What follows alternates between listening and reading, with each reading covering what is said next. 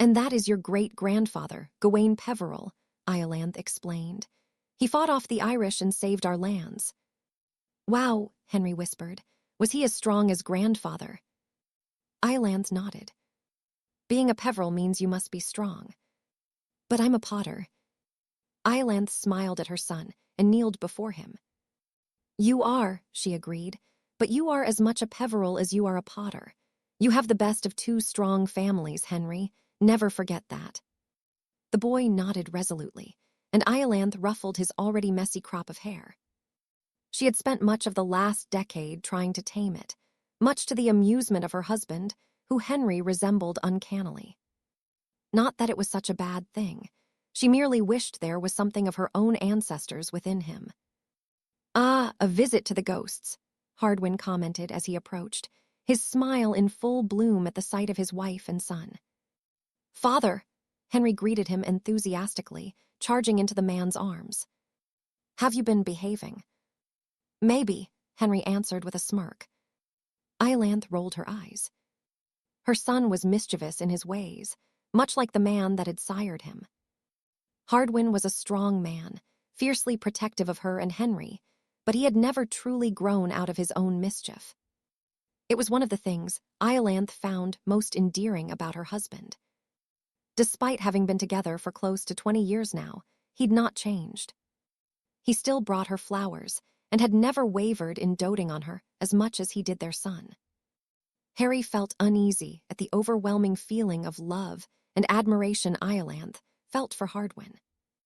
Being in the mind of a female was a considerably different experience than that of any other he had been a part of thus far. Hardwin hummed suspiciously. Are you ready for school? Henry nodded excitedly, and Iolanthe's heart plummeted into her stomach. She knew that it was important for Henry to be educated in magic, but why he had to be sent to a school in another country escaped her.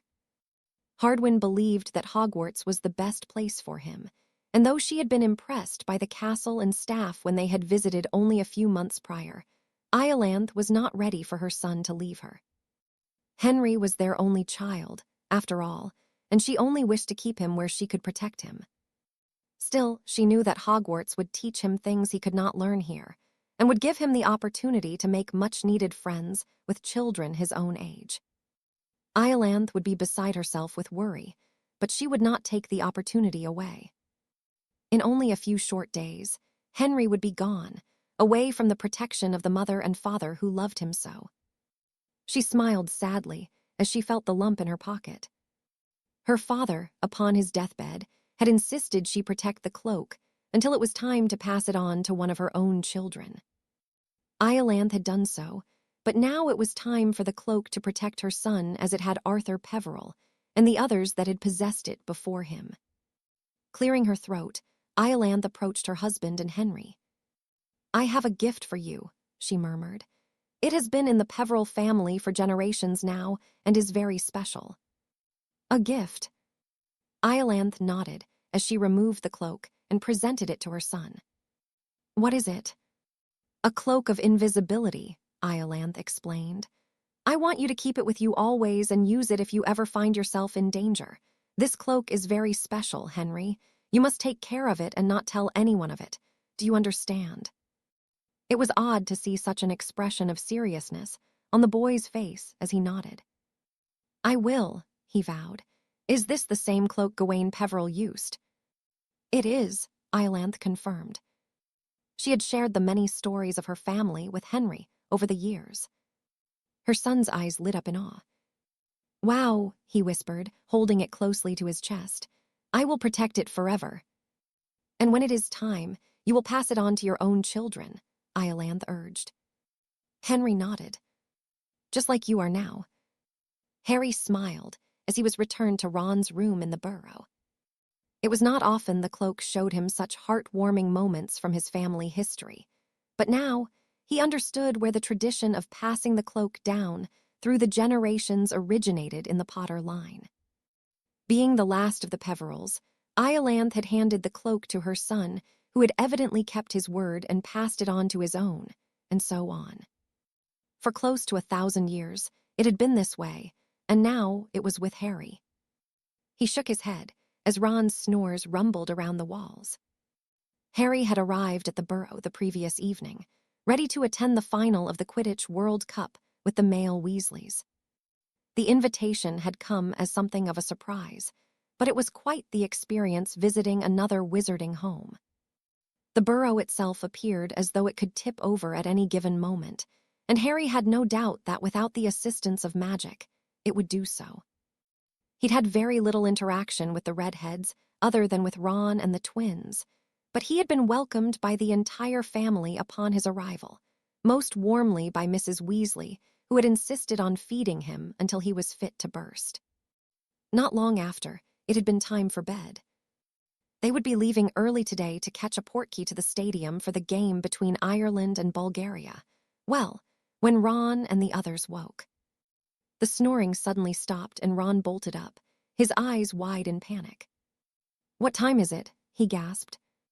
"Just after 5, Harry chuckled. Ron breathed a sigh of relief.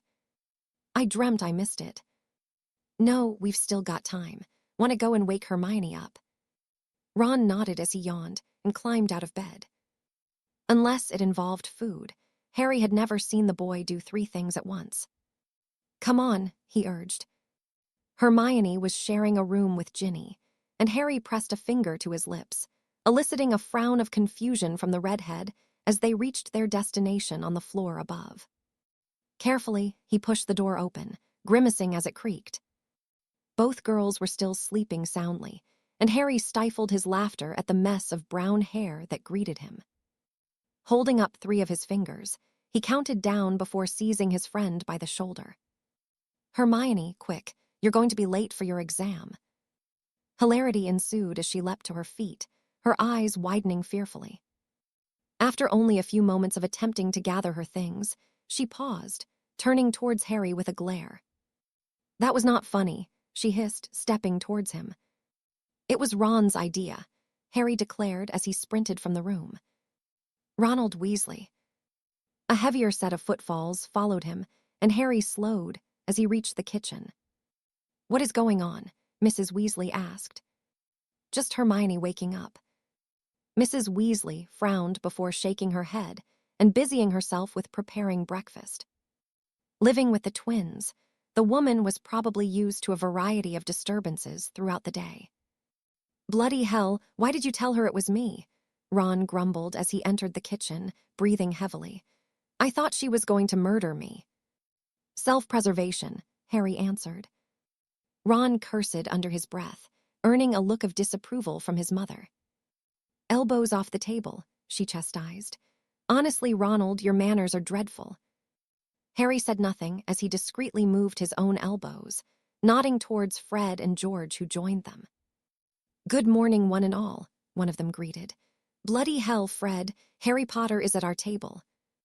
"I can see that, George. What brings a young man of such class to our humble abode?" "That's enough out of you, too," Mrs. Weasley warned, knocking both boys' elbows off the table. "Now you will be on your best behavior today. There will be none of your jokes." "Of course not, Mother." "We wouldn't dream of it." Mrs. Weasley stared at the duo for a moment, not fooled by the innocent smiles they wore. "Where are the others?"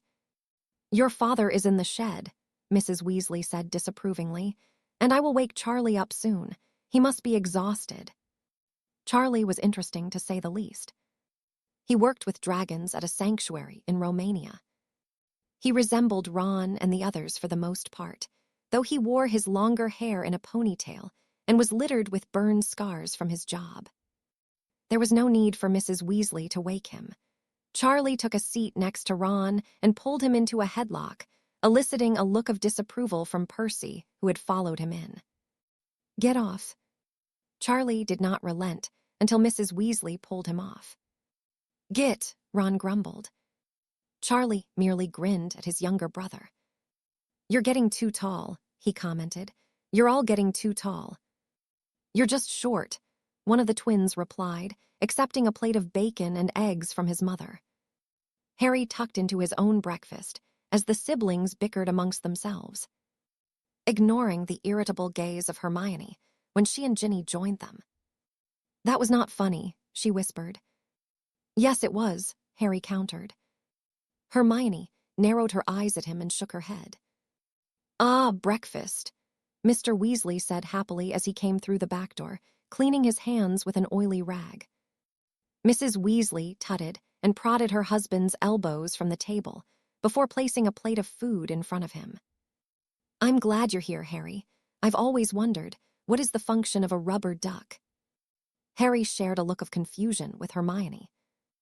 A rubber duck is just something children have in their bath to play with, he answered. Fascinating, Mr. Weasley murmured. Very fascinating.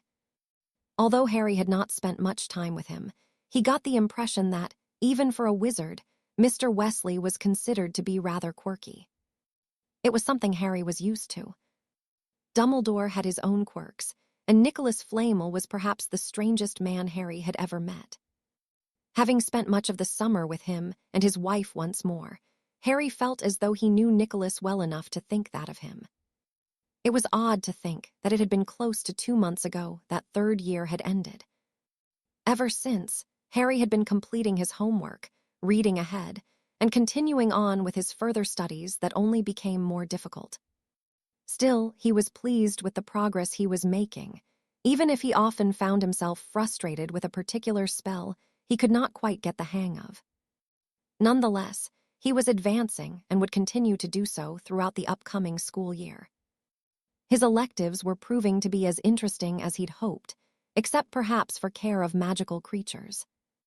Hagrid was still reticent to introduce the class to anything potentially dangerous, but Harry was certain he would find his confidence once more.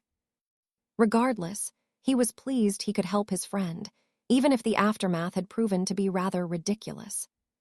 Less than 2 weeks after the appeal had taken place, the Wisengamot had passed a bill preventing anyone underage, unless they were an heir to a lord or lady, from attending the sessions in any capacity.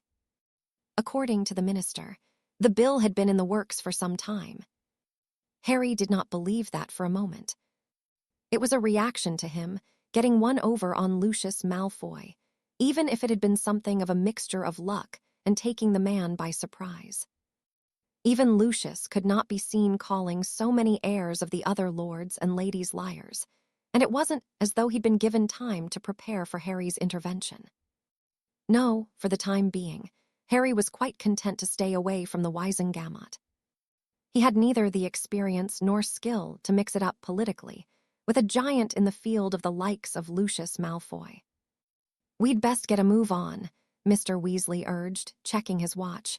We don't want to be late for the portkey. Harry's stomach sank at the thought of the mode of transport. It was much more pleasant than the night bus, but he still wasn't so keen on it. Despite this, he followed the others from the burrow, laughing as Mrs. Weasley fussed over each of her children. Behave, she reiterated firmly to the twins who offered her a salute in return. You too, Ronald. I will not have any of you making a show of yourselves. They will be fine, Molly, Arthur insisted, kissing the fretting woman on the cheek. We will be back in the morning. Mrs. Weasley nodded, and after a final count of their considerable party, the group made their way across the paddock, exiting a gate at the rear of the property. It's not too far from here, Mr. Weasley assured them as he led the teens and Charlie up a hill. I believe we will be meeting the Diggories there. Ginny began whispering excitedly to Hermione, and Ron grimaced. Diggory is a prat, he declared. Cedric's not bad, Harry defended. It could be worse. We could be meeting Malfoy. Ron's grimace morphed into a look of disgust, and Harry patted him comfortingly on the shoulder. Now, he was beginning to feel the excitement creep in. He'd never been to a professional Quidditch match before, and he was eager to see the difference between those played at Hogwarts and the very top level. Bulgaria will win, Ron declared. No one is beating Krum to the snitch. Krum? Harry asked. Victor Krum, Ron replied with a smile. He's the best seeker in the world. I bet our Harry would give him a run for his galleons, George snorted. You play seeker, Harry? Charlie asked interestedly. Ha, he's the youngest player in over a century at Hogwarts, Fred explained. He's never failed to catch a snitch.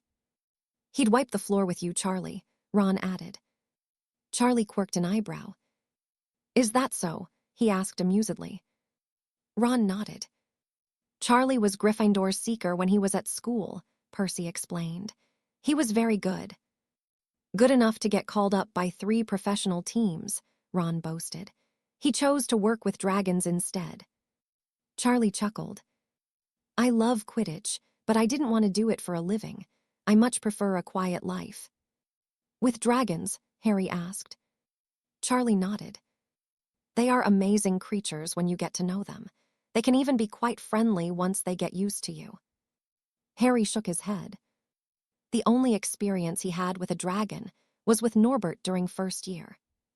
He vividly remembered Hagrid spending most of his time putting out fires, often his own beard. No, Harry had no desire to mix with a dragon again, especially fully grown ones. Ah, here we are, Mr. Weasley announced. Morning, Amos. Arthur, it is good to see you. The other man greeted him enthusiastically. You remember my son, Cedric. He's grown since the last time I saw him. Amos Diggory chuckled as he wrapped an arm around Cedric's shoulder. He's growing into a fine young man, aren't you, Cedric? By God, is that Harry Potter? It is, Mr. Weasley confirmed. Harry will be joining us for the final. Well, it is nice to meet you, Mr. Potter. Cedric has told me so much about you. Mind, he is determined to beat you next year. He's been on his broom all summer. All right, Dad, that's enough, Cedric sighed. How's it going, Harry? You're looking strong. It should be a good season. An easy one of the twins scoffed. No one is beating Harry to the snitch. Cedric laughed good-naturedly. That won't stop me from trying. That's my boy, Amos declared proudly.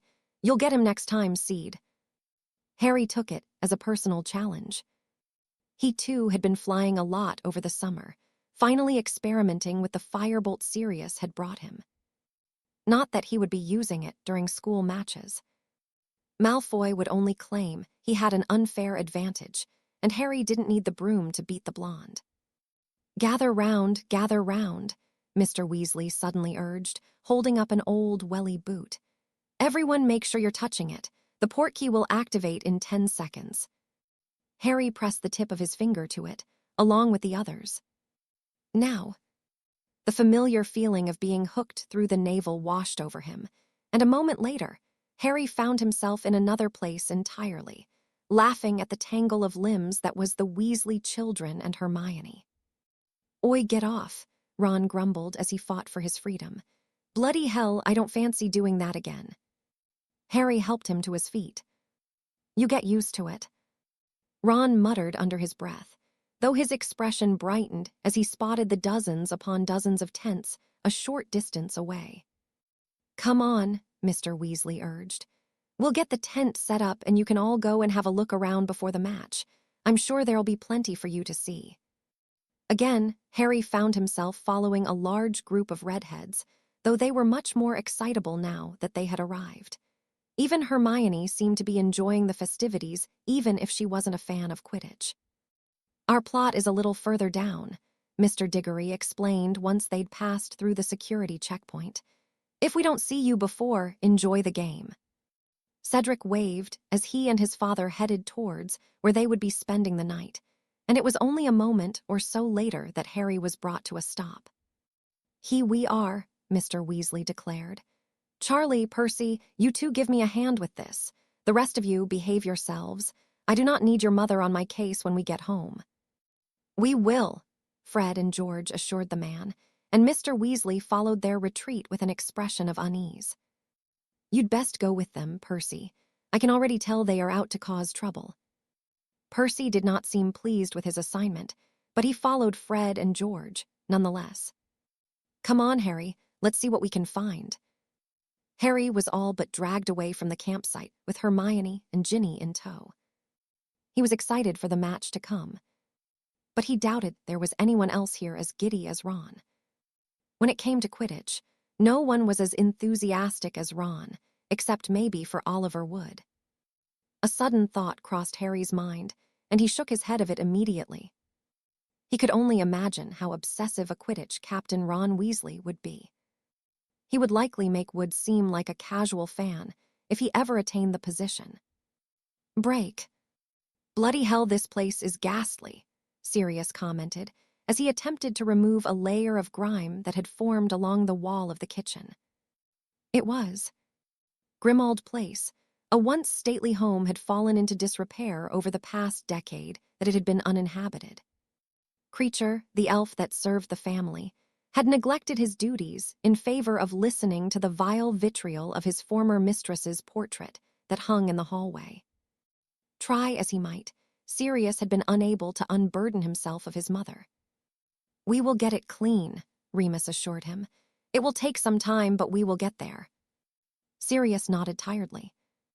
The man did not sleep well, not since before he had spent so many years in Azkaban. It was as though whenever he closed his eyes, he expected he would wake up in his cell, and he could not face that reality. "Do you think he will really come?" Remus offered him a sympathetic smile. "He promised he would, didn't he?" Sirius released a deep breath. He hadn't seen Harry properly since he was a babe in Lily's arms. Remus had told him everything he could about the boy, but it was never enough. Sirius had missed out on everything, and the guilt of doing so ate away at him just as much as what had happened to James and Lily. "What's he like, Remus?" The werewolf snorted. "Exactly as I told you around 20 times now." "Tell me again." Remus relented with a thoughtful nod. "Harry is like both of them, but completely different at the same time," he began. "He is clever, talented, and quiet for the most part. I promise they would be proud of him, and you will be too." "Does he hate me?" "I think he is disappointed in the choice you made that night, Sirius. But no, Harry does not hate you. It was him that came to convince me and Albus of your innocence. He fought for you when no one else would." "Just like James." "Just like James," Remus agreed, "and just like Lily. He promised he will come, so don't you think we should get on with cleaning? It's only a few days away." Sirius smiled and began scrubbing the grime once more. They had tried to remove it with magic, but whatever it was that had soiled the paintwork would not budge. Not that it mattered. Remus had no doubt that Sirius would scrub the entire house with his bare hands, if that was what it took. Creature, too, was reluctantly helping, but the elf's progress was even slower than theirs, as he did the absolute minimum he could get away with. Still, Grimmauld Place would be clean before Harry arrived in only a few days. Both Remus and Sirius would see to that. "Break. You are completely insane if you think that will happen," Ron scoffed. "Care to make a bet, little brother?" one of the twins challenged. "I haven't got any gold." "Then shut your yap," the other twin urged. "Ireland will win the cup, but Crumb will get the snitch. What do you think, Harry?" Harry frowned as he pondered the question.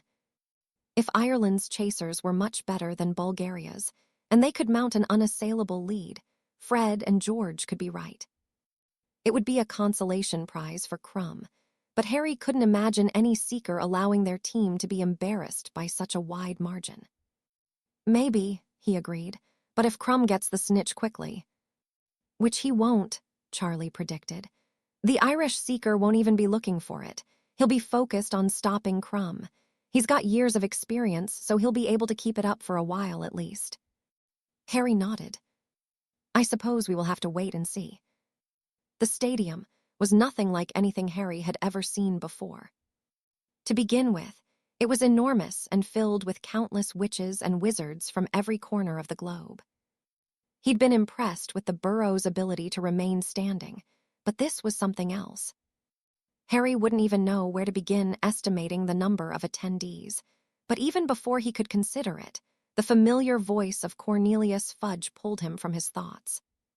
"Ladies and gentlemen, it gives me great pleasure to welcome you to the final of the 422nd Quidditch World Cup," he began.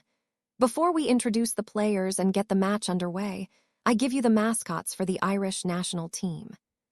The crowd cheered uproariously as an enormous clover appeared amongst an explosion of green smoke before it burst into thousands of small, indiscernible dots. "They're not pixies, are they?" Ron asked worriedly, peering through his omnioculars. No, they're leprechauns, Hermione gasped.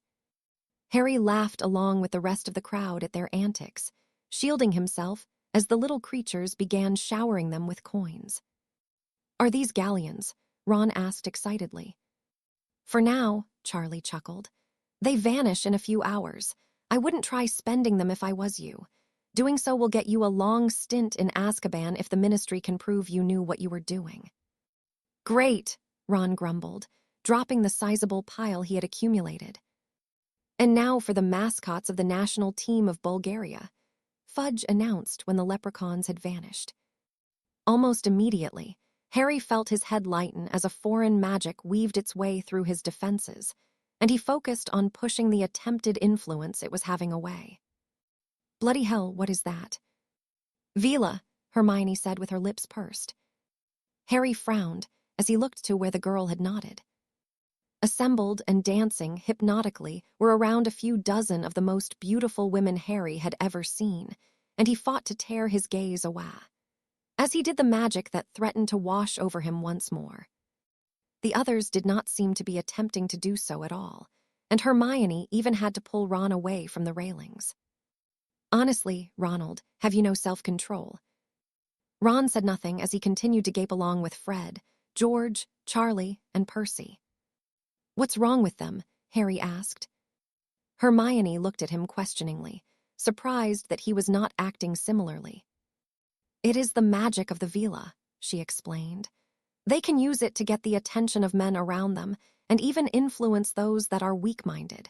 Some have been known to use it for their own gain, and it gives them a rather poor reputation. A reputation you seem to believe, Harry pointed out. Hermione tutted. Why are you not affected?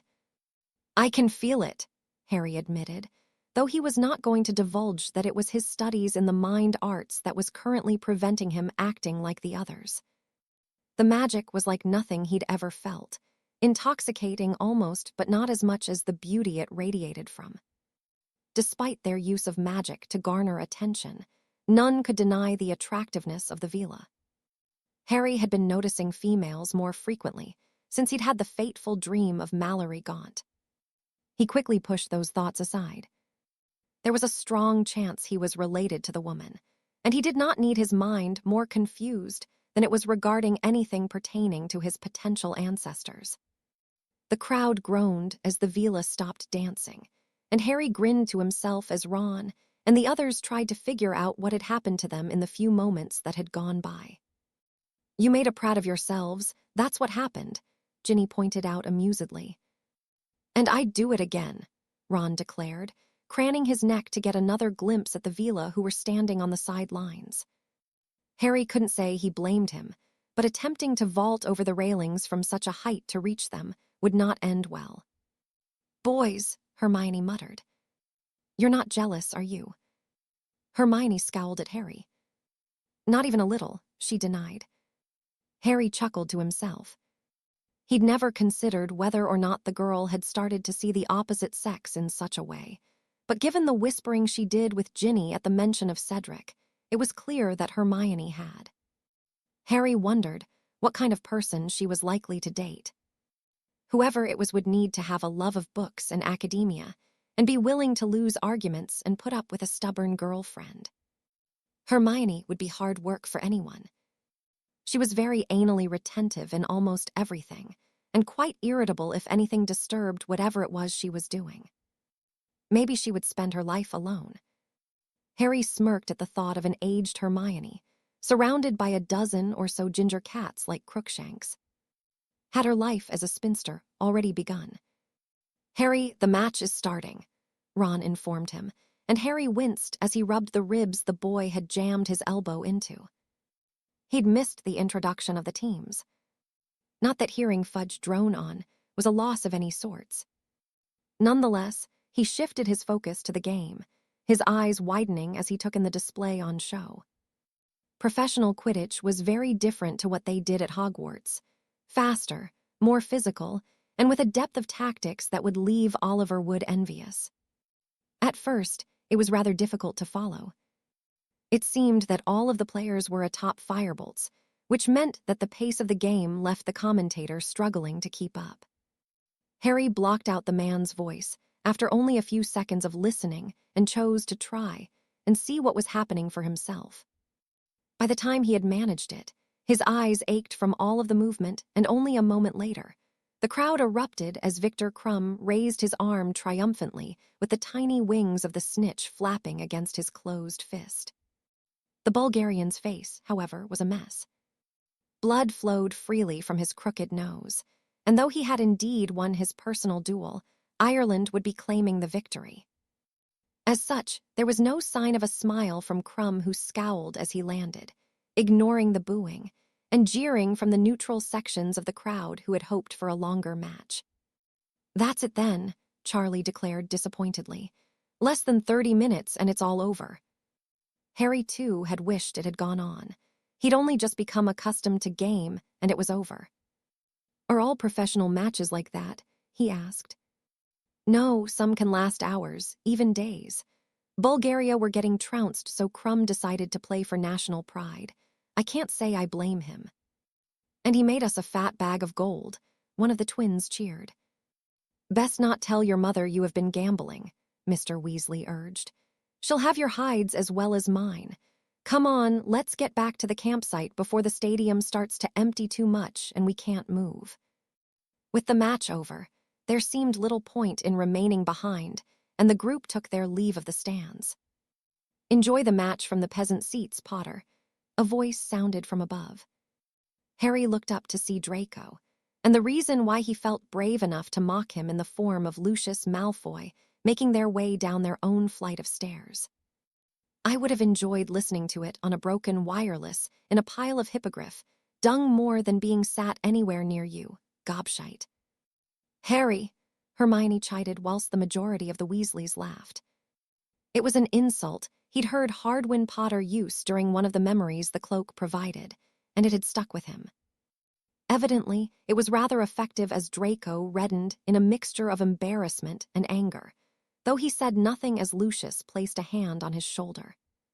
"How very uncouth," the man commented. "Then again, I should expect nothing less from someone who cavorts with riffraff.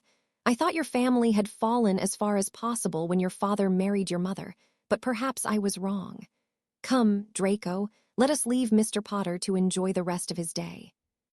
Lucius shot him a final smirk, and Harry narrowed his eyes at the man. "I'm going to gut that bastard," he vowed in a whisper to himself, his fingers twitching towards his wand. "Come along, Harry," Mr. Weasley urged. Harry followed the rest of the group, silently seething at the insult Malfoy had dared utter, imaging every possible scenario in which he would find himself alone with the man so that he could pay for his words. He wasn't sure if he'd ever been so furious. He'd been angry with Draco from time to time, and even others who had provoked his ire, but nothing had cut quite as deep as Lucius's words. "Harry, you're freezing," Hermione gasped as she touched his shoulder. He was, though it had little to do with the temperature.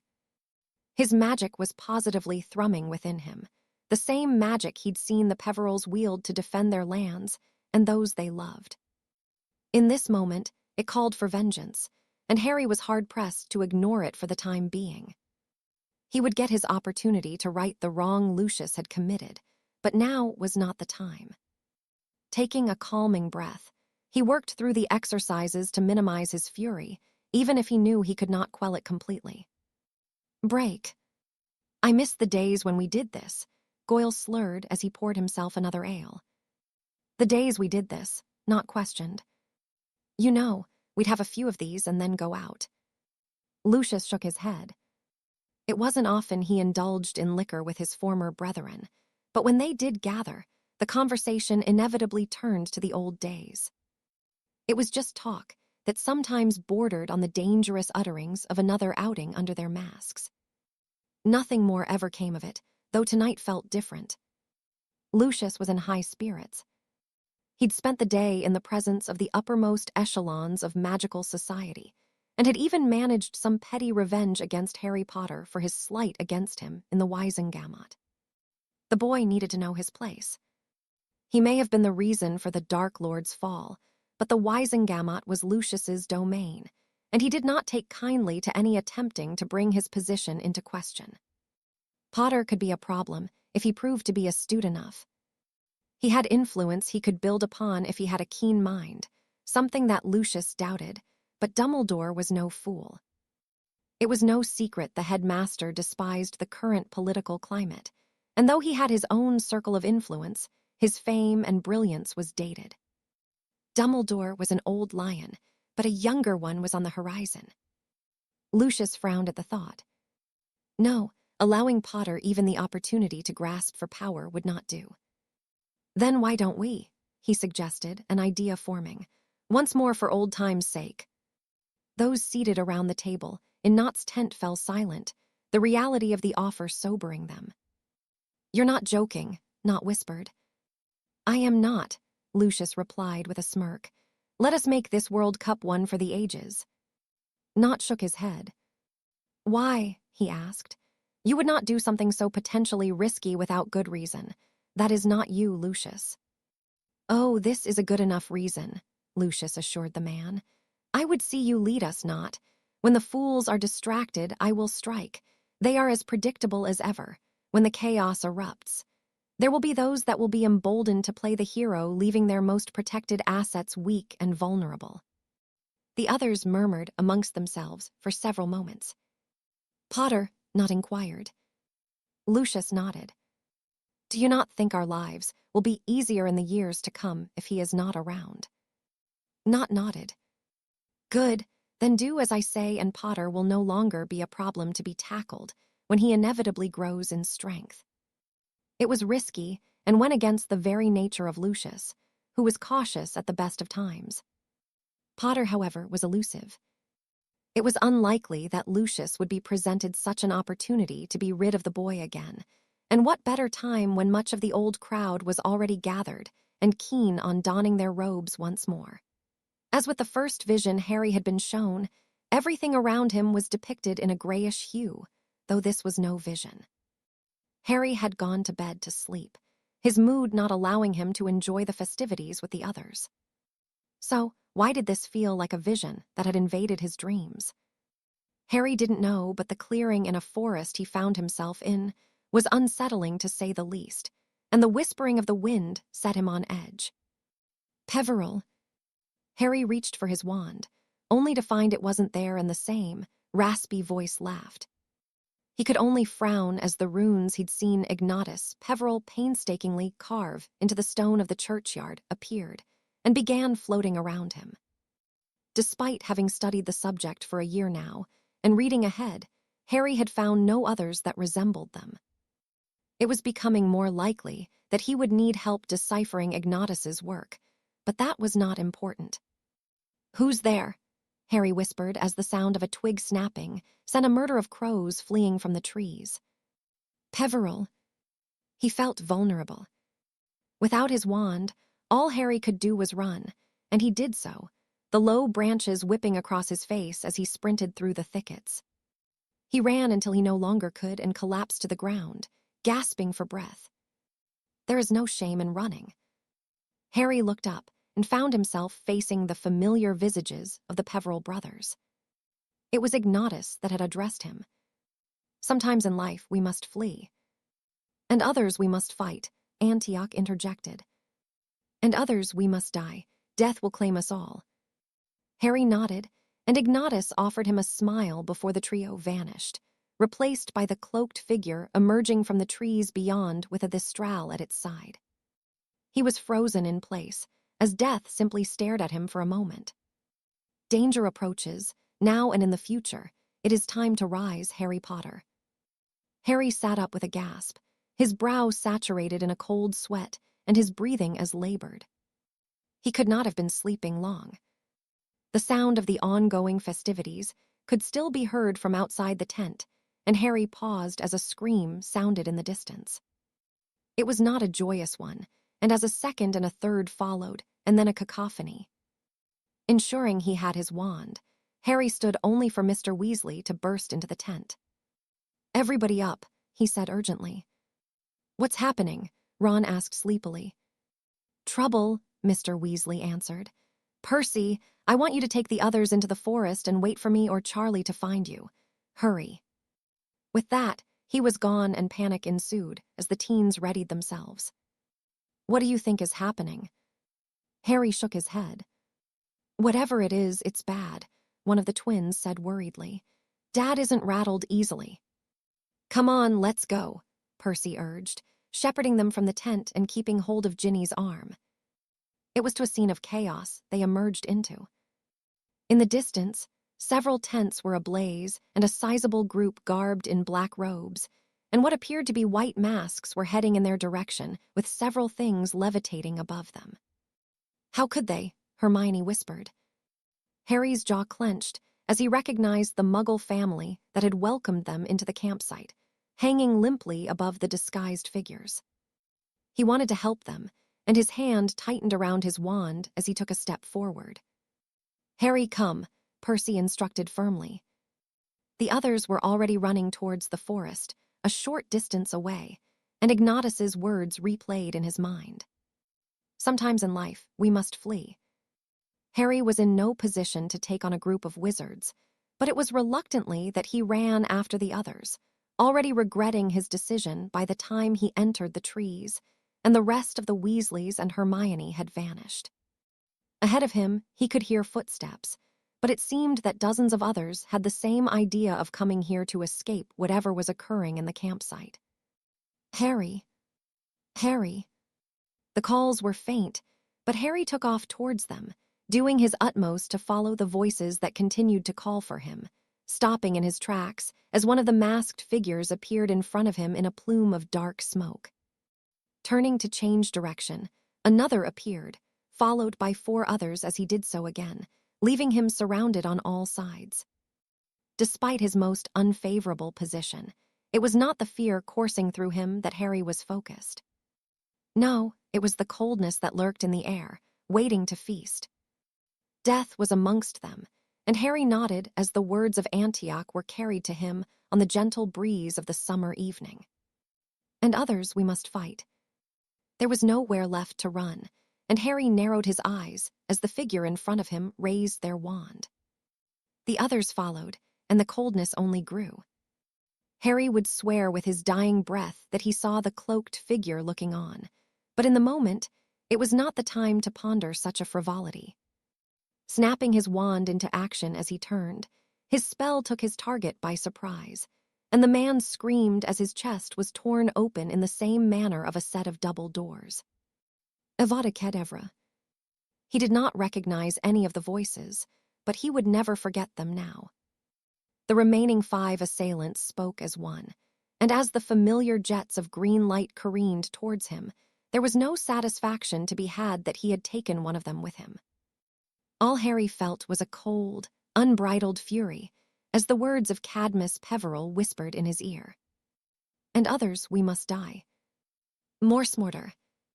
The last thing that Harry saw before the spells collided with him was the image of a skull with a snake protruding from its mouth lighting up the night sky, and the sound of his killers panicking as they fled. Malfoy. One of them was Lucius Malfoy, of that, he had no doubt. Harry. Had someone called him? Still, there was nothing to be done now as every fiber of his being turned to ice as he was torn from the forest and plunged into the abyss beyond, where he felt himself drowning and unable to take a much-needed breath. "Break." "Where is Harry?" Hermione asked. "I don't know, he was here a minute ago," Ron wheezed. "He was just behind us," Percy informed them, still holding onto Ginny's arm. "We'll go back and have a look," one of the twins decided, turning and pointing his wand behind him at the sound of the shrubbery being disturbed. "Bloody hell, Diggory," the other twin cursed. "What the hell is happening?" "Death Eaters," Cedric answered. "Have you seen Harry?" Cedric shook his head, his eyes wide in panic at what was happening only a short distance away. "No, I've not seen anyone. Have you seen Cho?" "Chang." Cedric nodded. "No," Percy answered. "We haven't seen anyone. Who's there?" Another sound of the nearby trees being disturbed had distracted the group, but there was no one to be seen. "Harry," Hermione called tentatively. "Like he's going to hear that," Ron huffed. Hermione shot him a look of irritation. "Harry," she called louder. "There's spellfire over there," Cedric gasped, pointing around 100 meters behind them. "Come on." He took off towards where the flash of light had come from, pausing briefly as a blood-curdling scream rent the air.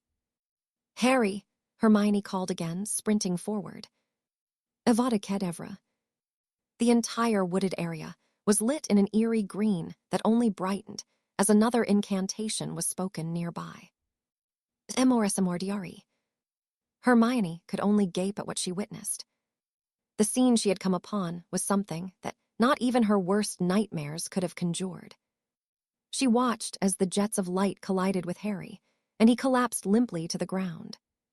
She and Cedric, the only other who had reached him, looked on as several cloaked and masked figures vanished, leaving behind the unmistakable, lifeless form of Harry Potter. "Harry," Hermione choked as she fell to her knees next to him, unable to look away from his still open eyes and the almost black blood leaking from his scar. "Harry," she tried again, shaking him by the shoulders. "He's dead, Granger," Cedric whispered, recoiling as he placed a hand on Harry's neck to check for a pulse. "Merlin, he's ice cold." Cupping Harry's cheek, Hermione too pulled away. He was unnaturally cold, and she shivered as she felt the same coldness permeating around them. With a sudden choking sound, Harry took a deep breath and sat up, sending Hermione backwards in shock, her eyes wide as she and Cedric looked at one another. They knew what they had witnessed, and yet Harry was here breathing, his eyes feral as he took in his surroundings, and the cold only grew intensely. He had been dead. Both she and Cedric had witnessed him being murdered. Cedric was as speechless as she was, and simply gaped, probably questioning if they had been mistaken in what they had seen. No. Both of them could not have made such an error. Still, who would believe them? Even as Ron and the other Weasleys arrived, it was not to look upon the same thing Hermione and Cedric had. No, none would believe what they had seen, and Hermione couldn't even begin to comprehend how she would explain such a phenomenon. Break. Once more, everything was gray, and Harry found himself in the familiar surroundings of the churchyard in Godric's Hollow. It took a moment for his mind to clear enough to remember what had happened leading to him being here, but when the haze cleared, he swallowed deeply. He was dead. Murdered. His jaw tightened at the very thought. Harry had known that there were those who wished him dead, but he had not considered that he would be ambushed in such a way. Had it merely been a coincidence? No. Harry would not profess to know Lucius Malfoy well. He did know, however, that this had not been a merely opportunistic happening. Malfoy had planned this. If only he could have taken the man with him. Death was something he had become intimately familiar with, and he had come to not fear it like most others. Harry had watched several of his ancestors pass on, and though he wished his time had not come, he was not scared. He was bitter at the circumstances, and he would be at peace had he dragged Lucius along with him to sweeten his end. Yet, he wasn't scared. Despite this, he did wonder why it was he had been brought here. Was this the afterlife he had been granted? "Come, death, come," he murmured. As if his plea had been heard, a wave of abject coldness washed over him, causing Harry to shudder, though he did not cower nor wince as the cloaked figure entered the churchyard through the kissing gates. He followed in the example of Ignatus Peveril, standing proudly to greet death as a brother. "Harry Potter." Harry's mouth was dry, and he nodded in acknowledgement. "It is fate that brings you here this night with both her blessing and curse upon you." Harry snorted derisively. "Fate has always been a curse on me, it seems." The figure merely stared at him for a moment. "And will continue to be so," it replied in a raspy tone. "Tonight is not the night I claim your soul but relieve you of a burden. Your journey does not end here. No, on the contrary, death is but another beginning." "I'm not dead," Harry asked confusedly. "As we speak, you are dead, but your soul is yet to be claimed. To be admitted into the next life, the penalty is your soul, but I am willing to make a deal with you as I did those that came before you." "A deal?" Harry questioned skeptically. "You will recognize me, acknowledge me as the one that blesses you, and I in turn will grant you passage back from whence you came." "What is the price?" "Your servitude and loyalty. You have witnessed my power, and you will need it to fight what is coming. Your enemies are many, and without me, you cannot win. If you lose, we both suffer." Harry shook his head. "You saw what happened to me," he pointed out. "How can I beat Voldemort if I can't beat his followers?" "You grow, Harry Potter. You become what you are destined to be. You have a power that he knows not, a power granted to you by me. Remember these words, they will come to you soon enough.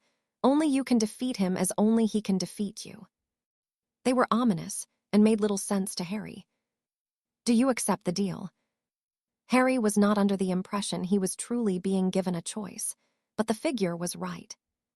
Death was the power that Harry had been shown through the visions, and had he remembered to take his cloak, perhaps he would not be here now. Besides, he wanted Lucius Malfoy's head for what the man had orchestrated against him, and he would not turn down such an opportunity. He accepted death for what it was, but he was not ready for it yet, not when there were so many wrongs he needed to right. He nodded his agreement, and the figure closed the distance between. The cold Harry experienced as the hand closed over his scar was agonizing, and though it lasted only a brief second, it was an experience he would never forget. He was pulled from his thoughts by a squealing sound. As he looked up, Harry recoiled at the sight of the infant-like creature the figure clutched. "You are unburdened of the sole piece of your enemy that has plagued you. There are others you must find. Your journey will be long and arduous, but have faith in me and you can succeed. Rise, Harry Potter, and grow to be the man fate decreed you with the night your ancestors summoned me." Before Harry could say anything, he felt himself being propelled through a void, and he sat up as he took a breath. He was cold, not uncomfortably so, but the magic he felt within the cloak, and that had been bestowed upon him almost a year ago, was more prevalent. It was then he realized that he was back in the woods, only now there were no masked figures. But Hermione and Cedric Diggory were there, bathed in a green light that illuminated their shocked expressions. The Weasleys arrived only a moment later. "How?" Hermione choked, finally gathering herself enough to ask. It was the sound of several loud cracks filling the air that cut Harry off from speaking. "Stupefy." Harry immediately seized Hermione and pulled her to the ground, covering her with his body. "Wait, stop, that's my boy." It was the voice of Amos Diggory, and Harry looked up to see that several men and women in red robes had arrived with several others. Some he recognized. It was the Death Eater's dad. They were here and... "They ran when that thing appeared in the sky," Harry interjected sharply. Cedric looked at him worriedly, but chose to respect Harry's wish of remaining silent on what had happened.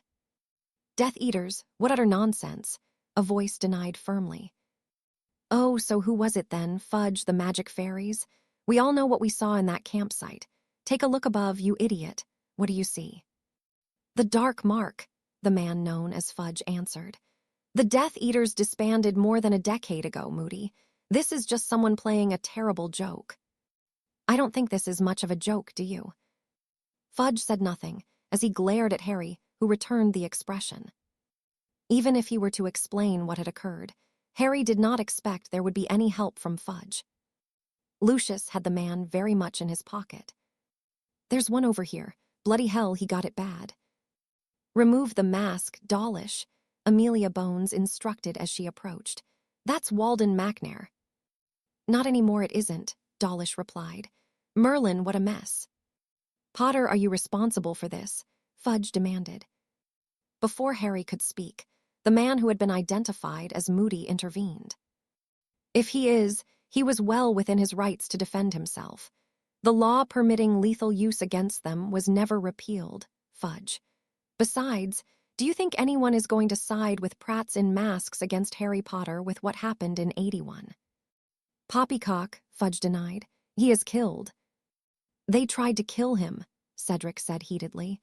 "There were 5 others and they cast the killing curse at him. We saw it, and I will swear it in front of the ministry." "Ludicrous," Fudge snorted. "There was," Ron returned heatedly. Fudge shook his head. "Whatever happened here was a tragedy, but the Death Eaters have not returned, and I will hear nothing else on the—" Fudge suddenly stopped talking as an icy chill swept through the trees. "What was that?" Bones asked warily. "Death," Harry whispered to himself. The figure was here to claim the soul of Walden Macnair, and Harry did not feel a shred of guilt for what he had done to the man. He had witnessed death throughout his life, through his own eyes, and through those of his Peveril ancestors. To him, now more than ever, death was an ever-present entity, as much a part of him as the blood and magic that flowed through him. Tonight, he had escaped the clutches of the Reaver because he'd been offered a favorable deal, and Harry would be a man of his word. As it had with the Peverils, the cloaked figure had given him a reprieve in his hour of need, and for that, he would forever be grateful. Harry was under no illusion that one day he would meet the figure again, and when he did, it would be as Ignatus, Gawain, and Arthur had, on his feet and ready for what waited on the other side. Before that day came, however, he would be sending others, and just below Voldemort at the top of the list was Lucius Malfoy, along with those who had assisted him this evening. Harry would not forget their voices, and would make them regret their actions from the moment that had chosen to follow the Dark Lord. "Come, Death, come," he whispered. "Bones, I want a comprehensive report of what happened here on my desk by the morning," Fudge instructed. "No one is to discuss the matter with the media, and for Merlin's sake, will someone remove that abomination?" he finished, pointing towards the dark mark. He stormed away from the woods, with his entourage in tow. "Potter, I need a statement of what happened here," Bones instructed. "You too, Cedric, and you, young lady." She left to make arrangements to clear away the body of Walden Macnair, and Harry finally stood, appreciating the smell of the fresh air. "Harry," Hermione questioned. He shook his head. "Say nothing," he murmured. "You too, Cedric, not a damned word about what you think you saw." "Come, Potter," Amelia Bones called. Harry nodded and made his way towards the woman. "I'll tell my dad where you are," Ron called after him. It had already been a long night, and it would only get longer. If Fudge had gotten his way, Harry had no doubt he would be on his way to Azkaban, perhaps. In his current mood, he could not promise he would have gone quietly. He had the oddly scarred Moody to thank for his intervention that saw him remain free, though Harry had no doubt that Fudge would again find a way to turn this to his advantage despite it being rather clear what transpired. "Break." "He got Walden, Lucius. That wasn't part of the plan," Selwyn hissed angrily. "It won't take much for them to track it back to us." Lucius would not allow Selwyn to ruin his feeling of jubilation. He had succeeded where the Dark Lord had failed and killed Harry Potter. Though he could not proclaim to have done so, he would revel in the elation in the days, weeks, and perhaps months to come. "It will not be linked to us," he denied. "We were here all evening after the match finished." Selwyn nodded his understanding. "I still can't believe he killed Walden. What was the spell he used?" "I do not know," Lucius replied with a frown. "Not that it matters. Harry Potter is dead." The others cheered uproariously, and Lucius scowled as his wife entered the room. "What is it?" he snapped. "The Minster wishes to speak with you, Lucius. He says that it is a most important matter."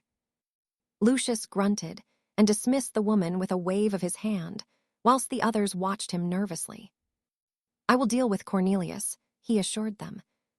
They murmured amongst themselves as Lucius left his private drawing room and made his way towards the one he'd reserved for his meetings with the minister.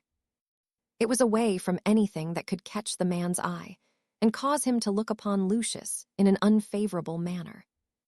With a wave of his wand, the robes he had worn were transfigured into a pair of silk pajamas, complete with a matching robe, and Lucius feigned a look of curiosity as he entered the room.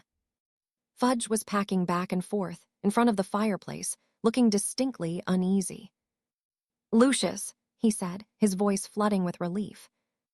What brings you here at this hour, Minister? Fudge shook his head and took a moment to decide where to begin. Have you heard nothing of what happened at the final? Lucius frowned as he shook his head. I left shortly after the match finished, he explained. What has you so flustered? Fudge swallowed nervously. Death Eaters, he whispered. They attacked the campsite and some of them ambushed Harry Potter.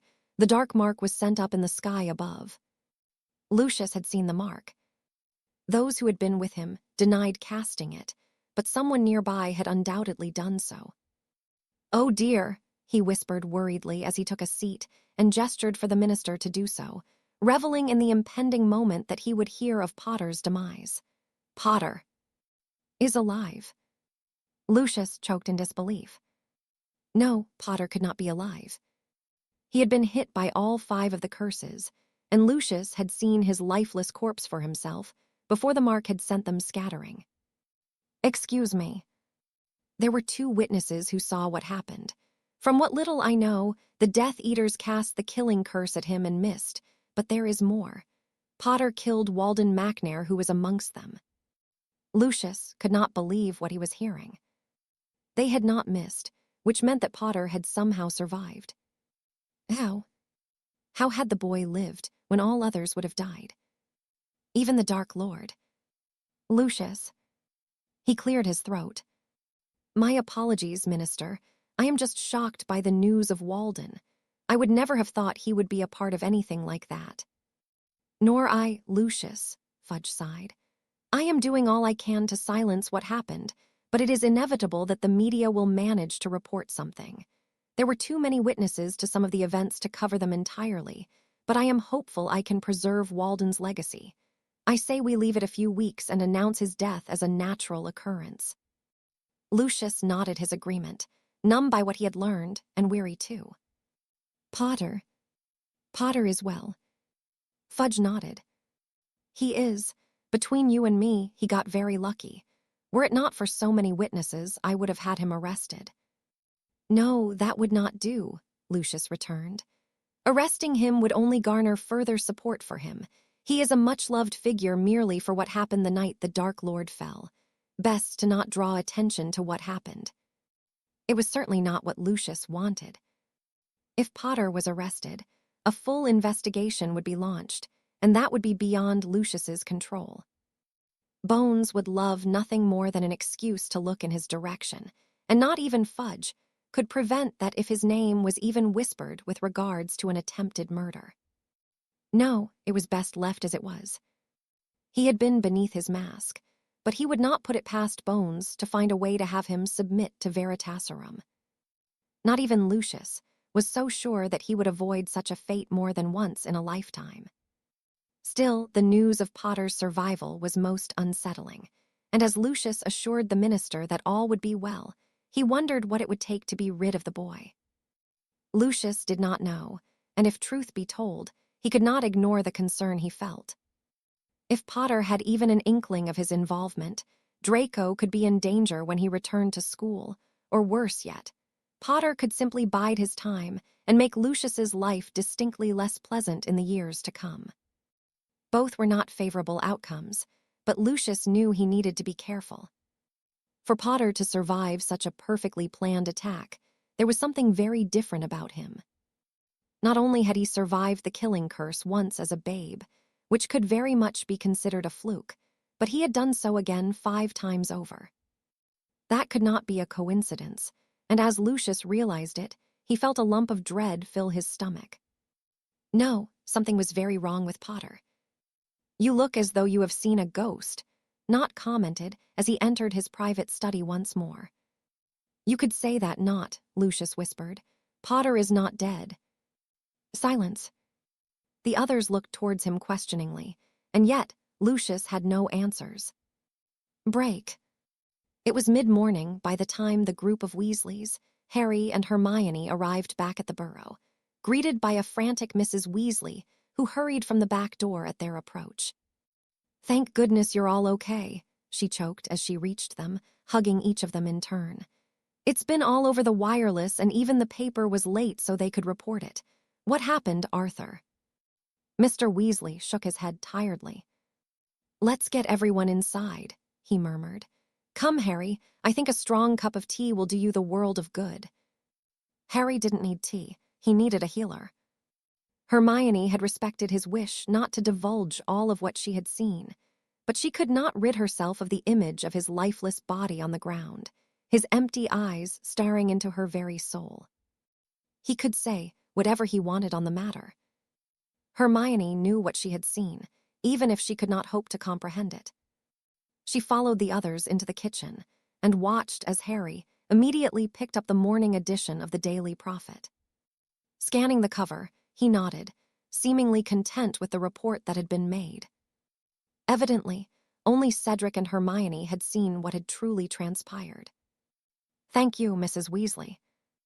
Harry said nothing else as he sipped his tea, and excused himself shortly after he'd finished, gesturing that he wished to be alone. Mr. Weasley shook his head sorrowfully. "Poor boy," he sighed. "Poor boy," Mrs. Weasley asked worriedly, her gaze shifting towards the ceiling. Mr. Weasley nodded. "He was ambushed in the woods," he explained. "Some of the Death Eaters attempted to kill him." Mrs. Weasley covered her mouth with her hand in shock. "That's not the half of it," Mr. Weasley murmured. "Harry killed one of them." "He did what?" "Walden McNair. Fudge is trying to cover it up, but the truth will come out eventually. It always does." Mrs. Weasley was lost for words for several moments. "How?" Mr. Weasley shrugged. "He tore McNair's chest wide open. I don't know how he did it, but it was a bloody mess." "The bastard deserved it," one of the twins declared. "Fancy trying to murder our Harry." Charlie and the other twin nodded their agreement. Ron was oddly quiet on the matter, much paler than usual, and Ginny had not uttered a word since the group had been reunited. "I can't fault the boy," Mr. Weasley murmured. "He did what was necessary."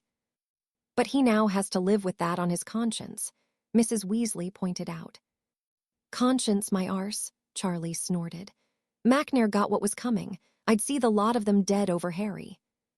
Again, the twins nodded their agreement, and no other spoke as Harry entered the kitchen. "I'll be going now," he announced. "Thank you for letting me stay, Mr. and Mrs. Weasley." "Are you sure, Harry dear?" the woman asked. Harry nodded. "I have lots of things to get done before we go back to school." "I'll walk with you," Hermione decided as she stood. For a moment, she thought Harry would deny the request, but he didn't, and she waited for him to bid his farewells. When he had done so, the two of them took their leave of the kitchen, and Hermione simply watched her friend as they made their way towards the orchard. Harry was tired, but his eyes were hollow as he remained trapped within his own thoughts. "Harry." He shook his head. "I will be fine, Hermione," he assured her. "It's not the first time someone has tried to kill me. I just need some space to come to terms with it, that's all." "But how are you here?" He smiled, and a little of the warmth returned to his eyes. "Because it's not my time," he answered cryptically. "Just keep it to yourself. I do not need the added fame. I'll see you soon," he promised, pulling her into a tight hug before activating his portkey. Harry had never hugged her before, nor seemingly been so comfortable. How that was possible, Hermione did not know, but whatever it was he had experienced had seemed to instill some changes within him already. For several moments, Hermione simply remained where she was, mulling over the events of the previous night and being grateful that Harry was still here. She didn't know how and likely never would, but in truth, it didn't matter. Once again, Harry had survived the impossible. What did worry Hermione, however, was what he would do now. He was too calm for her liking, and what he felt would have to be released eventually. "Break. Wasn't Harry at the match?" Sirius asked worriedly as Remus pointed to the front page of the Daily Prophet. The werewolf nodded before a tapping sounded at the window. "That's his owl." Sirius rushed to admit the bird and relieved it of the note, tearing it open. "Sirius." "I'm fine, but just need some time to deal with a few things." The paper doesn't tell the full story, but I will when I see you hopefully soon. Sorry. Harry. Sirius nodded to himself as he handed the note to Remus. Are you okay? Sirius did not know what to say. He had been looking forward to nothing more than Harry arriving, and now that didn't seem likely to happen. Of course, he understood. Whatever had occurred at the final must have been harrowing for his godson to witness. He just wished that he was in a position that Harry would come to him when he needed someone. I'm fine, Sirius said dismissively. He will come when he is ready. He will, Remus assured him. What do you think he means by what is here not being the full story? Sirius frowned at the question. Why would the Death Eaters suddenly emerge after so long? It couldn't be merely coincidence that Harry had been there when they chose to reappear. No, something wasn't right. They were after him, he deduced. I'll kill every one of the bastards. You will stay where you are, Remus said firmly. If anyone knows anything about this, it will be Dumbledore. I'll speak with him and find out what happened. Do not leave the house, Sirius. Remus left, and Sirius paced around the kitchen as he tried to calm himself. Perhaps he was wrong. Was he jumping to conclusions?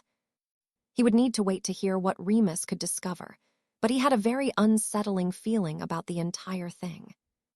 The Death Eaters would not take such a risk for no reason, and there was none bigger than to take revenge for their fallen master against the one responsible. Sirius quietly seethed at the very thought of any of them daring to harm Harry. If what he thought proved to be true, there was not a thing that would stop him ensuring such a thing never happened to his godson again. He would find every last one of them and show them that the apple never fell far from the tree. Sirius was a black by blood, and in him was the same ruthlessness that every other that came before him had possessed. He may have distanced himself from it as a boy, but more than a decade in Azkaban and the murder of those you loved changed a man. The Death Eaters would see these changes if they had attempted to harm Harry and damn the consequences. Break. Ah, Alistair, might I assume that you have considered my proposition? The grizzled former Auror nodded as he took his seat. He may be retired, but that had not prevented him taking his wand in hand when the Dark Lord's followers had appeared at the match the previous evening. It was what had occurred that had made his mind up. Alistair was on the verge of declining Albus's request of him, but now he was compelled to accept the position. You heard. Albus's expression fell as he nodded. A most unfortunate incident. Moody grunted. Did you hear about Potter? Albus frowned, indicating that he had not yet been informed. Harry. Alistair nodded. Half a dozen of them tried to ambush him. Is he okay? Albus asked urgently as he stood. Somehow he is, Alistair murmured, but Walden Macnair is not. How Potter had escaped such a trap unscathed was quite the mystery. Both the Granger girl and Diggory boy had attested to the fact that 5 killing curses were hurled towards Potter, and yet he had evidently managed to avoid them. Quite the feat that Alistair doubted most could never succeed in achieving. Macnair. Potter tore the man's chest away from the rest of his body, Alistair revealed. I admit I am impressed. The boy did well in defending himself. Albus released a deep sigh. He does that, he said sadly. Harry is. In shock, I expect, Alistair broke in. Not many can say they survived what he did. As you'd expect, Fudge tried to make a bloody production of the whole thing until he realized it would draw the attention of the media. I suppose it helped that I pointed a few things out. So, Harry wasn't arrested. Alistair shook his head. The boy should be given a medal for what he did. Macnair was a scumbag who deserved the worst death imaginable. Do you know where he is now? Potter left with the Weasleys after Bones finished with him. Very well, Albus sighed. I will visit when it is pertinent to do so. I expect some time to digest what has happened will be needed. Aye, Alistair agreed. About the job. Are you going to accept? Alistair nodded. I'll do it, he agreed, but only for a year. I'm an old man now, Albus. Younger than me. Just about everyone is younger than you, Alistair snorted as he stood. Potter, what is he like as a student? Very promising. Alistair grunted. Good. By the time I'm done with the lad this year, he'll be able to handle the bastards if they come for him again. With that, Alistair left the office and passed Remus Lupin on the way out, his thoughts wandering to the events of the previous night. Bones was adamant the teens were not telling her everything, and Alistair knew not to doubt the woman's instincts. What else had happened, he couldn't say for certain, but if the death of Walden McNair was anything to go by, it was unlikely to have been a good thing. Break. Harry stood beneath his cloak as he looked upon the home he had spent the first year and handful of months of his life in. No amount of occlumency could rid him of the cold fury permeating every fiber of his being, but his near-death experience had somewhat given him a new lease on life. He had thought he had years to do all of things he had promised himself, and yet, only last night he had been proven that his time could come at any given moment. There was no promise of tomorrow, and even though he did not wish to consider that his life could well be cut short sooner than he'd like, he knew there was a distinct possibility that very fate awaited him. Fate. Had it been fate that had brought Voldemort here some 12 years prior? No, it had not been the work of fate. Voldemort had come here of his own volition, but fate certainly had a hand in it somewhere. Indeed, fate had been a curse upon him, whereas death had brought him blessing upon blessing through the visions in which he had learned so much. The Peverils had shaped him into what he was growing to be, and with no one else, they would continue to do so through the Potters he would undoubtedly bear witness to the lives of. For now, however, Harry merely wished to escape it all. He had promised that he would return here when the time was right, and here he was. Pushing the gate open, he approached the house, no longer afraid of the ghosts he may find inside. Having experienced what he had, he knew there was nothing to fear. One day, Voldemort would come for him, or even his followers again if given another chance. Before that, there were things that Harry wished to be done, and when they were achieved, he would embrace death harboring no regrets.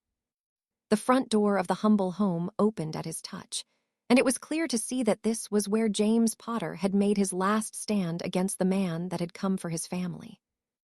There were scorch marks marring the walls, and broken furniture that had been destroyed during the ensuing chaos.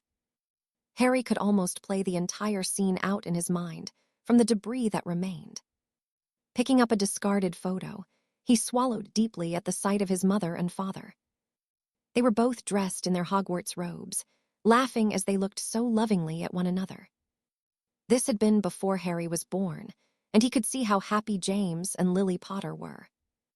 Keeping a firm hold of it, he wandered around the lower level of the house, surprised at how normal everything seemed to be. The plates of the Potters' final meal were still on the draining board, and even Harry's high chair had remained untouched. He ran his fingertips across it, disturbing more than a decade's worth of dust. It was sobering, to say the least, to consider that life here had simply come to an end. With a shake of his head, Harry drew his wand and cleaned the dust before shifting his attention to everything else that had been broken. He did not know how long it took, but when he was done, no one would ever guess that this had been the scene of a violent struggle. Some of the furniture was unrepairable, so Harry left it where it was, unable to bring himself to dispose of it, though that left only one more thing for him to confront. Releasing a deep breath, he looked up the staircase towards the landing above, bracing himself for what was to come. Tentatively, he began his ascent, and when he reached the top, he found himself confronted with 3 doors with one of them left hanging off a single hinge. Knowing what that was, he ignored it and approached another. The middle one was a bathroom where Harry found a variety of toys he likely played with, probably with his mother and father as they washed him. He did not spend much time in there, choosing to enter the room next door that had belonged to his parents. The bed was still made, and nothing else had been disturbed. Feeling a lump form in his throat, Harry closed the door. He would come back to that room when he was ready. Oddly enough, he felt less trepidation as he made his way to the final door, though that changed as he peered inside. The ceiling had collapsed in, but through the splintered pieces of wood and crumbled plaster, he could see his cot. It was not the cot he focused on, however.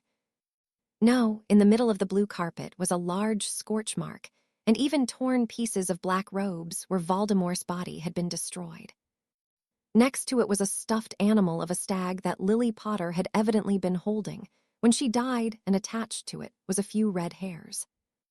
Harry carefully retrieved it, and doing so elicited a response he had not been prepared for. He held it close to his chest as his bottled-up emotions were unleashed.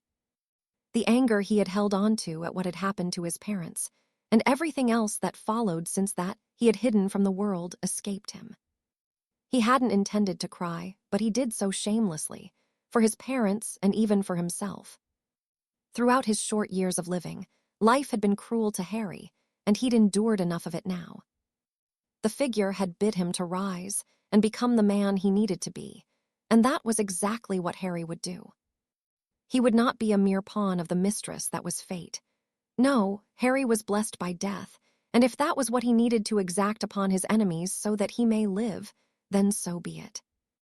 Death had proven to be his only ally, and it was death he would look to when he needed it. "Come, death, come," he whispered as he clung to the stag, likely in the same manner he had when he had been but a babe in his mother's arms. It had taken the better part of 2 weeks for Albus to be granted an audience with the minister, who had remained unusually busy since the events at the World Cup final. Although Albus had many questions pertaining to that night, there was another matter he wished to discuss with Cornelius.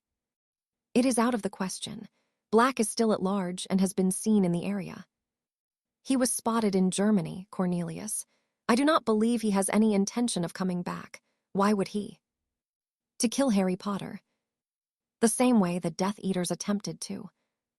Cornelius balked as Albus offered him a pointed look. He had not intended to bring up the topic, but the minister was being his ever-stubborn self and needed to be shaken from it. "I have no idea what you mean, Albus," the man denied. Albus released a deep sigh. "Walden McNair was killed during the confrontation, yet none have spoken of it, presumably by order of yourself. It is inevitable that the news will come out, Cornelius." The minister shook his head.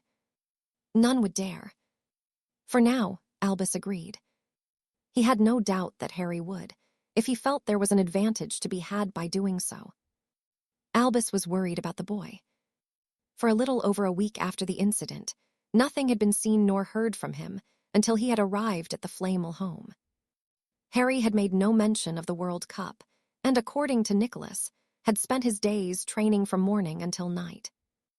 Albus understood that the experience was traumatic, and there was a part of him that dreaded what Harry could become because of it. He would speak with him when the opportunity to do so arose. "Cornelius, the Dementors must be sent back to Azkaban.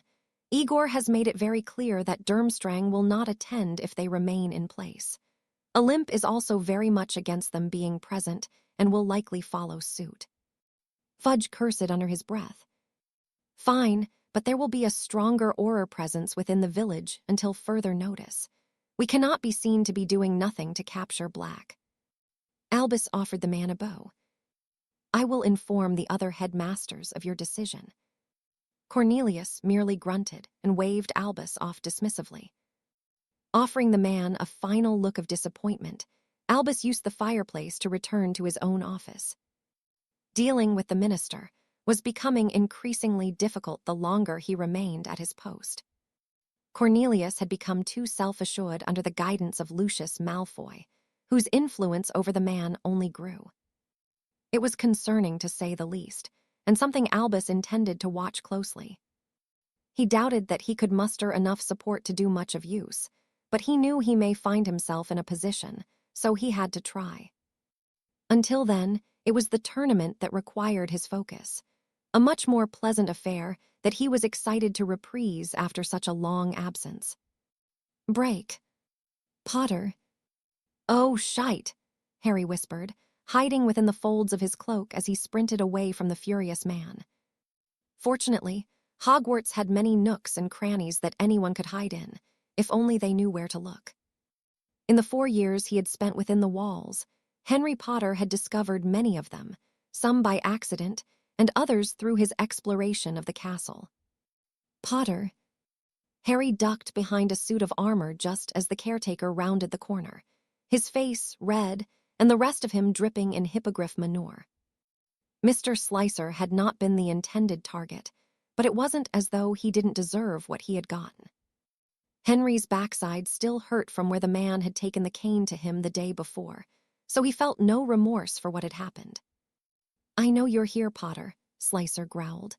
"When I catch you, boy, I'll give you a hiding you'll never forget, Potter."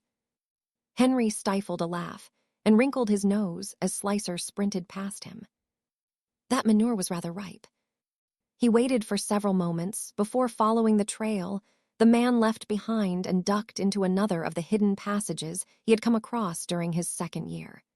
It was this particular shortcut that would take him to his haven, a room that was the secret he guarded most closely. No other student knew of it, and Henry wished to keep it that way. Potter.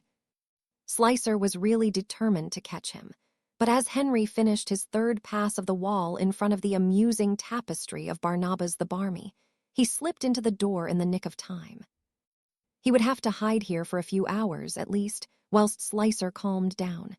Not that such a thing would be arduous. The room would provide just about everything he could ever need. Harry was amazed by what was before him. He had not been in this part of the castle often. There weren't any rooms here, or so he thought. Now, however, thanks to his ancestor, he would have somewhere he could go at his leisure. The room would be an invaluable asset, if it still existed, of course. "I think I would like some music," Henry murmured. Immediately, a gramophone appeared atop a table, and the sounds of a classical ensemble filled the room. "No, not now," Harry groaned as he felt himself pulled through the void and deposited onto his bed in the Flamel home. The room. It would be at the top of his list to investigate when he returned to Hogwarts today. Still, it felt odd to consider that he would be going back, and there was a lack of excitement, with the exploration of the room on the 7th floor being the exception. Dying had taught Harry many things, one of them being that he needed to enjoy what years he had. He was more determined than ever to not fall victim to Voldemort and his Death Eaters, but Harry was acutely aware that it may happen no matter what he did. Nonetheless, he would be taking as many of them with him as possible. He chuckled at the thought of the antics of Henry Potter. For the past weeks, he had been treated to experiencing the boy's time at Hogwarts, and he'd learned quickly that Henry knew how to enjoy himself. He was a rambunctious child, full of mischief and not afraid to show it. Often, Henry found himself in detention, scrubbing toilets without magic, or being caned by the caretaker, if he had done something particularly of note. The latter had come as quite the surprise to Harry, who was pleased that Filch did not have the power to inflict such punishments. The man would spend most of his time administering them and taking no small amount of joy in doing so. Maybe there was a vat of hippogriff dung in his future. Harry grinned at the thought of Filch and Mrs. Norris dripping in excrement, though his expression darkened as he considered another who was a strong candidate. Malfoy. Having experienced what he had, Draco now felt to be nothing more than a minor inconvenience, and yet he was the son of the man who had attempted to murder Harry. He had considered sending Draco's head to his father, but it would only cause more harm to Harry in the long run. No, he wanted Lucius to live with the unease of Harry surviving the ambush, and the thought that he could exact his revenge upon him at any given moment. He would too. Before his time was up, Harry was determined to be the catalyst behind the demise of the Lucius Malfoy. His fingers twitched towards his wand in anticipation. "Harry, are you coming down for breakfast?" The voice of Perenelle calmed his thoughts, and Harry took a deep breath as he shrunk and pocketed his trunk before opening the door to greet the woman. "It's not like you'd let me miss it," he chuckled. The woman tutted at him and beckoned for him to follow. "Do you have everything ready?" "I do," Harry confirmed. "My time here has gone quickly." "It always does," Perenelle murmured sadly. Harry offered the woman a grateful smile. The Flamels always made him feel welcome. Their home had become something of a safe haven, but he knew it couldn't last. He would not be the reason that they were put in danger. They had not lived for more than 6 centuries by harboring people marked for death by dangerous people. Finding a place of his own was something Harry had begun looking into during the days spent in Godric's Hollow. He knew residing in the village itself would be foolish, but he had become rather fond of the Welsh countryside. With how influential the likes of Malfoy and some of the other followers of the Dark Lord were, buying a magical house posed several risks. There was a distinct possibility that one or more of them were connected to the property market, and it was not as though a home could be purchased anonymously. No, it would be safer to find a way of buying a Muggle dwelling and considering what security options he had from there. He would tell none of his plans. After what had happened to his parents, Harry could not bring himself to be as trusting as James and Lily, even if they had kept their circle of friends exceptionally small. Ah, there he is. Nicholas greeted him jovially as he entered the kitchen. Are you ready for your return to Hogwarts? Harry nodded. I am. Good, Nicholas declared.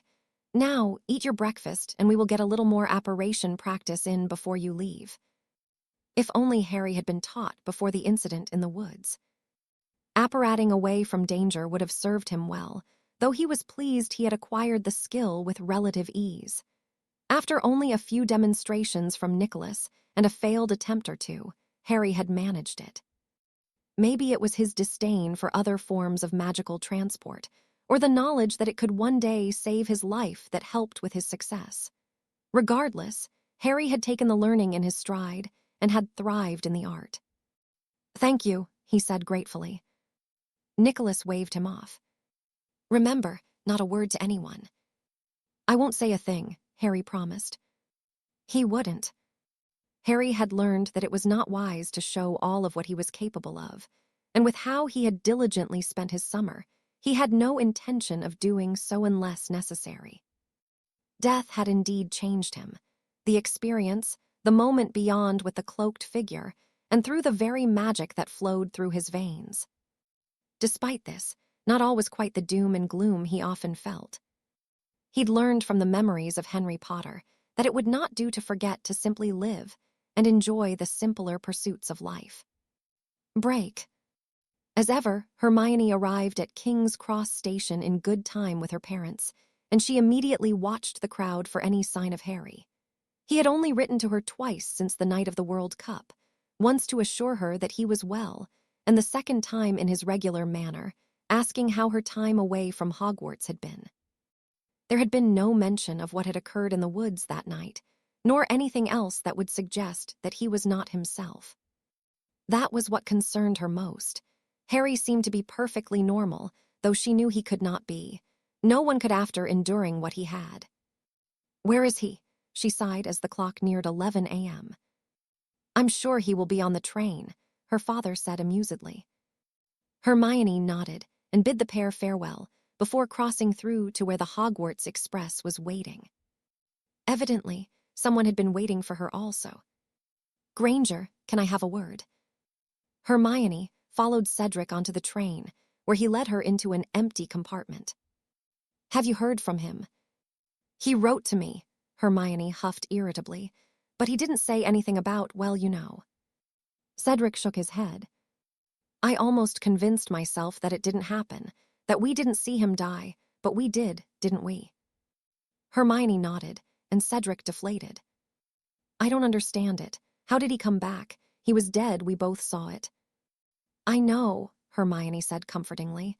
I don't understand it either. He survived it when he was a baby. Maybe he is immune. Cedric frowned at the thought. Maybe, he conceded, but he isn't immortal. If the Death Eaters want him dead, they will try again. They won't stop until he is gone. Hermione had considered that very thing herself. He will need to be careful. Did you recognize any of them? No, Cedric denied. It all happened too fast. What are we going to do? We can't keep it to ourselves. Hermione released a deep breath. Harry would be furious if we told anyone. Why didn't he tell Bones? I don't know. He will have his reasons, but none that will lead to anything good. You don't think that he would? I don't know, Hermione whispered. I thought I really got to know him when we first met, but Harry is unpredictable at times. I hope he wouldn't be so stupid. Cedric chuckled humorlessly. I don't know him as well as you, but Harry is far from stupid. He's bright enough to be taking advanced lessons. Excuse me. You didn't know. What advanced lessons? Cedric looked suddenly uncomfortable. I thought you knew, he murmured. Harry takes on extra work in charms, transfiguration, and defense against the dark arts. Honestly, he's bloody brilliant from what I have seen. Hermione was taken aback by the revelation. Why would Harry not tell her he was taking advanced classes? She didn't know, and it seemed that she didn't know Harry as well as she thought. Hermione had not been offered advanced material by any of the professors. Is he that good? Apparently so. Both McGonagall and Flitwick seemed to think so. Hermione hummed thoughtfully, feeling a little envious that Harry was seemingly doing so well. That doesn't mean he hasn't got something planned. I can't see him just letting it all go, Cedric. He wouldn't go after them, would he? After what happened to his parents and now him, I don't know. Bloody hell, Cedric muttered. What do we do? What can we do? Cedric could only shake his head. We will keep an eye on him, he decided. I don't know what else we can do short of telling someone. Hermione nodded her agreement.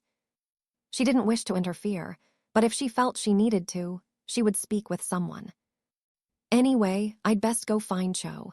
It probably wouldn't look good if we were found in here together, Cedric chuckled as he left the compartment. Hermione followed a moment later.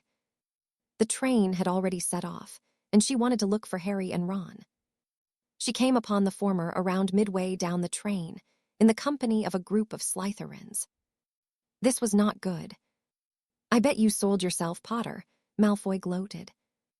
Harry laughed mockingly at the blonde. If you want to see someone shit themselves, Malfoy, say another word and I will make that dream of yours come true. Are you threatening me, Scarhead? Hermione watched as Harry's lip twitched in amusement. You know, I think I am, he replied as he stepped forward. What the fuck are you going to do about it?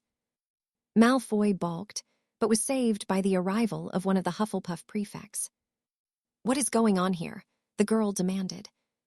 I was just saying hello to Draco, Harry replied with a smile. If you're wondering what that smell is, it seems he just had an accident. Go and clean yourself up, Malfoy. You're embarrassing yourself. I did not. There's no need to explain, Harry cut him off.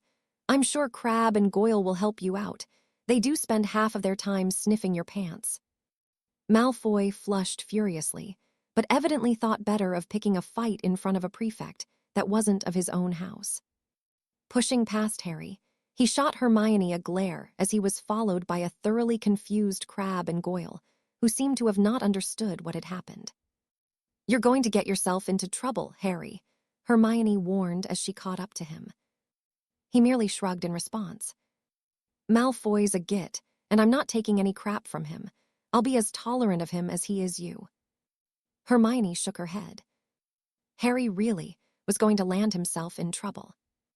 Are you okay? She asked. It'll take more than Malfoy to bother me. You know what I mean, Hermione huffed. Harry nodded. I'm fine and will be as long as you don't keep mentioning it. Let it go, Hermione. What's done is done. Is it? Hermione asked sharply. Is it done? Harry looked at her speculatively. For now, he murmured as he pushed a door to one of the compartments open where Ron and Ginny were seated within. Bloody hell, I'd thought you both missed the train, Ron greeted them. No, Harry denied. We just made it. How was the rest of your summer? Hermione watched him closely as the group settled in, and it wasn't long before they delved into their own activities. As always, Ron read one of his Quidditch magazines, Ginny left the compartment to find her friends, and Harry read a book that had no cover. Hermione began reading ahead for Transfiguration, and must have fallen asleep because when she opened her eyes, she was leaning on Harry and the sun had set. She had not been sleeping well since witnessing what she had, but the sight of Harry upon waking eased her troubled mind. "Where are we?" she asked. "On the train," Harry answered with a smirk. Hermione rolled her eyes at him as she sat up. "You know what I meant." Harry's gaze flickered towards her briefly, and Hermione tutted. "We will be there in around 15 minutes. We will give you some time to get changed." Ron yawned as he stood and followed Harry from the compartment. When she was alone, Hermione dressed in her new school robes. For the past few years, she'd managed to reuse her very first set, but with her growth over the summer months, buying new ones had been inevitable. "I'm done," she announced when she had packed her Muggle clothes in her trunk. When the boys re-entered, she couldn't miss the growth spurt Ron had undergone. He had always been rather gangly, but was even more so now. He stood around an inch or so taller than Harry, who, though he had grown taller, the biggest difference was in his build. Harry had been scrawny since she had known him. Now, however, his shoulders had filled out considerably. Somehow it made him appear stronger and more athletic than undernourished. It suited him. "Is there something on my face?" he asked, noticing Hermione stare a little longer than was considered decent. "No, nothing like that," she murmured as the train slowed down. "Thank Merlin," Ron sighed. "I'm starving." "You're always starving," Harry snorted. He was. There was never a time that Ron would turn his nose up at the prospect of food. "Come on," the redhead urged. Hermione followed behind the duo and watched in fascination as Harry approached the front of the carriage as he did the previous year. This time, it did not appear that he was soothing nothing. There was indeed a creature there. "A thistral," Hermione whispered as she approached. She immediately knew why she could see it now. She had witnessed Harry dying. If there had been even a shred of doubt in her mind that he had not, it all but evaporated as she looked upon the odd, skeletal creature. "Careful," Harry urged. "They're friendly enough if you don't spook them." Hermione tentatively reached up and touched the leathery skin, backing away as the horse-like creature snorted at her. "It's all right," Harry comforted the thistral. "It's her first time seeing one of your kind." The thistral looked at him affectionately and beauted Harry with its snout. "I'll come visit," Harry promised as Ron poked his head out of the carriage. "Bloody hell, hurry up," he groaned. They entered the carriage and said nothing for the duration of the journey to the castle. From what she had seen thus far, Harry did not seem to be rattled by what had happened, not the way Hermione was. It almost brought her to tears to think of what she had seen, and yet he seemed to take it in his stride. She knew better than to question him on the matter, but she would continue to watch him. Harry could not be entirely unaffected by what had been done to him, could he? It wouldn't make sense if he was, but as she looked into his eyes in the light emanating from the entrance hall when they disembarked the carriage, none would ever guess that only a few short weeks ago he had been murdered. "Break. You seem less stressed," Remus commented as he entered the room. "Harry is back at Hogwarts," Sirius replied as he held up a letter he had received from his godson that very morning. "I know he is safe." "You don't trust Albus." 12 years in Azkaban has taught me to trust no one," Sirius said darkly. "Even you thought I had betrayed them." "I don't know how many times I need to apologize, Padfoot." "You don't," Sirius broke in. "I've forgiven you, Moony, but no, I do not trust Albus's word when he will not say where Harry is. He was missing for a week before he turned up at wherever he stays. Anything could have happened to him." Remus nodded his understanding. "The Death Eaters. We all know who the only person not in Azkaban they would listen to is. I promise you, Moony, when I catch up with my old friend Lucius, I'm going to remind him of what it is to cross a black." Sirius had been making such threats for weeks now, and Remus did not believe them to be idle. He had been spending a considerable amount of time in the family library, and nothing good could come from reading the tomes gathered by the Blacks for several centuries. Remus had thumbed through a few volumes himself and vowed not to do so again. It was rather frightening what someone with such knowledge could to do to another, and here was Sirius, who had been ardently against these practices, promising to exact them on Lucius Malfoy. Not that the man didn't deserve it. Remus, too, harbored similar urges to see him suffer, but none could feel it more than Sirius. When Remus had returned to Grimmauld Place, having discussed the matter with Dumbledore, he'd do his utmost to prevent Sirius leaving to look for Lucius. It had taken hours to calm him down enough to see sense in waiting, but Remus knew he would not do so forever. Sirius was as stubborn as they came, and could hold a grudge longer than any he knew. Even now, he often mentioned his desire to throttle Severus Snape for what happened between them during their teenage years. Perhaps a part of Sirius was unhinged, but Remus was working on it as best he could. He certainly looked better physically, though his mental state would take years to recover, if ever. Sirius hid his nightmares well enough. He could not, however, hide the fear in his eyes when the Dementors were mentioned, and he even kept his room stifling hot from his disdain of the cold. Still, he was getting better with each passing day, and Remus hoped that when Harry did visit, Sirius would be in a much better place than he currently was. Break. He used the magical eye to gaze around the room as he helped himself to a few sausages, remembering to take another sip from his flask. Hogwarts had been a most enjoyable time for him when he'd been younger, before his mother had died. His father had always been a difficult man, and it had come as no surprise to Barty that he'd been disowned when his loyalty to the Dark Lord had come to light. Karkaroff. He would pay for allowing his name to pass his lips. Until then, Barty had a task and also the desire to satisfy his own curiosity. He had witnessed what had happened to Potter the night Lucius had attempted to kill the boy. Seemingly, it had been a success, but as he had the night the Dark Lord had visited the Potters, he had survived the encounter. How? Barty did not know, but Potter was interesting to say the least. He would be watching the boy closely throughout his time here, and would perhaps give him just enough to put an end to Lucius. Barty would not be given the opportunity to punish him for his disloyal ways. The Dark Lord would not allow it. However, what his master did not know wouldn't hurt him. The thought of the suffering of Lucius and the others who had forsaken their lord brought a smirk to his lips. I trust your journey here wasn't difficult, Alistair. It would have been much easier without this damned leg. Barty growled in response to the Transfiguration professor before taking another bite of his meal. The woman nodded and continued her conversation with Dumbledore, and Barty's grip tightened around his fork at the sight of the man. It would only be too easy to ram it in the old fool's neck, but no, Dumbledore was to be left alone. Barty's target was Potter.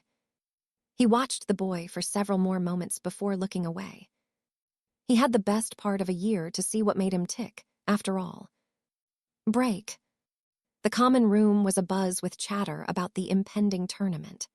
Although Harry was looking forward to it from what little he had overheard, he was more disappointed that the Quidditch season would not be going ahead, as were the other Gryffindors who played for the team. It's going to be brilliant, Ron declared. Come on, Harry, you'll love it.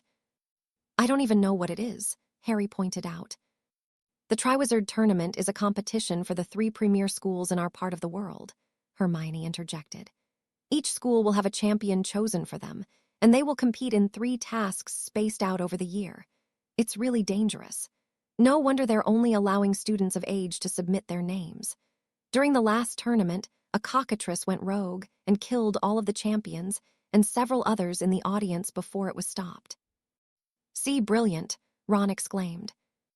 Harry frowned as he shook his head. I don't think being murdered by a creature sounds like much fun. Don't tell me you wouldn't enter if you could, Seamus snorted. 1,000 galleons, Harry. No chance, Harry returned.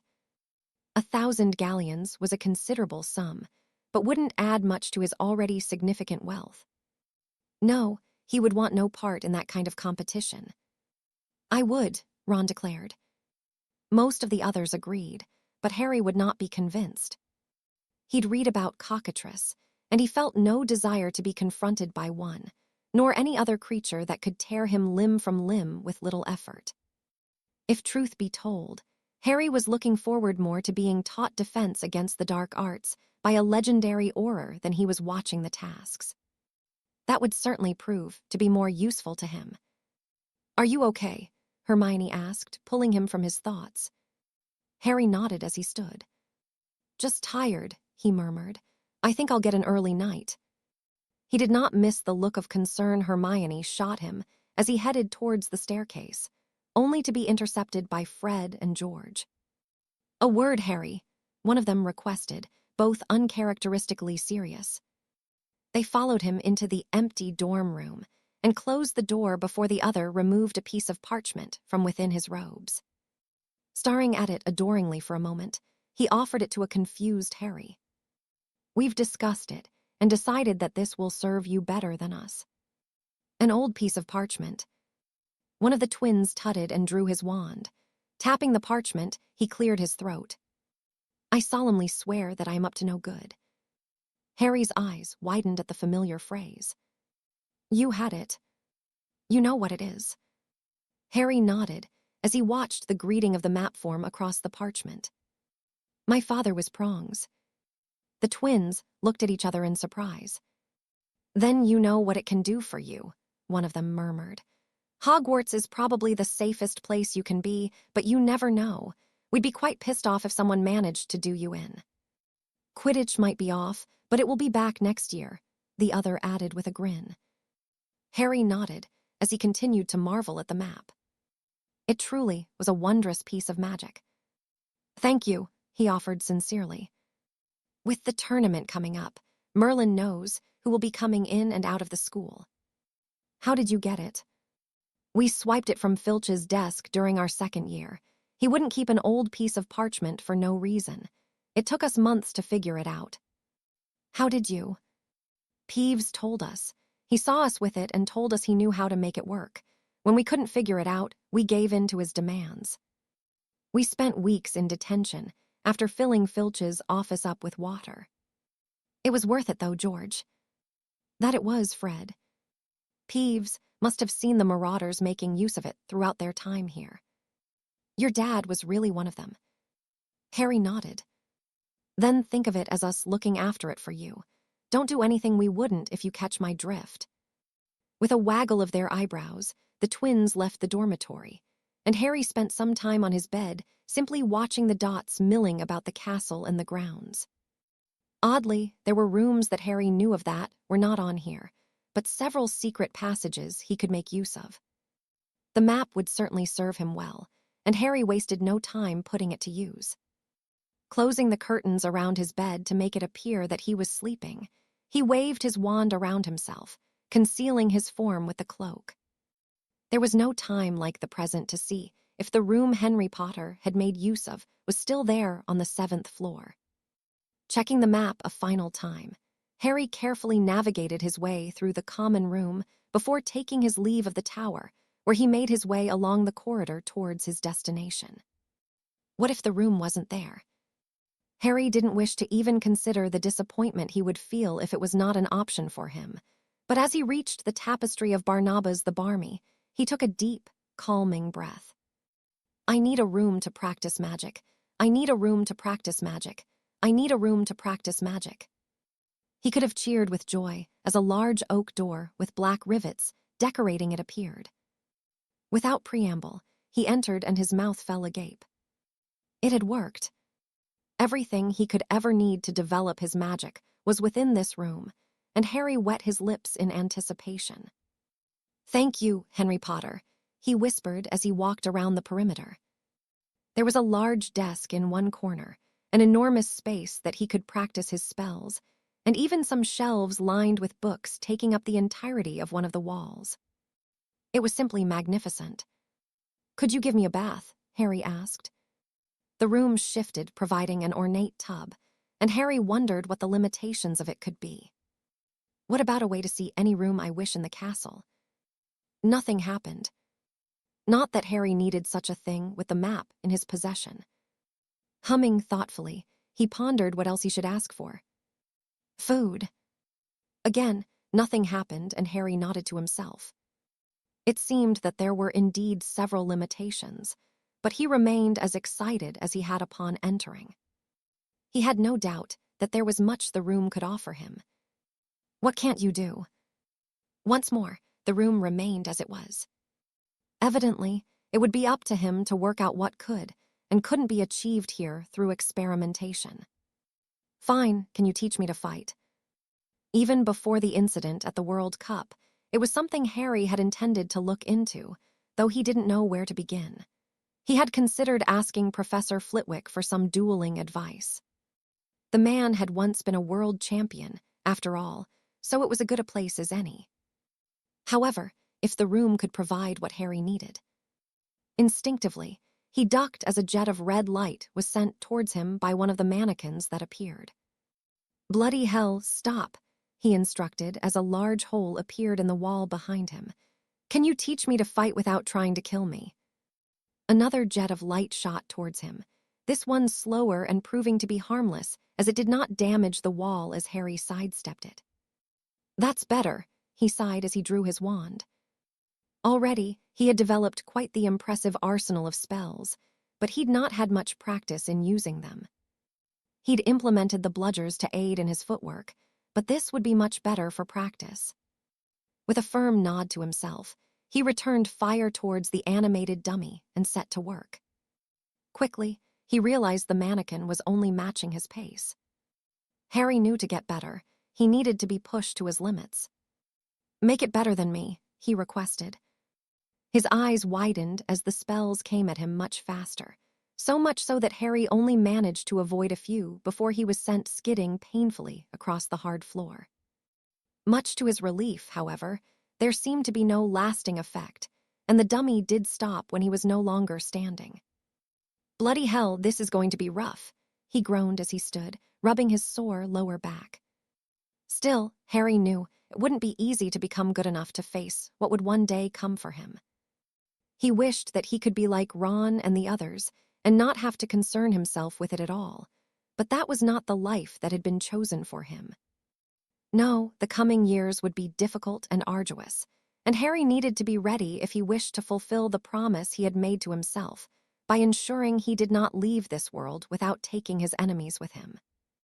As he did when he felt the burden on his shoulders, he allowed his mind to wander to the deeds of the Peverils who had stood strong in the face of adversity, his ancestors that had not shied away when their enemies came for them. Harry needed to be as wise as Ignatus, as bold as Antioch, and as shrewd as Cadmus. He would need to embody the spirit and courage Gawain had shown, and the righteousness of Arthur. Harry would need to be more than all of these men if he wished to succeed, and though he was far from certain that he could do all he would set out to, he would not bend nor break when it mattered. None of the Peverils had, and he wouldn't either. "Come, death, come," he whispered as the mannequin sent a salvo of spells his way. Only a moment later, he once more found himself falling victim to the onslaught, and yet he stood once more. Although he was breathless from his efforts, he would keep getting up until he no longer could. Once more, Harry found himself looking up at the ceiling of the room on the 7th floor, breathless, and wincing as another bruise formed from where he had been sent skidding across the floor.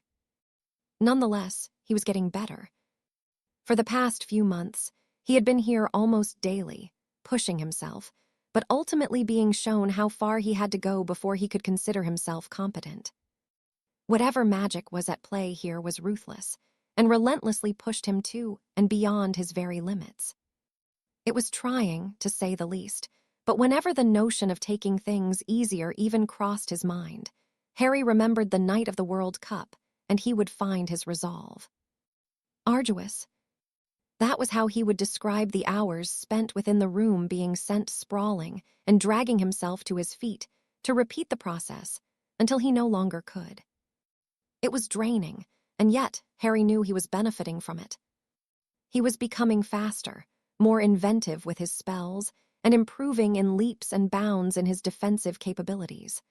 Although he certainly would not consider himself competent enough by any stretch, he was becoming more so with each passing day. It helped that he was mostly left alone to pursue this. Ron barely questioned what Harry did with his time after lessons had finished for the day, and Hermione was too distracted with her sudden devotion to house elf rites to pay too much attention to much else. Having decided to drop Muggle studies, it left her with her own free time this year, though she had quickly found something else to fill it.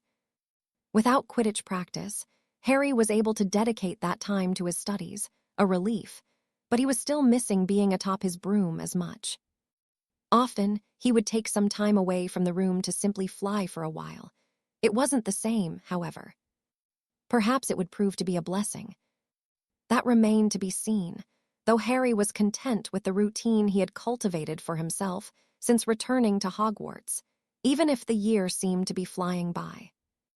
This evening, the long-awaited arrival of the other schools would be upon them, and the tournament was just about all the students had been discussing since it was announced. Harry was intrigued to watch the event unfold and what the tasks would entail, but he had not been caught up in the furore of it like the rest. He had his own things to focus on, after all. Still, he had little to complain about. Between attending classes, his own efforts in the room, and his advanced studies, there was more than enough to fill his days. Professor Moody had quickly filled the void of Professor Lupin and had insisted on providing Harry with extra assignments. The man was odd in his ways, but Harry could not deny he knew his stuff, even if he was much blunter than Lupin, demanded a high standard of work from all, and was paranoid to boot. His gaze an eerie magical eye never rested in one place for too long, and his scars were rather disconcerting. No more so than watching Moody perform the unforgivable curses in front of the entire class, and then placing each of them under the Imperius. It had been almost amusing to watch the feats his fellow students performed, though sobering to all when Moody pointed out that under his control, he could make them do anything he wished. None managed to fight the effects of the spell other than Harry, who threw it off quickly. He had not spent the best part of 3 years diligently studying and developing his skill in the mind arts to have it invaded so easily. Moody had been impressed, surprised, but impressed by Harry's ability. It was from then that the man took much more of an interest in him and pushed him even harder than he did the others. Harry didn't know whether to be flattered or burdened, but either way, it was serving to benefit his efforts further. Again, he instructed, having caught his breath. The dummy immediately began sending spell after spell towards him. Those he could not avoid, he shielded, a charm that had taken a significant amount of practice to achieve.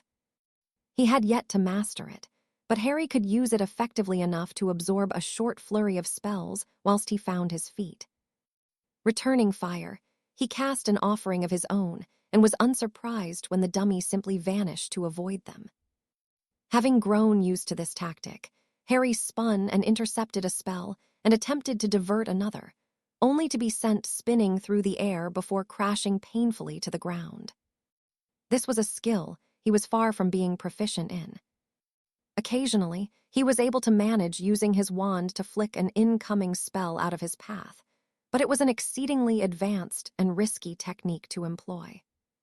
It had been Moody who had shown him how to do it, though the former Auror made it look effortlessly.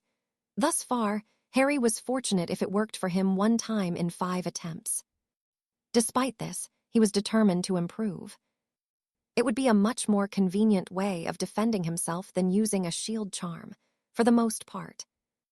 There were certainly many types of magic that it would prove useless against where a shield would be necessary. "Enough," Harry murmured, wincing as he pushed himself to his feet. Pointing his wand to his throbbing leg, he breathed a sigh of relief as most of the pain vanished. Basic healing charms was something he had been working on. He had quickly grown tired of the injuries he was often sustaining, and he could not visit Madame Pomfrey several times a week, after all. "Shower," he instructed, relaxing as the dummy vanished and the room shifted into a large bathroom. Checking his watch, Harry was aware that the other schools would be arriving shortly, and the tournament would officially commence. With that in mind, he divested himself of his torn and dirty robes before stepping into the downpour of almost scorching water. The room had learned how he liked his showers, and as ever, provided what he needed, even if using the space could be a point of frustration.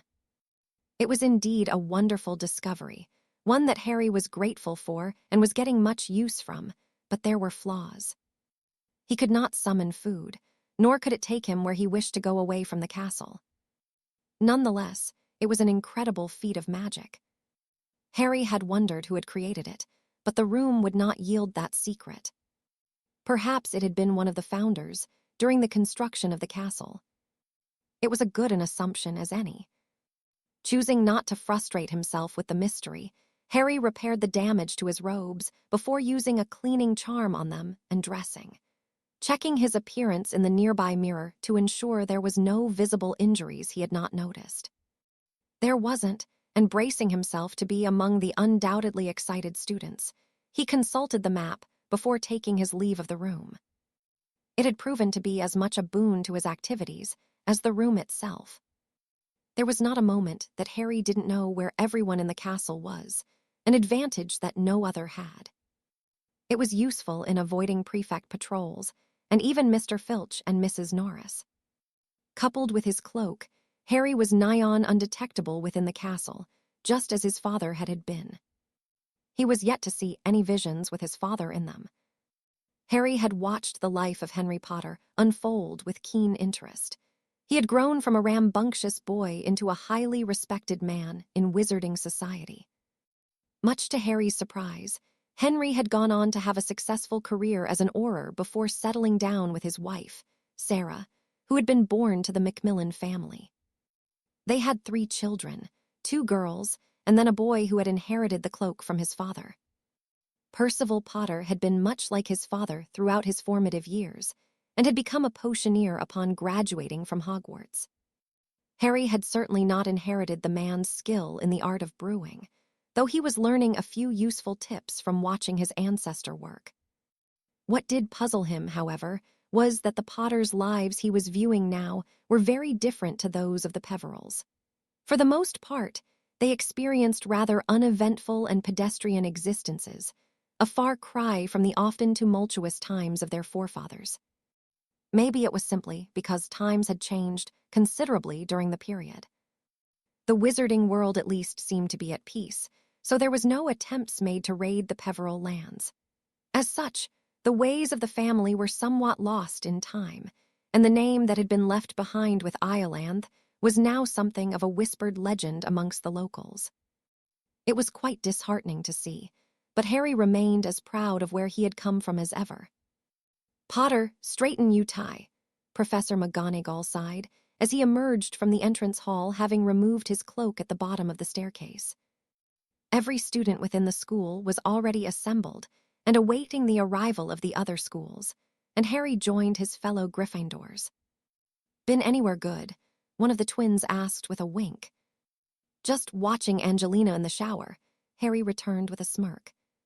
The twin narrowed his eyes at Harry, whilst the other laughed. "Oh, he got you there, Fred. You know, I'm beginning to regret giving you it." "Lighten up," Harry chuckled. "I have no intention of spying on anyone in the shower. Could you imagine the scandal if I was caught?" "Peeping Potter," Fred exclaimed joyously. "Peeping Potter," Alicia asked as the chasers joined them. "Ignore him," Harry grumbled. "He's just being perverted." "Nothing new there then," Katie quipped. "Where have you been, Harry?" "Here and there." The girls shot him a pointed look. Harry had not been around much. Without Quidditch practice, he'd seen very little of the girls, nor anyone else for that matter. He always made sure to spend enough time with Ron so the boy could get a kick out of beating him at chess, but had time for little else. "He's been peeping at Angelina in the shower," George added. "Has he now?" Angelina asked interestedly, grinning. "Seen anything you fancy?" "Oi," Fred protested. "I haven't," Harry denied irritably. "But even if I was, I'm sure you have nothing to be ashamed of. You'll be the first to know if I look in on you." With that, he offered the girl a wave and looked to see where Ron was. "Oh, he's getting brave again," Alicia commented. Angelina hummed in response, and Harry chuckled to himself. Having watched how Henry Potter had interacted with the opposite sex, Harry was a little ashamed that a part of the boy's charm, or lack thereof, had rubbed off on him. "Is Hermione not here?" Ron shrugged. "She's still knitting, mate. Honestly, she looks like Aunt Muriel sitting in front of the fire with her thread and needles." Harry snorted amusedly. It wouldn't be so bad if her hats didn't look like tea cozies. No wonder the elves are refusing to clean the common room with those things lying around. She's mental, Harry. Always has been. "You know what she's like," Harry murmured. "She gets an idea in her head and she won't let it go." "Tell me about it. She tried to get me to find other members to join Spew." "How did that go?" Ron shook his head. "One of the Hufflepuff prefects threatened to cave my skull in." Harry laughed. "It's not funny, mate. She's going to get me killed."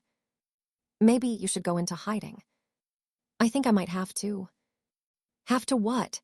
Hermione asked as she joined them, breathless from having evidently sprinting to make it on time. "Sorry, I was." "Knitting?" Harry asked amusedly.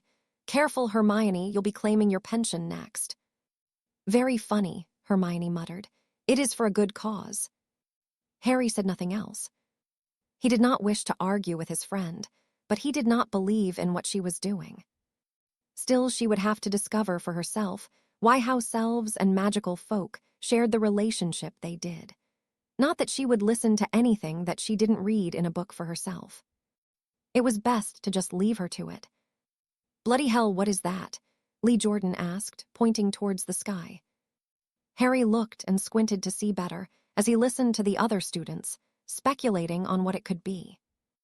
It was a carriage, pulled by some enormous horses. He watched in fascination as it touched down, and after only a moment, the door opened. "That's a big woman," Ron commented. She was, perhaps not as large as Hagrid, but she wasn't far off.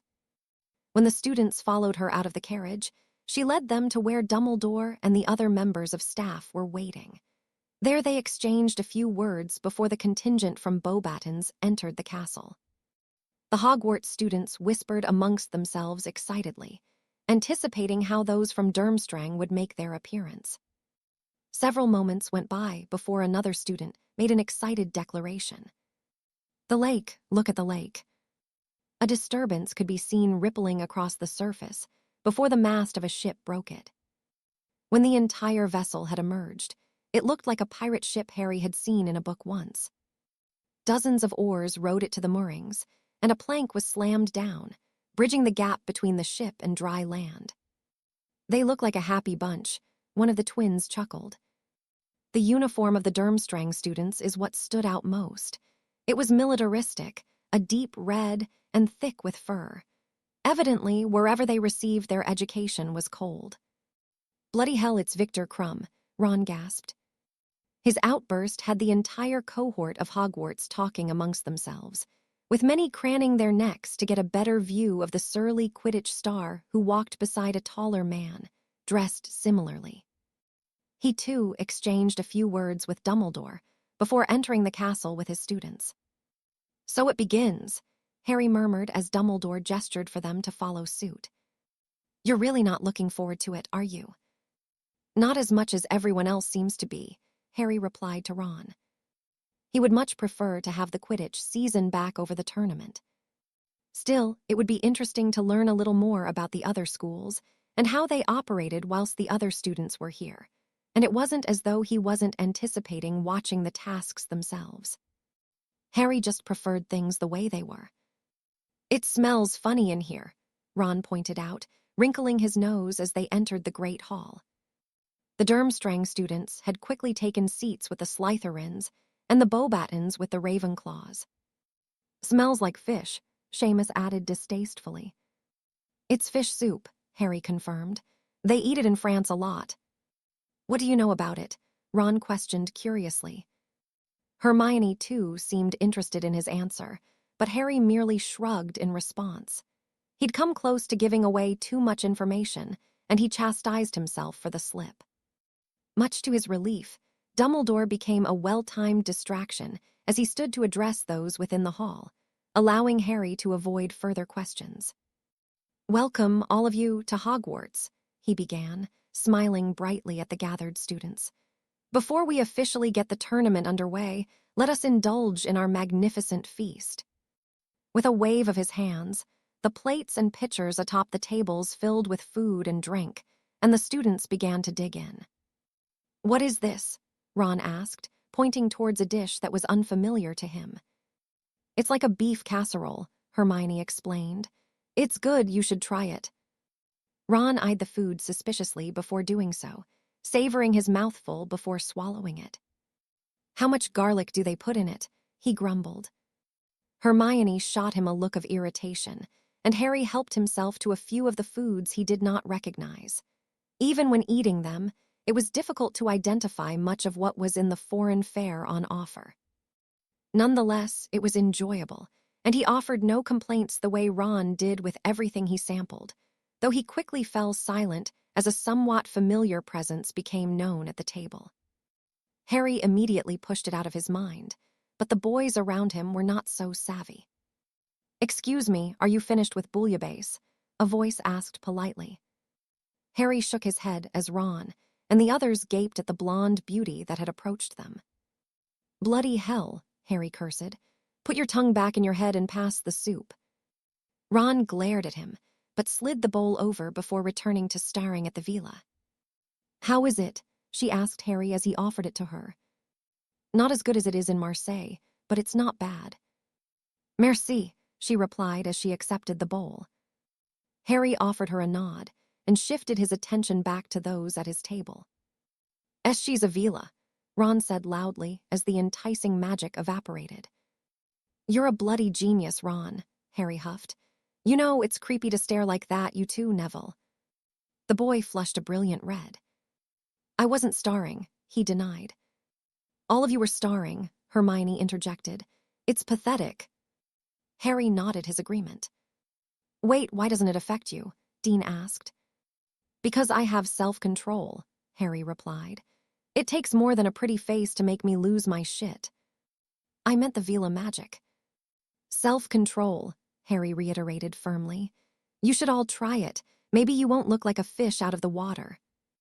The other boys grumbled, and Hermione looked at Harry approvingly. "Why doesn't it affect you?" she pressed. "The same reason I can resist the Imperious Curse," Harry answered cryptically. "Are you finished with that?" Without waiting for a reply, Harry speared one of her potatoes onto his fork and ignored Hermione's protests as he devoured it. He was rather hungry, after all. Break.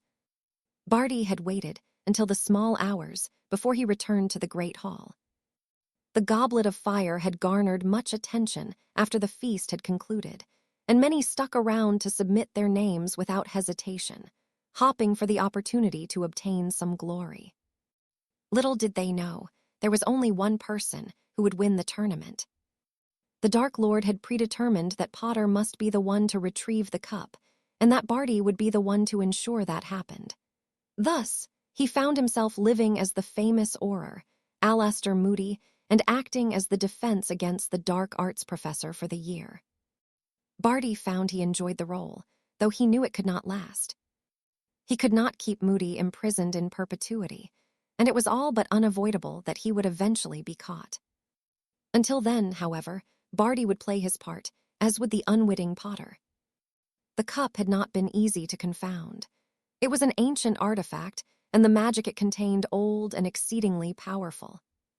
Thankfully, Barty had the foresight to instruct his father to make the needed adaptations. Although there was no love lost between the pair, Barty could not deny that the man that sired him was a very talented wizard. It had taken the Dark Lord the best part of 3 days to break his mind down enough so that he would be susceptible to the Imperious Curse, and even now, there were moments where his father almost broke free. Still, even if he did manage it, his mind was little more than an incoherent mess that few would be able to make sense of. The thought brought a smirk to Barty's lips as he retrieved the piece of parchment from within his robes. Potter would be submitted under an unnamed school, ensuring he would be selected along with the other champions, with the caveat that the youngest competitor would unknowingly receive any help he needed to achieve victory. if such a thing was necessary. Over the past few months he had gotten to know him. Barty doubted there was any student in Hogwarts, or even the other 2 visiting schools, that Potter could not best. He was talented, exceedingly so, and Barty found himself deeply impressed with the boy. Despite him being something of an enemy, Barty could respect and appreciate talent when he saw it, and Potter possessed it in spades. Informing the Dark Lord had been a consideration, but he had been explicitly instructed to not contact him. Being the ever-loyal follower, Barty would of course comply. That did not mean, however, that he couldn't gain something other than the return of his lord when all was said and done. Once more, one of his thoughts brought a smirk to his lips. Potter would indeed be useful, but more so than the Dark Lord intended, should the opportunity present itself. Barty was ardently loyal to the man that had shown him what true freedom was. That was never in doubt. There were others who pledged themselves to the Dark Lord, who had denied him without hesitation the night he fell. Lucius, not Selwyn, Crabbe, Goyle, and many others. Barty knew his master well enough to know that he would forgive them for their transgressions, but Barty could not. He had rotted away in Azkaban for years because of his loyalty, whilst the likes of Lucius benefited through blackmail, bribery, and kissing up to the right people. It sickened Barty to his very core. If he had his way, he would kill them all himself. None of them were to be trusted, but the Dark Lord had made him promise that he would not. Of course, Barty would obey, but that didn't mean justice could not be sought via an appropriate agent. Potter had first caught his eye with what he had witnessed happen during the aftermath of the World Cup final. The boy had been foolish and fallen into a trap laid out for him. As a result, he had been killed. Barty witnessed the light leave his eyes, and yet, a moment later, he was back as though nothing had happened. Once more, Potter had defied the odds, this time 5 times over. It had left Barty taken aback, but had instilled an idea within him. Potter, he'd learned, was not the kind to simply let it lie. No, Barty had no doubt he harbored a deep grudge against those that had carried out the ambush. As such, he was easy to exploit for Barty's gain.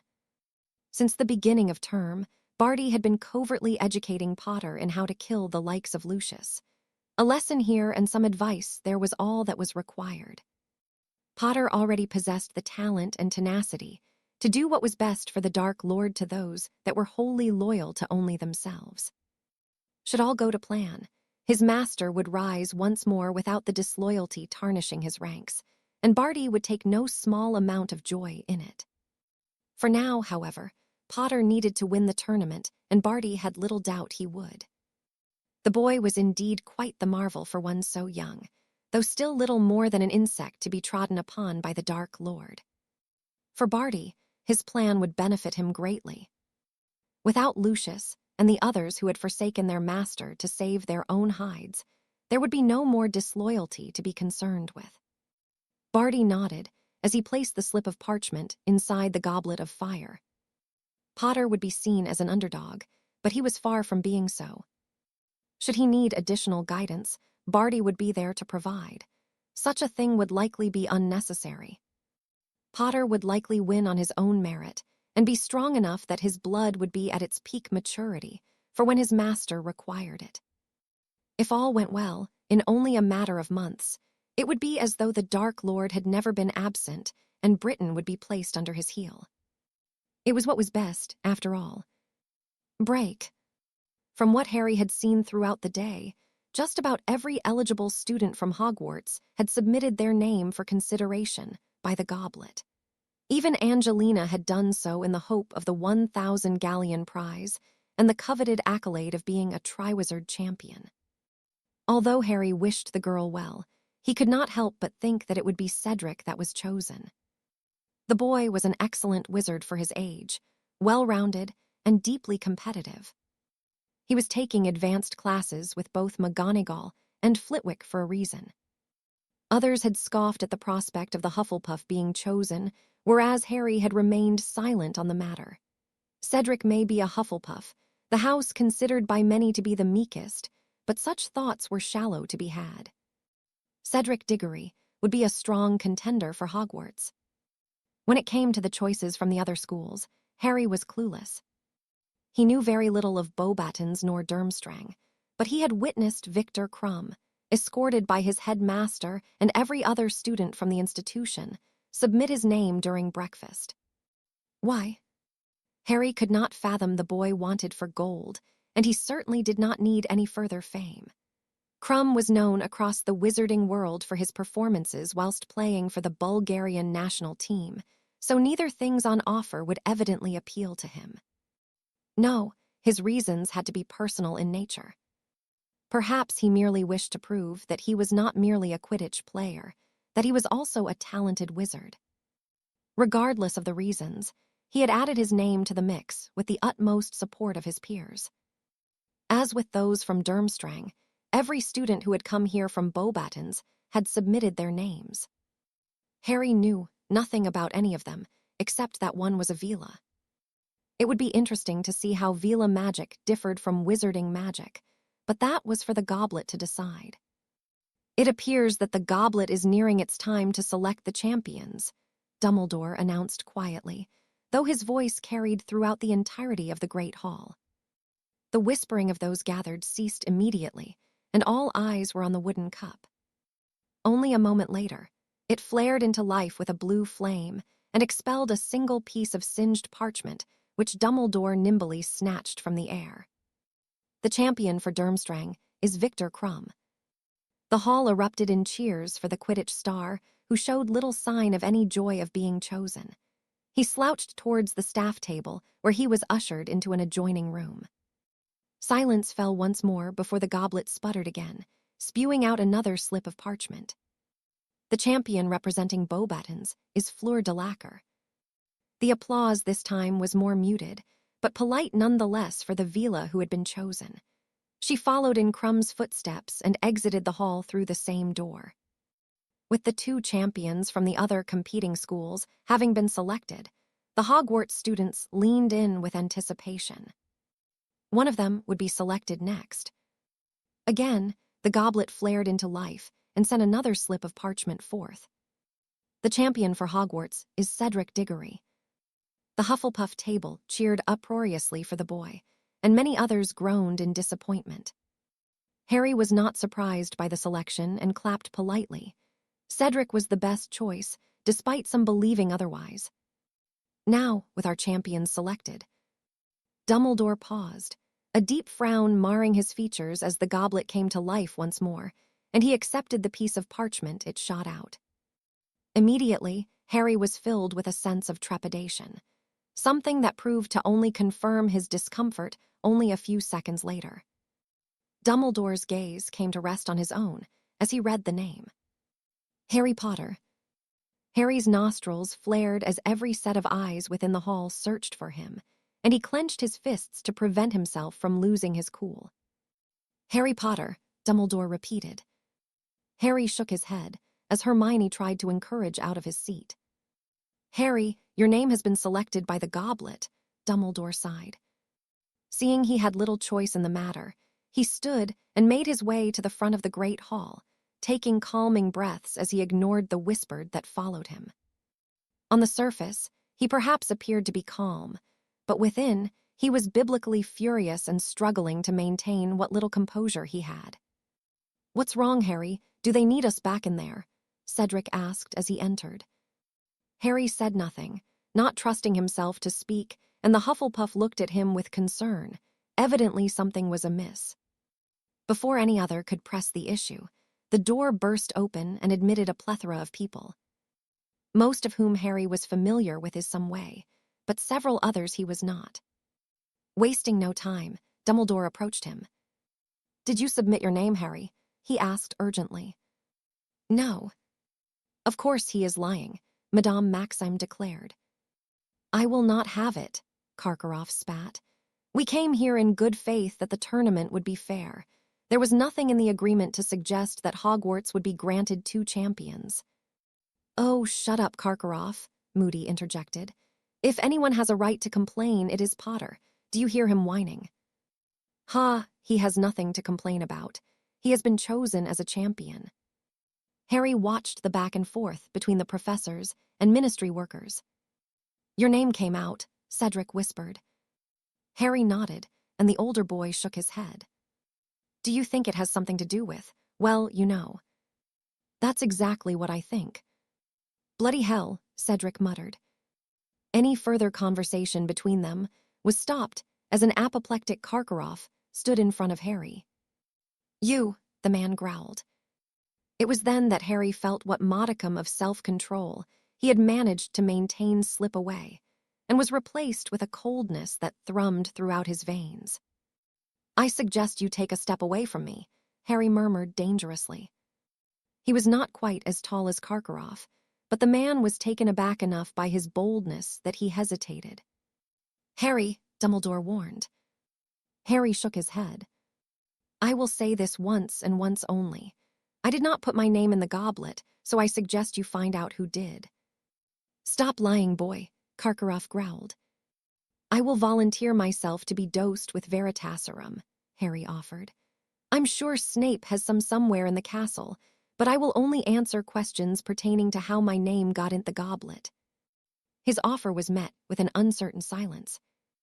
No, that will not be necessary, Dumbledore insisted. Then whoever thinks that I submitted my own name had better think again. I have better things to do than waste my time with this tournament. I'm afraid that you must take part, Dumbledore sighed apologetically. This is your handwriting, is it not? Harry frowned at the offered piece of parchment. It was his handwriting, but he had written his name on dozens of pieces of parchment since arriving at Hogwarts. Your signature contains traces of your magic, and it was accepted as a viable entry into the tournament by the goblet, Dumbledore explained. I'm sorry, but you are beholden to the goblet until all three of the tasks are completed. Of course I am, Harry muttered. Already, he could feel a foreign magic begin to settle in with his own, only a trace mind, but enough to instill a feeling of caution within him. So, Hogwarts will have 2 chances to win, the French Vila stated irritably. Do not worry, Fleur, you will still win, Madame Maxime assured her.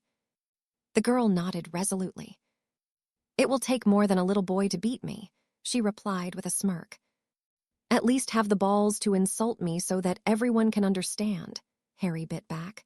Not all of them can speak French, but do go on. I'd like to hear what else you have to say. Delacquer's face reddened. Whether it was from anger or embarrassment, Harry didn't know, nor did he care. All within the room were surprised that he could speak the language, though Harry took no small amount of pleasure in irking the French. They had been quite rude, and he did not appreciate being insulted in such a gutless fashion. I said that you were a little boy, and I will still win. Harry snorted before shaking his head. I couldn't give a shit who wins, he replied. I'd rather be left out of it. Ha, like you do not want the money or fame, Delacquer returned haughtily. Harry quirked a brow at the girl, and Cedric shook his head. I don't need either, Harry said simply. I'm already bloody famous, and I don't need 1,000 galleons, you daft cow. I knew the French could be rude, but you are something else entirely. Harry, Dumbledore said warningly.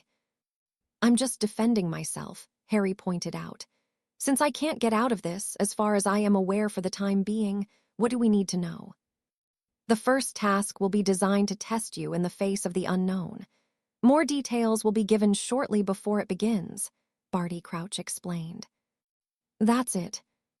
That's it, Crouch confirmed.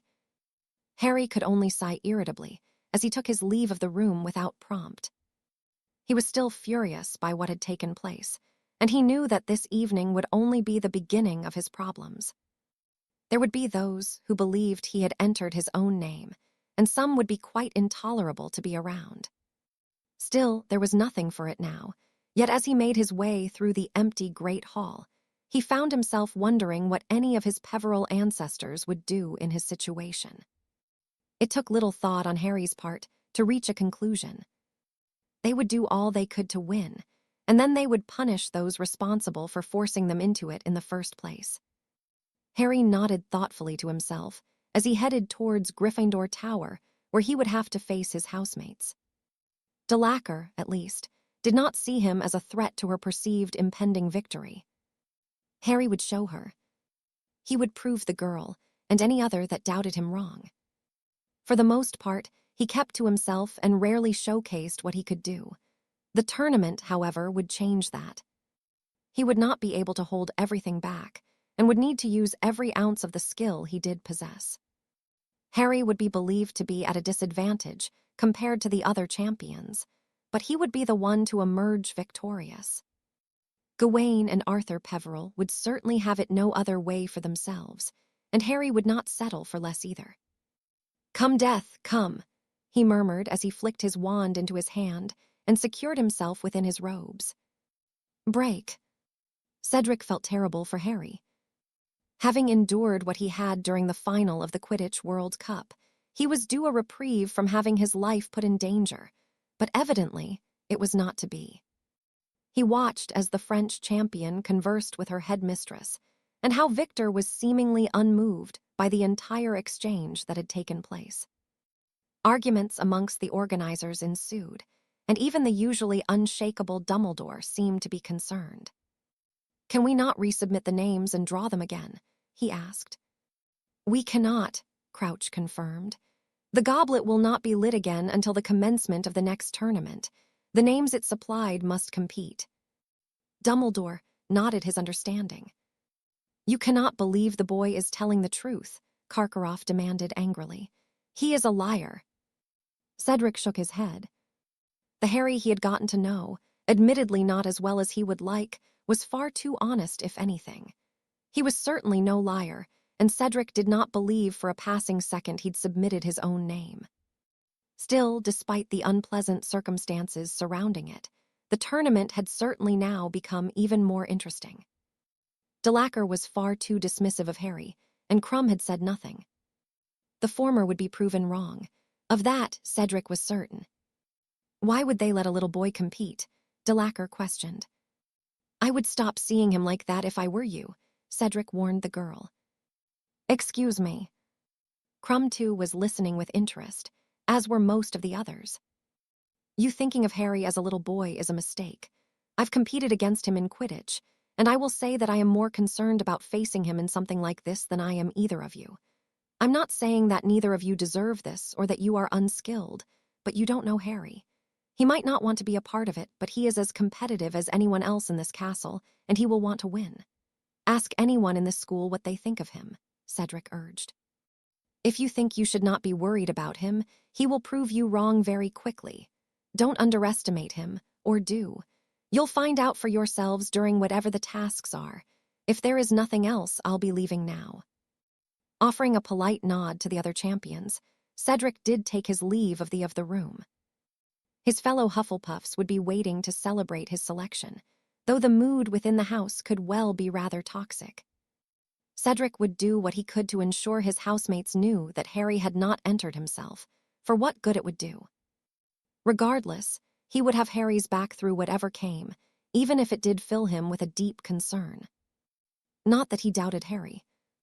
There was more to him than any would believe, shown by what he had done to Walden Macnair, and even to the snake during the ill-fated dueling club. Nonetheless, Harry had powerful enemies, as proven during the World Cup. And it was likely that it was them that had seen fit to enter him into the tournament. How that had come to be, Cedric didn't know, but Harry needed to tread very carefully.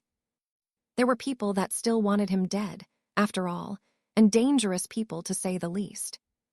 He had taken a few turns around the grounds in an attempt to clear his mind, to no avail. The anger continued to fester, and the speculation of what was behind the decision to have him entered into the tournament would not shift. Was someone hopping, he would simply die during one of the tasks. Whomever had devised and implemented such a plan would be sorely disappointed. Though he had admittedly been lucky, Harry Potter did not die easily. Still, there had to be a reason beyond desiring to witness him perish. At first, Harry had considered that perhaps it was Lucius Malfoy that had orchestrated the plan, but it wouldn't make sense. For Malfoy, it would be much simpler to make a similar attempt to the one in the forest. No, he would not wish to risk potentially heaping more plaudits on Harry. It would not be his style to do so. Malfoy was a scumbag, and one that would wish for Harry to meet his end in a filthy alleyway with no lasting glory to be had. That did, however, beg the question as to whom had taken the liberty of submitting his name. Harry could only think of one other, and from what he knew of the person Tom Riddle had been, it would be something the man would do.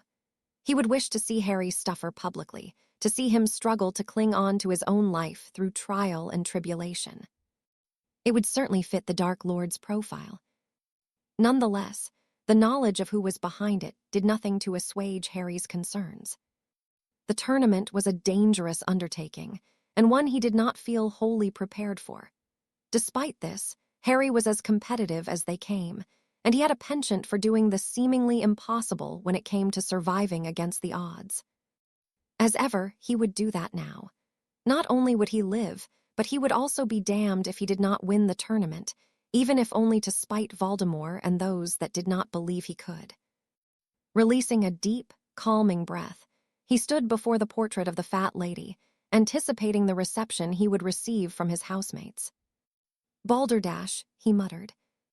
The fat lady offered him an unreadable look as she swung forward to admit him, and immediately the common room fell eerily quiet upon his entry.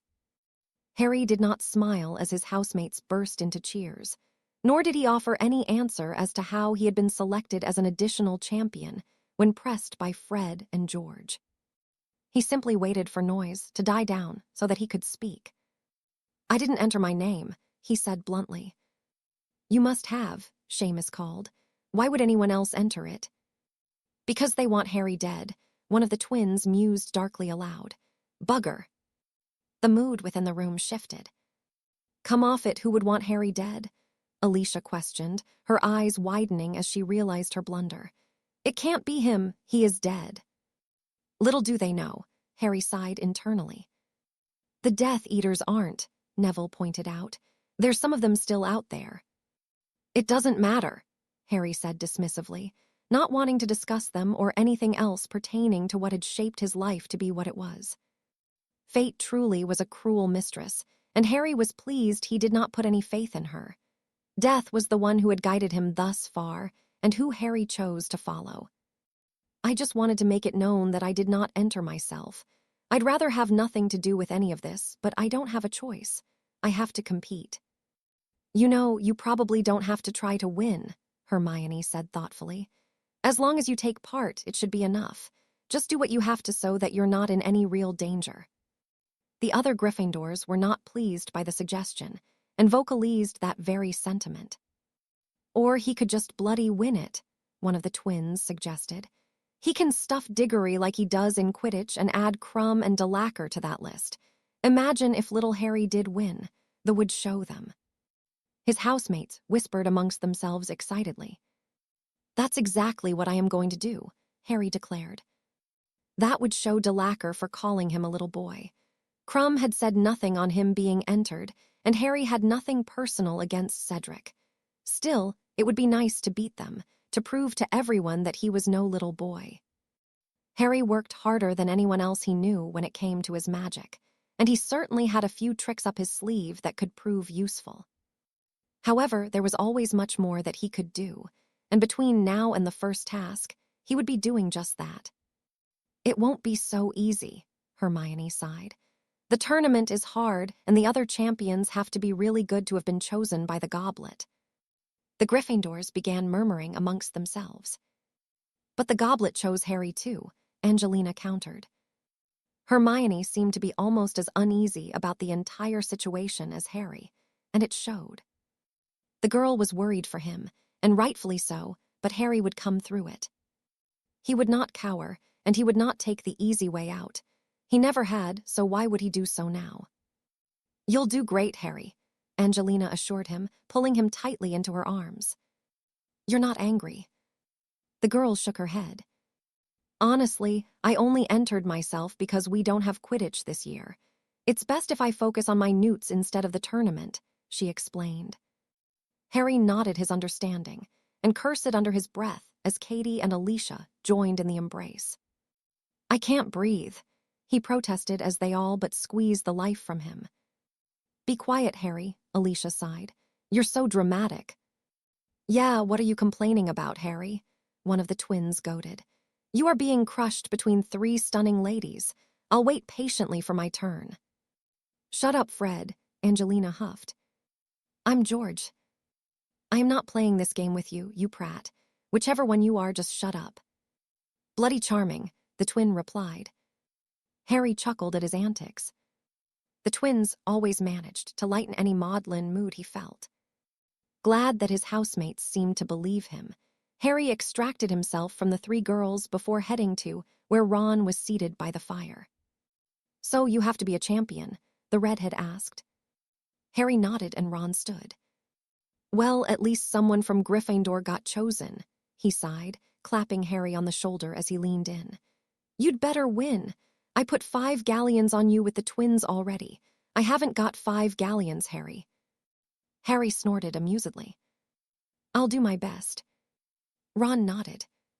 What's the first task? Harry shrugged. We will be told just before we have to do it.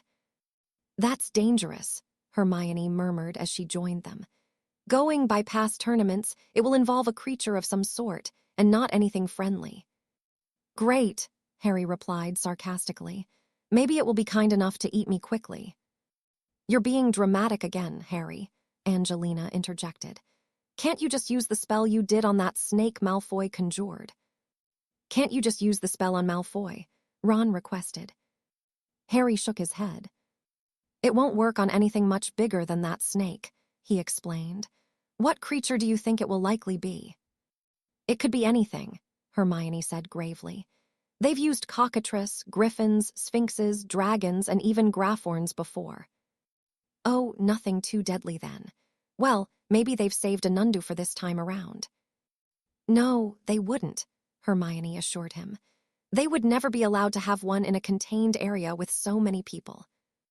Harry hummed uncertainly. With how his luck had been throughout his life, he wouldn't be surprised if a Nundu was introduced just for him. Do you think you could compile a list of the creatures that have been used? He asked Hermione. The girl nodded, and Harry offered her an appreciative smile. He was exhausted, but he knew he would be unable to sleep. With the tournament now hanging over him and the rest of the school to face come morning, it would be a restless night at best, and one that would be better spent doing something productive. I think I'll go for a walk, he decided. I need to just get my head around all this. With that, he took his leave of the common room once more. Harry had no intention of going for a walk. If truth be told, he knew he needed to blow off some steam. Although he had accepted fate's intervention into his affairs, seemingly not for the first time, he still wished to be alone with his thoughts and maybe break some things. It would do nothing to better his situation, but perhaps it would make him feel a little better about what was to come. Harry knew it was unlikely. There was nothing that would assuage his concern or anger at being entered into the tournament against his will. Harry. He paused as his name was called and turned to find Katie exiting the portrait hole behind him. Are you okay? She asked. Not really, he answered honestly. But there's no point complaining about it. Nothing will change and I will still have to compete.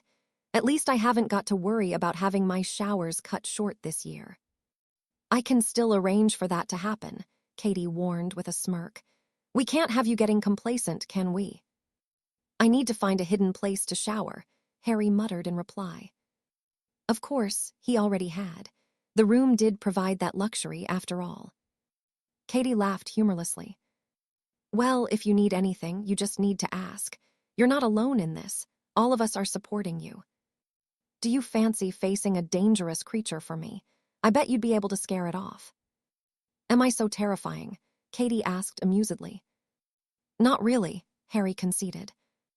Then I suppose I need to try harder, Katie mused aloud.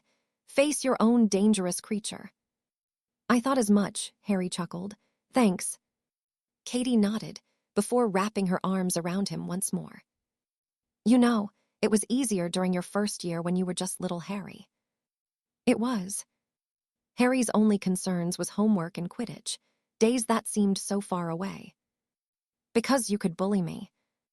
You're being dramatic again, Harry. Harry laughed with her as she released her hold on him. "Why did you follow me?" he asked curiously. Katie shrugged and smiled sadly. "I don't know. You looked a little lost."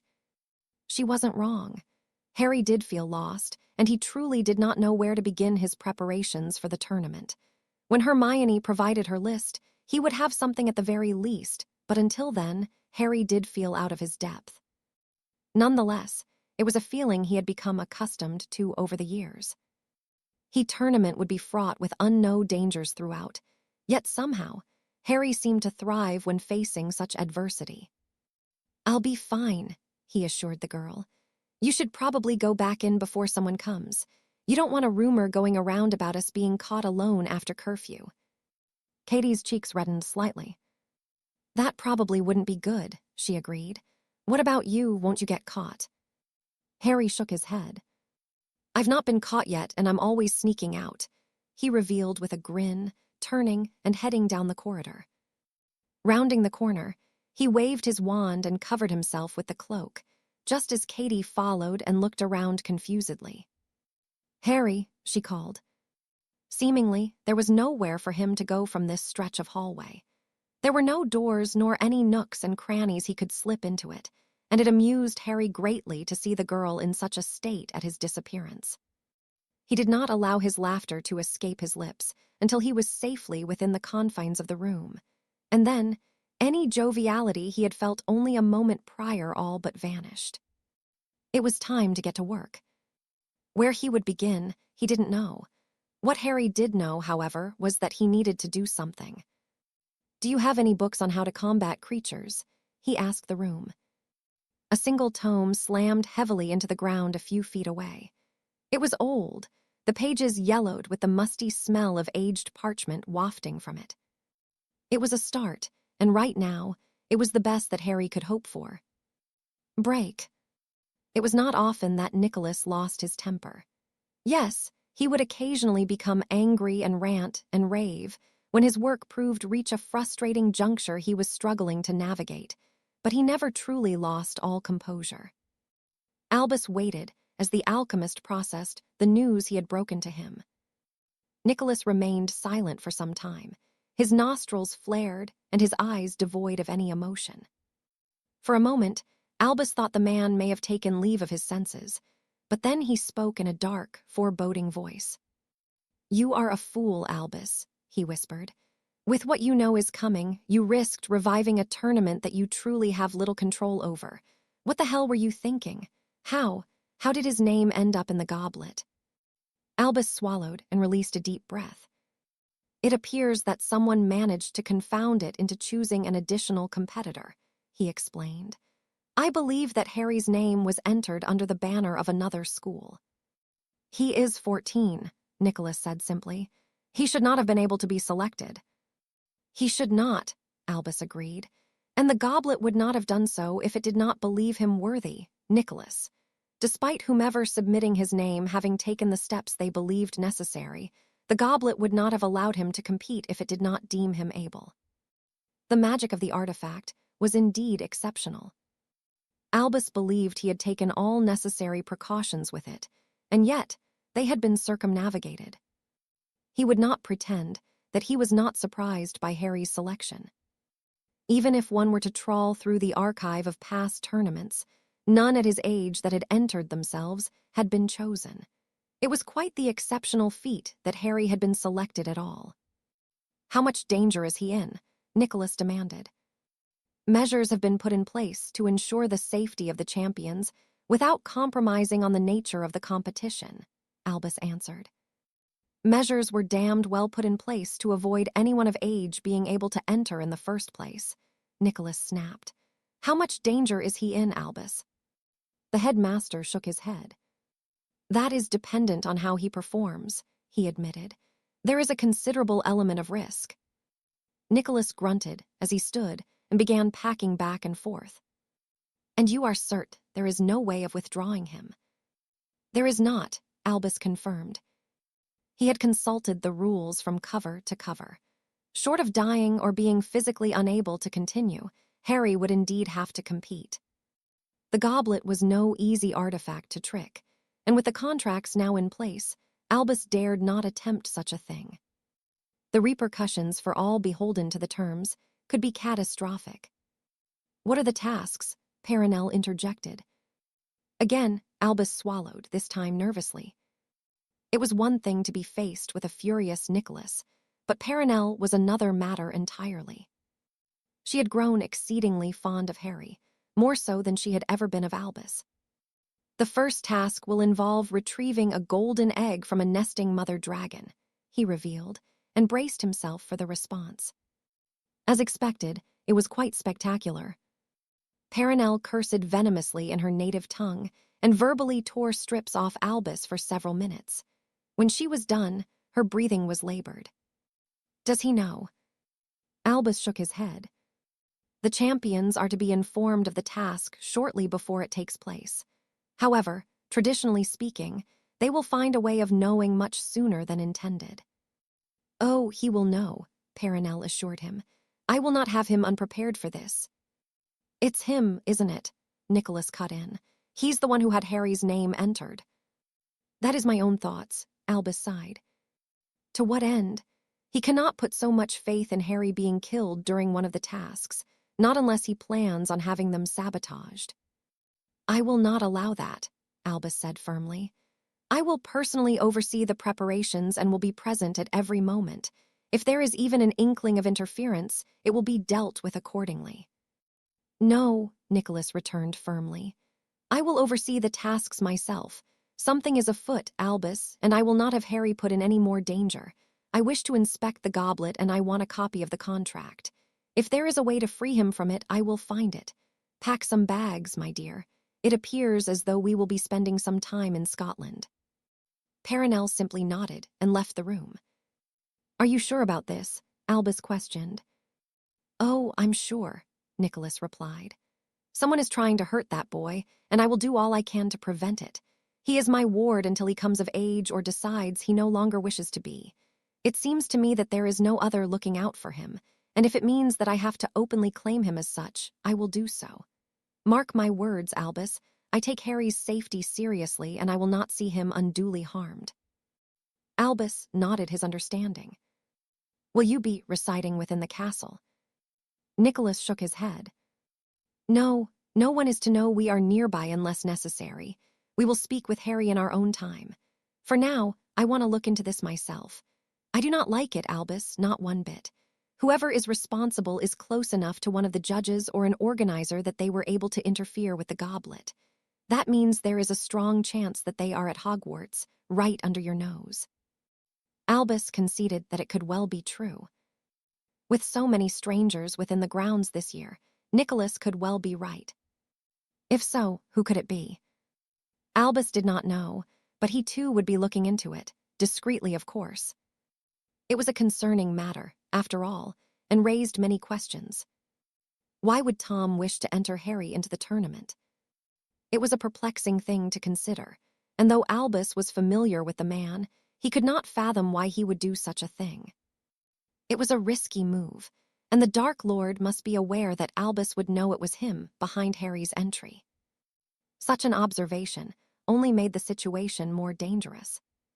Just what was Tom playing at now? What was he hoping to achieve with this convoluted plan, and more importantly, who was acting on his behalf? Break. The great hall fell deathly silent as Harry entered, and Harry ignored the ensuing whispers that followed upon taking his seat at the Gryffindor table. He'd expected nothing less from the other students, who would have varying theories of speculation as to how found himself as a champion. Without a word, Hermione offered him a look of worry as she slid the morning edition of the Daily Prophet towards him. Harry Potter, the Other Champion.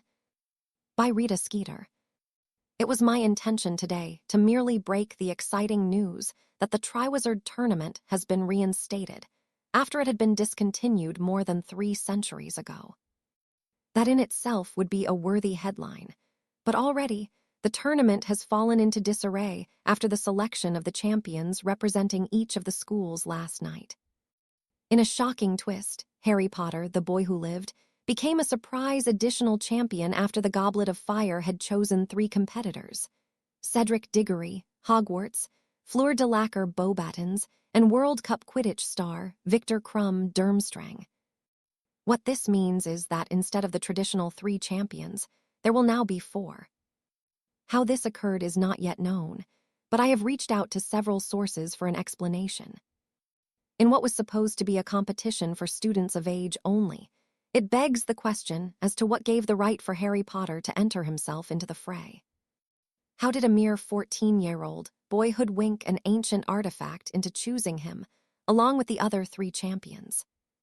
This reporter has made it her personal mission to uncover the truth. "And so it begins," Harry muttered, already planning on how he would deal with the Skeeter woman. "Ignore her, Harry," Ron urged. "Mum always says Skeeter is a nosy old cow who likes to make up lies." "She does," Ginny agreed. "Everything she prints is crap." "But there are idiots who believe it," one of the twins pointed out. "Like the idiots here," Harry said loudly enough so that he could be heard. "Just like this one," Ron grumbled, nodding over Harry's shoulder. Hermione placed a firm hand on Ron's wrist to prevent him standing, and Harry did not need a second guess to know who had approached. "Do you like them?" Malfoy asked with a smirk, pointing to a badge he had pinned to his chest. "Potter stinks," Harry snorted amusedly as he read it. Malfoy nodded proudly, gesturing around the hall to several others who were sporting them. With a tap of his wand, the wording changed. "Support Cedric Diggory, the real Hogwarts champion." "Bloody hell, Draco, are you 5?" Harry asked. "Honestly, what a pathetic attempt." "Entering yourself into the tournament is pathetic," Draco returned. "What, is the fame you have not enough for you now, Potter? Do you have to steal everyone else's?" The Slytherins surrounding him guffawed stupidly, and Harry stood, causing Malfoy to take a cautious step backwards. "You know, you're very amusing, Dragon," he murmured, "but I'm going to give you some advice." Draco scoffed. "I don't need any advice from you, Potter." "Oh, you'll want to listen to this," Harry replied with a grin. "I advise you to collect up all of those badges by the time I finish my breakfast." "Or what?" Malfoy snorted. "Well, every badge I see, I'm going to take it and ram it straight up your arse, and I don't mean that figuratively, Draco. I will shove every single one of them so far where the sun doesn't shine that I'll be able to pull them out of your bastard nose." The students that could hear the exchange gasped at Harry's threat, and Draco looked around nervously. "If you lay a finger on me." "You'll do what?" Harry asked. "You'll run to your father. If I were you, I'd get collecting those badges up.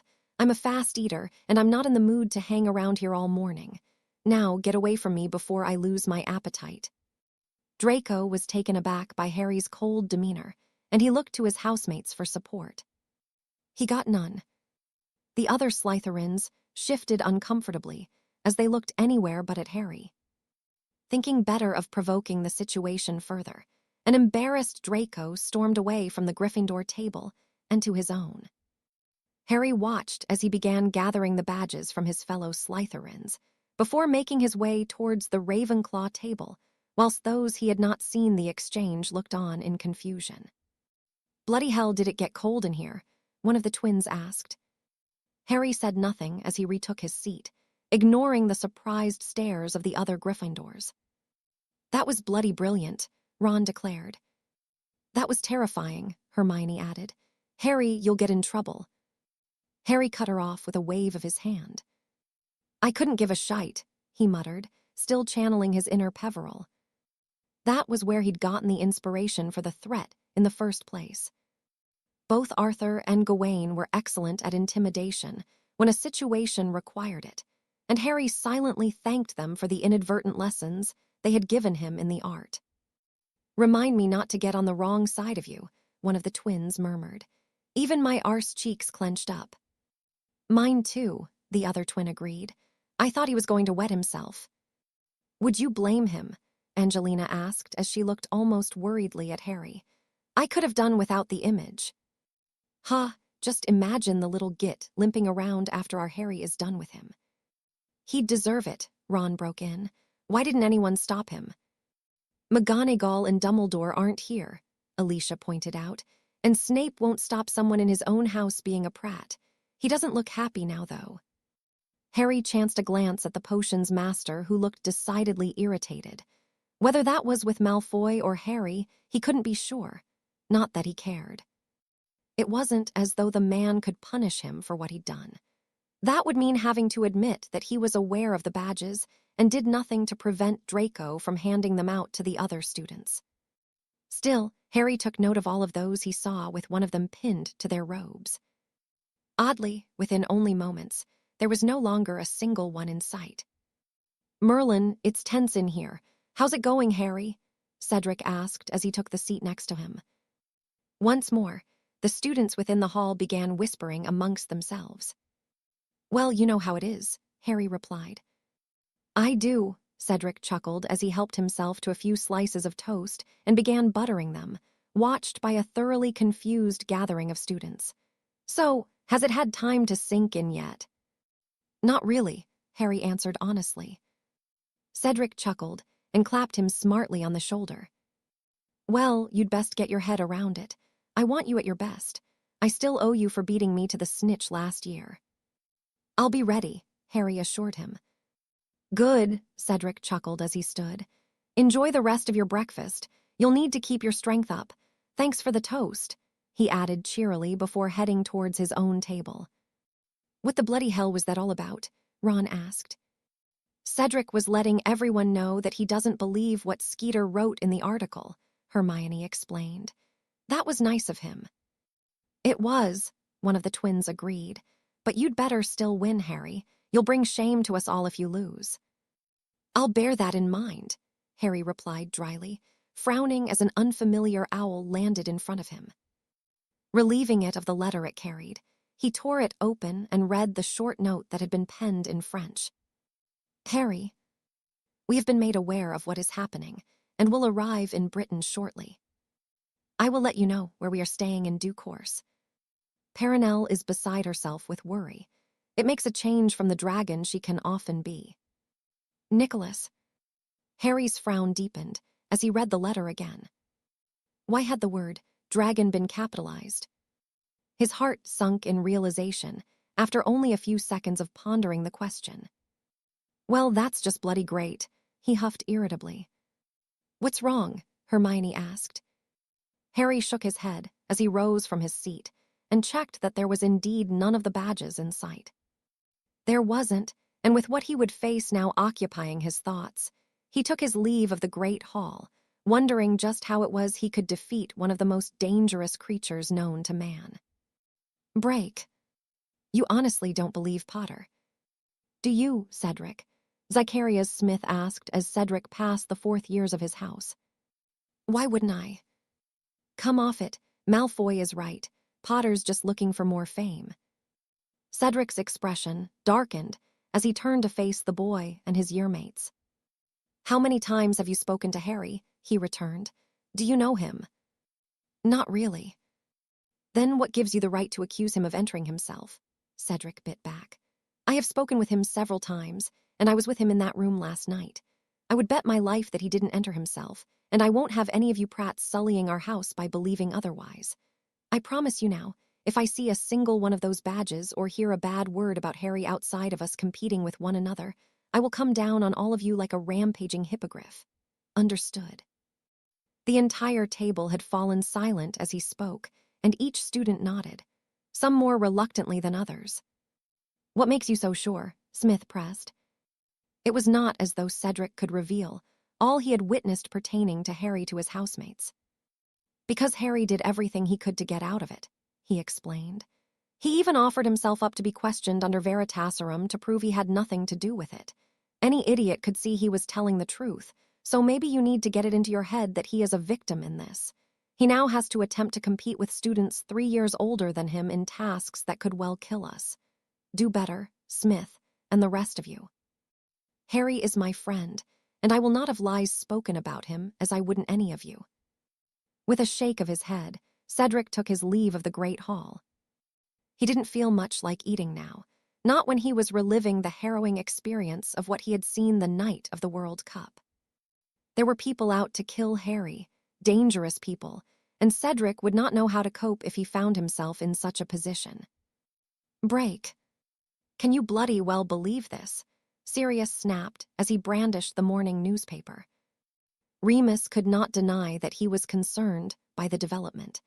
There was not an interaction he'd ever had with Harry that would suggest the boy would wish to have any part of the Triwizard Tournament. No, someone else must have entered his name, but who? "What is happening, Moony?" Sirius asked worriedly. "Dumbledore can't allow him to participate." Remus shook his head. "I do not think he has a choice," he sighed. "Would you like me to speak with him to see what his thoughts are?" Sirius nodded. Being on the run was taking its toll on the already struggling man. He spent his days worrying for Harry and peering out of the curtain of Grimmauld Place to see if the Dementors or anyone who could be deemed magical was watching the house. Not that they could see it, of course. Grimmauld Place was likely one of the most protected buildings in the entire country, and yet Sirius struggled day in and day out being here.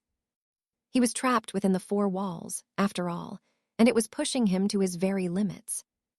The latest revelation regarding Harry would not help, and Remus truly began to worry that his oldest friend would do something foolish. He would mention it to Dumbledore. Maybe the man would have a suggestion to keep Sirius busy beyond spending hours in the library every day reading up on the magic of his family. Break. A dragon's vulnerabilities vary from breed to breed. I use the word vulnerabilities purposely instead of weakness, because such a beast truly has none.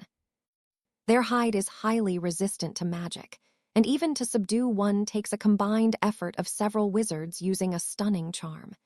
It would be ill-advised to attempt this alone. Dragons are creatures of fire, so they can be slower in a colder climate, but not so slow that it would be much of an advantage. No, there is no advantage to any single witch or wizard if faced with any dragon, though some are considered deadlier than others. My advice would always be to flee. A relationship can be formed with a hatchling and will carry through to maturity, though this is rare and takes considerable dedication. Should you find yourself in a life-or-death situation and unable to flee to safety, then a last resort would be to aim for the eyes with a debilitating spell. It will serve more of a distraction than give you victory, however. Every breed of dragon possesses an excellent sense of smell, can fly faster than all known methods used by magical folk, and have the advantage of considerable range with their flames. Bloody hell, Harry groaned as he discarded the book the room had provided. It was a little dated, but he would not rely on the slim possibility that he could outfly a dragon, even on his firebolt. No, he needed to come up with a way to subdue the creature. He doubted that he would be expected to kill a dragon, but subduing it was certainly within the remit of what a champion could be asked to do. How could he possibly subdue a dragon if his spells would have little to no effect on one? He needed to think, and remaining within the room was currently not helping him. Firebolt. It had been a number of days gone by since he'd flown, and right now, with so much burdening him, he could certainly the escape. Checking the map after he had wrapped himself in the cloak, he saw that most of the students were in their common rooms, waiting for dinner to be served.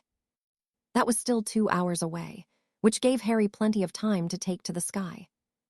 Exiting the room on the 7th floor, he did his utmost to forget about what was to come and made his way towards the Quidditch pitch.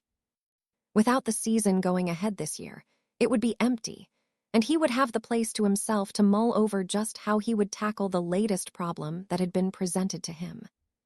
Break. Victor was rather fascinated by Hogwarts. Every fire in the castle was lit at all times, and it felt welcoming, much more so than Durmstrang ever had. His own school resembled more a fortress than a place of education, and it was often a cold, dreary establishment. Still, it was his home away from home, and Victor would have it no other way. Already, he had visited the library and wandered through the halls of the castle until he had gotten quite lost. Fortunately, a friendly enough ghost guided him back to the entrance hall. It was in the library that he overheard some of the students discussing the selection of the champions, and Victor learned more about his most curious competitor.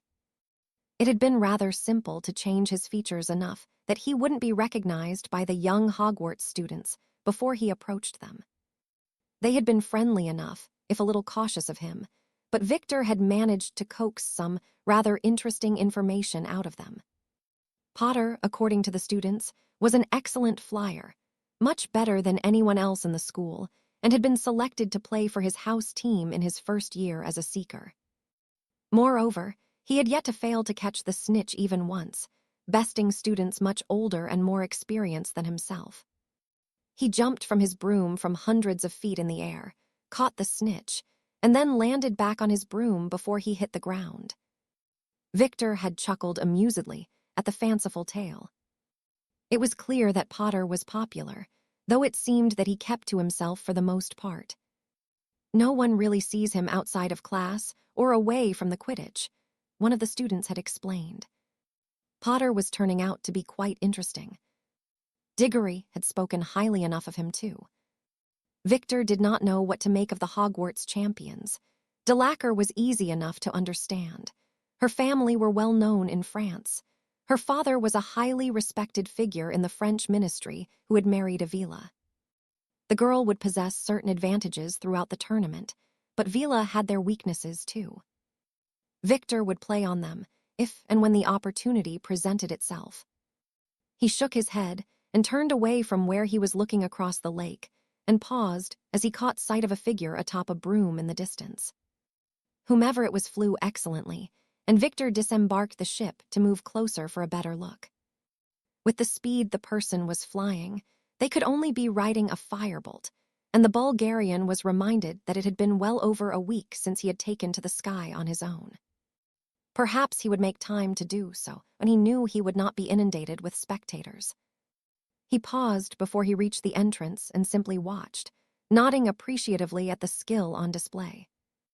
It wasn't until the rider climbed to a height that would make even some of the most seasoned flyers wince that Victor realized who it was he was observing.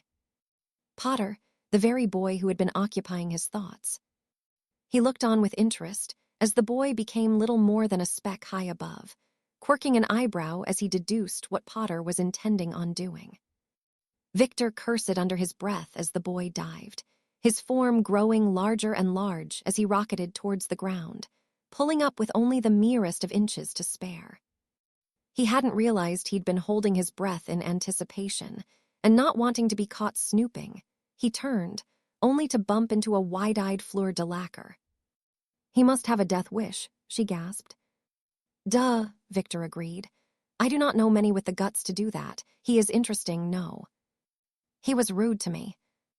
Victor shook his head. "They speak highly of him here. He is a talented student from what I have learned." De Lacquer pursed her lips. "Not as talented as me," she replied. Victor frowned at the girl. It was that level of ignorance that would see her lose the tournament. Victor did not doubt that she was talented, but she lacked humility. The tournament would teach her that before it came to an end. Of that, he had no doubt. "I think he will surprise us all," he murmured. "Maybe," De Lacquer conceded reluctantly. "And maybe you should apologize to him," Victor urged. "You were rude to him before he was rude to you. Where I come from, that makes you wrong." "I did nothing wrong." Victor shook his head. "You called him a little boy, and it is you acting like a little girl," he pointed out before making his way back towards the ship. Victor had met many girls just like her. De Lacquer was spoiled and used to getting her own way without facing any consequences. That would indeed change in the coming months. With what he had learned of the tournament, the one thing Victor Crumb was certain of was that it would change them all in their own ways. "We cannot simply allow them to sit amongst us," Constantine Malfoy said irritably. "They're morally different to us. You see the world we exist within. Muggles are bloodthirsty and imperialistic. We are not. Our beliefs do not align with one another." "So, you would exclude someone because of their parentage?" Lord Smith questioned. "The suggestion is not to allow Muggles to take up seats amongst us, but magicals who are born to them." "It is not based on their parentage, Smith, but the culture from which they come," Malfoy elaborated. Until the age of 11, they are raised by Muggles. Most attend Hogwarts, and then split their time between our world and the one they were born into. They possess magic, but in their hearts, the Muggle world is their home. They do not ingratiate themselves fully into our way of living, and that could prove to be a threat. It is not about prejudices, but about preservation. Our world is better governed by our own kind. Those within the chambers of the Wisengamot began talking amongst themselves, and though Harry could not quite believe he was thinking it, Malfoy made a valid and compelling point. It was clear that the signature blonde hair and blue eyes was a powerful, physical trait of the family. Both Draco and Lucius resembled Constantine quite uncannily. "I say we cut the crap and tell it how it is," another man grunted as he stood. "They have no business being here. Our country and way of life was founded by the ancestors of all of us in this room. It is no place for the Muggle filth. They may possess a semblance of magic, but it is weaker than ours. Ours is pure, strong, and virile. Salazar Slytherin knew this. That is why he left the school when it became a haven for inferior beings." "He left the school because he acted like a child," Smith countered. He could not face that the other founders disagreed so wholeheartedly with his bigotry. It is no secret that it has remained firmly in his descendants, is it, Gaunt? Gaunt. Harry looked at the man carefully, frowning as he saw no resemblance to Mallory. This Gaunt was rather unkempt, his bared teeth yellow, and his eyes a dirty brown that lacked any sign of warmth of wit. Looking towards his hand, Harry's breath hitched in his chest. The stone. There it was in plain view of all, sitting in the housing of an intricate gold ring. Did this Gaunt know what it was? Harry shook his head. No, if he did, he would not wear it so brazenly. It would only take one person to recognize the stone for what it truly was for the man to be murdered and be relieved of it. Gaunt laughed. "If the truth is bigotry, then consider me such," he replied with a grin. Aggro Gaunt. Harry had never heard of him, but being within the vision of Percival Potter granted him that knowledge, even if his great-grandfather several times over remained silent within his seat. Most were wary of the Gaunts. They had a propensity for violence and were rather adept at it. It was the only reason they were not called out for their incest or investigated for their alleged involvement in Muggle hunting. Of course, those within the room were well informed of it, but it would be all but impossible to prove.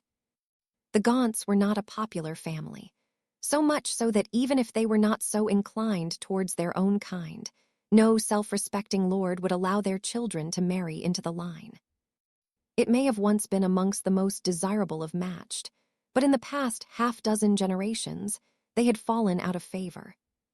When Aggro finally passed on, it was likely his son would not be allowed to replace him on the Wisengamot. Whomever the minister was at that pivotal moment would not be able to ignore the transgressions of the family any longer. "Come, Lord Gaunt, let this not become something personal towards them," Malfoy urged. "We should be sticking to facts and not personal feelings on the matter."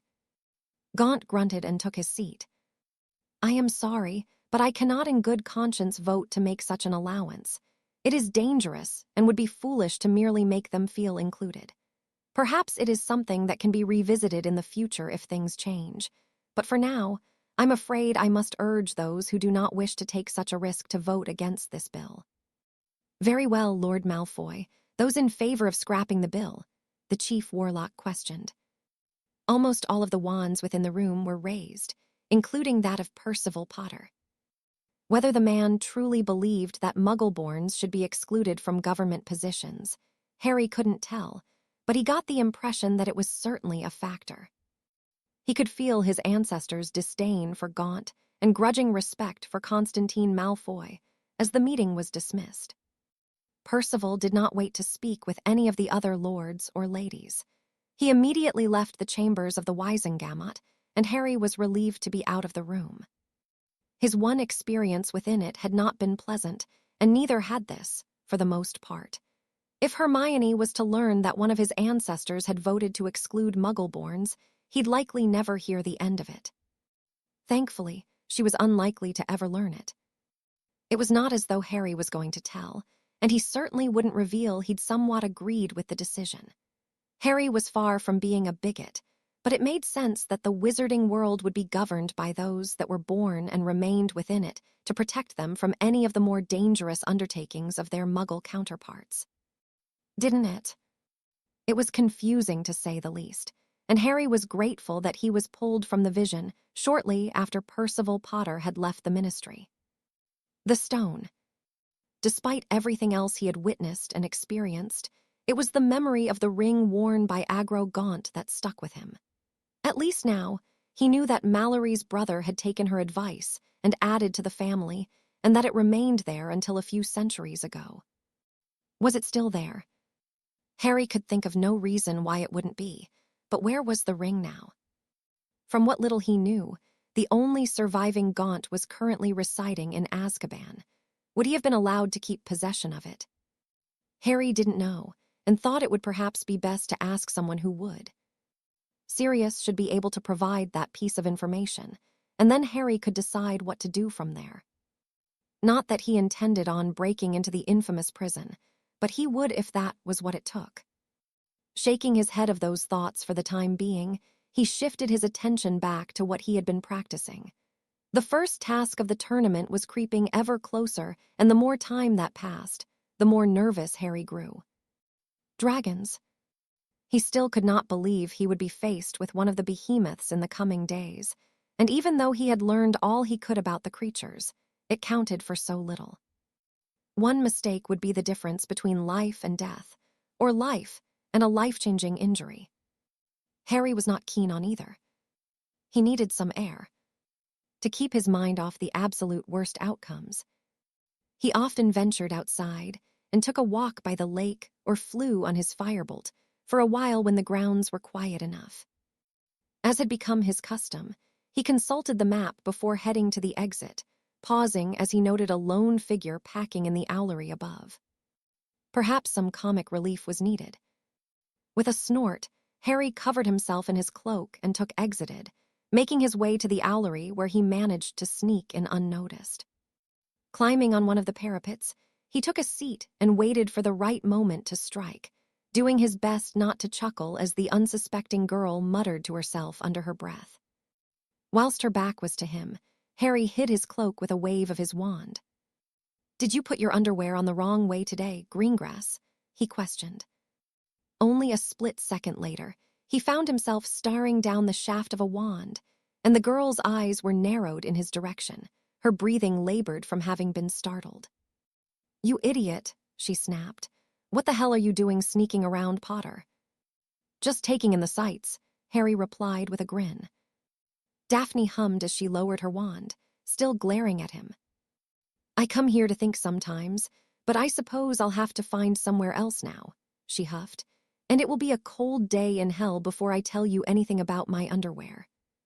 "Well, the French lot would call this hell. All they do is moan about the castle, and it is cold," he pointed out. Despite her best efforts not to, the corner of Daphne's lips twitched in amusement. "Just shut up," she grumbled irritably. It wasn't as though they were friends. They interacted civilly enough, and Harry was grateful for the help she had given in getting Buckbeak off the hook. Occasionally, they still spoke in runes, but never out of the classroom. "So what's bothering you?" Harry asked. Daphne looked at him questioningly before sighing. "Well, you might actually be able to help me with this," she conceded. "You do owe me a favor." "Do I?" "You know you do," Daphne returned, her eyes narrowing once more. For someone so strikingly beautiful, she was not the friendliest of people. More often than not, she looked upon others almost disapprovingly, and a scowl firmly in place. Harry had learned she was rather aloof and kept mostly to herself to avoid the unpleasantness of her housemates. "Fair enough. What can I assist you with, Miss Greengrass?" Daphne tutted at him as she removed a roll of parchment from within her robes. "I can't figure this out," she explained as she pointed to a set of runes that had been carefully etched into the page. Harry accepted the parchment with a frown and began reading through it. The runes were of Middle Eastern origin and were particularly difficult to translate as many were similar to others. It was one of the more confusing arrays that Harry had seen, and as he read through Daphne's notes, he almost missed the mistake she had made. In truth, he only noticed it because he had made the same error. "This one," he explained as he pointed to the offending rune. "You've translated it as enlightenment instead of just lighten." Daphne blinked as she reread her work and shook her head. "That's it?" she asked irritably. "That's it," Harry confirmed. Daphne hummed as she took the parchment back.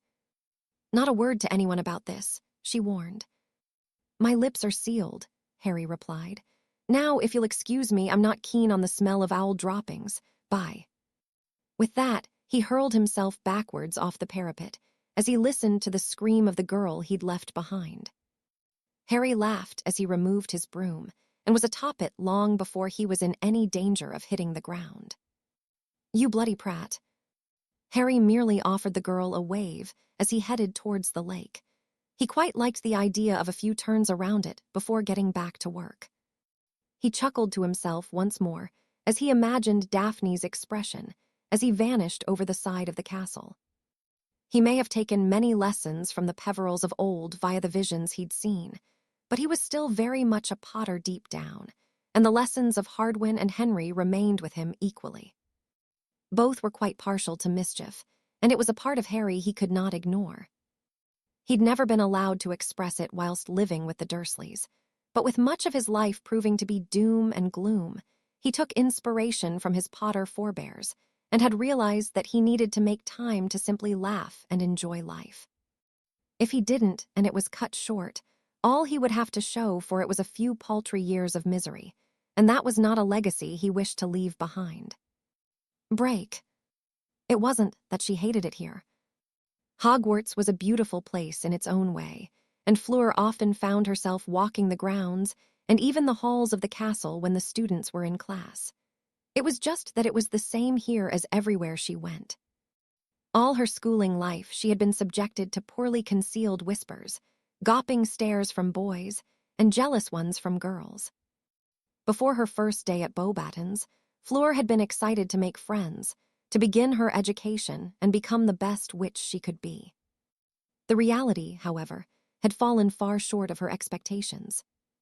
Few wished to befriend her out of petty envy, and others simply did not wish to mix with her for what she was, even if the blood of her father was just as prominent as that of her mother within her. To others, it didn't matter.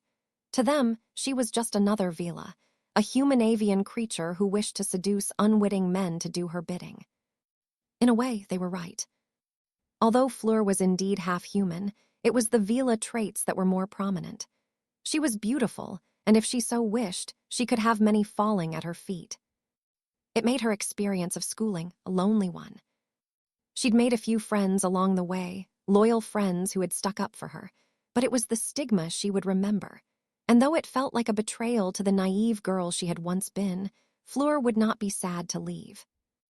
In truth, she had expected nothing less from those at Hogwarts. Britain did not have a Vila colony, so to the natives, she was something of a commodity, but Fleur had prepared for that. She was here for the tournament. Nothing else mattered, and it would only be for a number of months until she could return home. As she'd hoped, the goblet had chosen her and presented Fleur with the opportunity to prove that she was more than just a Vila. She was a talented witch, and her showing throughout the tasks would demonstrate that, even if already the event had been tainted.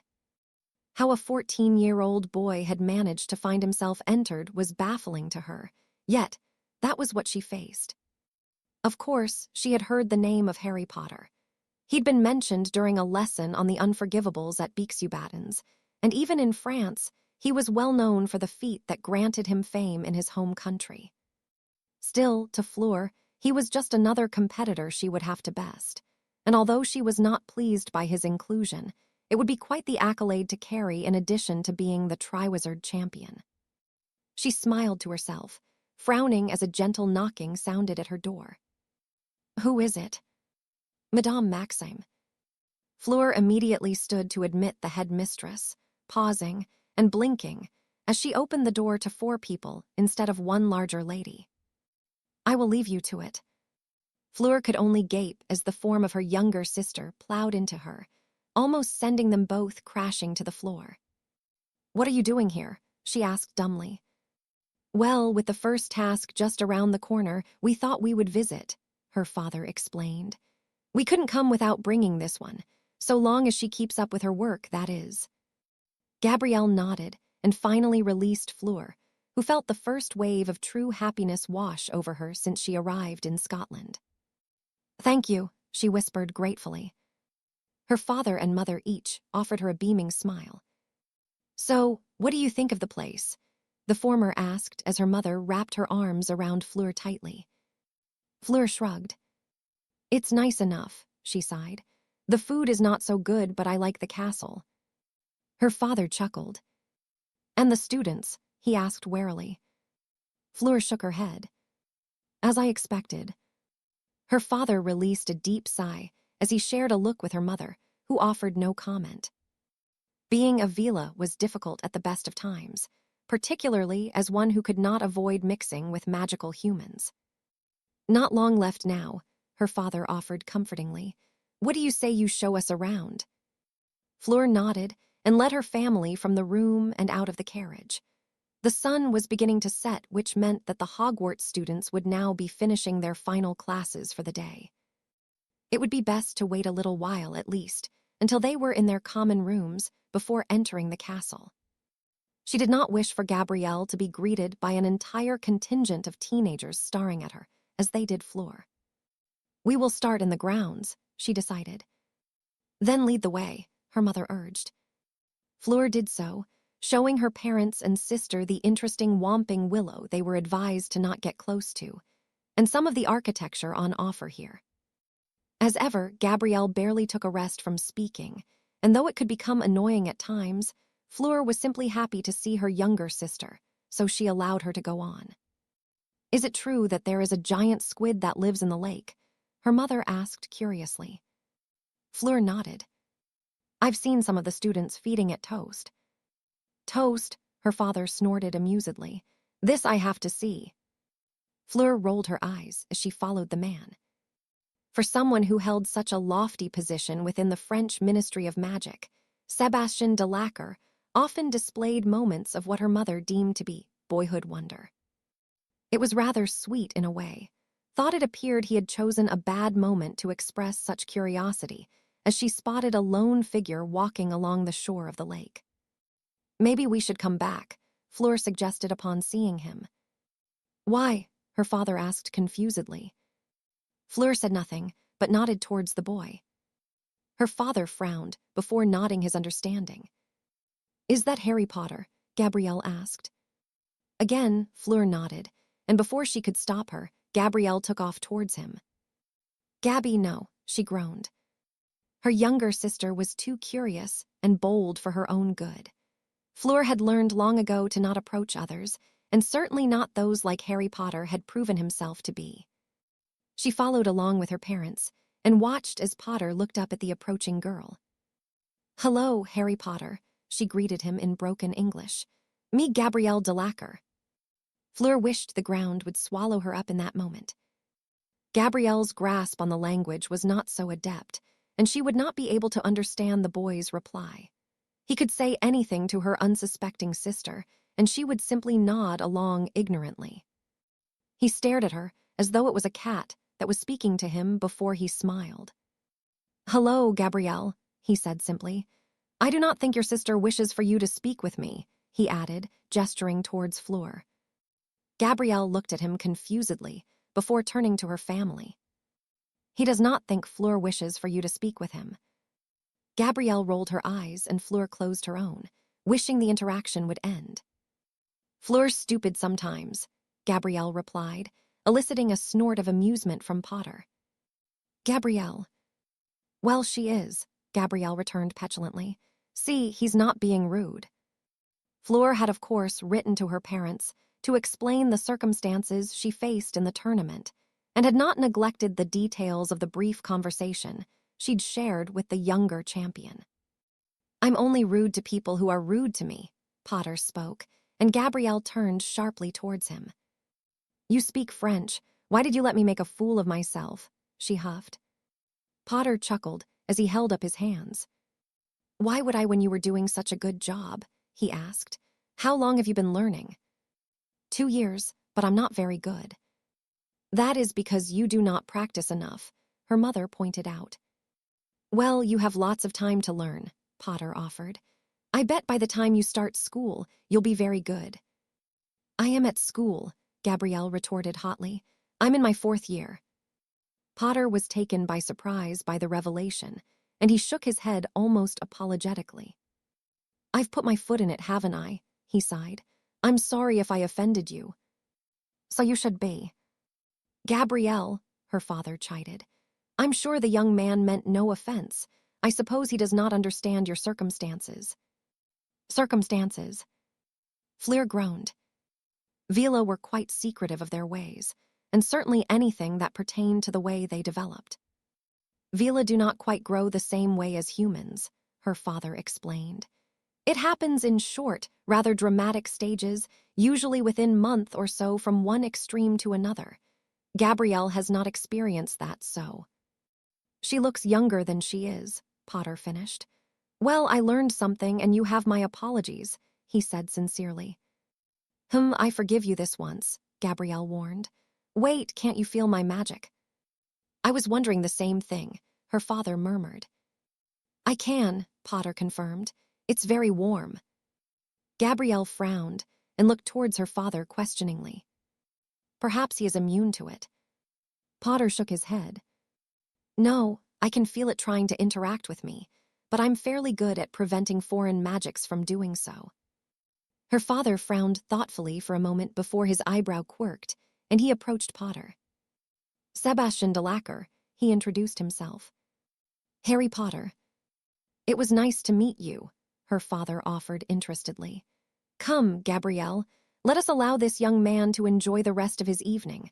I'm sure he will be happy to talk with you again if your paths cross. Gabrielle pouted, but did as she was bid after waving enthusiastically to Potter. Fleur was confused by the entire interaction, but waited before they were some distance away before broaching the subject, though it was her mother that beat her to it. Sebastian, she pressed. Her father nodded as he continued to frown. What an interesting young man, he mused aloud. I would not underestimate him if I were you, Fleur. Fleur tutted irritably. She was tired of hearing the same words from different people. Do not let your ego be the cause of your downfall, her father said sharply. I expect the boy will be your toughest competition, unless Crumb and Diggory have something particularly special to offer. What makes you say that, Sebastian? Her father smiled knowingly. He is an incredibly advanced practitioner of the mind arts, he revealed. He is not immune to your magic, but is able to resist it. The mind arts, Gabrielle asked curiously. It is a branch of magic that offers many benefits. It can be used to shield your mind from those that would wish to damage it or trawl through your memories, and even imitate real emotion for certain kinds of magic. It is an exceptionally powerful tool that he has put much effort into. I suspect he could probably tell if someone was lying to him throughout a conversation. What does that have to do with anything? Fleur asked. Her father paused before they reached the steps of the castle. Because if he has put so much effort into such an obscure branch of magic, just think of how much he has put into the practical application of others, he urged. Fleur was not entirely convinced, but she could not help but think that her father could be right. There was something rather different about Harry Potter, and if he had managed to equally surprise and impress her father, it was undoubtedly something Fleur should pay attention to. Break. It wasn't until he as in potions the very next morning that Harry pondered how truly odd the conversation with the de Lacquers had been. He'd known immediately that the man who introduced himself as Sebastian had attempted to get a measure of him. He'd been polite and respectful enough, but he'd hidden his intention rather poorly. Gabrielle, the younger sibling that Harry had mistaken for a little girl, had seemed to be innocent enough.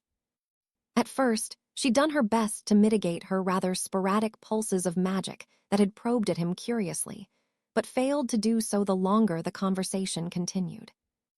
Perhaps she no longer felt the need to when she realized that it was not impacting Harry, or she merely forgot to continue doing so.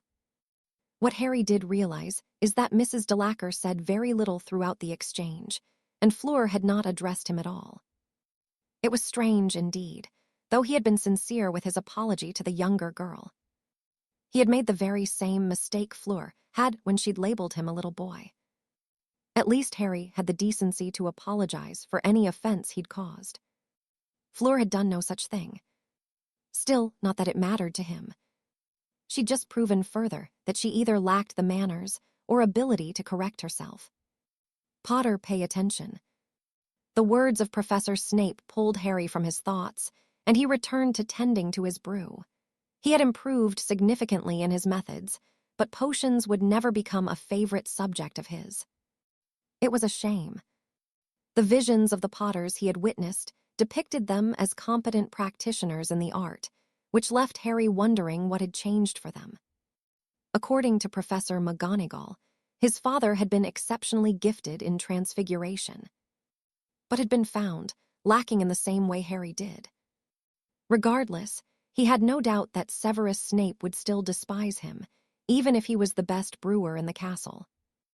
"Excuse me, Professor Snape," a timid voice called from the door. "What is it?" "I'm here to take Harry Potter to meet with the other champions, sir." Snape's jaw tightened as he glared at Harry.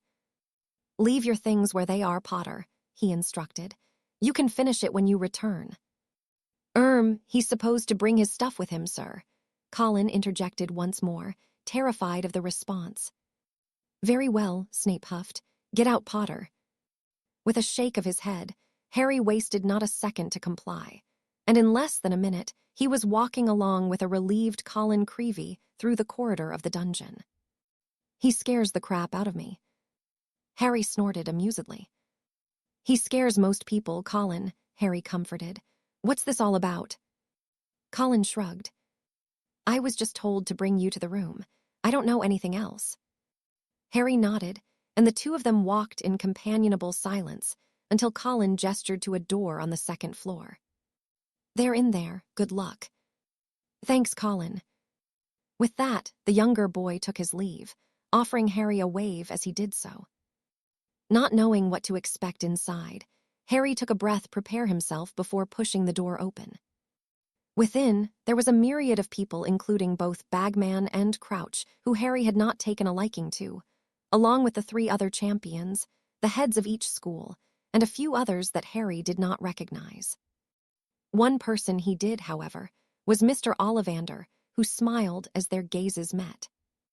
"Ah, now that everyone is here, we can finally begin," Crouch grumbled, shooting Harry a look of disapproval. "What's this about?" Harry questioned. "The weighing of the wands, boy," Crouch answered irritably. "It is a ceremony to ensure that your wand is in full working order," Dumbledore explained. "It is a tradition of the tournament." Harry nodded his understanding. "You may proceed when you're ready, Ollivander," Crouch instructed, making his way to the other side of the room so that he wasn't near anyone else. He was a strange man and not pleasant to be around, though Harry chose to focus on the rather excited wandmaker as he called Crumb forward. "Ah, a Gregorovitch creation," Ollivander declared interestedly. 10 inches, hornbeam, and with a dragon heartstring core. I expect this was one of his last before he took his well-deserved retirement." Crumb merely nodded in response as Ollivander checked the wand over. "It is in fine condition," he informed the judges before flicking the wand, causing a flock of birds to explode from the end. With a satisfied nod, he handed it back to Victor, who returned to Karkaroff's side. "Miss Delacour, if you would." The Vila walked confidently towards the man, handing over the wand, and waited for his verdict. Ollivander accepted it, holding the length of wood gently before his eyes widened. 9 inches, rosewood and dear me. A hair from my grandmother, Fleur announced proudly. Ollivander hummed as he gave the wand a deep going over.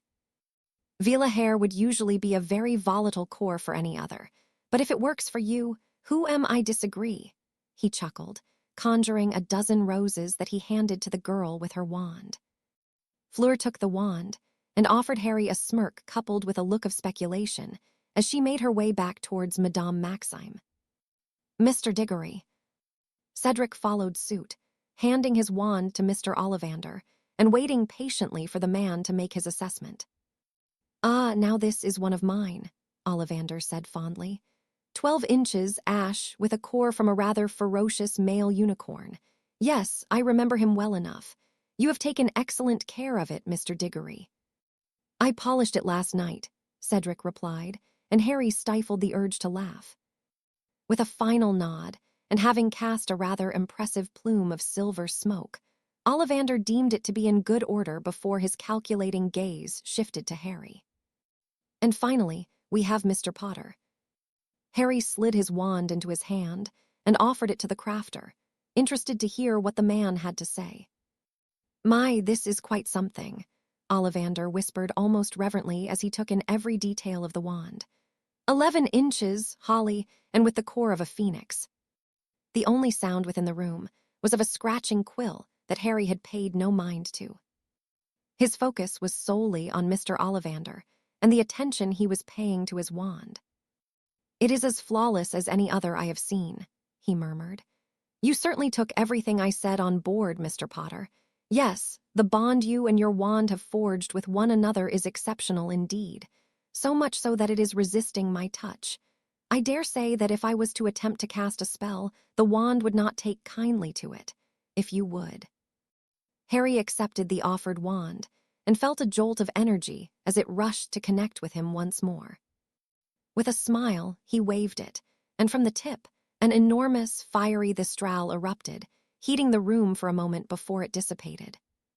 "Excellent," Ollivander cried jubilantly.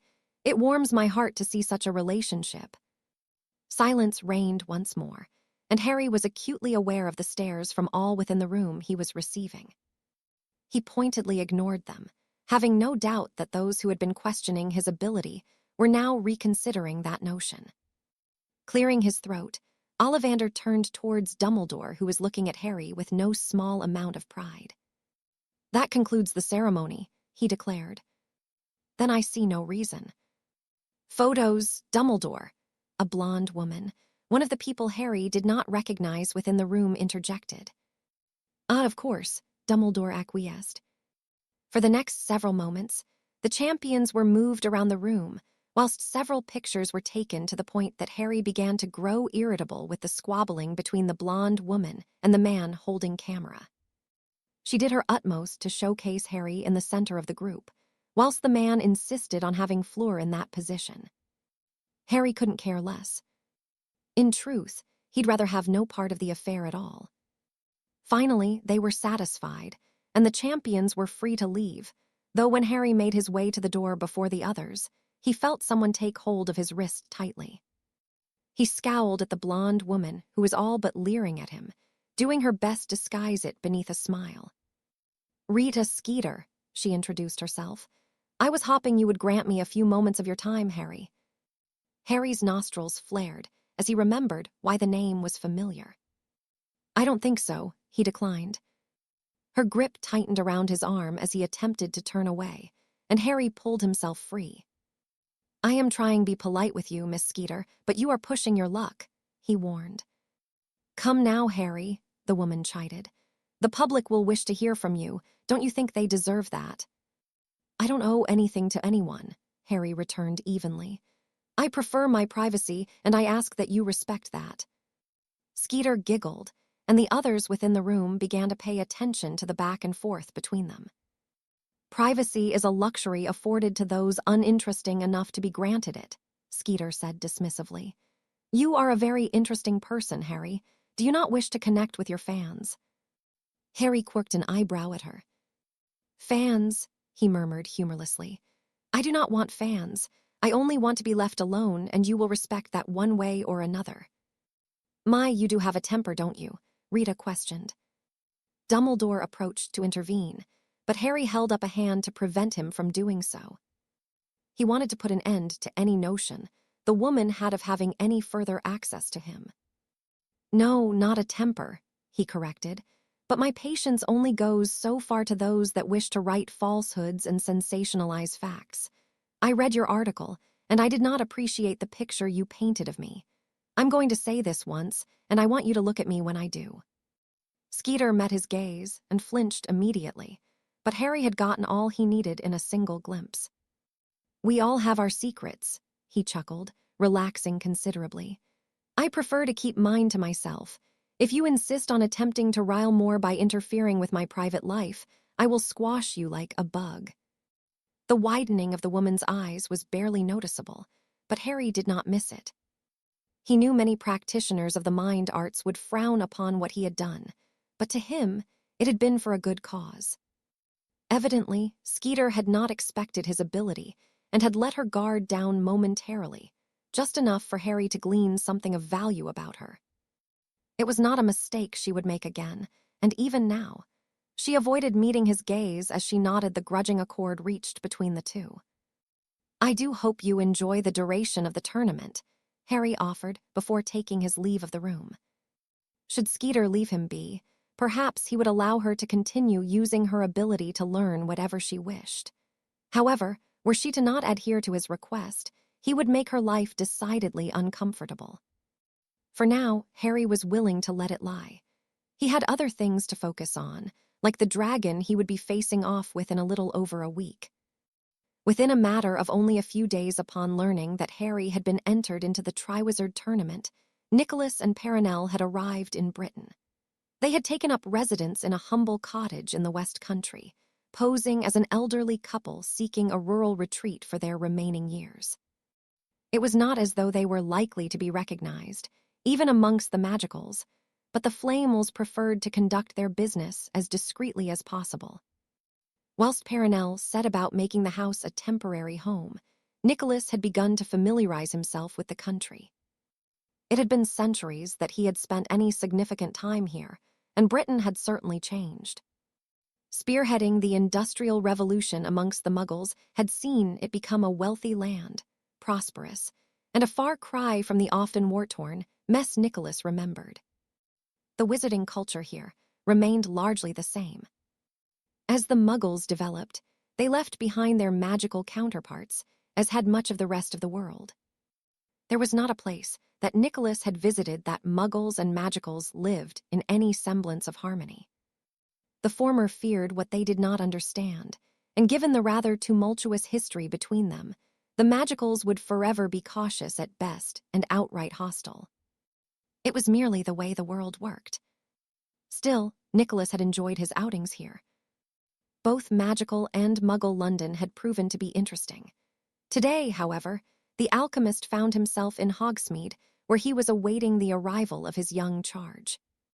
He was deeply concerned for Harry, as was Perenelle, and how he was coping with the prospect of the arduous task ahead of him.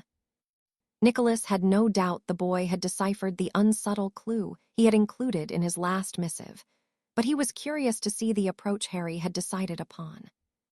Tangling with a dragon was a foolish undertaking indeed, and yet Nicholas was in no doubt that Harry would have devised a way to do so. Whether it was safe or not was another question. However, how much could someone mitigate such a significant threat to them? Nicholas did not know. Other than his work with the blood of the creatures, they were far beyond his realm of expertise. Harry would find a way. He always did. Nicholas raised an eyebrow as a young man he did not recognize entered the room he had rented in the Three Broomsticks and shook his head as Harry revealed himself. "Your transfiguration skills are rather exemplary for your age," he praised. "You're already working on disguises." Harry nodded as he took a seat on the sofa. "You never know when it will be useful." "Like now," Nicholas chuckled. "None are aware you are here." "No." "Good," Nicholas declared as he eyed the boy. Given the circumstances, he looked well enough. Harry did not appear to be losing sleep nor neglecting his food. "Please tell me you have found a way." "I have," Harry confirmed with a sigh. "It's not foolproof, but it will show them that they shouldn't underestimate me. You know, Perenelle will be furious if you do something stupid." "Being within 100 feet of any dragon is stupid," Harry pointed out. It is, Nicholas conceded. Well, we will both be there. Perenelle is fretting, of course. Harry nodded his understanding. I didn't enter myself. I never thought for a fleeting moment you did, Nicholas assured him. You have a proclivity towards taking risks, but the tournament provides you with nothing. But somebody did enter you, Harry, and I implore that you tread carefully. I am, Harry promised. I'm trying to figure it out, but it all leads back to one person, no matter who put my name in the goblet. But they are the immediate threat, Nicholas said firmly. They are, Harry agreed, but they won't personally hurt me. Voldemort will want to kill me himself. If he doesn't, there will always be that question mark over his legitimacy. Nicholas hated to admit it, but Harry was right. Are you familiar with the Delacour family? The boy asked. Nicholas frowned as he nodded. Not for some time now, but they are a well-respected family in France. I believe there have been a minister of magic or two with that name. Why? One of the champions is a Delacour, a Vila, and I met her father. He attempted to use legilimency on me. He did what? Harry held up a hand to calm Nicholas. Not aggressively, he explained, but he definitely tried to read my surface thoughts. Nicholas cursed in his native tongue. What did he say? Nothing, Harry answered simply. I already had my guard up when I was approached by them, well, the younger sister of the champion. Nicholas hummed unhappily as he pondered what little he knew of the Delacours. Did you say Avila? Harry nodded. Mr. Delacour's wife is Avila, as are both his daughters. Interesting, Nicholas mused aloud. I expect that would have been quite the talking point. A man from a prominent family marrying a Vila. Is it frowned upon? Not as such, Nicholas replied carefully. Vila are quite accepted as living among the magicals in France, but are treated with caution by most and contempt by others. Their reputation is unwarranted. For the most part, they keep to themselves to avoid allegations being leveled at them. I do not believe I need to explain the nature of these allegations. No, Harry confirmed. I have experienced the effects for myself. But you are able to fend them off. Harry nodded. It was not easy with 3 of them so close, he admitted. Nicholas smiled. I do not believe the Delacours would use their abilities in such a way, he assured him. Being as one of them married into a highly respected family, I expect they do all they can to avoid drawing that kind of attention to themselves. I think you're right, Harry replied. I was just curious. I've seen how Fleur is treated even by her classmates. It is the plight of being a Vila, unfortunately. Now I will be keeping a close eye. I've not heard anything that causes me concern, which is concerning in itself. If Voldemort is indeed behind this, then he is doing so with the utmost care. I can only guess what his intentions are, but for now, you must remain vigilant. Harry chuckled as he stood. You sound like Moody. Moody? He's our defense professor, Harry explained. He used to be an Auror and is as paranoid as anyone I've met. He sounds like a smart man, Nicholas murmured. You would do well to be like him. Harry nodded. I don't have a death wish. I'm doing all I can to stay as safe as possible. That's all I ask of you, Harry. The boy offered Nicholas a smile before reapplying his disguise and taking his leave of the room. Despite the assurances, the entire situation continued to irk the alchemist. Something was afoot, and not knowing what it was bothered the man deeply. He needed to ponder just what possible outcomes Voldemort was hoping to achieve from this, and what part Harry is expected to play. Break. Ron had been bitterly disappointed at the announcement that the Quidditch season would not be proceeding this year.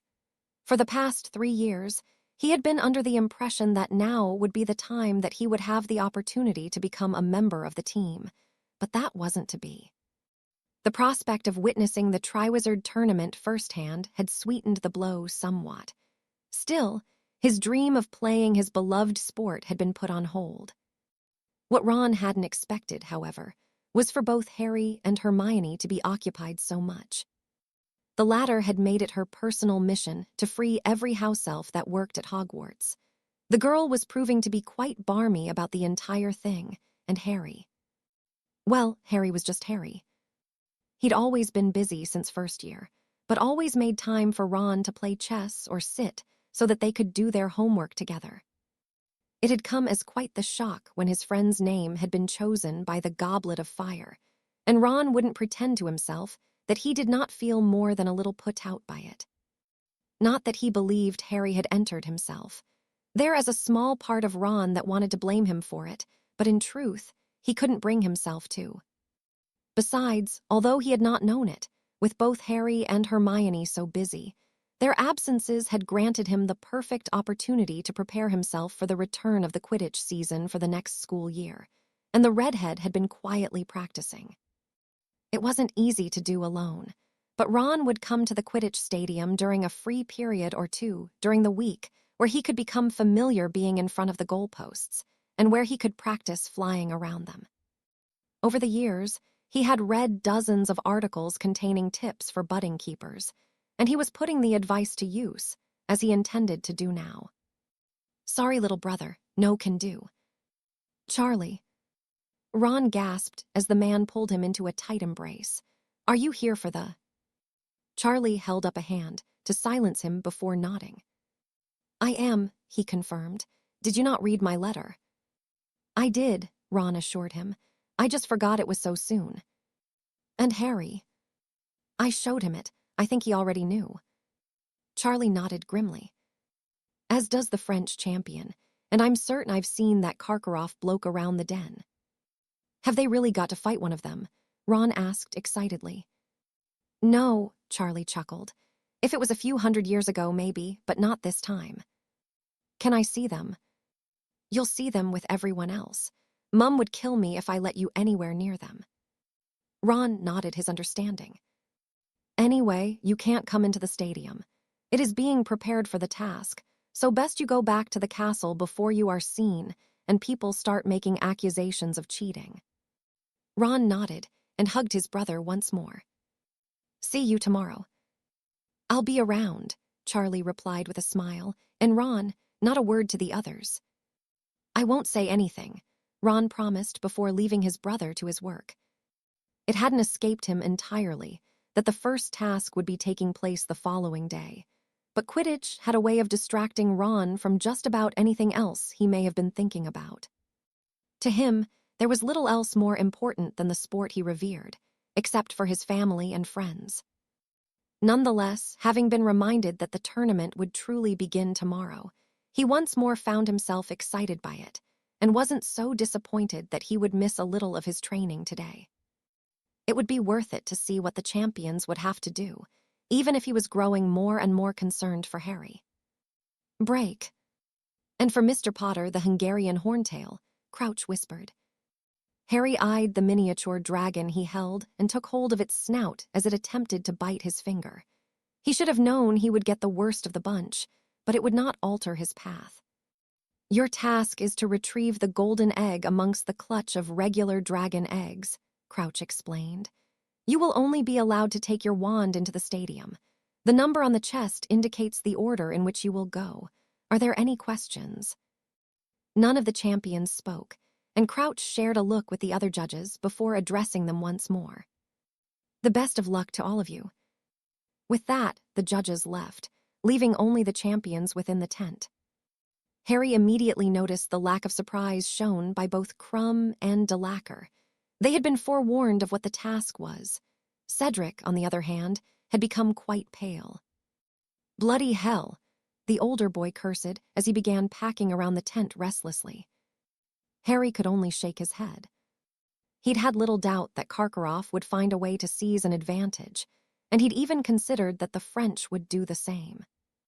Cedric was very much a fair player, and that had come back to haunt him. So only Cedric didn't know, Harry mused aloud.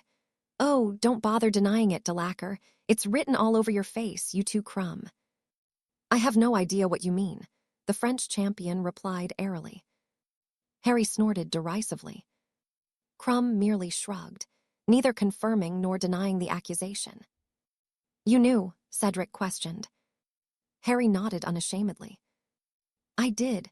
Cheating is something of a tradition, and neither Karkaroff nor Maxime want to lose. Cedric could only shake his head, as he continued to tremble with fear. The short snout has thick hide and shoots flames from its nose, Harry sighed, taking pity on the older boy. It's not so fast and is distracted easily. You'd be best to distract it and get in and out fast with the egg. Cedric looked at him questioningly. I don't fancy seeing you die, Diggory, Harry chuckled humorlessly. Cedric nodded gratefully and clapped him on the shoulder. You know, I was hoping I'd be able to outdo you in this after Quidditch last year, he huffed good-naturedly. There's always the next task, Harry pointed out. There is, Cedric agreed. Thanks, Harry. I hear you are very good at Quidditch, Harry Potter, Krum spoke, his accent thick yet it did not mask his curiosity. He'd probably give you a run for your galleons, Cedric answered. Krum laughed heartily, an odd sound from someone usually so surly. I would like to see it, he declared, especially if you jump from your broom to catch the snitch. One of the Hogwarts students said it was more than 200 feet in the air. Fleur scoffed at the very thought. It was, Cedric confirmed before Harry could speak. It was in his first year too. He's completely insane. Krum's busy eyebrows rose in surprise, and he nodded appreciatively. That is crazy, he murmured. Maybe we will one day play together, duh. Maybe, Harry agreed. Before the conversation could proceed, they were interrupted by the voice of Ludo Bagman addressing the crowd within the stadium. Ladies and gentlemen, the time has now come for the first task of the Triwizard Tournament. The audience cheered their approval, and Bagman had to speak over them. The task is as follows. The champions must retrieve the golden egg hidden amongst the others, but they will not be alone. Keepers, if you please. A loud roar caused the ground beneath their feet to tremble, sobering each of the champions as the reality of what they would face truly set in. The crowd had fallen oddly silent, and Cedric was once again pale. First to take on the challenge is Mr. Cedric Diggory of Hogwarts. Good luck, Cedric, Harry offered. The boy evidently could not speak and offered only a nod in response before taking his leave of the tent to face what was waiting for him. The commentary that followed was rather ominous as Bagman gave a play-by-play without revealing much of what Cedric was doing. Oh, that is going to be sore. Wait, he might have it. Yes, Mr. Diggory has retrieved his egg in a little over 23 minutes. Well done, Mr. Diggory, well done indeed. For several moments, only the roars of the dragon could be heard until it fell suddenly silent, replaced by another beast shortly after. Next to face their dragon is Miss Delacour of Beauxbatons. Although she did her best to hide it, Fleur too was a nervous wreck as she exited the tent, leaving Harry alone with Krum, who was growing more nervous by the minute. Are you more nervous now than you were for the final? Harry queried. Now, Victor murmured. Nothing in the final was going to light me on fire. True, Harry chuckled. You do not seem nervous at all, Krum replied with a scowl. Harry shrugged in return. He was nervous, more so than he had ever been in his life, but his breathing exercise and keeping himself scented was helping greatly. He was acutely aware that he would soon be facing off with a monster, but he had planned for it, had played every possible scenario over in his mind. At worst, he would be killed, though it would likely be quickly. Dragon fire would reduce him to little more than a pile of charred bones in a matter of seconds, and the claws would all but tear him clean in two. There were certainly worse deaths to endure, though Harry didn't find any appealing, not when he had so much left to do. And yes, Miss Delacour has retrieved her egg in a little over 18 minutes. That was very well done. You're up next. Krum nodded and began packing similarly to how Cedric had, and Harry suspected the Bulgarian was now keen to get it over with. Our penultimate competitor is Mr. Victor Krum, representing Durmstrang, Bagman announced around 10 minutes after Delacour had retrieved her egg. Krum left silently, and Harry released a deep breath. He couldn't decide if going last was a blessing or a curse. Regardless, he felt the weight of the moment bearing down on him, and as Ignatus had throughout his life, Harry closed his eyes as he kneeled in the corner of the tent. He was not one for prayers for the most part. Vernon had been very much against any types of religion, but in this moment, Harry felt the need to do something other than pace tirelessly until it was his time. "I don't know what to say other than I hope you can watch over me," he whispered. "If fate is my enemy, then you are my ally. I am turning to you as Ignatus, Cadmus, and Antioch did. Come death, come." It was an odd sense of calmness that washed over him as he spoke. Although the fear was still very much present within him, Harry felt somewhat better with the thought that death would be in his corner. "Crumb has done it," Bagman declared, pulling Harry back into the moment. "My, that was impressive." Not knowing how long he had until his name was called, Harry reverted back to his breathing exercises, seeking solace within his own mind. It could only have been mere moments that he focused on the deeds of his ancestors before he heard Bagman speak once more. "And now, finally, it is Mr. Potter's turn to take on his dragon." The roar that punctuated the announcement was the loudest and most ferocious yet, and Harry knew the task ahead of him was indeed a monumental one. Steeling his resolve, he drew his wand as he exited the tent and made his way through the tunnel where once more he would confront fate in what seemed to be an endless attempt to see to Harry's end. Break. Cedric winced as his burnt skin pulled tightly from the effort of looking towards the door upon Crumb entering. He too had not escaped his tryst with the dragon unscathed and limped towards one of the other beds. Madame Pomfrey tutted as she cut away the Bulgarian's robes, revealing a significant burn of his own. "Hurts, doesn't it?" Cedric snorted. Crumb grunted, nodding his agreement. Still, it could be worse. Had Cedric not anticipated the gout of flame from the short snout's nostrils, his injuries would certainly have been more significant. Delacour had suffered only minor burns, but had not spoken a word since she'd arrived in the medical tent. Her eyes seemed to be haunted, and she seemed to be questioning her decision to enter the tournament. Cedric had undoubtedly gotten the worst thus far, though Crumb's leg looked as though it had been barbecued. "There," Madame Pomfrey declared once she had finished applying the burn salve. "Thank you," Victor muttered as he surveyed the damage. "That will scar." "Probably," Cedric agreed. "At least you still have your leg." Crumb allowed a rare smirk to grace his lips, and Cedric stood as he heard the crowd cheering once more. He wanted to see for himself how Harry would perform, even if he knew it would be difficult to watch. Regardless, he could not sit still any longer, and he exited the tent, swallowing deeply as he took in the sight of the dragon awaiting the youngest champion. "Bloody hell, it's massive," he whispered. "Duh," Victor agreed. Cedric had not been aware of the other boy following him, nor did he expect to see Delacour arrive only seconds later. "It is a monster," she declared. Cedric nodded and watched the entrance to the tunnel that Harry would emerge from. At first glance, he appeared to be relatively calm, and Cedric frowned as the klaxon sounded and Harry set to work. "What is he doing?" Victor questioned curiously.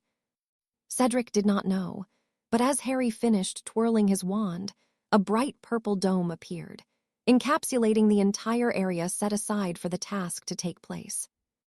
For a moment, Harry simply looked upwards, taking in the various runic arrays on show. "He's not going to attempt to destroy the defenses, is he?" Delacour asked worriedly. "No," Cedric answered. Harry was known for being rather reckless, but even his risk-taking had limits. "He is trying to decipher them," Victor broke in. "He is going to see if he can use them to his advantage." "He cannot," Fleur gasped, "if he does something wrong." Harry seemed to be thinking the same thing, and with another wave of his wand, the dome vanished before he set to work once more. "He wasn't trying to use the defenses," Cedric mused aloud. "He was looking to see how strong they are." "Why would he do that?" Fleur questioned. The answer came in the form of a deep, groaning sound, as the ground beneath their feet began to tremble. "Bloody hell, what is he doing?" The other two champions did not have an answer, but the trembling grew with intensity until the boulders in the pit began to crumble. Nonetheless, Harry continued with his efforts, twirling his wand in intricate patterns and mouthing words that none could hear. The trembling ceased as soon as Harry stopped, and though it appeared nothing had happened, he was breathing heavily from his efforts. "Look," Fleur urged, pointing towards the sky. Cedric frowned as he spotted a single black feather spinning to the ground, and those within the stadium began talking amongst themselves, wondering just what had happened. The champions, however, remained transfixed on the feather until it touched the floor. A deafening explosion rent the air, and Cedric felt himself shoved back a foot or so from the force, but he did not lose sight of what was happening. What must have been dozens upon dozens of ravens appeared from the destroyed rocks, and in amongst them all was Harry, seemingly unfazed by what was happening around him. "Did it just get really cold?" Fleur asked. The dragon unleashed an almighty roar, followed by a gout of fire towards the birds. Cedric's eyes widened as the ravens suddenly merged into an enormous, cloaked figure that bore the brunt of the fire. "What is that?" he choked weakly. Crumb and Delacour were as dumbstruck as him, and even more so as the dragon stopped and began to cower as the figure glided towards it. Seizing his moment, Harry quickly gathered the egg before turning his attention to the cloaked being that continued to bear down on the seemingly terrified creature. "No," he said firmly. The figure looked towards him and Harry shook his head. Cedric could only look on as it complied, offering Harry what seemed to be a bow and left the dragon be. With a screech, it dispersed into the ravens once more, and they all took to the sky as Harry exited the pit, unscathed and leaving a silent crowd in his wake. The coldness that had enveloped the stadium finally abated, yet Cedric still felt it within him. "What was that?" Crumb asked a moment later as those within the audience began talking amongst themselves. Cedric could only shake his head. The only thing he could compare it to was the time the Dementors had invaded the Quidditch pitch, yet somehow this was even colder. He shuddered as he made his way back into the medical tent, as Bagman announced the judges would be taking some time to confer amongst themselves. Break. Both Nicholas and Perenelle were impressed by what they had witnessed and equally relieved. Harry had managed to complete the task in a way that was visually pleasing and did not see him come to harm. "Do you have any idea what he did?" Nicholas shook his head. "Not entirely," he murmured. "It doesn't matter, he did what was necessary."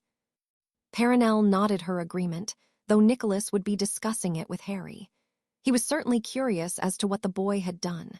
It was not a mere spell he had cast, but something more akin to very old magic. Nicholas was no expert on the subject, but he had seen his fair share of feats throughout his long life. What business Harry had knowing it was something else entirely? Although rather powerful in its own way, it was not the most convenient of approaches. Old magic had fallen out of favor as developments were made to simplify endeavors. The downside had always been that newer and faster techniques for creating similar effects were not as impressive nor powerful, but they were sufficient. Evidently, Harry did not believe so in this instance. It was as puzzling as it was impressive, but Nicholas was certain the boy had chosen his path for a reason. "Break. I'm afraid I am quite lost," Ludo declared as the judges gathered in the tent set aside for them. "Could someone explain to me what Potter did?" "It was a rather impressive display of old magic," Madame Maxime answered thoughtfully, "unless I am very much mistaken." Albus frowned as he shook his head. "No, my dear, you are not," he replied. "It was old magic Harry used, and to great effect." "The boy scared the dragon," Crouch snorted. "What kind of magic is capable of that?" Albus did not have a precise answer for that particular inquiry, but his theories on magic were usually accurate. "I believe it was the coldness that elicited the response from the creature," he mused aloud. "You must remember, we were shielded from much of it. The dragon would have experienced it in full. I expect the sudden change in temperature was quite the shock, and it triggered its instincts to fly away. Being chained to the ground, it could not." "That makes sense," Igor murmured. But how did he create that effect? Was it all just smoke and mirrors? Alas, I cannot be certain, Albus sighed. Harry exerted a lot of energy creating what he did, and it was done to great effect. I do not think it can be denied that his performance was admirable. Neither the dragon, the eggs, nor the champion was harmed throughout, and that was the objective of the task. He retrieved the egg much quicker and safer than any other champion. The judges murmured their agreements, some more reluctantly than others. I must say, it was an impressive showing, Olymp conceded. The only question that remains is whether there is anything he can be penalized for. Break. I told you I'm fine, Madame Pomfrey, Harry grumbled as the healer fussed over him. Give it up. Harry, Cedric urged, you know she will get her way. Harry huffed but followed the older boy's advice, and within a moment or so, she was satisfied that he had not been hurt. Why are you all staring at me? Harry asked when Madame Pomfrey left. Bloody hell, Cedric muttered. Are you going to explain what you did? No, Harry answered simply. Doing so would involve disclosing much more information than he was willing to anyone, let alone those he was competing against. How could he tell them that the magic he used was intended to be a curse as much as it was a blessing bestowed upon his ancestors by death? Even in Harry's mind that had slowly become accustomed to it, the notion sounded ridiculous. I have never seen anything like it, Crumb said appraisingly. I have read about old magic at Durmstrang, but nothing like that. And you won't, Harry returned with a shrug. I made that one up myself. That was partially true, at least. In Ignatus's book, he had read of a spell that Cadmus had used to summon beings from within the stone.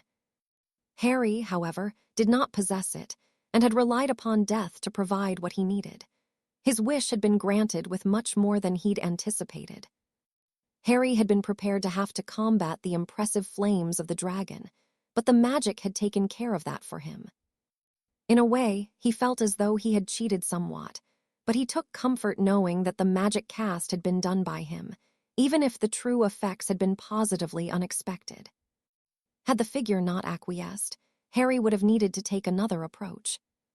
Once more, death had proven to be his one ally in all that he had faced thus far, an alliance that had seemingly been in place centuries before Harry had been born. Come, death, come, he whispered fondly. Harry. He turned to see a pale Ron and Hermione at entrance to the medical tent, the latter looking at him questioningly. They're about to read your score. With a nod, Harry followed the duo until he found himself in one of the stands where the judges were gathering on the opposite side of the stadium. How did the others do? He asked. They gave Cedric 38, Crumb 42, and Delacour 44, Hermione explained. You did the best by far. Ron nodded his agreement. What did you do? He probed. Just a few tricks, Harry said dismissively. Hermione did not seem to believe him, but before she could press him further, Bagman placed the tip of his wand to his throat. Ladies and gentlemen, having conferred amongst ourselves, the scores for Mr. Harry Potter are as follows. Dumbledore was the first to reveal his judgment, firing a number 10 into the air. Maxime, Crouch, and Bagman followed suit, receiving cheers of approval. Karkaroff, however, hesitated before scoring Harry a 7, eliciting a slew of jeers from the gathered crowd. Taking the lead with his exceptional performance, and the winner of the first task with a score of 47 points is Harry Potter, Bagman announced. You deserve it, Cedric's voice sounded from behind. Maybe now certain people won't underestimate you, he added pointedly as Fleur and Victor joined them. I will not, Crumb chuckled. You did well, Harry Potter. Fleur only nodded before turning away. I think we have to meet in the champion's tent, Cedric explained, shooting a look of disapproval towards the French champion. We will meet you in the common room, Hermione assured Harry. Fred and George had already said there will be a party, Ron added with a grin. Of course, there would be a party. The twins would not miss an opportunity to pilfer the kitchens. How are your burns? Harry asked Cedric as they made their towards the champion's tent. They hurt, Cedric snorted humorlessly. Thank you, Harry. You didn't have to help me out. You would have figured it out. Maybe, Cedric replied uncertainly, but I probably would have gotten worse than this. I owe you one. Harry waved him off. No, you don't. This is a competition, remember. I'm sure you won't be expecting everyone else to be as honorable as you from now on. I won't, Cedric muttered as they entered the tent where the judges were already waiting for them. A most impressive showing from you all, Bagman praised. Now, the eggs you retrieved are a clue that you must decipher before the second task takes place on February 22nd.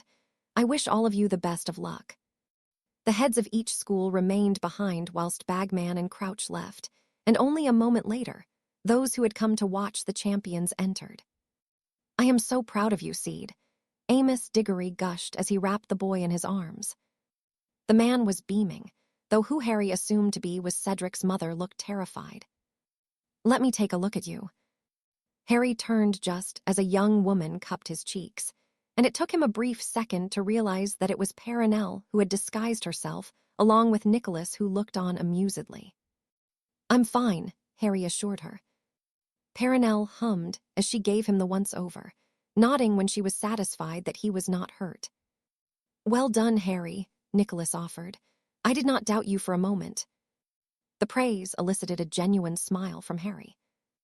Nicholas did not give such a thing unless it was due or he was truly impressed, so it truly meant a lot coming from the alchemist. I didn't get burned.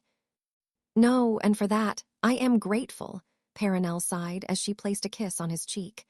You do worry an old woman. It isn't my fault. And that is why I am being so lenient with you. Harry exchanged a look with Nicholas, and the man offered him a knowing grin. When is the next one? February. We have a clue to figure out before then. Then I urge you to begin working on it immediately, Nicholas replied. The quicker you solve it, the more time you will have to prepare. I will, Harry assured him. I can't see it being worse than dragons. I would not be so sure, Nicholas said cautiously. There are many things worse than dragons in this world, not creatures perhaps, but there are creations and magic that are quite frightening. Harry nodded his understanding. He had seen for himself. There were things more terrifying than a dragon. Well, terrifying if one was fearful of such an inevitable eventuality. Still, Harry would not ignore Nicholas's advice. He would revel in the joy of the day and begin his work on solving the clue tomorrow. If the first task was anything to go by, he would need time to prepare. Not solving the clue in a timely manner could prove to be detrimental, after all. We will allow you to celebrate with your friends, Perenelle announced. Do write to us, Harry, even if it is just to say hello. I will, Harry promised. He cared for the Flamels more than anyone else in his life. Nicholas had saved him from the Dursleys, and both had taught him more valuable lessons than he could count. Regardless of the help the cloak had provided and the influence it had in shaping him, Harry knew that he would be lost without Nicholas and Perenelle Flamel. Break. Are you not pleased with your performance? Fleur offered her father a sad smile. I am. She was being truthful. Fleur was not disappointed with her approach. Both Cedric and Victor had taken longer and had both suffered more injuries than her. It was Potter's performance that occupied her mind. Fleur prided herself on her magical ability and knowledge. The charm she had used was an obscure one that she had been convinced would see her clear at the top of the rankings. Potter had outshone her. She was not too proud to admit to herself that he had performed better than all of them, but how? He was 3 years younger than her. How did he have knowledge and ability in the type of magic he wielded? He was brilliant, wasn't he? Gabrielle questioned, nodding towards Harry. He was, Fleur admitted unashamedly. I have been underestimating him. And you were rude to him, Gabrielle pointed out. He was rude to me. Gabrielle rolled her eyes. Fleur was willing to admit she had been wrong about Potter's ability, but that was as far as her self-searching would go. Do you not think you are being unfair? Her mother asked gently. Fleur scowled at her, and her stomach sank as Gabrielle walked boldly over to him. Not again, she groaned. Hello, Harry Potter, Gabrielle greeted him cheerily. I just wanted to say, from a little girl to a little boy, that you did really well. You're not going to let that go, are you? Harry sighed. Gabrielle grinned as she shook her head. Can you teach me the spell that you used? I'm afraid not. It is a secret. I can keep a secret. I'm sure you can, Potter chuckled. Your sister does not look happy again. She's never happy, Gabrielle huffed. Potter laughed. Well, she might not like me. But at least I haven't made her angry enough that she's thrown fireballs at me. That is what you can do, isn't it? You've been reading about us, Gabrielle asked, surprised. I thought it might come in useful. I think I'm safe so long as none of you start sprouting feathers. If that happens, then I'll run. Fleur frowned as her father snorted amusedly, and Gabrielle gaped at the boy. It's probably for the best you do. An angry Vila is not an enemy you want, Harry Potter. I'll remember that. Thanks, little Vila. Gabrielle narrowed her eyes at Potter as he left the tent. He's going to pay for that, she declared. Oh dear, her father sighed. Come on, let's go before we have a feathery incident. Fleur almost felt sorry for Potter. If Gabrielle was really intent on getting to him, she would find a way. Still, Fleur did not think her sister would attempt to harm him. For reasons unbeknownst to her, Gabrielle had taken a liking to Potter. No, she wouldn't harm him, but she would certainly make a nuisance of herself. The poor boy has no idea what he's done, her father murmured. Father, what can you tell me about our family?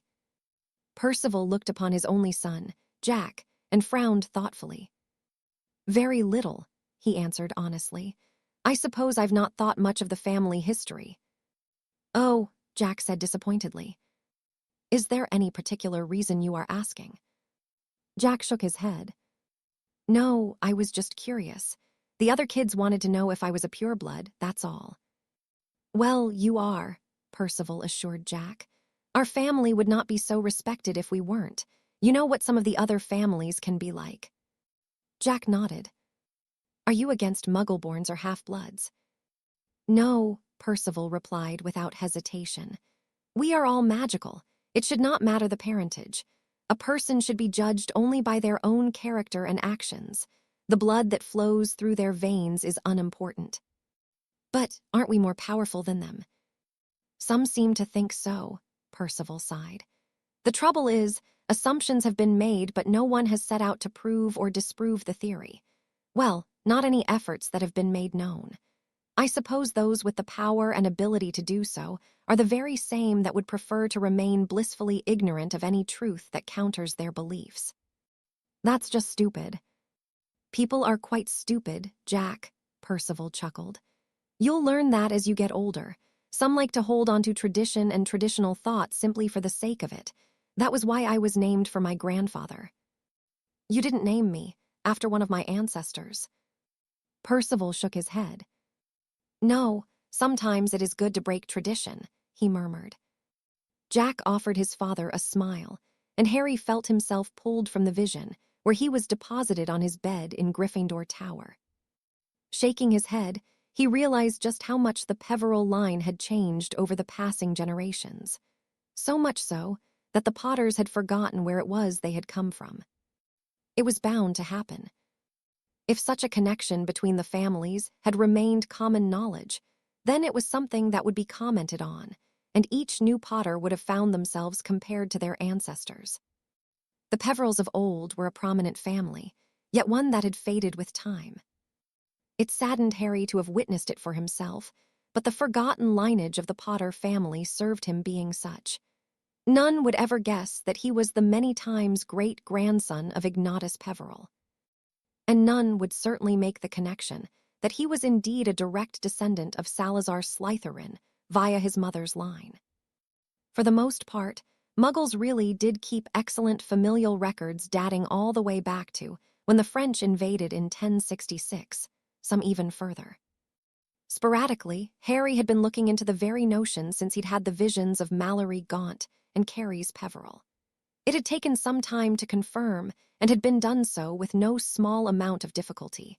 but Lily Evans had been born to the line of John and Carries Evans née Peveril. They had left Godric's Hollow and arrived in Surrey a few years later, already married. Harry had learned that their magical children had later married local muggles, having been shunned by much of wizarding society for their blood status. From there, it was difficult to track the generations that came and passed. 2 of the 3 lines had simply come to an end sometime in the 1800s. The other had survived as muggles until Lily Evans had been born in 1960. Not that any would be made privy to the information. It wasn't that Harry was ashamed of where he had come from, but it was a part of his life that he did not wish to share. It explained how he had been born with the ability to converse with snakes, though the same question came to him whenever he pondered his mother. Had she known? Had Lily Evans been aware of her heritage and the ability she possessed? Harry doubted he would ever know, but the question would not stop niggling at him. "Harry, you in there?" the voice of Ron questioned. "I am." "Good.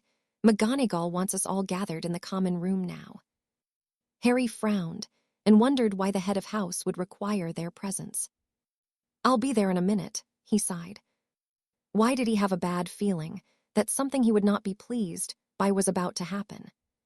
Shaking his head of the thoughts of his ancestry, Harry made his way to the common room where the rest of his housemates were already gathered. He took a seat between Ron and Hermione and behind Fred and George. No one with any sense would ever sit with their back to the twins. "Now that everyone is here, I have an announcement." Professor McGonagall addressed the room from where she stood in front of the fireplace. "As part of the tradition of the Triwizard Tournament, there will be a Yule Ball held on Christmas Day. This is open to students who are in 4th year and above." That wasn't such a bad thing, Harry decided. Knowing his usual luck, it could have been much worse news. The event will be opened by the champions, sharing a dance with their chosen partners. Whatever else Professor McGonagall said, Harry didn't hear as he cursed himself and forgot any sentimentality of the news not being so bad. Dance. Harry would have to dance in front of everyone and with a partner. His heart sunk into the pit of his stomach, and he allowed his head to fall limply to his chest. Harry didn't know how to dance, let alone how to ask someone on a date. "Bloody hell," he groaned, scowling at the amused expressions of Ron, Hermione, and the twins. "You can all piss off." "Oh, don't be like that, Harrikins," one of the twins cooed. "You'll be fine. The girls will be queuing up to go with you." "I doubt it," Harry muttered. The redhead tutted. "Stop being a wuss. Look, it's easy. Oi, Angelina," he called. The chaser looked towards him questioningly, and he offered Harry a wink. "Do you want to go to the ball with me?" The girl blushed and nodded before she was all but dragged into a conversation with Katie and Alicia. "See, I told you it was easy." "For you," Harry sighed. "I'd rather have a crack at the dragon again, and I don't know why you're laughing, Ronald. You have to ask someone." The younger Weasley paled at the thought, and the others laughed at his plight. "At least, I don't have to make a prat of myself in front of everyone." Harry conceded the point with a nod as he stood. He wanted no part of any ball, any dance, nor asking anyone to be his date. It was bad enough that he was yet to figure out the screeching of the egg he heard every time he opened it. The closest Harry had come was by implementing some of the translation charms Nicholas had taught him. Still, they did not work as intended. When used, the pitch of the screeching would either increase to a point that it was unbearable, or it would drone, similarly to a bumblebee. Harry felt as though he was on the cusp of figuring it out, but the final missing piece was eluding him. It was a language. Of that he had no doubt, but what language could not be transcribed by conventional means? Harry didn't know, but he would get to the bottom of it. For now, however, he had been given something else to occupy his mind, something he could do without. "I'm going for a walk," he announced morosely. Taking his leave of the common room, he made his way up towards the 7th floor, though it was not the room he would be visiting. No, he would seek solace with Hedwig. He was under no illusion that his faithful owl would be able to offer much in the way of advice or comfort. but wished to spend some time with her nonetheless, whilst he pondered his latest conundrum. Who would he even want to go to the ball with, let alone dance with, in front of everyone who would undoubtedly remain here for the holidays? No one. Harry didn't want to go to the ball, nor did he want to dance. Did he have to? He snorted to himself as he entered the owlery. Knowing his luck, there would be a caveat to the rules of competing that would insist upon his presence. He couldn't be the only champion in history who wished to avoid the pomp of the Yule Ball. Bloody hell, he grumbled as he held out his arm. Hedwig landed on it immediately and nuzzled her against his chest. If only you were a human, Harry chuckled. She would probably think you are a prat too, a voice sounded from behind him. What are you doing mopping up here? Hello, Greengrass, Harry sighed. Are you here by chance or have you come to ruin my day too? Ruin your day. You must have heard about the ball. Daphne's nostrils flared. Malfoy thought he could insist on escorting me. I bet that went well. About as well as it would go for you if you asked me, Daphne replied with a smirk. Believe me, Greengrass, I have no intention of asking you. The girl appeared to be mildly offended by the declaration and quirked an eyebrow at him. And what is wrong with me? She demanded. You're surly, unfriendly, and you always look as though you've sucked on a lemon. I do not look as though I have sucked on a lemon. But you admit to being surly and unfriendly, Harry returned with a smirk of his own. The corner of Daphne's lips twitched amusedly, and she tucked a length of her blonde hair behind her ear.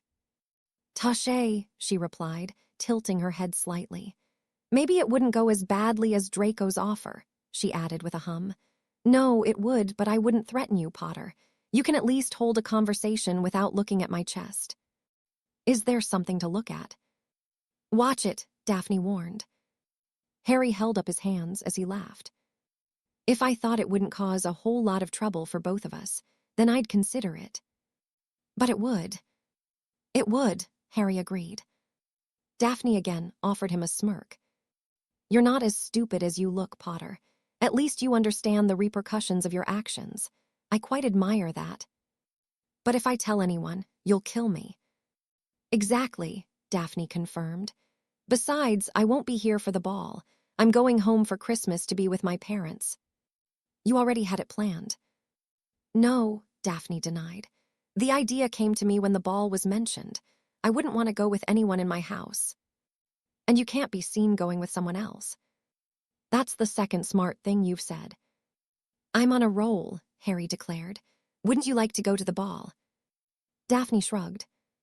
Not really, she answered with a frown. I'll have to do all of that when I'm married off to some prat. It can wait. Harry nodded his understanding. Although he did not necessarily agree with the pureblood tradition of marriage for alliances or influence, it was deeply ingrained in the families. Well, you could always do me a favor. Why do I have a feeling this is going to be a completely ridiculous idea? Because it is, Harry confirmed with a chuckle. Go on then, Daphne sighed. I should really not be surprised by you anymore, Potter. Could you teach me to dance? Daphne blinked at him a few times before becoming thoughtful. Harry was certain the girl was seeing what she could get out of the arrangement, an observation that proved to be true as she nodded carefully. I want you to do something for me. What? Harry asked cautiously. I don't know, Daphne admitted, but I want a future favor where you will help me if I need it. Deal. Just like that, Daphne scoffed. You don't know what I could ask of you. Harry nodded as he offered his hand. You're not the friendliest of people, Greengrass, but you're not cruel either. You wouldn't ask anything of me that you knew I would be reluctant to do. I wouldn't be so sure, Daphne replied with a grin as she accepted the proffered limb. Break. With Harry likely having gone to hide until the excitement of the Yule Ball blew over, which it wouldn't, Hermione had left the common room shortly after to spend some time in the library. It was no longer the plight of the house elves that occupied her time, but her own, regular workload. For weeks she had been knitting hats and scarves in the hopes of liberating some of the poor creatures, only to have her efforts thrown back in her face. The elves had begun to refuse to clean Gryffindor Tower, and when her housemates had discovered the reason, they had been very displeased with Hermione. It hadn't taken long for Professor McGonagall to hear of her work, and the woman had put a stop to it immediately. Miss Granger, the house elves have been a part of this castle for centuries. I can assure you they enjoy their work and would rather be nowhere else. If I see a single shred of knitted fabric, you will spend a month in detention. That had been that. As much as Hermione wished to help the elves, she simply was not allowed to. It wasn't fair. Even if they did enjoy their work, it was only because they'd never experienced freedom. Still, it was not worth being a pariah within her own house, nor provoking the ire of Professor McGonagall. The woman was quite terrifying. "Excuse me." Hermione was startled by the gruff, heavy accent. "I'm sorry, am I in your way?" she asked, taking a step back to allow the Bulgarian to pass. Victor Crumb chuckled as he shook his head. "No, not in my way," he assured her. "I was hopping to have a word with you." "With me?" Victor nodded. "I'm sure you have heard about the ball, I have." "Good, I would like to ask you to be my date." Hermione simply stared at the older boy in disbelief for a moment. "Sorry, I think you must have me confused with someone else," she finally replied. "I do not think so," Victor said with a frown. "Unless you have a twin sister who also spends lots of time in here." "I don't." "Then I am not mistaken. Would you be my date for the ball?" Hermione felt as though she was dreaming.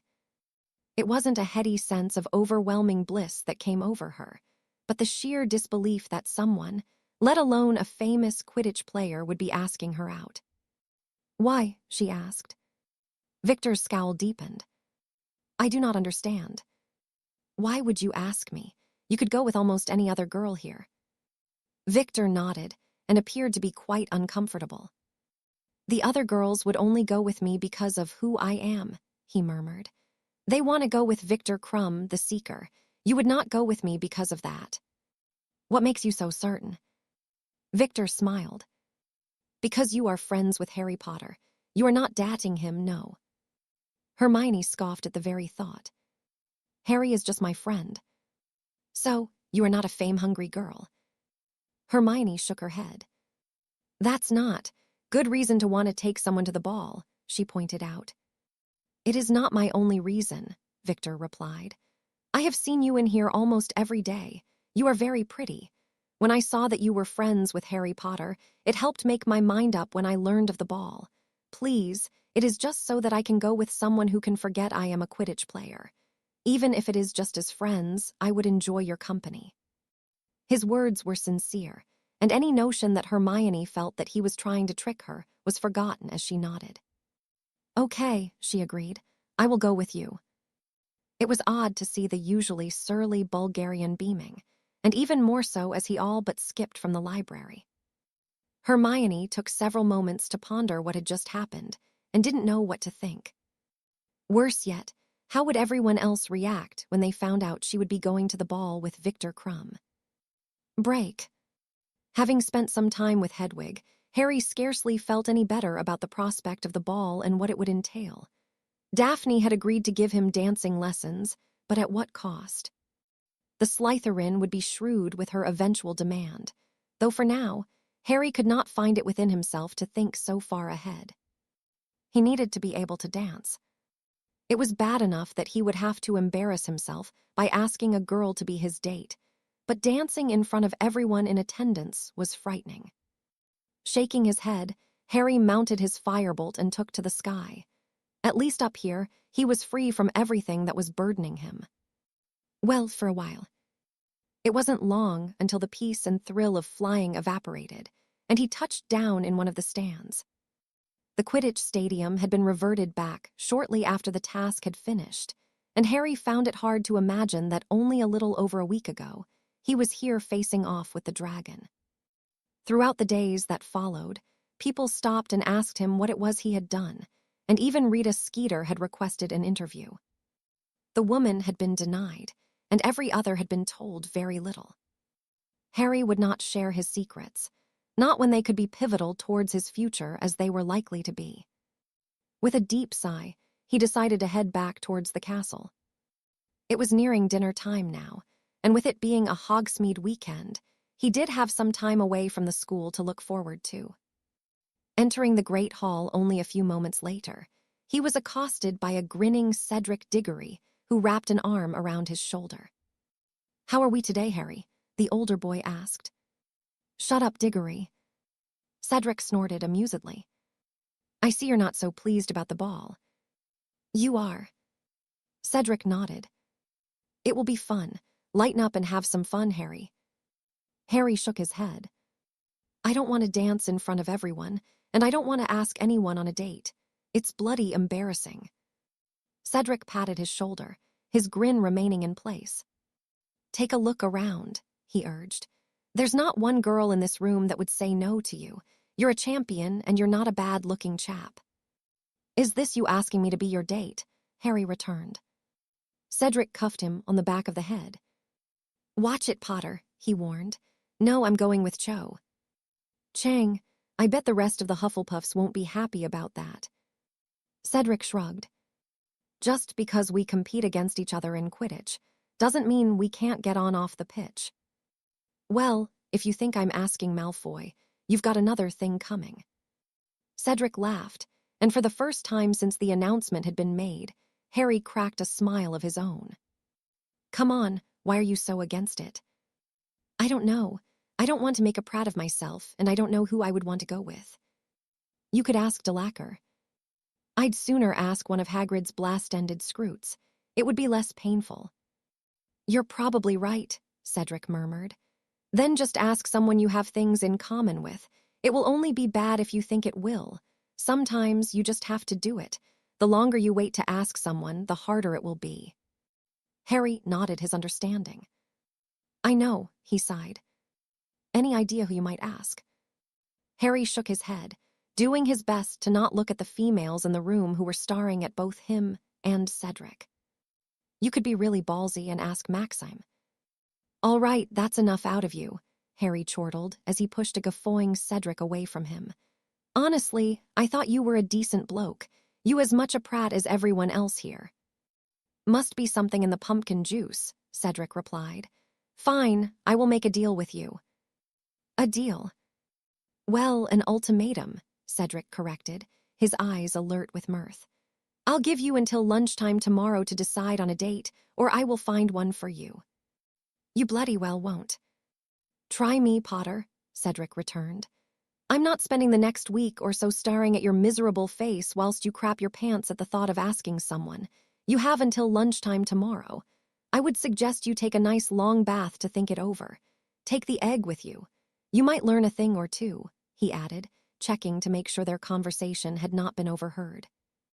With that, he headed towards the Hufflepuff table, leaving a frowning Harry behind. After a moment, he made his way to the Gryffindor table. "What did Cedric want?" Hermione asked. "To be a pain in the arse," Harry grumbled as he helped himself to some roast beef. Why would Cedric ask him to take the egg in the bath? Before Harry could ponder it, his thoughts were interrupted once more by Ron slumping into the seat next to him, his expression one of dismay. "What is wrong with you?" one of the twins asked their younger brother. "He asked Delacour to the ball," Neville explained worriedly. "I should say that he tried to. He asked and ran away before she answered." "I don't know what happened," Ron murmured. "I bumped into her outside the library and I just blurted it out. She looked at me like I'd grown a second head or something." None knew what to say to comfort the boy. "Trust me, you had a lucky escape," Harry murmured. "And what about you, Harry? Have you decided what lucky witch you will be taking?" "I really don't want to talk about it," Harry groaned. "I just had an earful from Diggory." "And rightly so," the other twin piped up. "The girls are being snapped up left, right, and center. You don't want the slim pickings." "He's right," Ron broke in. "Imagine if you had to take Millicent Bulstrode. You'd be better off going alone." The thought filled Harry with dread, and his gaze swept over the length and breadth of the room, until his gaze came to rest on someone sitting a few spaces down on the opposite side of the table. He opened his mouth to speak, only to stand suddenly. "What a fucking idiot," he groaned to himself. "What are you talking about, Harry?" Hermione asked. Harry said nothing as he all but sprinted from the room. He was an idiot. Cedric could not have made it any clearer even if he'd put Harry and the egg in the bath together himself. All the way to the tower, Harry cursed his distracted mind, and even after he'd retrieved the egg and made his way to the 7th floor, he hadn't finished. He was not usually so dense, and the thoughts of the ball and everything else pertaining to it had made him almost miss the obvious clue Cedric had given him. Still, he finally got it, and Harry released a deep breath as he ran the water for the enormous bath in his hidden room. Soon enough, he would know what the second task entailed, and he could begin preparing for it without delay. "Break. Do you have any idea what kind of dress you are going to get?" Alicia asked. The 3 chasers were seated in front of the fireplace, attempting to complete their homework with little success. Both Angelina and Alicia were distracted by the impending shopping trip they would be making in the morning. The former placed her quill to her chin thoughtfully. "Maybe red," she decided. "I'm not sure." "I'm going with blue," Alicia declared. "I don't wear blue often." "What color do you think Fred and George will wear?" Katie questioned. "As long as it isn't orange," Angelina snorted. "Knowing them, they will," Alicia said amusedly. "You know what they're like." "Well, at least we will have a good time. You can't be bored around them." That was true. Katie couldn't recall a single moment in their company that they had been anything less than entertaining. It helped that, behind their comedic countenance, that both twins were some of the nicest people she had ever met. Yes, they pulled their fair share of pranks and could be outright nuisances, but they were not cruel. "He looks a little happier," Angelina commented, nodding towards Harry as he entered the common room. He did. Since his name had emerged from the goblet, Harry had been tense and seldom seen outside of his lessons. He was given his all to the tournament, and he'd proven himself in the first task. Where he had learned such magic was anyone's guess, but he'd left all who had witnessed it in no doubt that he was capable of competing with the other champions. Nonetheless, it was clear Harry was not enjoying himself. It was strange. Without Quidditch at Hogwarts, the dynamic of the school was not the same. The Gryffindor team still spoke to one another regularly, though Harry seemed to be absent from almost everything now. Even before the tournament had commenced, he was distant. Had something happened? Fred and George seemed to think so, but they would not mention anything when Harry was discussed. What was clear, however, was that both were quite concerned about their youngest teammate. "Katie, what are you doing for Christmas?"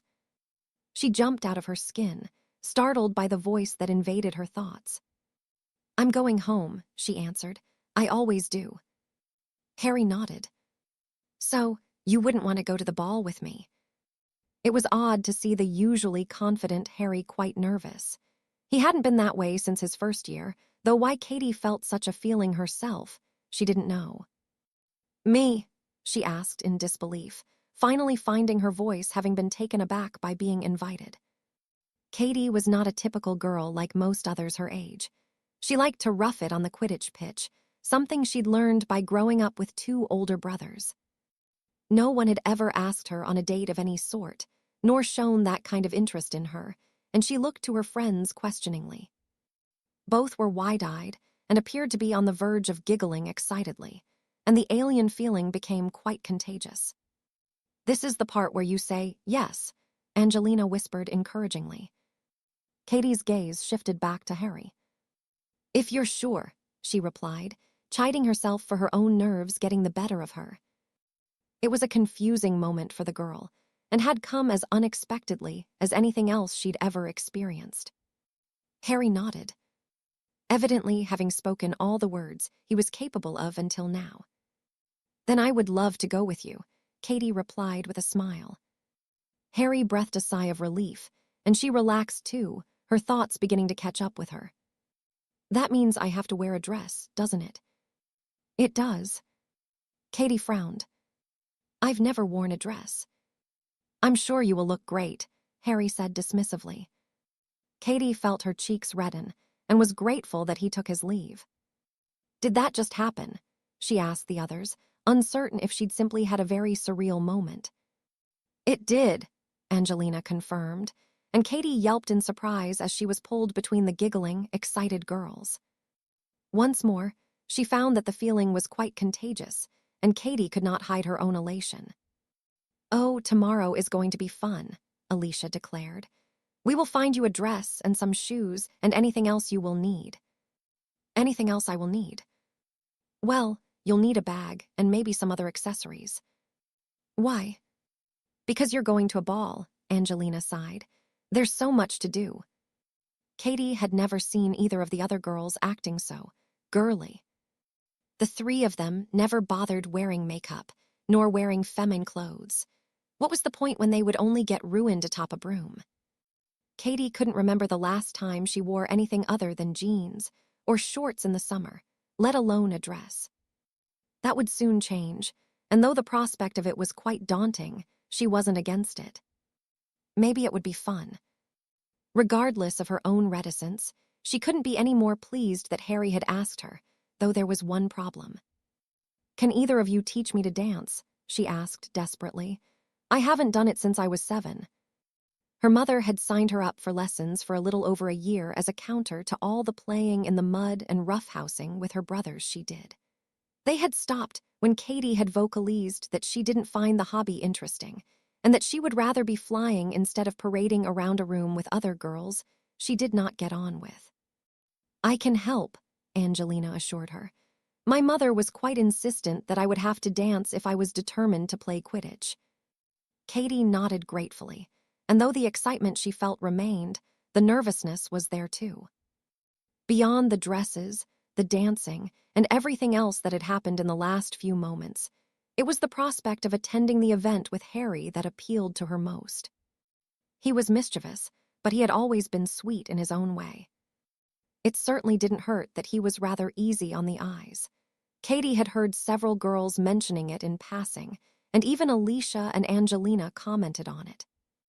Which begged the question, why had he asked her when he could have taken so many others? Break. I would like for you to explain this to me, the Dark Lord urged, as he pointed to the article that had been printed in the Daily Prophet the day after the first task. Barty had been pondering what had occurred himself. Despite his coaxing, Potter had chosen to ignore his advice, yet the boy had completely the task admirably. A little too admirably, if truth be told. Barty was amongst the rest of the crowd, who had been stunned by Potter's performance. What do you wish for me to explain, my lord?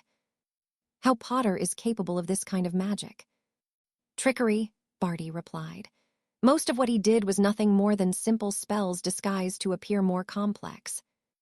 And the magic he used to block the dragon fire. That I cannot explain, my lord, Barty sighed. It was quite impressive, but nothing to be concerned with. Potter is certainly above his peers, but not so much so that you should be worried. I can assure you, my lord, he is no threat to you. Barty's gaze did not waver as his master's own bored into it. After a moment, Voldemort nodded his infant head. Barty had not lied. Potter could likely kill some of the Death Eaters he would soon be faced with, but he was not even close in comparison to the Dark Lord. Is there anything else, my lord?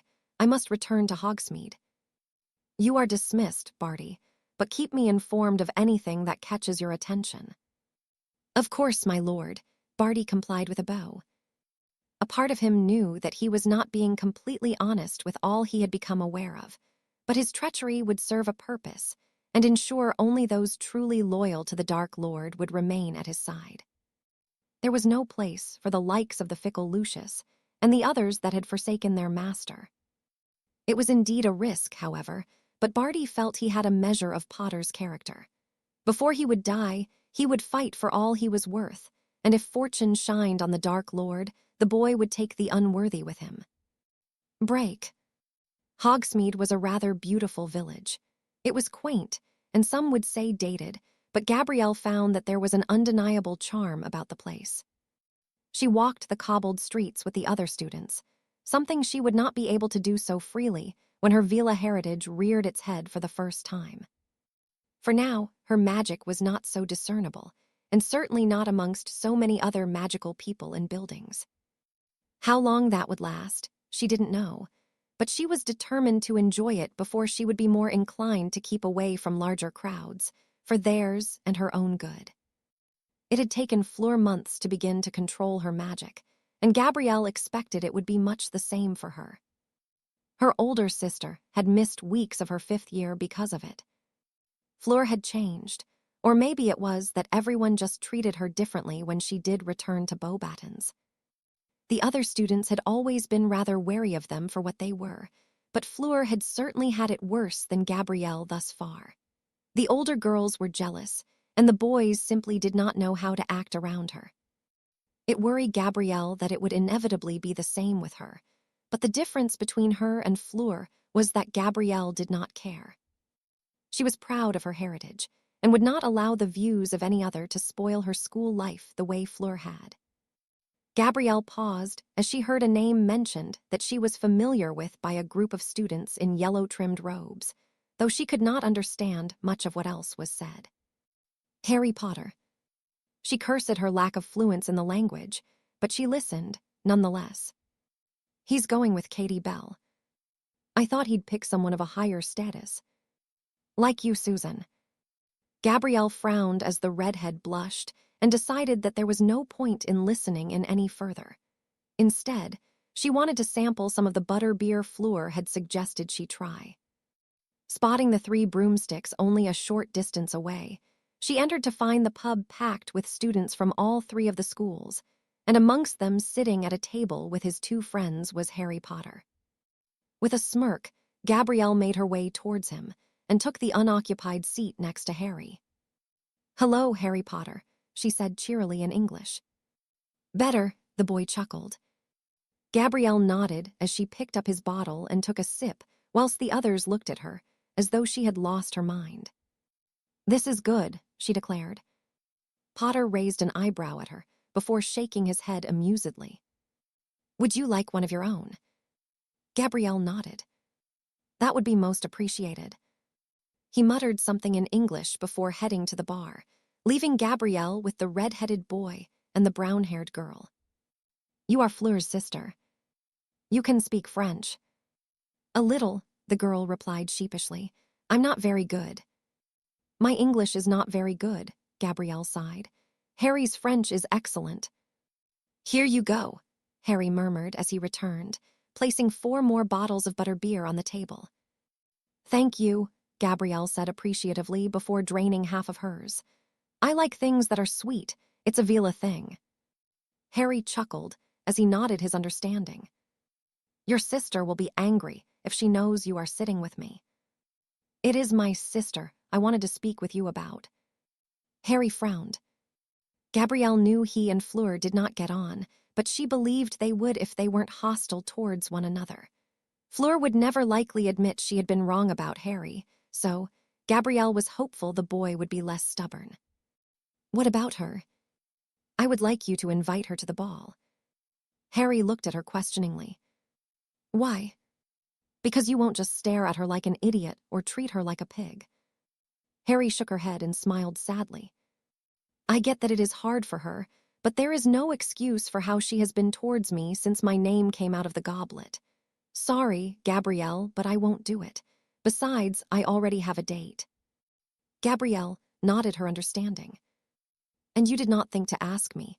I'm very offended, Harry Potter." "You just tried to get me to go with your sister." "That doesn't mean I can't be offended that you didn't ask me," Gabrielle returned with a smirk. He simply gaped at her until Gabrielle giggled. "I was joking," she huffed. "Maybe one day I will go to a ball, but not this one. Too many people are ignorant, and it would not be a good look for you if you took me," she added, gesturing to herself. "Not that I would have said yes to you." "Then why all the fuss?"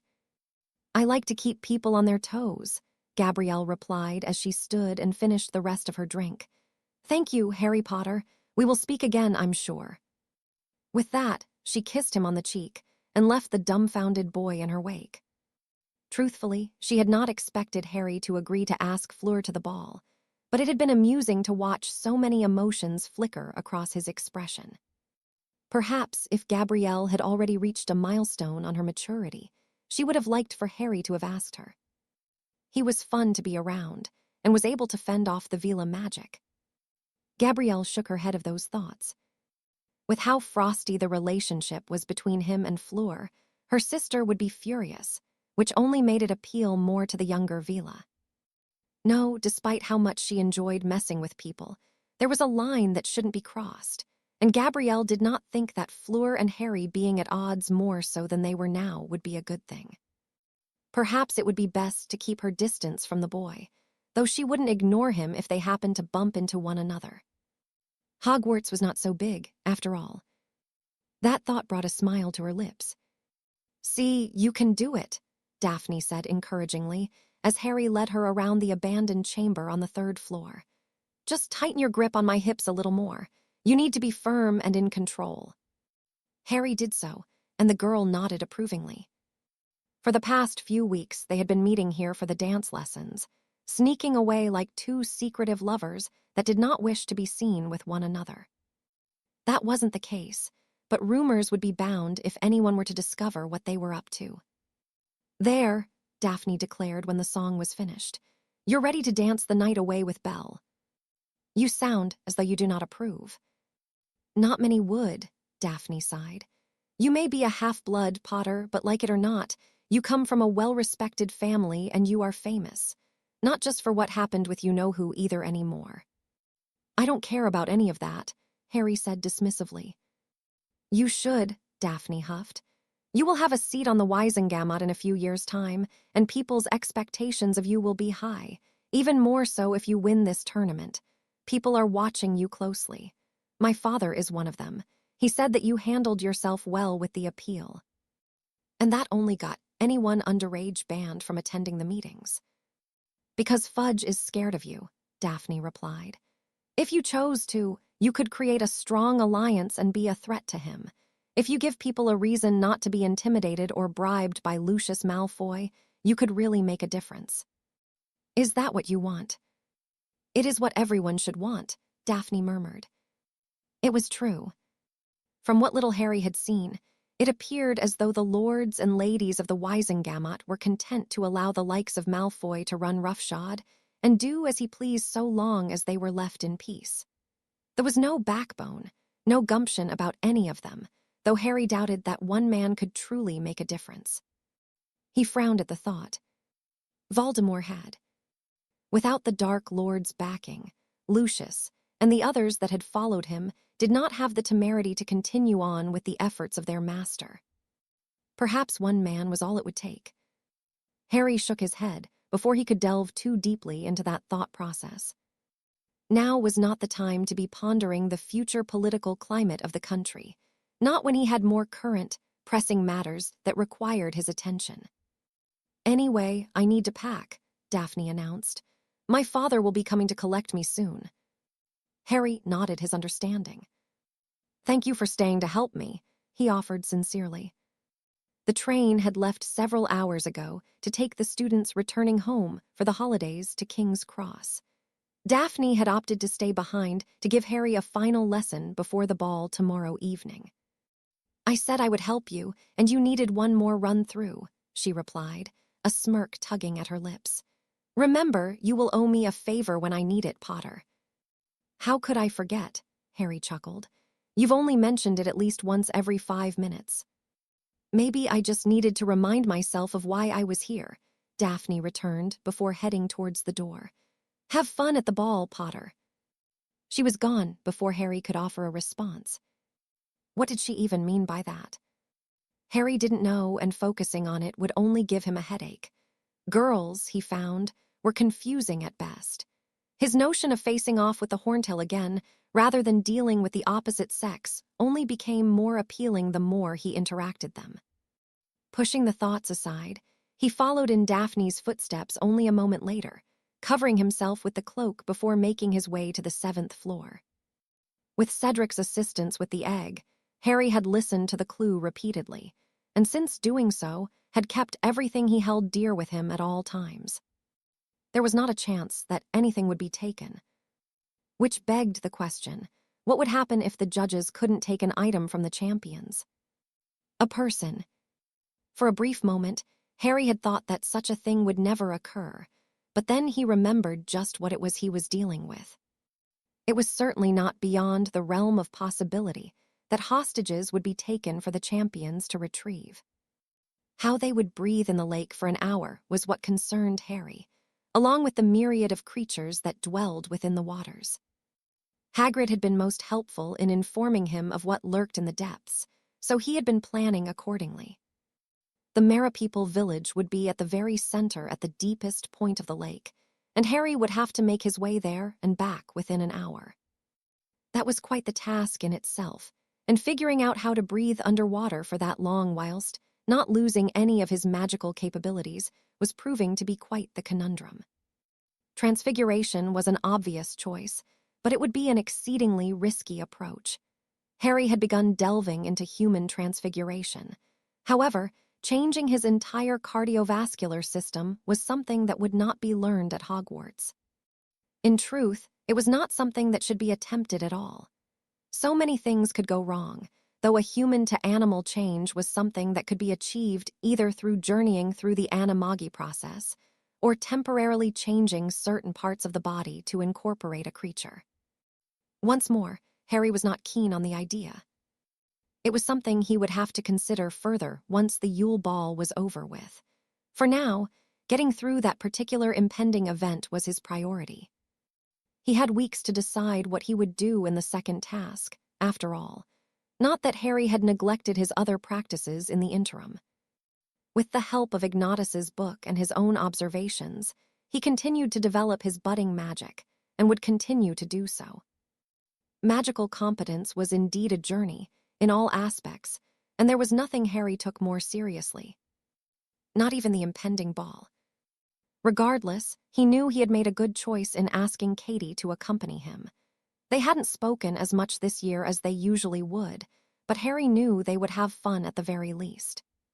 So long as it didn't become awkward between them. No, that wouldn't happen. The event would be all the more bearable with the girl as his date. Was this a date? Neither had clarified in what capacity they would be attending the ball together. Having been quite relaxed since he'd secured his dance lessons and a guest, Harry felt a familiar sense of nervousness wash over him. Would there be expectations of him? Bloody hell, Harry cursed. He'd never been on a date and didn't even know where to begin. He couldn't believe he was thinking it, but he needed to speak with someone, and there was only one person he could think of who would not make the conversation completely unbearable. Groaning to himself, Harry turned away from his destination on the 7th floor and made his way towards the Great Hall. Dinner would be served soon, and he would find who he was looking for there. Break. Gabrielle watched as Fleur modeled her dress in front of the mirror in her room within the Beauxbatons carriage. Her sister truly was a beauty, but Gabrielle did not miss the look of lingering sadness in her eyes. "What's wrong?" she asked. "Don't you like the dress?" Fleur sighed as she shook her head. "No, it isn't the dress. I just don't feel in the mood for going to the ball." "It's not until tomorrow." Fleur offered her a smile. "I still won't want to go." "Is it because that Roger boy is a drooling buffoon?" "He's not as bad as the others." "But he's still a buffoon." Fleur conceded the point with a nod. "It's not as though I have much choice. You could have chosen someone better." "Like whom?" "Harry Potter." Fleur's expression darkened, and she leveled a glare at her younger sister. "I would not go with him if he was the last boy in the castle." Gabrielle smirked. It was too easy to get a rise out of the older Vila. "Funny, he said almost the same thing about you." "And when did you speak with Harry Potter?" "The day the students went into the village," Gabrielle answered unashamedly. "He even bought me a butterbeer." Fleur shook her head frustratedly. "I wish you would stay away from him." "Why, because you don't like him? Or is it because he did better than you in the first task?" That has nothing to do with it. He is a rude boy. You were rude to him first. Diggory told me what happened after Harry's name came out of the goblet. What did you expect to happen? You insulted him. When did you speak with Diggory? Whenever I see him around, Gabrielle said dismissively. He's nice, and so is Harry. You're just too stubborn to admit you were wrong about him. Gabby. Do not try and lie to me, Fleur. Gabrielle cut her off irritably. Harry is the only boy in this castle who doesn't go to pieces when he is near us. Even when we saw him at the lake with Mother, he kept it together. If you weren't such an idiot, you would realize that you would probably get on really well with him. When was the last time you spoke with a boy other than Father who wasn't drooling? Fleur said nothing, but continued to scowl at her reflection. You know, you get worse. She huffed a few moments later when she realized Gabrielle wouldn't say anything. And so do you. You've closed yourself off to the possibility of making any friends because some people treated you like shit. It's stupid, and if you keep it up, you'll never make any real friends. Harry could be a good friend for you, if only you'd apologize for being a bitch. Do you still believe he put his name in the goblet? Fleur shrugged. Maybe not, she replied reluctantly.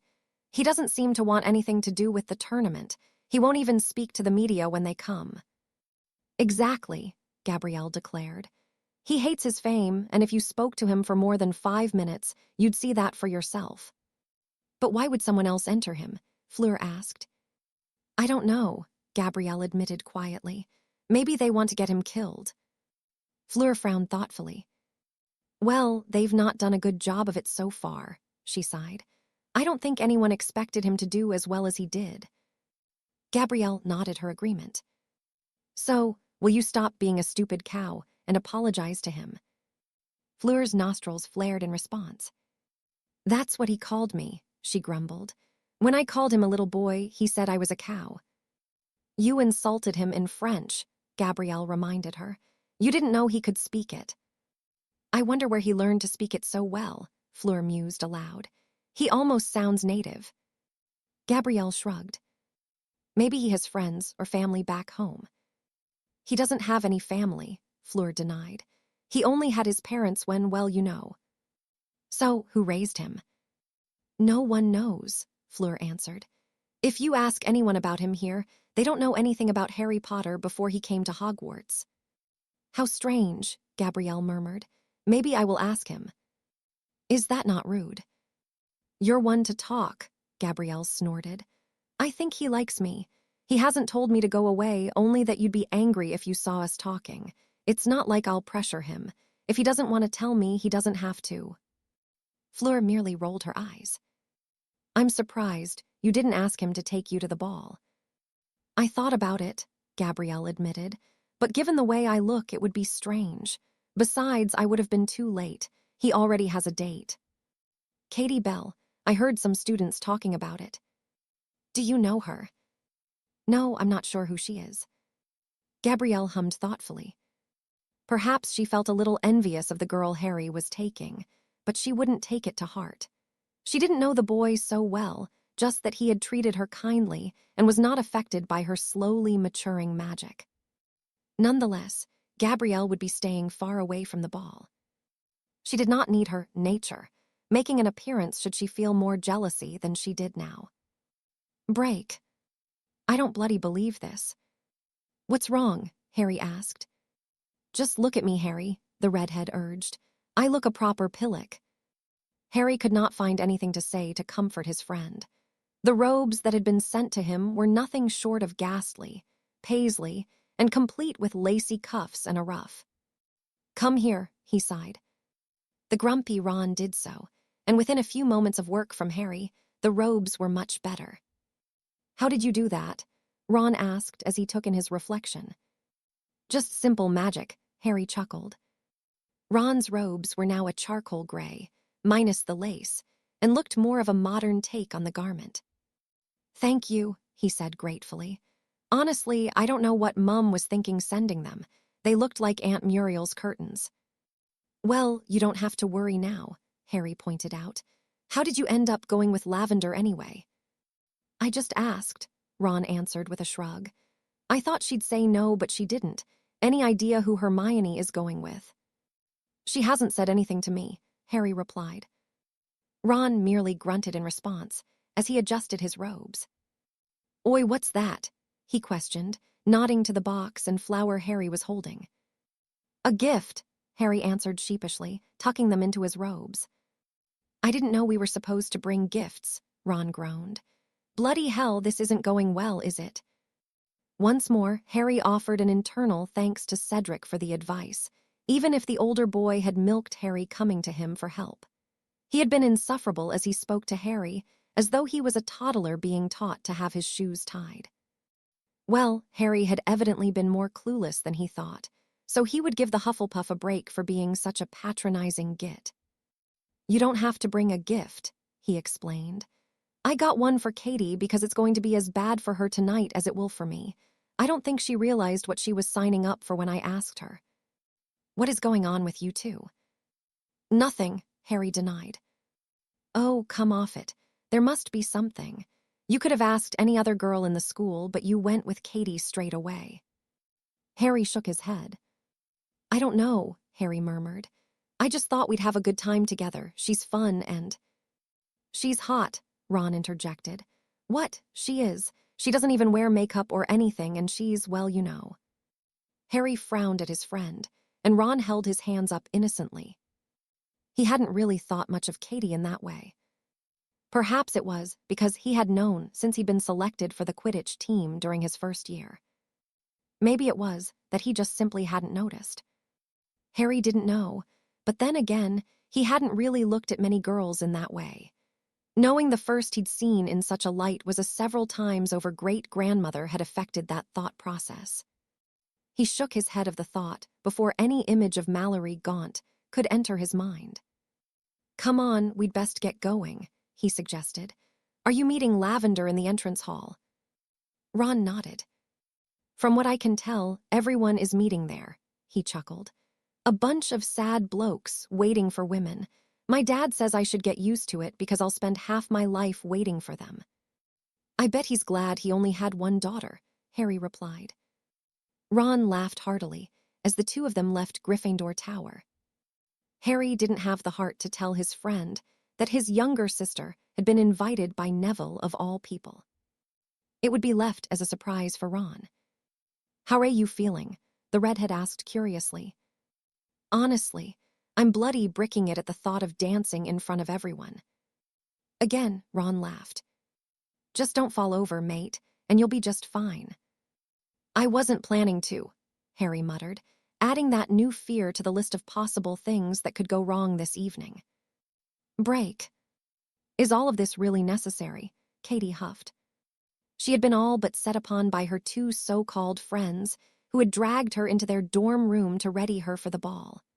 The trip to Hogsmeade had been harrowing enough, but this was a new experience entirely. Dresses, bags, shoes, and combinations of all three had been thrust upon her in the 2 hours they had spent shopping, and Katie still had not recovered from the ordeal. It is, now stop fidgeting, Angelina demanded as she began styling Katie's hair. Alicia was busy applying her makeup, and somehow in the melee that had ensued since arriving, Katie was already wearing a red dress and holding a small gold bag that was not designed to hold very much.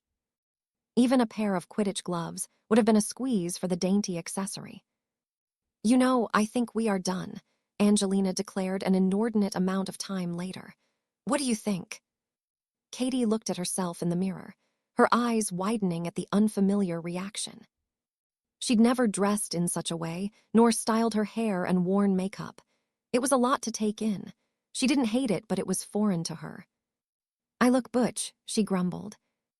Alicia tutted and rolled her eyes as she straightened Katie's posture. You look athletic, she corrected. You have a good silhouette, you're just not confident with it. Well, this is all new to me, Katie reminded the two girls as she took in her appearance once more. The strapless dress really did suit her and hid her strong legs, as the seamstress had called them. Have you been practicing walking in the shoes? Katie nodded. I haven't had much choice, have I? With the dance lessons and you two following me around, They've barely been off my feet. They're nice shoes. Angelina commented, and Katie flinched as a bright flash almost blinded her. What the hell was that? Just making sure I have a memory, Alicia replied with a grin, fanning the photo she had printed. Where did you get that camera? The Creevy kid lent it to me for tonight. I'll be taking plenty of photos. I'm sure Mrs. Bell will appreciate them. Just kill me now, Katie muttered. If my mother sees me like this, she'll want me to do it more often. Is that such a bad thing? Alicia questioned. It suits you, and I'm sure Harry will agree. If he can pull his tongue back into his head, Angelina added with a smirk. Katie felt her cheeks redden. It's not like that. Oh, shut up, Alicia huffed. He asked you to the ball. Out of everyone he chose you. That has to mean something. Maybe he only chose me because we're friends, Katie returned. Dress like that, he won't be looking at you as his friend, Angelina predicted. Look at you, Katie, you're stunning. Katie could not help but smile at the compliment as she straightened out her dress. She barely recognized herself, but the more she was growing used to it, the more she liked it. Maybe it wasn't such a bad thing to be a little more feminine from time to time. Her mother would like it, even if her brothers wouldn't.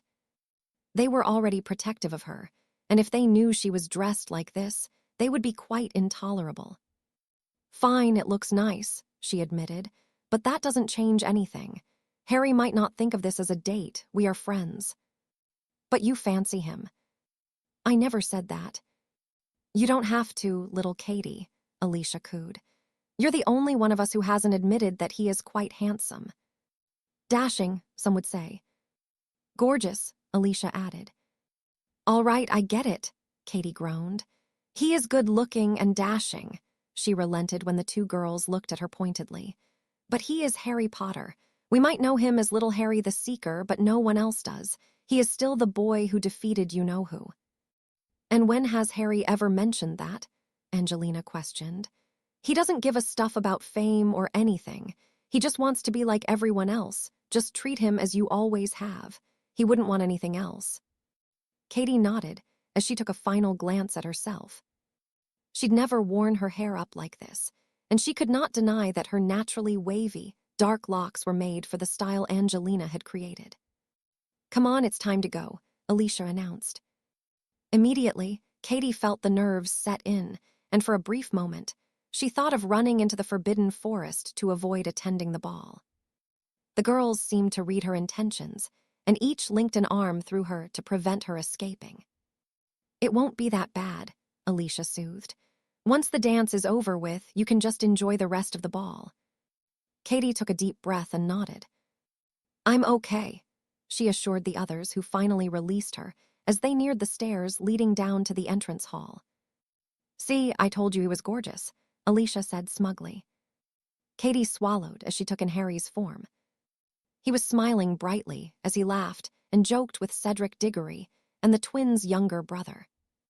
He goes nothing, she whispered as she took his first step down the flight of steps, careful not to trip. That would be a poor way for the evening to begin. Break. Honestly, Diggory, if Harry hadn't fixed them, I wouldn't have left the tower. Cedric laughed as he patted Ron on the shoulder. He did a good job, the older boy praised. Hey, Harry, have you considered starting a tailoring business? I bet you'd do well for yourself. If you think I'm measuring your inseam, Diggory, you've got another thing coming. Cedric and Ron roared with laughter, and Harry joined in at the thought of such a ludicrous scenario. Being a tailor was certainly not on the cards. Here we go, Potter. I think that one belongs to you, Cedric said, sobering immediately as he gestured towards the staircase. Harry found that he was simply lost for words at the sight of Katie. He had to double-take several times to be certain it was even her, and as she approached nervously, he still could not formulate a sentence. This is the part where you tell her how beautiful she looks, Cedric whispered unsubtly. I don't need your input to see that, Harry managed to say. Hello, he greeted Katie, his mouth having gone dry. The girl before him was stunning. Her hair was styled elaborately in a way that showcased her neck and shoulders, and Katie was even wearing makeup. Not too much that it didn't look like her, but just enough to accentuate her features. Harry would never have guessed that beneath the school and Quidditch robes he'd only seen her wearing there was the Katie he was seeing now. Not that he'd ever thought she was unattractive. This was just merely something he'd not seen nor expected.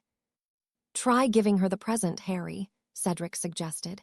"It might give you a moment to pull yourself together."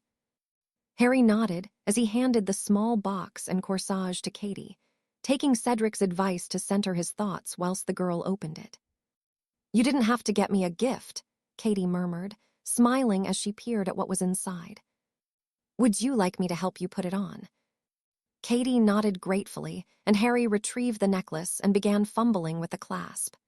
After a moment or two, he did manage to close it, and Katie looked at the gold chain complete with a broomstick pendant adoringly. "I love it," she whispered, "but you really didn't have to." "Well, I thought it would help take the edge off having to dance in front of everyone." Katie hummed thoughtfully. "I think it has," she declared with a smile. "I'm still not looking forward to that, but it could be worse." "How?" "You might not have asked me at all," Katie replied, her cheeks reddening slightly. Harry found it quite endearing, but before he could reply, they were interrupted by the sound of a throat clearing. "Potter Diggory, you and your partners are to follow me. You will be announced into the Great Hall and take your seats at the designated table. Come along." They did so, with Cedric and Cho Chang joining them. The girl had arrived sometime after Katie.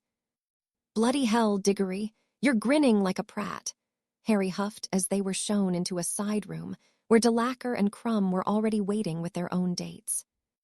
"At least I can speak to my date," Cedric replied before greeting Victor. "Well, if it isn't the Quidditch star and our resident Gryffindor." Harry frowned as he looked towards Crumb's date, his eyes widening in surprise. "Hermione." "Hello, Harry," the girl greeted him nervously. "Why didn't you mention you were coming with Crumb?" "I meant to, I just didn't know how," she answered. "I didn't want you to think I was, well, you know." Harry waved the girl off. "Don't be daft," he sighed. "You look great, by the way." Hermione blushed as she muttered her thanks. "You've not done bad for yourself, Harry Potter," Victor commented, nodding towards Katie. "I know," Harry chuckled. "Don't say it too loudly. She'll realize she can do better than me and I'll be dancing alone." Crumb chuckled. At least 3 of the champions were in good spirits.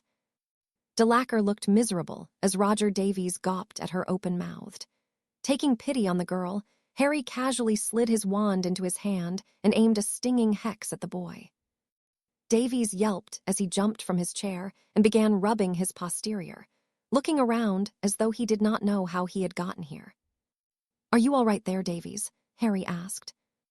Roger nodded, and at least made the effort to not fall into another stupor. How long it would last, Harry didn't know, but he had done his part. He wasn't going to spend the entire night policing Davies. "Professor Dumbledore is now ready to announce," Professor McGonagall informed the group, peering around the door. "Mr. Diggory, you will be first with Miss Chang, followed by Mr. Crumb and Miss Granger. Miss Delacour, you will be third with Mr. Davies, and Potter and Bell last," she finished, offering Harry and Katie an amused smile before retreating. "It's weird seeing her in a dress," Cedric muttered. "And smiling," Harry added. "If you weren't such a pain in the arse, she'd probably smile more." "Up yours, Diggory," Harry grumbled, aiming a kick at the boy as he and Cho were called into the Great Hall. "Ready?" Katie shook her head. She looped her arm through his. "Me either," Harry snorted. "At least we're not ready together." Kate smiled, and the 2 of them braced themselves for what was to come. "Break. I must say, young Ronald, your robes are looking rather spiffing, don't you agree, Frederick?" "Ah, quite so, Sir George, and Miss Brown makes for an exceptional dinner guest." "Will you 2 shut up?" Angelina groaned, as the twins continued the charade of being sophisticated aristocrats. "Such crass and uncouth language from such a fine lady," George declared, allowing the monocle to fall from his eye in faux shock. Where he had gotten a monocle, Angelina didn't dare guess, but he was determined to sport it for the ball. Oddly, it suited him. Not that she would be complimenting his mischief, despite how entertaining the twins were proving to be. And finally, our tournament leader, Dumbledore announced. Harry Potter and his partner, Miss Katie Bell. Those within the hall clapped politely as the two entered and made their way to the table. Angelina took the opportunity to snap a few more photos, waving as Katie scowled at her. "Aw, look, he even held her seat out for her," Alicia gushed. "That is never our Katie," Fred choked in disbelief. "Bloody hell, she scrubs up well." Angelina cuffed the boy on the back of the head. "She didn't need to be scrubbed up. We only put a dress on her and did her hair." Fred nodded as he rubbed the back of his head. "You have my apologies. It was a terrible comment to make and done so only out of surprise." Angelina shook her head. "Are all boys idiots?" "Just these two," Alicia sighed, frowning at the menus that appeared in front of them. "How does this work?" The very same questions seemed to be being asked throughout the Great Hall, and it wasn't until Professor Dumbledore demonstrated that everyone else caught on. "Pork chops," Angelina decided when she'd read through the available food. "Don't you think they look sweet together?" Alicia asked, nodding towards Harry and Katie. Angelina nodded. I knew she liked him. She wouldn't admit it, but it was obvious. Alicia grinned knowingly. "How long has Katie had a crush on him?" George asked. "Second year," Angelina giggled. "That long? Why didn't she say anything?" "Because it's Harry," Alicia answered. "Outside of Quidditch, no one really sees him. He's around, and he never ignores anyone, but it's like he lives a different life to everyone else." "I don't see him much," Ron sighed. "I share a dorm with him, but sometimes I wake up in the night, and he's not there." "What does he do?" Alicia questioned. Ron shrugged as he shared an odd look with the twins. "You know something," Angelina said accusingly. "Not anything we should be discussing," George murmured. "We love Harry, but there are those that don't." "You mean the World Cup," Ron said in realization before his eyes widened. "What about the World Cup?" "We shouldn't say," Fred said firmly, eyeing his younger brother with irritation. "You can't not tell us now," Alicia huffed. "It can't be that bad." "Oh, it was bad," George snorted. "Seriously, we can't say. Harry is like a little brother to us." "And he isn't to us." "I didn't mean it like that," George murmured. "Ask him about if you like, but it's not for us to tell anyone, even you two." Angelina was taken aback by the seriousness of the twins. She had never seen them so somber and would not press them anymore. Something, however, had indeed happened, and if it had affected Fred and George in such a way, it had to have been significant. Although she was curious, tonight was not the night to pursue it. Looking at Katie and Harry, she only wanted them to enjoy the evening. They really did look good together, and it warmed her heart to see them like this, even if they were both as shy as one another. "Break. You know, we could always run away," Harry murmured. "And go where?" "Wherever you like." Katie grinned and shook her head. "I don't think it would be such a good idea," she sighed. "I have 2 older brothers that will come for us." "Probably not the best plan then," Harry chuckled. "I suppose we will just have to dance." "Is the thought of dancing with me so horrible, little Harry?" Harry quirked an eyebrow at the girl. "Even in your heels, I'm taller than you. I've not been little Harry to you for a while now." Katie smiled sadly. "I remember you as a titchy first year. Even then you were too cheeky for your own good. You've only gotten worse, you know." "True," Harry agreed. "You just don't like it because I'm not scared of you anymore." "You were scared of me." "All of you," Harry replied. "You used to threaten to drag me out of the shower if I took too long. That's terrifying for an 11-year-old boy." Katie hummed. "It wouldn't have been much fun back then. I'd probably enjoy it more now," she added with a wink, blushing despite her best efforts not to. Harry simply gaped at the girl as he shook his head. Before he could respond, however, Dumbledore stood to address the room. "If the champions and their partners would kindly make their way to the front, it is time for the Yule Ball to get underway." The gathered students and staff clapped politely, and Harry led Katie to the dance-floor, where she wrapped her slightly trembling arms around his neck. "Are you ready?" "No." Harry laughed as he placed his hands on her hips, the way Daphne had taught him, and began gently leading her when the music began to play. "I didn't know you could dance," Katie commented. "I had to take some lessons just for this," Harry admitted, eliciting a mirthful snicker from his partner. "Me too," Katie admitted. "Don't say I never do anything for you." "Wearing a dress and taking dance lessons, I feel quite privileged." "You should," Katie replied airily. "I wouldn't do this for anyone else." "Really?" Katie nodded shyly as she met his gaze. "Really," she assured him. It was a strange moment that passed between them. Even without his ability in the mind arts, Harry felt as though he was seeing something. It was something so obvious within Katie's mind, but almost like she was exposing a vulnerability of hers. He immediately felt rather protective of it, and as he turned her around the dance-floor once again, he held the girl a little tighter, his own way of trying to offer her some reassurance of his own. It was the sound of applause and the sudden lack of music that pulled them both from their thoughts. Joining in with the clapping, they separated. "Well, we got through it," Harry chortled. "We did," Katie replied with a smile. There was a brief silence between them, both seemingly waiting for the other to fill it with something worthy of the moment they'd shared. "Drink?" Harry asked. Katie nodded gratefully and looped her arm through his as they made their way towards one of the tables. "You know, you don't have to hold on to me all night," Harry quipped, his tone teasing but equally searching. "I could let go," Katie mused aloud, "but what if I don't want to?" There it was again, the same vulnerability Harry had seen only a moment ago. It was odd, but he certainly didn't dislike it.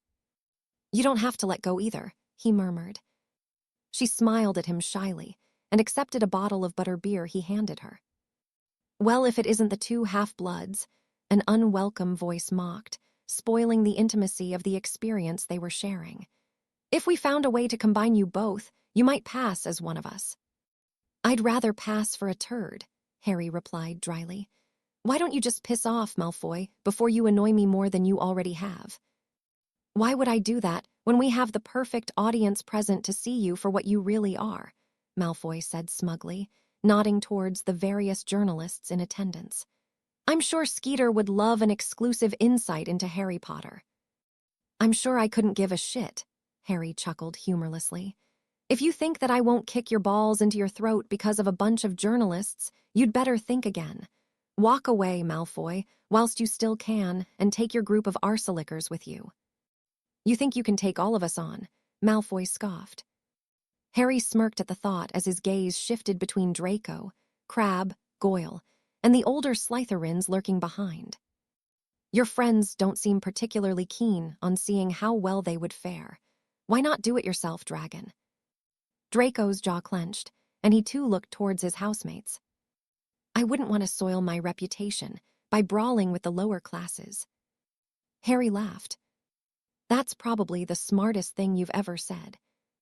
"You'll get yours, Potter," Draco vowed.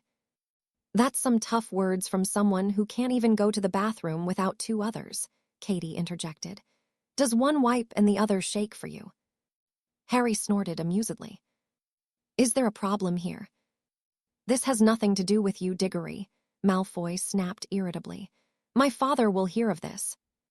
"Good," Harry said darkly as he took a step towards the blonde. "Tell him everything, Draco, but there's something you should remember. Your father won't always be around to protect you, I can promise you that." "Are you threatening my father?" "You know, I might be." Harry replied. "Tell him what I said. Your father is nothing but a sniveling coward who only attacks those who can't fight back and does it hiding under a mask. What a fucking pathetic excuse of a man he is, and you'll be much worse. Not that I see you living as long. At least your father has a semblance of intelligence about him.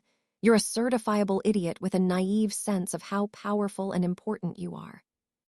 By the time Harry had finished speaking, he was almost nose to nose with Malfoy, and the altercation had drawn more attention than he would like. "Come on, Harry, Malfoy isn't worth it," Cedric urged. "You're right, he isn't," Harry agreed as he took a step back. Goodbye, dragon. Harry glared at the boy and the others that had accompanied him until Draco turned and stormed off. What was that all about? Katie asked.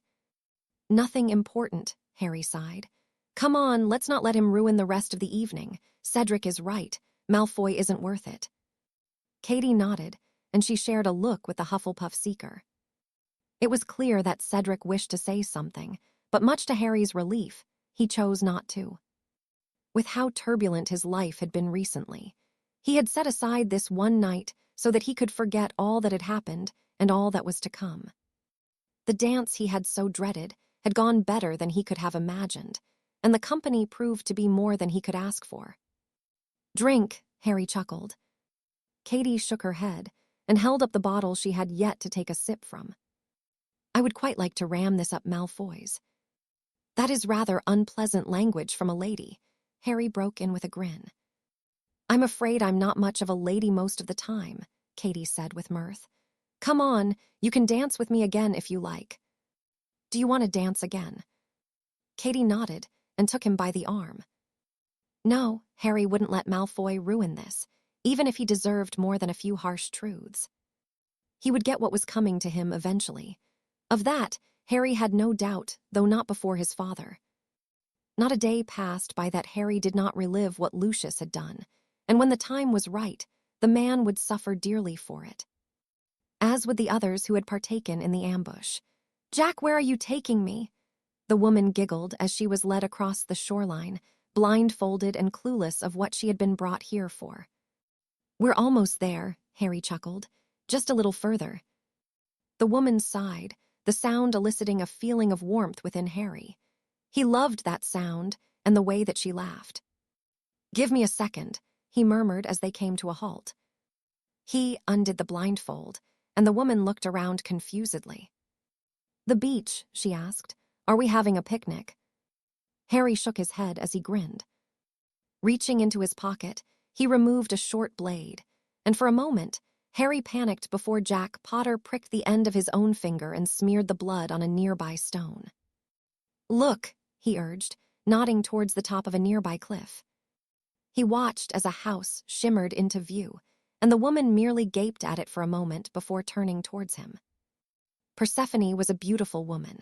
Her long, wavy blonde hair and pointed features were the envy of many, but it was her eyes that had drawn Jack to her. Being a Yaxley, he never thought his father would agree to such a match, but after an intense few months of negotiations between the families, an accord had been reached. Ever since, Jack had been dedicated the her and Persephone to him. You always said you wanted a home by the sea. Persephone nodded. I didn't mean for you to get me one. You deserve it, Jack said dismissively.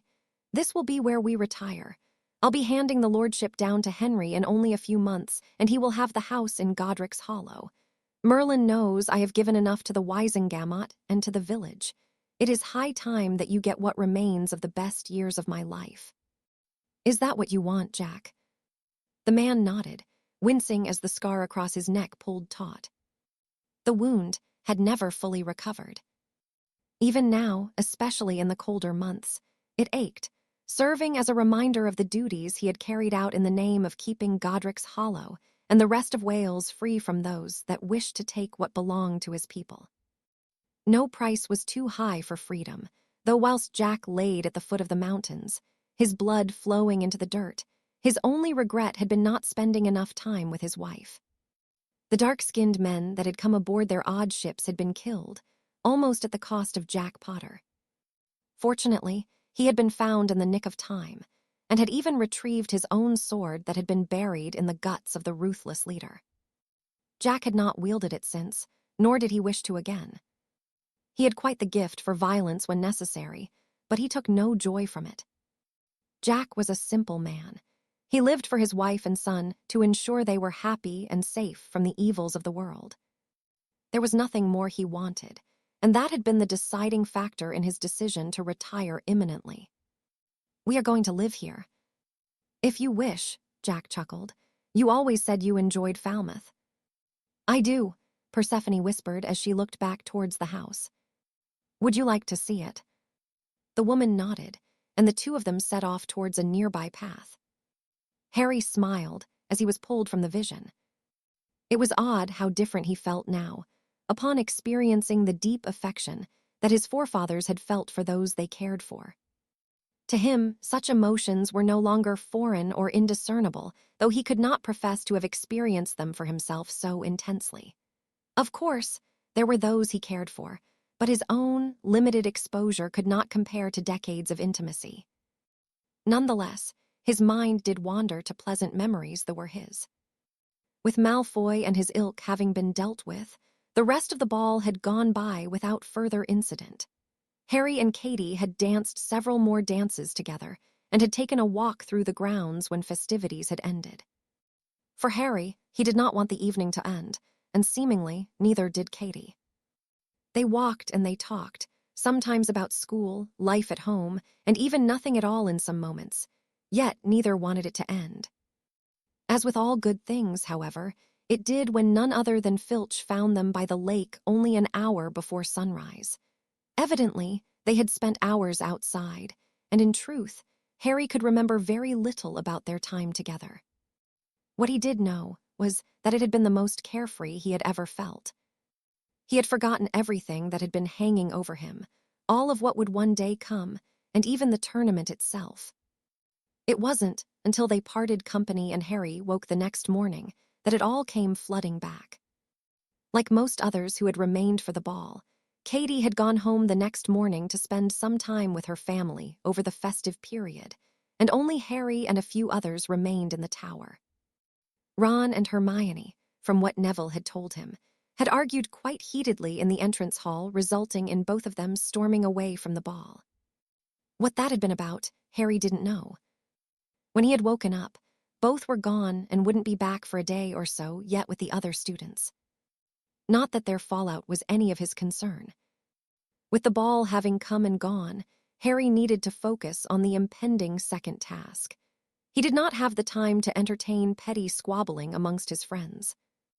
Ron and Hermione would have to work through their own issues. Harry had a date with a deep lake, and he was still yet to decide just how he would approach breathing underwater for an hour, whilst navigating his way through potentially swathes of hostile creatures. It was a daunting task, where so many things could go wrong. Regardless, today he would not be focusing on the task nor his options in tackling it. Having seen what he had in the vision, the only thing on his mind was paying a visit to Falmouth. It was a beautiful spot, and Harry was eager to learn what had become of the house Jack Potter had purchased for him and his wife. Besides, having been spent locked in the room on the 7th floor for the better part of a week now had left him feeling the need for new surroundings, and Falmouth seemed as good a place as any. "Break. Get off, you prat," Katie groaned as her brother ruffled her hair. Jason, the middle child of the three, grinned as he took a seat opposite her at the table. "How very rude," he declared as he helped himself to a piece of her toast. "I was going to eat that." "You've been staring at it for the past 5 minutes," Chris pointed out. "What's wrong with you? Something on your mind?" "No," Katie denied, though she felt her cheeks growing warm. "Oh, she's thinking about a boy." Jason interjected. "A boy? I don't bloody think so. Who is it? We'll have to have a word to make sure he treats our little Katie right." "You will keep your noses out," their mother warned as she placed some breakfast on the table for the two men. Jason had left Hogwarts the year Katie had joined, and Chris the year before that. The former worked as an assistant coach for the Ballycastle Bats, and Chris as a reserve chaser for the Appleby Arrows. Both were exceptionally gifted in the sport, but Jason found he was more passionate for the coaching side of things. It didn't help that he was quite prone to injuries, so had decided to quit whilst he was ahead and in good health. Katie hoped to follow in the footsteps of Chris and find herself a spot on a professional team when she graduated school. "So, who is this boy?" Katie tutted irritably and tried to hide the blush that was forming. Her mother smirked, not dissimilarly to her when she was about to do something mischievous. "Mum, don't," Katie groaned. "Oh, for heaven's sake, Katie," her mother sighed. "It's been in the paper twice this week. It's only because these two don't read it that they haven't noticed. The paper, Chris asked as he stood. Katie hid her head in her hands as her oldest brother began rifling through the newspapers that had arrived over the previous days. So, this is why you weren't here for Christmas Day, the man said gleefully. What is it? Jason questioned. Our little Katie was attending a ball, Chris explained. That is never you in this picture, he added, choking slightly on his words. Here, let me see, Jason demanded, snatching the offending article from his brother's hand. Katie could only groan in despair. With them not having noticed the day the article had been published, she'd thought she'd escaped the inevitable ribbing. Oh, this isn't good, Jason murmured. This isn't good at all. She's wearing a bloody dress. And she looked wonderful, their mother declared proudly. You're such a beautiful girl, Katie. Katie merely wished the ground would swallow her up. Harry Potter, Chris muttered, coming out of his stupor. She went to the ball with Harry Potter. Jason's eyes widened as he finally noticed who was in the photo with Katie. What is happening? He whispered. Our little Katie is a girl. I've always been a girl, you prat, Katie huffed. But not a girl that goes to dances, Jason retorted. Katie rolled her eyes at her brother as she tore the article from his grip. The picture in the paper was an exceptionally flattering one. Both she and Harry were smiling brightly, their noses barely an inch apart as they danced the night away, neither having been aware of the flashes from the camera. Where did we go wrong? Chris asked, pulling her from her thoughts. Stop being so dramatic, their mother sighed. She was always going to end up dadding, no matter what you did. It was rather amusing to see her brothers sulking at their own perceived failure. Harry Bloody Potter of all people, Chris groaned. Alex is keeping an eye on him. He was pissed when Hogwarts canceled the Quidditch season for the year. Jason nodded. Clive is too, from what I've heard. After the rumors of how good he is, I think most teams are waiting to see if he holds up until his last year of school. Harry could probably beat most of the Seekers in the league already, Katie piped up, blushing again as her brothers turned their attention towards her. Bollocks, Jason denied. No one is that good at that age, well, except for Crumb. Harry is, Katie murmured. He was the best flyer on the team as soon as he joined in his first year. How did he even get a spot so soon? Jason asked curiously. I can't see McGonagall doing anyone any favors, even if you are famous. She didn't, Katie insisted. Harry had never even flown a broom before he came to Hogwarts. I don't know exactly what happened, but apparently McGonagall saw him fly for the first time, and he was impressive enough to earn his spot. Believe me, the rest of us were as skeptical as you, but he proved us wrong. He's brilliant. She's blushing again, Chris snorted. From teammates to lovers, he mocked. Don't say that, Jason pleaded, and Chris realized his mistake, grimacing at his own error. We are not lovers, Katie denied. Harry just invited me to the ball. Chris hummed in suspicion. Well, you look very cozy in that photo, he pointed out. All right, that's enough out of you too, their mother interjected. Katie breathed a sigh of relief. Was he respectful? Chris demanded, and Katie groaned once more. Harry is nothing like you'd probably expect him to be, she replied. He's nice, and always has been to me and everyone else. Oh, and this is for being a nosy git, she added, thumping Chris on the arm.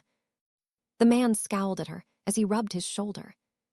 She might be a girl, but she hits like a bloke, he grumbled, smiling almost proudly. I feel sorry for Potter if he upsets her. Jason nodded his agreement and moved away as Katie aimed a blow at him for good measure. Just because I put on a dress, don't think I won't kick the shit out of you, she warned. Language, her mother chided. What would Harry think if he heard that? He'd laugh, Katie said with a shrug. He's not some stuck-up pureblood. He can't be too bright either, Jason murmured. Getting involved with you, he must have a death wish. Can you not just say something nice? Their mother huffed. Jason sighed as wrapped his arms around Katie. I don't bloody well like it, but you look happy in that picture, he offered sincerely. I don't like it either, Chris grumbled. So, when do we get to meet the famous future Quidditch star? The very thought horrified Katie. She was not even close to being ready for that, and the longer she could keep Harry away from her brothers, the better. They were exceedingly protective over her, and she did not wish for any embarrassing stories from her childhood coming to light. "You've got no chance," she snorted. "I wouldn't let either of you near him." "Oh, come on, be a good sport," Chris chuckled. "We wouldn't intimidate him, would we, Jason?" "Not at all," her other brother replied with an unconvincing smile. Katie did not believe them for a moment, and she shook her head. She and Harry had only attended the ball together. It wasn't as though they were dating. In truth, Katie had thought of very little other than the time they had spent together that Christmas night, but they had not spoken of anything beyond the Yule Ball. It was likely that things would simply go back to the way they were before, and she was fine with that. Despite everything, Harry was her friend first and foremost, even if the uncertainty and prospect of the ball being a one-off experience proved to be true. Still, it wasn't a pleasant prospect to consider. Break. Harry looked towards the clifftop, just as he had in the vision the cloak had shown him. The modern world had not fully neglected the land here, though it appeared that this part of the coast had not been touched. In the air, mingling with scent of salt, was a tinge of magic, and as Harry drew a drop of blood from his finger, he was hopeful that he wouldn't be disappointed. So long as Jack Potter had tied the charms to the blood of the family, and not his own, his efforts should be successful. He smiled as the house shimmered into view. How long it had been left, Harry didn't know, but as he made his way towards the very same path Jack and Persephone had trodden some centuries prior.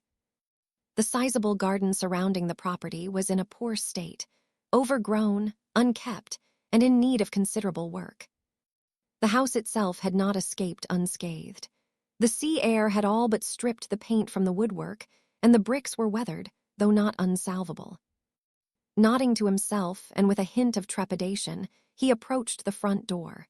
Tapping it with the tip of his wand, it opened, the unoiled hinges squealing under protest. Undeterred, Harry entered. He had not seen the inside in the vision, but even he could see the house had seen better days. Much of the furniture had simply rotted away, and the decor was considerably dated. No one had spent any time here in at least a couple of centuries, judging by the styling. Harry shook his head, but a smile crested his lips. Despite the amount of work it would take to modernize and bring it up to a livable standard, he found that he liked it here. He'd spent much of the previous summer fixing up his parents' home in Godric's Hollow, and it appeared that he now had his next project. This house, however, he intended to make a home. It was peaceful, picturesque, and he would not be short on privacy. To Harry, it would one day be perfect. Break. Fleur had been in a foul temper since the night of the ball, so much so that Gabrielle knew it was unwise to bring it up with her older sister. This morning, however, she no longer seemed angry, but had settled into one of her usually depressive moods after something had not gone her way. Was it so bad? Gabrielle asked cautiously. Fleur shrugged. I should not have expected anything less. Gabrielle sighed. What happened? Roger is a pig, Fleur declared simply. He had no interest in getting to know me. He just wanted a villa on his arm. He is like every other boy, and if you mention Harry Potter, I will curse you. Gabrielle said nothing but grinned. He was quite sweet, I suppose. Roger. Fleur scowled as she shook her head. Harry, she admitted reluctantly. When Roger couldn't even speak, he hit him with a stinging hex. Gabrielle giggled. See, I told you he is nice. Fleur hummed and Gabrielle's smile fell. Did he have a good time with his date? She probed. Fleur quirked an eyebrow at her younger sister, and Gabrielle busied herself by peeling an orange from the fruit bowl on the table. He danced with her all night, Fleur answered almost apologetically. They looked very happy together. Gabrielle swallowed as she nodded. A part of her still wished she had found a way to have gone to the ball, but it wasn't until the event was underway and the thought of what Harry was up to begin to bother her.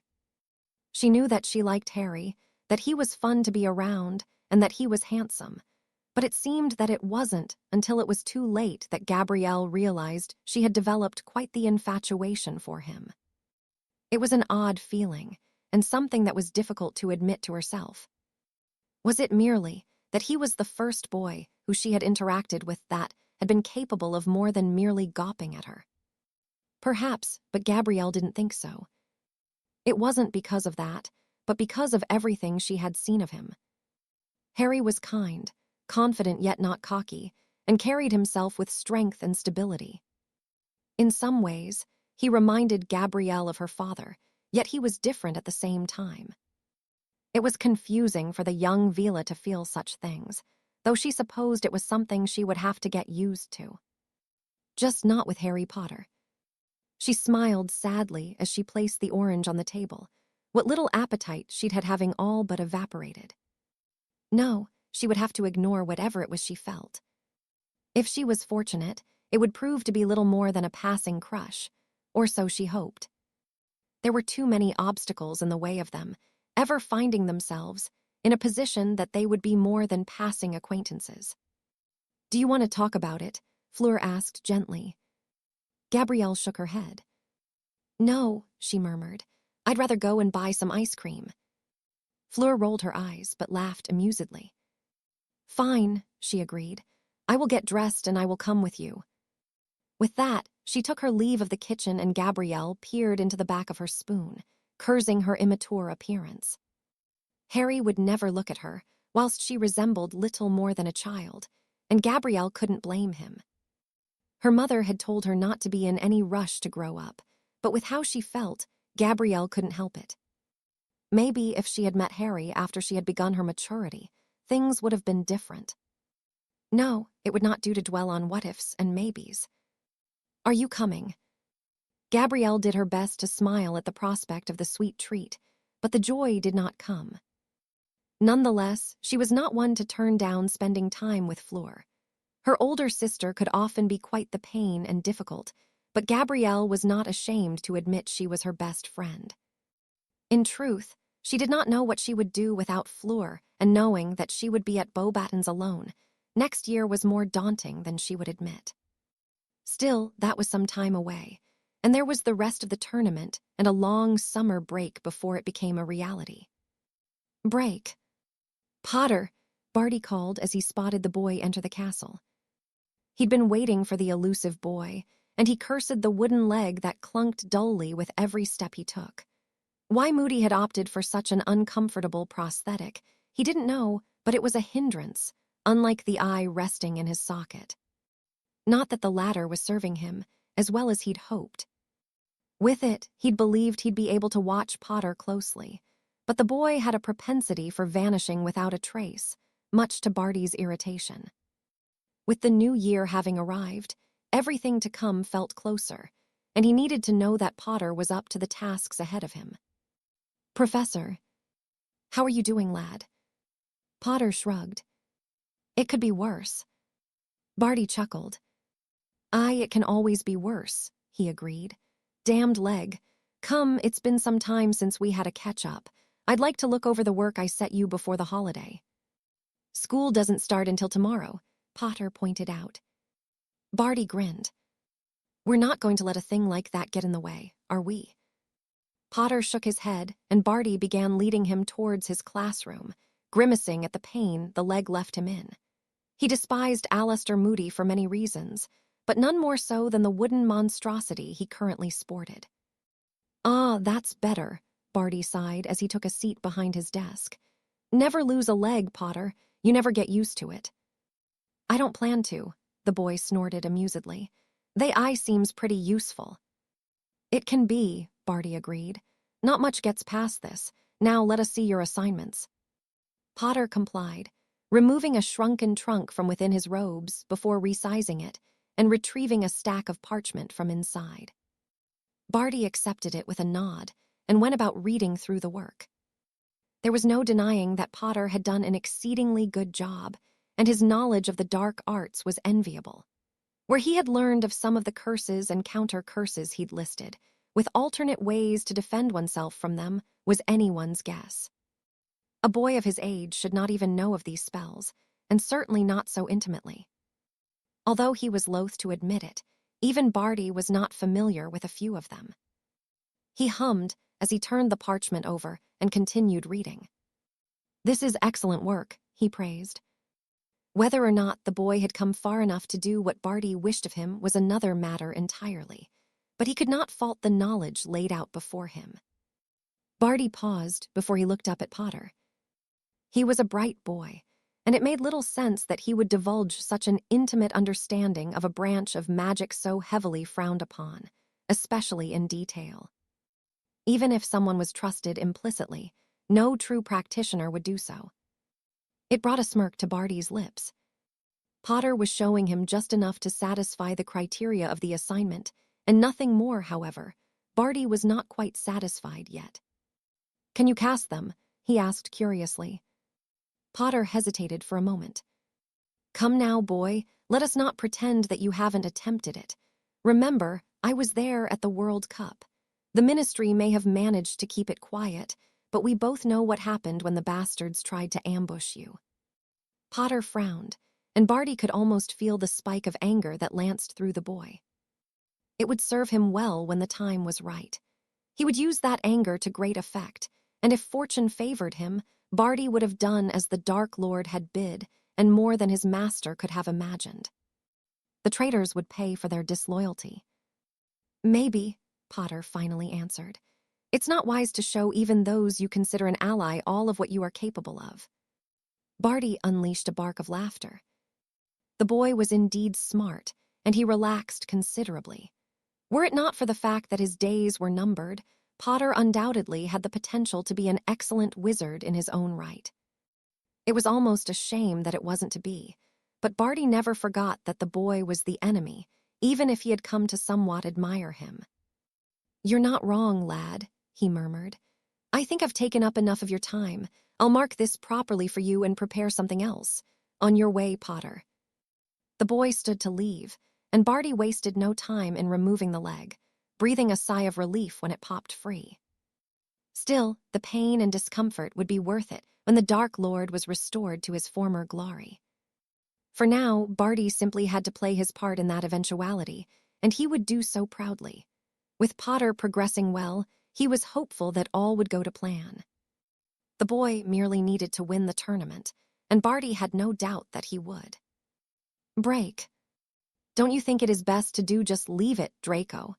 Not urged as the blonde paced back and forth in the compartment they were sharing. Draco frowned. "My father said something similar." "He did." Draco nodded thoughtfully. "He said it is best to leave Potter be for the time being, and that he will get his comeuppance when the time is right, whatever that means." "So, your father is planning something." "He must be," Draco replied with a smirk. "Either way, I'm not going to let it lie. Potter can't be allowed to think he can get away with what he has. Crab, Goyle, come." The two boys along with Not followed Draco from the compartment without question, and Daphne turned towards Blaze. "What happened?" Blaze snorted humorlessly. "Just the same as ever.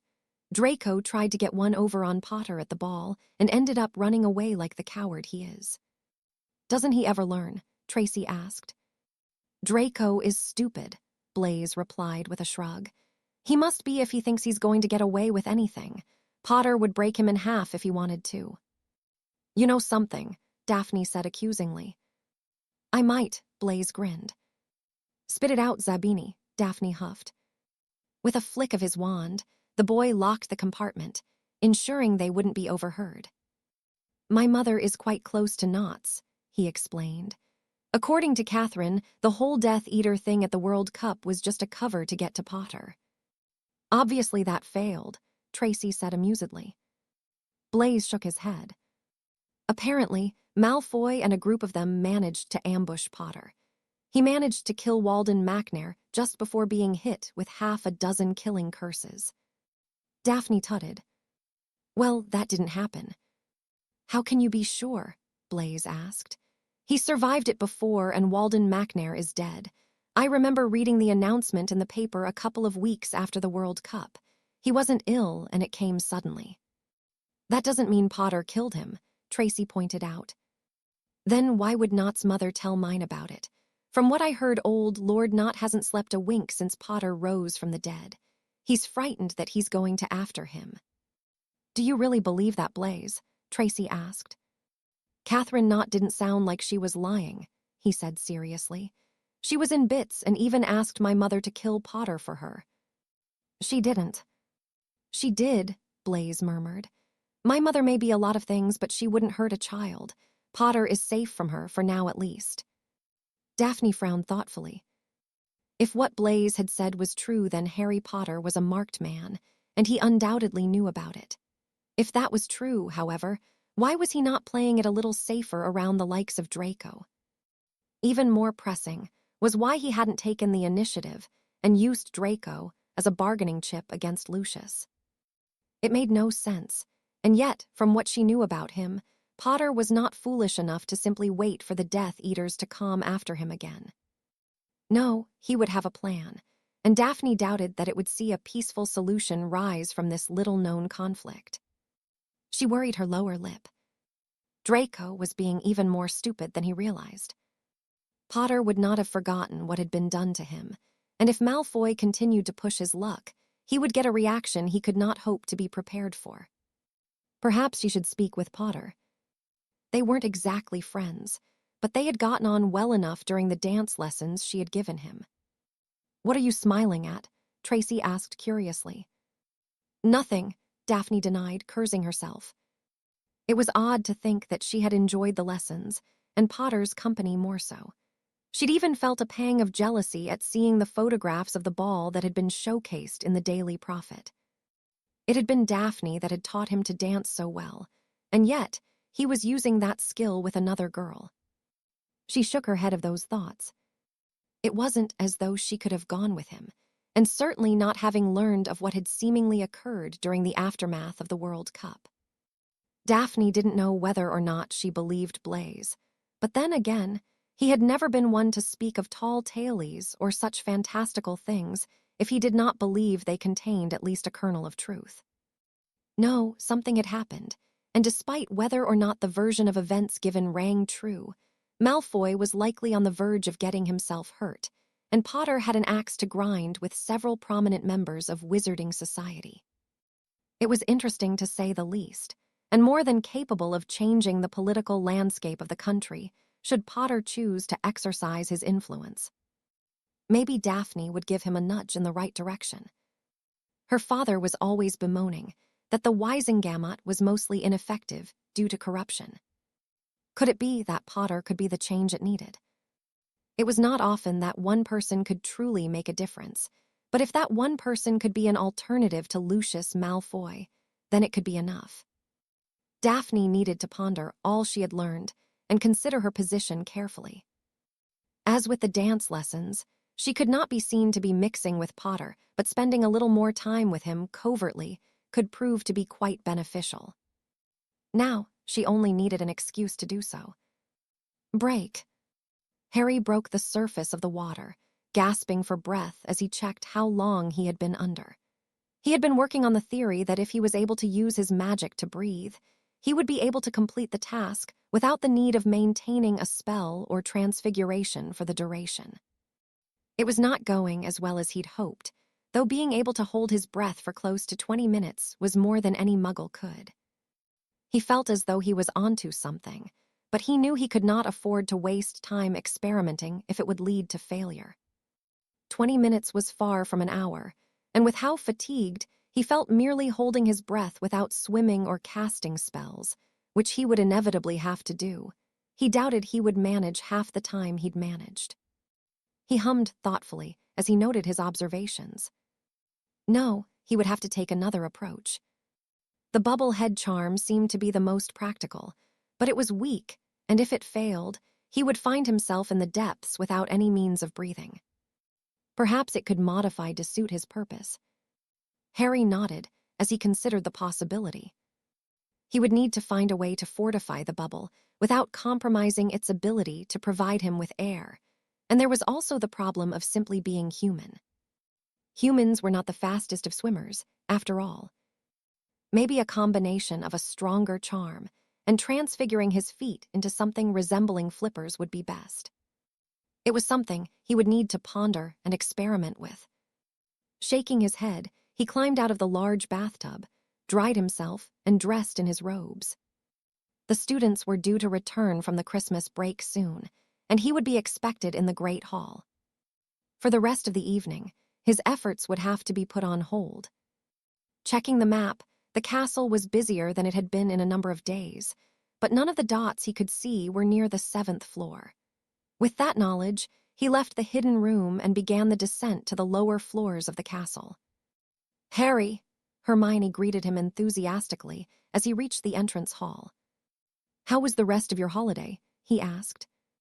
Hermione nodded, though her expression fell. "I suppose you heard about the argument." "I did. What happened?" Hermione released a deep sigh. "I don't know," she grumbled.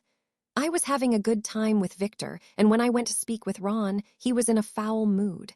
Lavender had left, and he took it out on me." Harry could only shake his head. As much as Ron was his best friend, he could be quite bitter and petty about things. It was one of the boy's drawbacks having grown up with 5 older brothers. "Well, he'll come around," he comforted. Hermione did not seem to be convinced, and Harry followed her into the great hall, which was now full of the returning students. Taking a seat at the table, he spotted Ron sitting with Dean and Seamus. The redhead did not even look up to acknowledge them, and Harry decided to simply let Ron get on with it. He had other things he wished to focus on. Unwittingly, his gaze drifted until they came to rest on another, and Harry smiled at the sight of the girl he'd danced the night away with not so long ago. "Hello, Harry," Katie said almost tentatively, as though she was waiting to see his reaction to her. "Hello," he replied. It was a simple exchange that filled him with the same warmth he'd felt throughout much of the ball, and for her, it seemed to offer some needed reassurance. Katie smiled as she blushed, and Harry jolted as he felt a foot come to rest next to his own. Quirking an eyebrow at her, Katie ignored him and Harry could only shake his head. Even without the dress, the elaborately styled hair, and the makeup, she was just as beautiful to him as she had been the night of the ball. It was no longer in his nature to be shy or lacking in confidence. He'd ridden himself of his reservedness steadily since he'd left the Dursleys. But as they simply stared out one another, Harry felt almost out of his depth, akin to the many blossoming relationships he'd witnessed in the visions. It wasn't so intense, but it was familiar, and for it to be his own and not lived through another was most welcome. "What's wrong?" he asked, noticing Katie's expression falling slightly. "Malfoy," Alicia interjected. "He tried to be a prat on the train." Harry's nostrils flared as he turned towards the Slytherin table to find Draco and his ilk staring at him from across the room. "What did he do?" "Nothing worth getting into trouble over," Katie sighed. "You know what he's like." "I do," Harry agreed, "and he's going to find out what I'm like." Something had to be done about the boy. It seemed that words were no longer enough to deter the boy, and now it was time for him to be humbled. Draco needed to learn once, and for all that he wasn't invincible, and that his father was not some righteous god that could protect him. No, Harry was done with talking where the Malfoys were concerned. It seemed that there was only one thing they would understand, and it would be Harry's pleasure to see to it. What were they going to do? Kill him?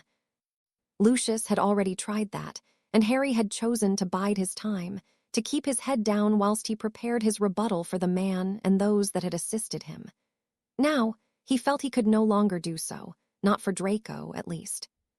He wouldn't kill the boy, but in the coming days, weeks, or however long it took for the message to get across, he would make his life utterly miserable where necessary. Harry smirked at the thought. Neither a Peveril nor a Potter would tolerate the Malfoys and what they were, and Harry had the best and worst traits of both families that had all but raised him. Draco had no idea what was coming for him, but soon enough he would. "This cloak is more special than you could ever imagine." It was. Harry smiled as he relived the memory of Henry Potter, son of Jack and Persephone, handing the cloak to his own son, William. The boy had been enthralled by the garment, had spent his youth begging his father to use it, and had finally been granted the honor of owning it the day he started Hogwarts. Jack and Persephone had gone on to live a peaceful life at the beach house, though Henry had opted to remain in Godric's Hollow with his wife Claire, who hailed from the Goldstein family. Unlike many of the other generations that had come before them, there had been no conflict, nor war the Potter patriarch had needed to confront. It made for quite the reprieve for Harry to witness what most would consider to be a normal existence. Between the invasion, budding Dark Lords, and other problems faced by the Peverils and Potters over the course of the centuries, it was nice to see that not every lord of the family would be plagued by violence. Harry, however, did not fall into that rather exclusive category.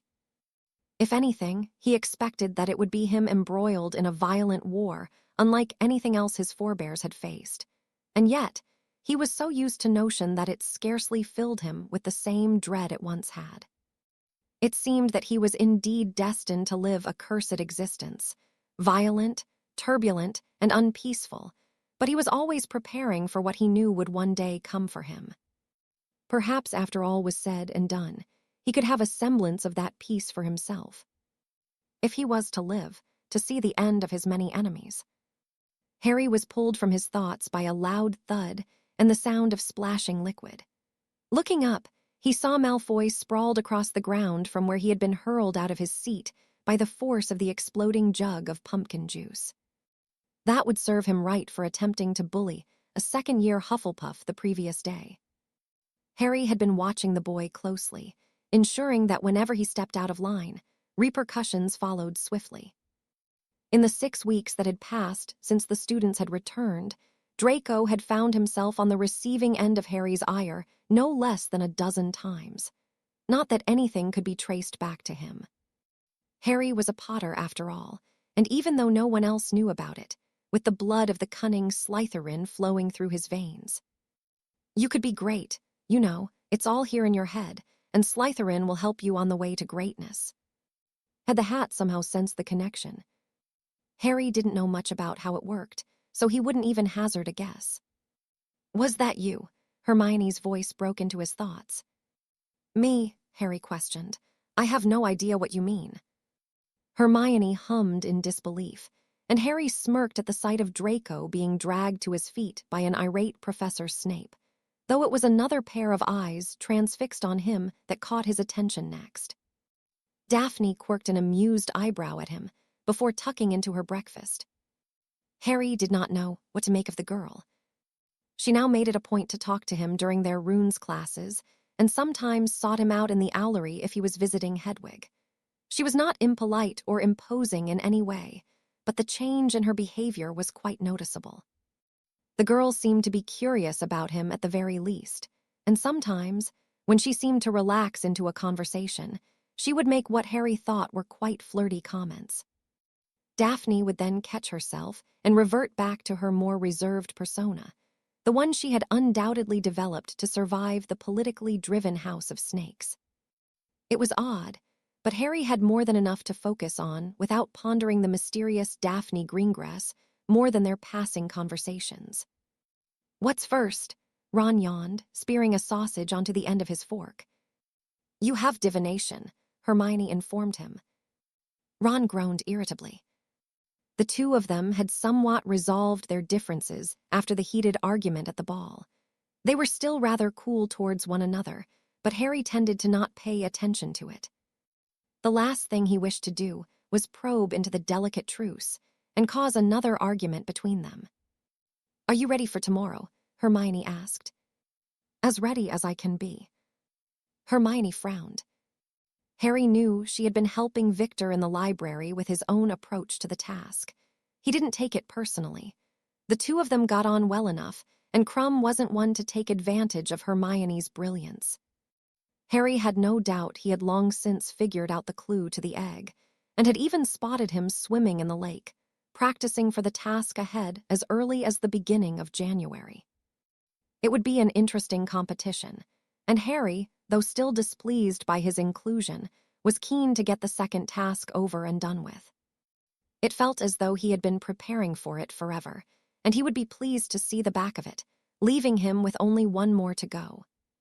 His dedication to emerge victorious had not wavered, and he had every intention of being true to his word, even if he had been entered against his will. Harry would continue to prove the others wrong, and that it had been unwise for whomever to enter him if it was indeed their desire to see him killed during the proceedings. He had his doubts to the latter, however. There was too much left to chance, and Harry had begun to believe that the person who had entered him either was relying too much on his misfortune, or there was something else afoot, that the tournament was merely serving a secondary purpose. A plan within a plan. He frowned at the thought. Had he spent too much time around the paranoid Moody? It was a sequence that the man would likely conjure within his own mind. Harry looked towards the former Auror. He was a strange fellow, warped by years mixing it up with the most unsavory elements of society, and then being thrown into a war when none could be sure if they could trust their own family members. It was no wonder that Alastor Moody had turned out the way he had. Still, there was something unsettling about the scarred man that Harry couldn't quite put his finger on. Maybe it was the missing eye, the wooden leg, or how Moody was quite content with discussing his part in the war against Voldemort and the Death Eaters, or maybe it was that the man was a self-confessed killer of more than his fair share during those years. Whatever it was, Harry had chosen to be careful around him. He didn't believe for one moment that Moody intended to hurt him, but it almost seemed that he was ready to attack at any given moment. Harry wondered if he would be like that in the years to come. He hoped not. He couldn't imagine living his life from one moment to the next, jumping at every sound, and refusing to eat any food without fully investigating it first. No, that was not a life he would relish. "Come on, we'll be late for runes," Hermione pointed out. Harry nodded and snatched another piece of toast. He would need his energy for what was to come tomorrow, and when the task was done, the end of this farce would finally be on the horizon. Nonetheless, he needed to survive his journey into the lake first, and Harry would not take it for granted. Anything could happen in the depths, and he hoped beyond hope that all of his preparations would be enough. "Break. Miss Bell, a word if you don't mind." "Oh, someone's in trouble." "Shut up, Alicia," Katie muttered. "She doesn't look happy, does she?" Angelina asked. McGonagall's lips were thin, and her eyes gave none of the warmth Katie had seen when the Quidditch team emerged victorious from a match, or someone successfully managed to impress her during a transfiguration lesson. "Wish me luck," Katie sighed as she followed her head of house, who said nothing as they walked from the 7th down to the 5th floor where her office was situated. She had only been here twice before. The first time had seen her being given her spot on the team, and the second had been to discuss her homework. McGonagall's expression gave nothing away, and Katie wondered what she could have done to warrant being brought here. She had been on her way to the library with the others, and as far as Katie knew, she had done nothing to provoke the ire of the woman. "Is something wrong, Professor?" McGonagall shook her head, though she looked no less displeased. "No, not as such," she murmured. "I have been asked to discuss something with you that must stay between us if you are uncomfortable with it." "What is it?" Katie asked cautiously. "Tomorrow," McGonagall said simply, "the champions will be tasked with retrieving a hostage that will be placed at the bottom of the lake under the care of the Mera-people. It is understood that you and Potter have grown rather close." Katie was taken aback by what she had heard. "You want me to be Harry's hostage?" "I am asking you to volunteer," McGonagall corrected. "You are not obligated to. There are others that can take the position." "Does Harry know what the task is?" McGonagall snorted, showing the first sign of amusement since the impromptu meeting began. "I expect he not only knows of it, but has a very good idea on how he is going to tackle it, Miss Bell." Katie nodded. Of course Harry would know. He'd evidently deciphered the screeching egg he'd retrieved during the first task and learned of what would be next. "Did you say at the bottom of the lake?" "I did," Professor McGonagall confirmed. "You will be placed in an enchanted sleep and will wake once you have been rescued by your chosen champion. As I said, You do not have to agree." Katie released a deep breath. She didn't like the idea of being underwater, but she could not deny that being rescued by Harry from such a situation did not hold a considerable amount of excitement for her. The thought of Harry swimming through the depths of the lake to get her made her blush, and she did her best to hide it. They had been growing close, much closer than she'd anticipated. Not a day went by that Harry would not seek her out so that they could spend some time together.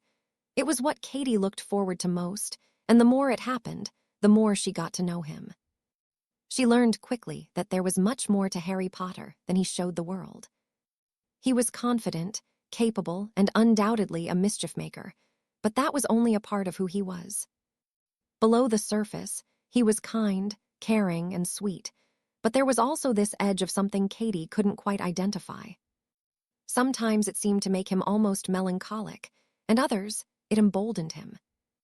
In a way, it made him seem quite dangerous, and Katie wished she had the ability to see into his mind. It would, without doubt, be a fascinating place. "I'll do it," she agreed.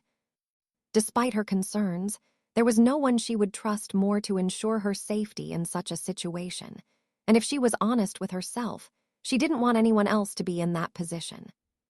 Katie was Harry's to rescue, and she wouldn't have it any other way. "Professor Dumbledore will be relieved," McGonagall sighed. "Come, he is waiting." Now, Miss Bell," McGonagall said with a smirk. With a nod, Katie followed the woman until they reached the gargoyle on the floor below. "Licorice torpedoes," McGonagall murmured. "It is best not to raise the topic of confection with the headmaster. It is a conversation that will seemingly never end. Come along." Katie had never been in Dumbledore's office, and as she was shown in, she took in her surroundings. There were many others milling around the room, including Cho Chang, Hermione Granger, and a blonde girl she had seen with the French champion. With them was the entire judging panel, with Professors Moody and Snape. "Ah, Miss Bell, thank you for agreeing to volunteer," Ludo Bagman greeted her. "If you could join the others, we will begin shortly." Katie did so, and Granger offered her a smile. "So, you're going to be Harry's hostage?" Katie nodded, and the blonde girl looked at her speculatively. "I am," she confirmed. "It's terrifying but exciting at the same time," Chang declared. "Hold on, they're coming over." The judges approached with Snape holding a tray of steaming goblets, one for each of them it seemed, and Katie suddenly felt the nerves wash over her. "The potion is a brew to place you in a deep sleep," Dumbledore explained, whilst the Beauxbatons' headmistress translated for the blonde. "You have my deepest assurances that you are in no danger. If a champion fails to retrieve you within the allotted time, you will be brought back by the chieftain of the Meropeople. Are there any questions?" None spoke, and Snape handed each of them a potion. Katie eyed the liquid skeptically before downing it, along with the others.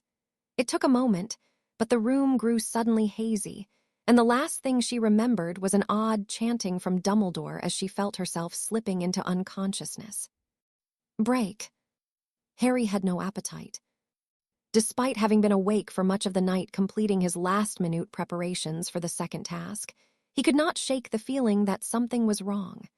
Thus, he found himself packing back and forth in the room on the 7th floor, centering himself as best he could. It was no good. No matter what he did, every fiber of his being was on edge, and the feeling of imminent danger would not shift. Was he thinking about the task too much? No, it wasn't that he was overprepared nor underprepared. There was an air of danger lurking, prodding at him warningly. Nonetheless, there was nothing that could be done. He was required to be at the shore of the lake in only 15 minutes, and with that in mind, he took his leave of his sanctuary, the feeling of unease growing only stronger the closer to the lake he got. The students from all 3 schools had already taken their place in the stands by the time he arrived, and it seemed that the other champions were as troubled as Harry.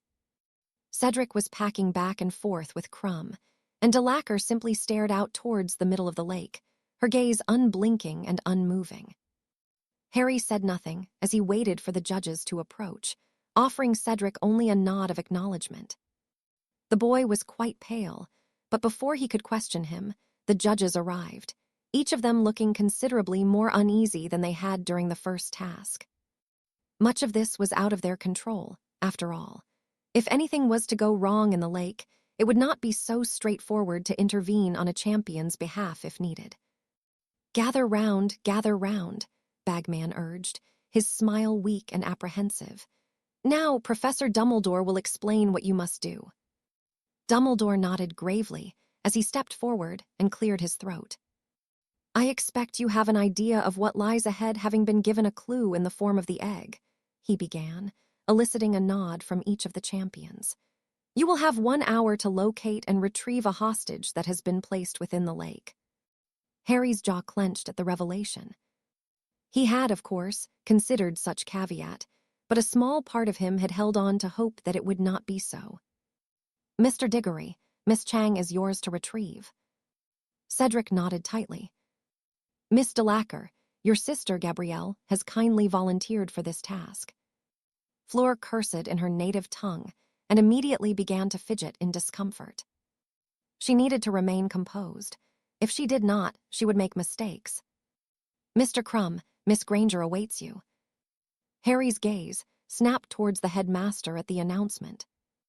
And Mr. Potter, Miss Bell is acting as your hostage. Harry took a deep breath, though it failed to calm him at all.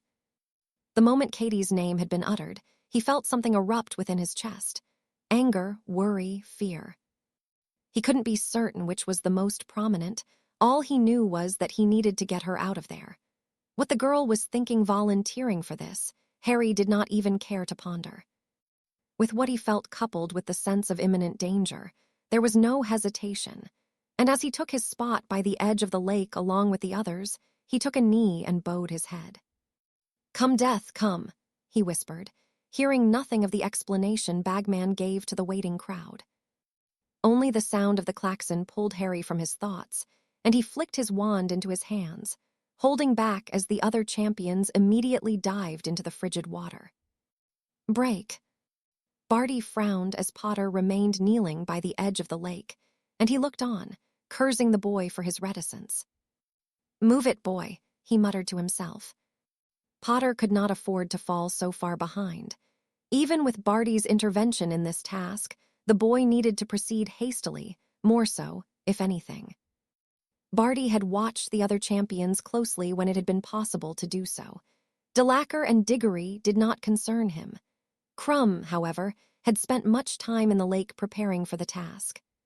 Potter had not been seen near the place, and Barty had become worried that the boy had failed to decipher the clue. As such, he had taken his own precautions to ensure the champions would not be granted a moment of peace whilst within the lake. Barty was acutely aware of Potter's ability, and that the boy would handle himself well enough. The others, he hoped, would crumble under the pressure and onslaught they would face. Bloody hell, Potter, move, he urged in a harsh whisper. What awaited him in the lake would not be so easy to navigate, but Barty had seen no other choice.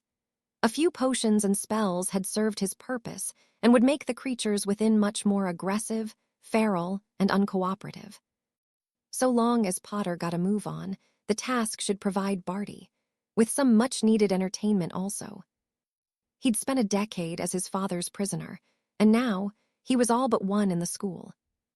Despite the severity of the situation, his faith in Potter had not wavered, and Barty felt that he had earned a little fun.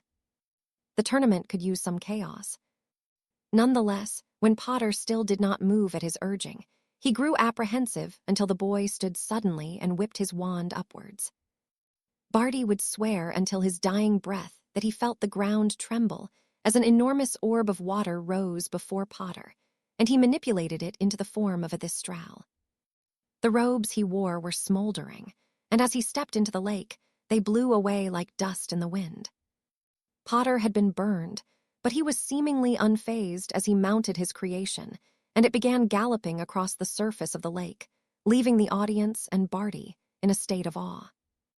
He breathed a sigh of relief as the crowd erupted in cheers, and Harry Potter quickly became little more than a dot heading towards the horizon. Break. the only thought running through Harry's mind, as he and his steed bounded towards the center of the lake, was getting to Katie. And yet, he knew he could not allow his emotions to overwhelm him the same way Delacour had. He needed his mind clear and took several breaths to calm himself. As he neared where he needed to be, he began the process of transfiguring his feet before shifting his attention to the bubblehead charm he had altered to be better suited. With it in place, he checked the shield that gave it a golden hue and the metal mail he'd added for additional protection against physical attacks. Creatures that dwelled in the water did not rely on magical attacks, but physical ones. The Grindylows possessed vicious claws that would make short work of a standard bubble, and Harry was not willing to bet that the spindly yet vicious beasts he would face. The Merepeople themselves would be armed, as would anything else he may happen upon. Harry was taking no chances. Standing atop the conjured Thistral, he took a final breath before diving into Chilly Lake, the unintentional burns caused by his robes being immolated stinging unpleasantly and causing him to wince. They would likely need attention when the task was over, but he needed to finish it first. With that in mind, he did his utmost to ignore the discomfort and swam downwards, lighting the tip of his wand and keeping his wits about him. It would not do to be ambushed whilst he was out of his element. Further and further he descended until all traces of light from above vanished, plunging Harry in darkness, save for the feeble light that only seemed to grow dimmer. A flick of his wand conjured a much-needed brighter orb, and he was certain the creatures that had come to investigate his presence had scattered into the shadows where they could not be seen. He did not belong here. That was the most pressing impression Harry got as he proceeded, his gaze sweeping back and forth, even when he heard the faint chanting of the very clue that had brought him here. He ignored the ominous words, not wanting to consider what would happen to Katie if he was to fail. Surely Dumbledore would not allow the hostages to be harmed. It calmed Harry somewhat, realizing that the headmaster would not, though only negligibly.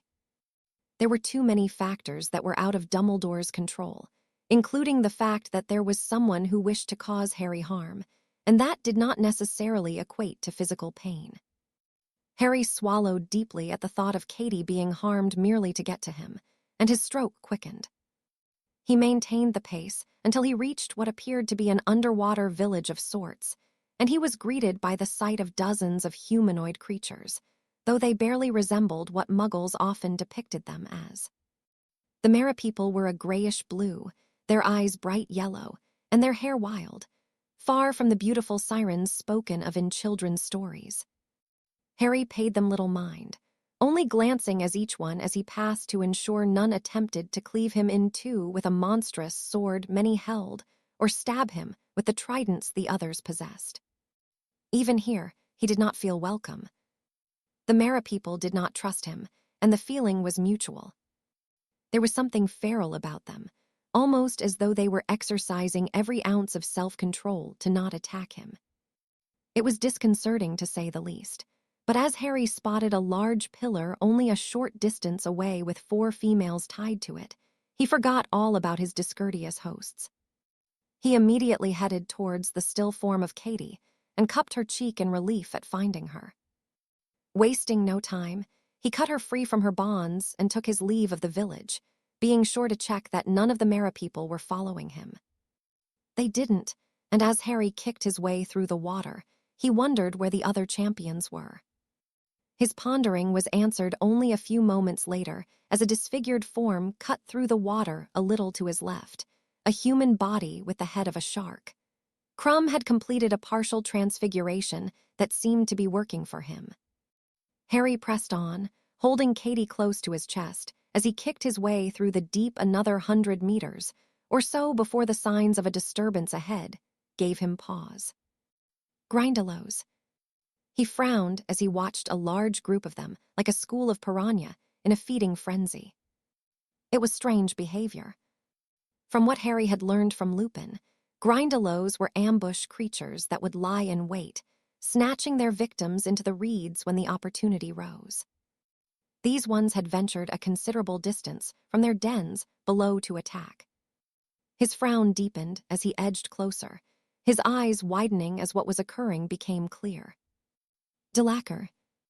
Harry didn't know how long the girl had been fighting off the horde, but blood was flowing from several wounds around her neck and face. Heavy bruising could be seen around her throat where they'd attempted to throttle her, and worse still, she seemed to have nothing in place to breathe underwater. Had she opted for the bubblehead charm? It mattered not.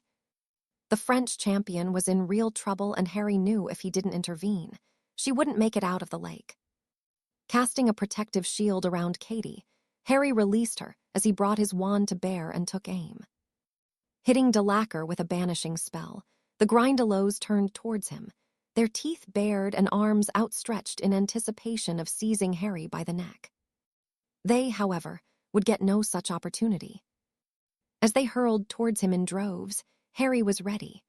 The force erupting from his wand displaced a sizable amount of water as it froze, creating several long, icy projectiles.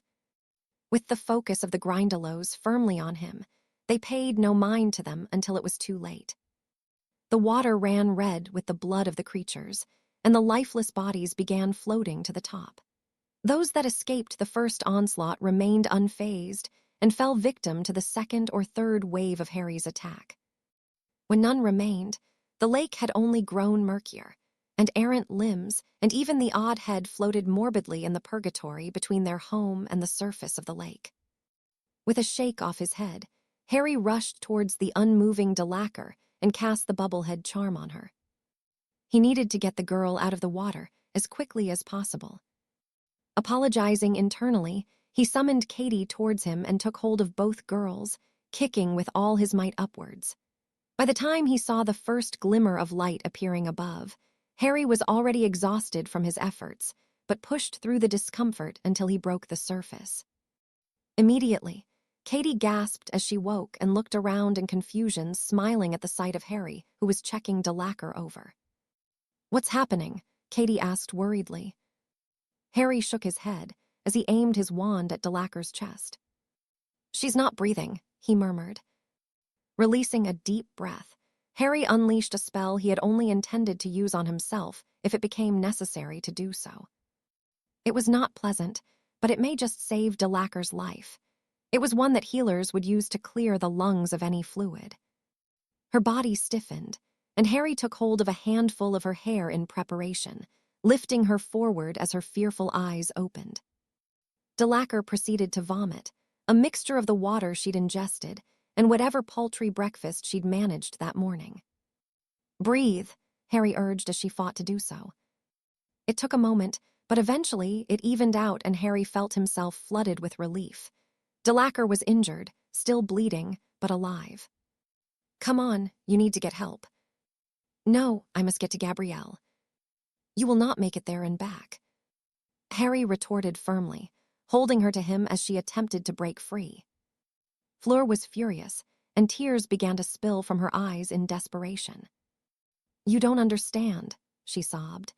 "If she is left in the water too long, it could damage her magic. She is a creature of fire and she hasn't experienced her maturity." "Ah, bollocks," Harry cursed, racking his brain for what could be done. All the while, a pale Katie looked on in shock at what she had just witnessed, and Harry offered her an apologetic smile as he raised his wand. "I will get her," he assured Fleur as he created another thistral from the surrounding water. "Get back to the shore, I will bring Gabrielle to you." Fleur did not seem convinced, but she could no longer fight the exhaustion and trauma she was experiencing and allowed Harry to help her atop the thistral. "You too," he urged Katie. The girl merely nodded, and when both were mounted, Harry sent them on the way at a fast gallop, taking a moment to gather his strength for his next venture into the lake. If Gabrielle was vulnerable to being in the water for so long, why had she been allowed to do so? Checking his watch, Harry realized that the task would officially end in around 15 minutes. There wasn't a moment to lose, and with that in mind, he reapplied his charms and dived. Without the burden of dragging two others, he made it back to the village quickly, where he found that both Hermione and Cho had been rescued by Cedric and Victor. Still lashed to the base of the statue, however, was Gabrielle, who appeared to simply be sleeping. Was she truly in as much danger from the water as Fleur believed? Perhaps not, but as Harry freed her from the bindings, he realized that the water was now the least of their concerns. Surrounding them with their weapons drawn was a score of merpeople, their eyes now a murderous red instead of the yellow hue they had been. What was happening? It was only then that Harry did not remember hearing the chanting as he approached, nor was there any of the villagers in sight. Now, however, they were here, and somehow less welcoming than before. Holding up a hand, Harry gestured to himself and then to Gabrielle before pointing upwards, only for the merman clad in bronze armor and a headdress of sorts to shake his head. With a single gesture of the trident he carried, the others began to close in on them, and Harry's grip tightened around his wand. He'd foolishly thought that things couldn't get any worse, but he had been proven wrong. Once more, it seemed that fate had another test for him, though this one saw him so far out of his element that he did not see how he could survive and protect Gabrielle de Lacquer at the same time. Nonetheless, Harry was no stranger to fighting for his life. He had not bowed to the Death Eaters, nor to Voldemort and Quirrell, nor would he do so now. If this was to be the end, it would be costly for his foes. "Come, death, come," he murmured internally. Break. Had Katie not been nearly catatonic from what she had witnessed in the last few moments, she would perhaps be in a state of awe at the fact that she was being carried across the lake by a creature Harry had created out of water, or even focused on the act the boy had carried out whilst she had frozen. She glanced towards de Lacquer, who was shivering with tears still flowing freely down her cheeks. Yet, because of Harry, she was breathing. Katie didn't know how long they had been traveling towards the shore before they were deposited on the ground, and the horse-like creature collapsed into a puddle of water and simply mingled with the rest of the lake. "Miss Bell." Katie looked into the concerned gaze of the headmaster. "Miss Bell, can you tell me what happened?" De Lacquer was again distraught, but was being attended to by Madame Pomfrey and Madame Maxime. Woe was trying to make sense of the girls rambling in French. "She was dead," Katie managed to whisper. "Miss Bell, what happened?" Dumbledore pressed. Katie shook her head. I don't know," she whispered. "When I woke up, Harry was there with her. She wasn't moving or breathing. He did something and she came back."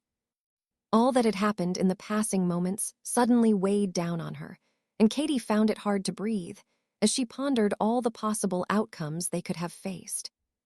"Severus, a calming draught," Dumbledore requested. The liquid poured into her mouth was sweet, and though she felt much more relaxed, Katie could not stop trembling. "Miss Bell, where is Harry?" "He went back for the girl," Katie explained. "The little Vila." It was only then that she noticed the other champions had returned. Krum was sitting with Hermione, and Diggory was with Chang, all of them wrapped in blankets to stave off the cold. "She will be all right, Albus," Madame Pomfrey sighed as she joined them. The headmaster continued to look worriedly across the lake as he nodded. "Any long-term damage?" Madame Pomfrey shook her head. "There will be some scarring and she has a few broken ribs. She was damned lucky, Albus. Whatever Potter did saved her life. Miss de Lacquer will need to rest, but she is refusing to accept any further treatment until her sister is returned." Dumbledore nodded as he drew his wand. "Igor, if you wouldn't mind." The Durmstrang headmaster stepped forward. "He is almost 10 minutes late," he informed Dumbledore. "Then we shall." "There," a startled voice shouted. Katie stood and fought her way in front of Dumbledore and Karkaroff, choking in relief as she spotted Harry stepping out of the lake carrying the unmoving de Lacquer girl. The crowd roared in approval, though Katie's smile fell as she noticed something wasn't right. It was then that Harry fell to one knee, and the wounds that had been washed by the water of the lake began to bleed. There was one so deep across his chest that the bone could be seen, and from his back protruded a trident that was embedded deeply. Nonetheless, Harry forced himself back to a standing position, only to collapse forward as he reached the shore. One scream from the audience was all it took for Dumbledore and the others to spring into action, and all Katy could do was look on as Madame Pomfrey tended to him. "Harry," she whispered as she stepped forward, only to be held back by a strong pair of arms. "Get off me." "Miss Bell, you are in no position to help him," was the firm reply she received. Professor Snape had always been sallow-skinned, but in this moment he was almost white from fear. Katy felt helpless, and just as Delacour had earlier at the thought of her sister, she sobbed uncontrollably, begging and pleading for Harry to show a sign of life. "It's not good, Albus," Madame Pomfrey explained as she frantically attempted to stem the flow of the bleeding. "Come on, Potter, you need to help me with this." "Please, Harry," Katy whispered desperately. What happened next was something that she would never forget for as long as she lived. Just as Madame Pomfrey seemed to be on the verge of giving up, an icy chill washed over them, sending an unrelenting shiver down Katy's spine. It happened to the others that were nearby too, and as they began to look around questioningly, Harry's eyes opened and he breathed laboriously. "Come, Death, come," he whispered faintly, though Katy heard every syllable he uttered before he once more fell unconscious. A flurry of activity followed, and before Katy knew what was happening, Harry was being carried away by Madame Pomfrey, Professor Dumbledore, and Professor Snape. "What is happening?" Katy turned to be faced by Angelina and Alicia, and once more she found herself unable to speak. How could she explain it? How could she make anyone truly understand what it was she had equally witnessed and endured? She couldn't, and unable to focus on one of the many warring emotions she felt, Katy could only break down in tears and plead to be taken to wherever Harry was going. Albus looked on as those he had requested the presence of filed into his office. Already he had spoken with the Flamels of the news he had to share, and both Perenelle and Nicholas were about as pleased as any other who had any connection to those involved in the task. "Well, Albus," Barty Crouch demanded. Albus released a deep breath. He'd not long returned from the lake, and could not shake off the image of what he had seen when he'd arrived at the Merepeople village. "I can confirm with absolute certainty that the task was sabotaged," he began tiredly. "Severus, if you will." The potions master stepped forward, clutching a length of parchment. "Having tested several samples of the water from the lake, I can confirm traces of no less than 6 potions to induce aggression, territorialism, and bloodlust," he explained. "Goodness me," Ludo Bagman choked. "Indeed," Albus murmured darkly, "from my own investigation. It is evident that someone entered the lake and used mind magics on the Merepeople. Unfortunately, I cannot confirm who was behind it. The memories of the Merepeople have been altered, and I was unable to discuss the matter with Mercus, the chieftain." "Why ever not Albus?" Minerva asked. "He is dead," Albus answered simply. "He, along with more than a dozen that attacked Mr. Potter, perished in the struggle. As I am sure you are all aware, it is an incredible stroke of luck that Mr. Potter was able to get himself and Miss Delacour out of the lake." Those gathered began talking amongst themselves. "How is Mr. Potter, Albus?" Madame Maxime asked. "Not well," Albus answered. "By all accounts, Harry should be dead. The blood loss alone should have seen to it, let alone the several poisons the Merepeople weapons were laced with. Do not take it lightly when I say that Mr. Potter is in a dire condition, and he is certainly not out of the woods yet. Poppy is at a loss as to how he is alive, as are the several other healers that have come to inspect him." Again, the others spoke amongst themselves. "I think the question we must now consider is how we proceed," Bagman put to the room. "The media have already had a field day with this, and not only here. Even in America, the news of what happened has been printed." "The tournament must proceed," Barty answered firmly. "The champions are bound to compete until the very end, just as I explained to the Delacours." As much as Albus wished he could simply put an end to the tournament, it was not so simple. The magic of the goblet was very much still in effect, and the consequences of the contract not being fulfilled could be quite dire for all involved. "You can't seriously be considering continuing," Severus broke in. "Potter almost died, and from what I know, the French champion did. This is madness. Albus quirked an eyebrow, the usually reserved man. We must, Igor interjected. The champions knew the risks when they submitted their names. Harry Potter did not submit his name, Albus pointed out. And yet the goblet accepted him, Igor retorted. By all means, we can disqualify the boy if you wish. You are only saying that because he is in the lead, Madame Maxime snorted humorlessly. Only because you all felt he deserved merit for his foolish actions. His actions saved the lives of 2 of my students, Maxime snapped.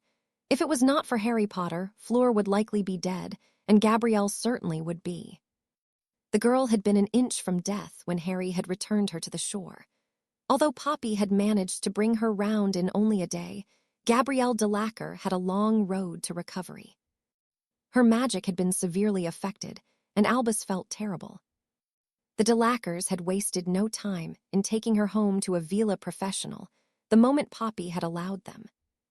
I think it would be best to wait to discuss what happens next until we know the status of Mr. Potter, Minerva urged. Knowing him, the damned fool will not wish to withdraw from the tournament. Of course he won't, Alistair chuckled. The boy is winning and he is made of strong stuff.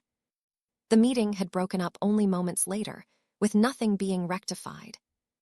The media had been having a field week with the various headlines they'd produced, each hailing Harry a hero and damning the tournament for almost getting him killed. Day in and day out, the journalists from across the magical world had been arriving, each of them determined to claim a story, or be granted an audience with the boy of the hour.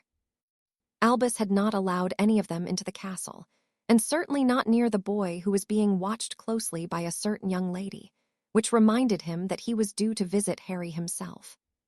Despite everything, Albus was proud of what Harry had done.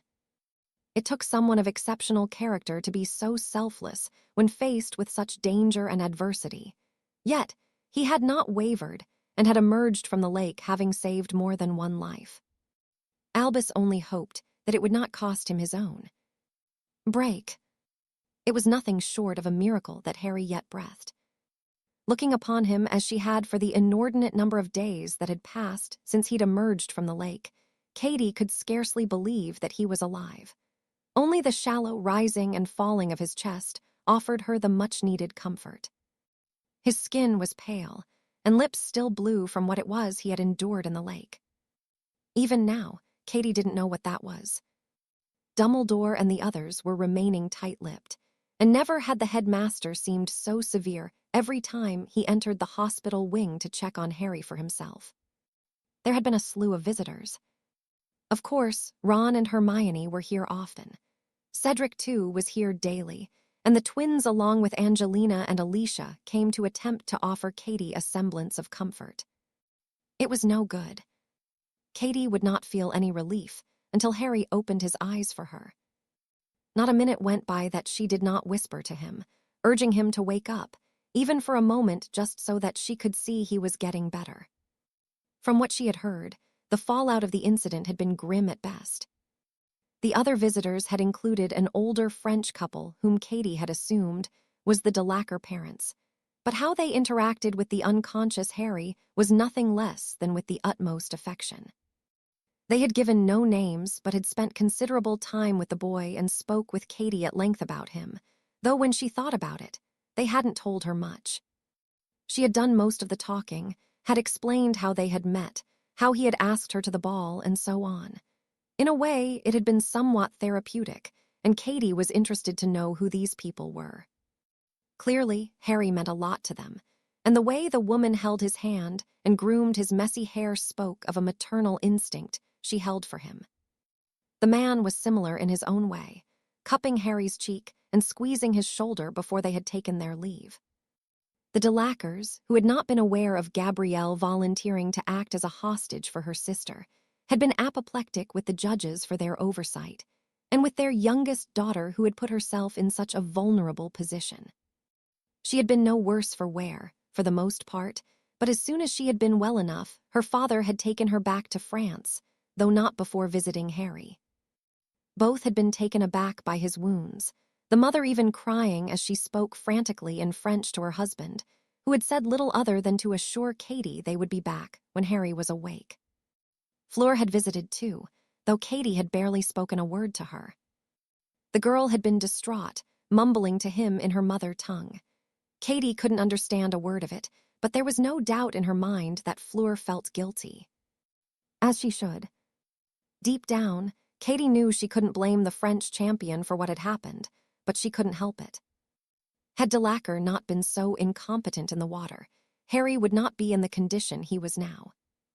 Then again, if Harry wasn't such a noble idiot, the very same could be said. Katie sighed as she took his hand. It was cold. Everything about the boy had been cold since he'd made it out of the lake by whatever deity it was looking over him. Come death come. It seemed that none of the others who had been close enough had heard the ominous words, but Katie had. She knew not what they meant. However, she would never forget them, nor the peaceful way in which they were uttered despite the horror of the situation. Is there no change? Katie shook her head as Dumbledore stood next to Harry, his eyes roaming over the motionless form of the boy. I expect that will change soon, the headmaster said encouragingly. He is made of stern stuff. Very few possess such resilience. Katie nodded. Do you know what happened? Dumbledore looked apologetic as he nodded. I have more than an idea, but I am afraid I must say little for the time being, he sighed. All that matters is Harry's recovery. You have demonstrated astounding loyalty to him, Miss Bell. How can I not? Katie whispered. I always knew he was special when it came to Quidditch, but this is, I don't know. He is a remarkable young man, Dumbledore agreed with a smile. He is lucky to have you. I'm sure he will wake soon. I hope so, Katie murmured as the headmaster left the hospital wing. Come on, Harry. Break. Fleur had not gotten a moment of peaceful rest since the day of the second task. Whenever she closed her eyes, she remembered vividly the feeling of the life being choked out of her. How that in her final moments, she prayed that someone would get to her sister in time, and that Gabrielle would be well.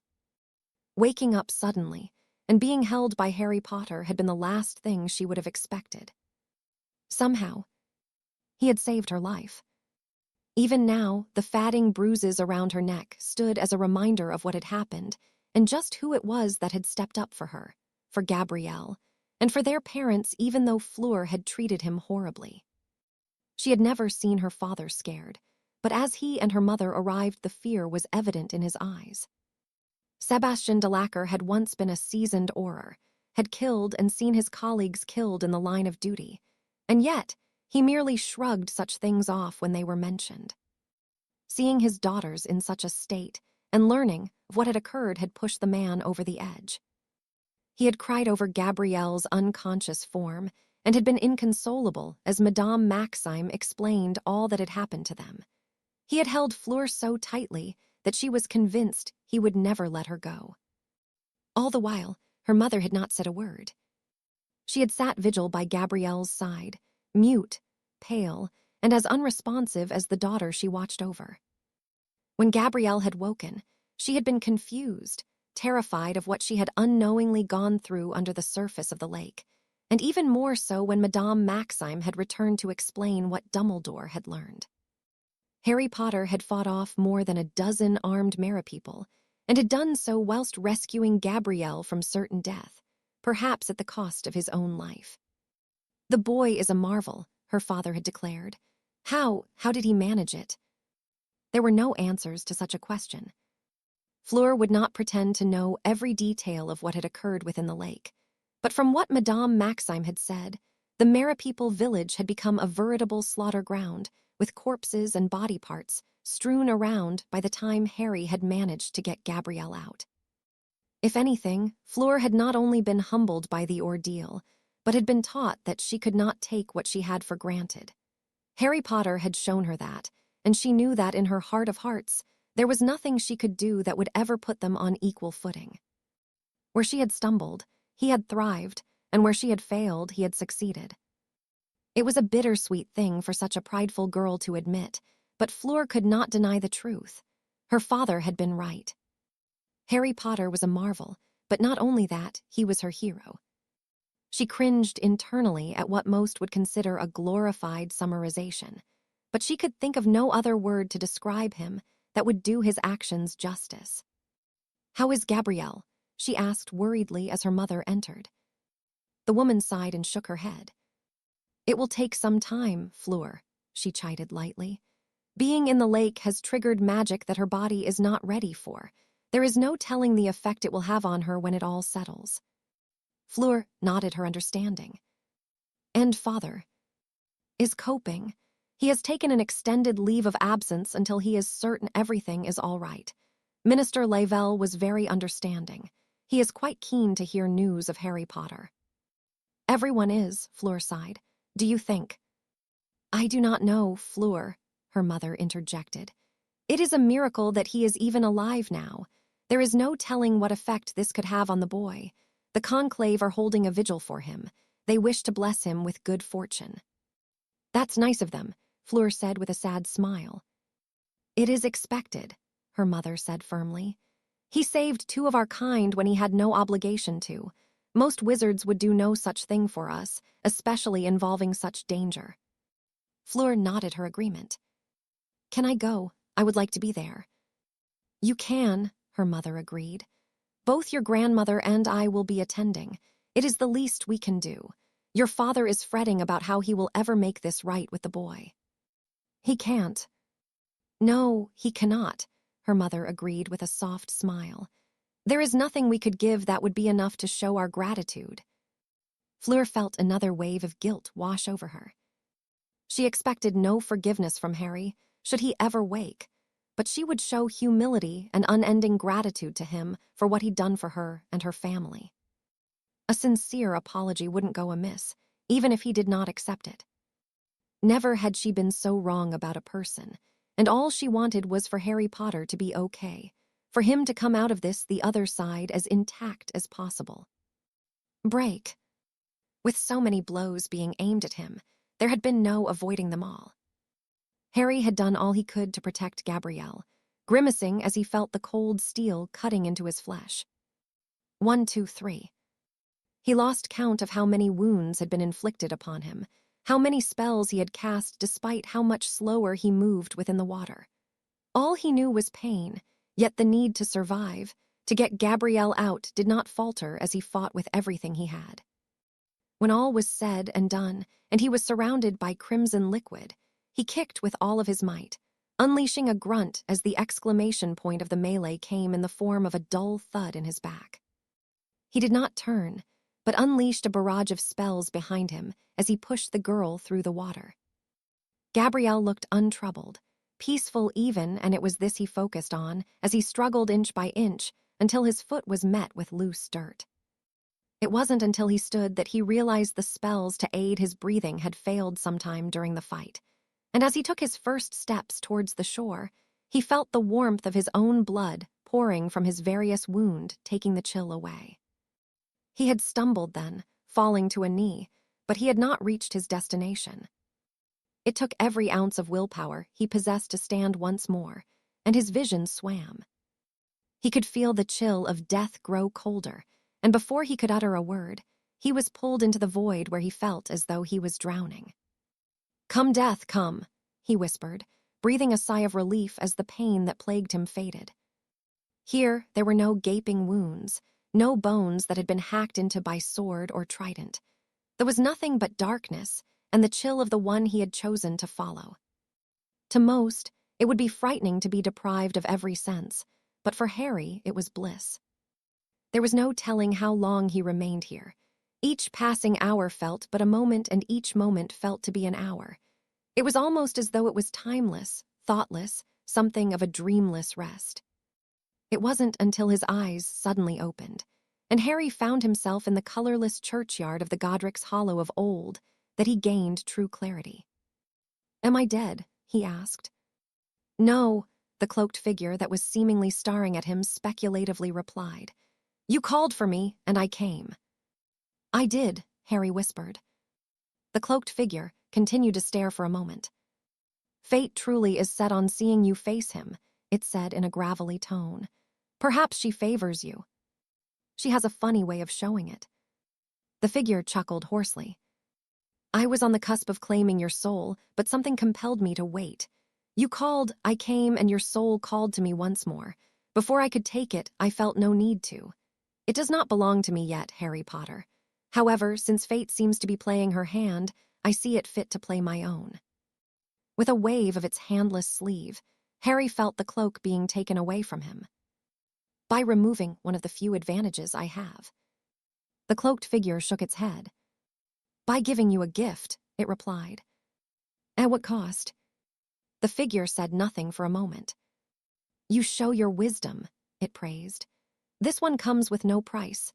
Your enemies are many and your allies few, Harry Potter. I am sure this will serve you well. Harry could only watch as an ethereal Thistral emerged from the surrounding fog, black as the night sky, and with eyes of the brightest white. The creature snorted and eyed him speculatively before cantering forward and vanishing into the cloak. She will become as much a part of you as the cloak, a noble mount for one who has proved his nobility. Your ancestors would be proud. But you hate my ancestors, Harry pointed out. I do, the figure said without hesitation, but they are mine. She may have chosen you, but you have become my chosen. I would possess the broken soul of your foe, and as it is only you that can claim it, you are my champion. To break the bonds of fate that shackle you, you must unshackle the soul of your enemy. Bring it to me, Harry Potter, and all will be forgiven. Harry frowned in confusion. Much of what the figure said made little sense, but it was something he had grown accustomed to. He would have to figure it out for himself, or perhaps what he needed to know would unfold as he journeyed through whatever fate had in store for him. The stone, he asked as his surroundings grew hazy. Do you know where it is? Harry almost felt the figure smiling. The stone shackles a piece of the broken soul. It answered cryptically. It can be found where he began. Where he began. His origins, the figure answered. Rise, Harry Potter.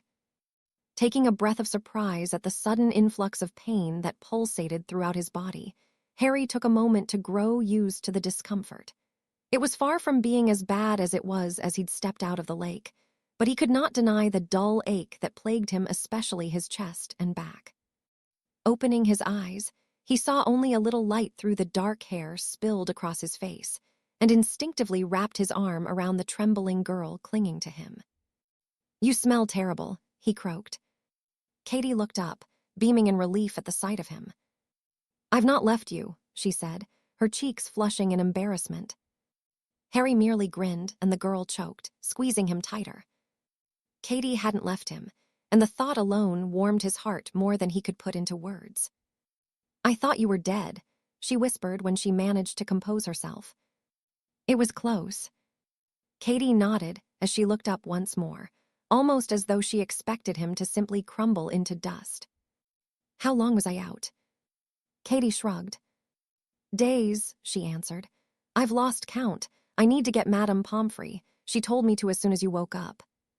She made to do so, only to pause when it was only their hands that remained connected. I don't want to leave you. I'm sure I'll be fine for a minute, Harry chuckled. Katie worried her lower lip, and Harry pulled her to him once more. I'm not exactly going anywhere, am I? He asked amusedly. You almost did, Katie said sadly as she stood, reluctantly letting go of him and walking through the curtains drawn around his bed. Harry took a moment to survey the state of his chest. The deep wound had been healed, yet the black and blue bruising remained prominent around the thick, puckered scar. He suspected his back looked not better, but he took some comfort that the others were not so obvious. As ever, Madame Pomfrey had done her job well. Katie had been gone only a moment, with a relieved healer in tow. Miss Bell, I must examine him, if you would kindly wait. She can stay, Harry cut in. Very well, Madame Pomfrey agreed. I would perhaps suggest you at least put some underwear on first. Harry was mortified, as the woman offered him a pointed look. I'm naked, he groaned. The shorts you were wearing were covered in blood, the healer explained as Katie grinned behind her back. It is a miracle they remained on at all. Bloody hell, Harry cursed, accepting the underwear the woman handed him. Don't worry, Katie soothed. "It was only me that took advantage of you." Harry glared at the girl who was still crying, though trying to make light of the situation. He appreciated the effort. It certainly took the edge off fumbling under the sheets as he attempted to preserve his modesty. "There," he declared when he was done. Without preamble, Madame Pomfrey pulled the sheet back to inspect his wounds. "Any pain?" she asked. "Does emotional scaring count? Who's been in here?" "Just about everyone," Katie answered as she eyed him worriedly. "No one saw anything." "Potter." "It aches," Harry sighed. "I'd expect nothing less," Madame Pomfrey murmured as she peered at his chest. "There was significant damage to your skin, muscles, and bones. Are you able to sit?" Harry grimaced as he did so, and offered Katie a grateful smile when she stepped in to help him. Why she had chosen to stay for so long, he didn't quite understand, but he wasn't ungrateful. Madame Pomfrey hummed as she ran her fingers across the sensitive skin on his back. "You are recovering remarkably well," she declared. "I will give you a mild pain potion, and you will need to have a salve for the wounds. I'm afraid the scarring will be quite significant. The poisons the blades were coated with was quite potent." "Venom." Madame Pomfrey nodded. "It is nothing short of a miracle that you are alive, Mr. Potter. The poisons would be enough to kill most things. I can only assume that they had either been diluted by the water of the lake or it was an immature batch that was used. Regardless, it is not something that can be removed. It will remain in your blood. If anything, it is quite fortunate that you bled out as much as you did. I suspect it helped lessen the effects. It took 12 blood-replenishing potions to stabilize you and 3 more over the course of 3 days. I cannot stress how fortunate you are. Now, I will fetch your potions and send for the headmaster. He will be quite insistent on speaking with you." Harry could only nod as he frowned. Grabbing some trousers, someone had the foresight to bring him along with the other clothes in the pile. He released a deep sigh as he pulled them on. "I suppose it's too much to ask that no one noticed what happened." "Harry, the entire world knows what happened," Katie replied, her smile no longer present. "It's all the media has been discussing, and not just here." Harry cursed under his breath. "How bad is it?" "That everyone thinks you're a hero," Katie returned. "Whether you like it or not, you are. I know what I saw, Harry. You saved Delacquer's life and then—" Katie choked as she broke off and shook her head. "Is Gabrielle okay?" "She's alive," Katie answered. "Her parents took her back to France. They were here and Delacquer was too. They said they'd be back when you wake up. I'd expect a lot of visitors if I was you." "Not today," Harry murmured. "I don't want any today." "I'll make sure you're left alone," Katie assured him as she took his hand. "You're still cold. You've not felt warm all week." Harry nodded. He didn't feel cold. To him, the room was rather stifling, but he could feel it in his magic. The same coldness that had clung to him and only grown stronger since he came into possession of the cloak. "Thank you," he said gratefully, "for being here." Katie gave his hand a squeeze. "I couldn't leave you, not without knowing you're okay." A smirk tugged at Harry's lips as he looked up at her. "You do really smell," he snorted. Katie shrugged. "No worse than I do after Quidditch," she replied. "What, do you miss the girl in the dress who shaved her legs for you?" Harry laughed, clutching his chest as it throbbed. "You did not." "Oh, I did," Katie reiterated. "Not that I don't ever shave them, but with hair as dark as mine, it can be a real problem. Alicia and Angelina call me Grizzly, and I have no idea why I'm telling you this," she finished, her cheeks flushing in embarrassment. Harry laughed again, grimacing at the strain it put on him. "I expect they look quite grisly now. A week is a long time." Katie quirked an eyebrow at him. "Just for you, I will leave them another week," she said with a pout. "Well, it's not like I'll be able to enjoy them in here, is it?" Harry quipped. "You've thought about enjoying my legs." "Well, then I suppose Mr. Potter must be feeling better than I hoped." Both Harry and Katie blushed as Dumbledore stepped around the curtain, smiling at the sight of Harry. "You had me worried, Harry, along with many others. They will be quite relieved to hear you are on the mend." Harry frowned before his eyes widened. "Were they here?" Dumbledore nodded. "Indeed, and let me tell you, Harry, it has been quite some time since I have been on the receiving end of the lady's temper. She is most displeased with me, but that is for another time. Now, would you kindly tell me what happened? I am certain of much, but I would like to hear it from you if you feel up to it." Katie, too, seemed eager to learn of what happened, and Harry nodded. In truth, most of what had happened had passed by in a blur. He remembered holding Gabrielle close to him as he did his utmost to fend off the attack from the Mara-people, failing for the most part as demonstrated by the wounds he sported. Yet, he had ultimately succeeded in escaping. "They were not themselves," Harry murmured. "Their eyes had turned red, and they hadn't been so hostile when I retrieved Katie." Dumbledore nodded and released a deep breath. "It has been confirmed that the task was sabotaged," he sighed. "Their Mara-people, along with most other creatures in the lake, were subjected to potions and even a number of spells to make them act aggressively. They remember little and are deeply apologetic. It is rare for them to act in such a way towards humans, only when they are breeding." "How many?" Harry asked. Dumbledore offered him a sad smile. 17, including the chieftain, Mercus," he answered. "They do not blame you, Harry.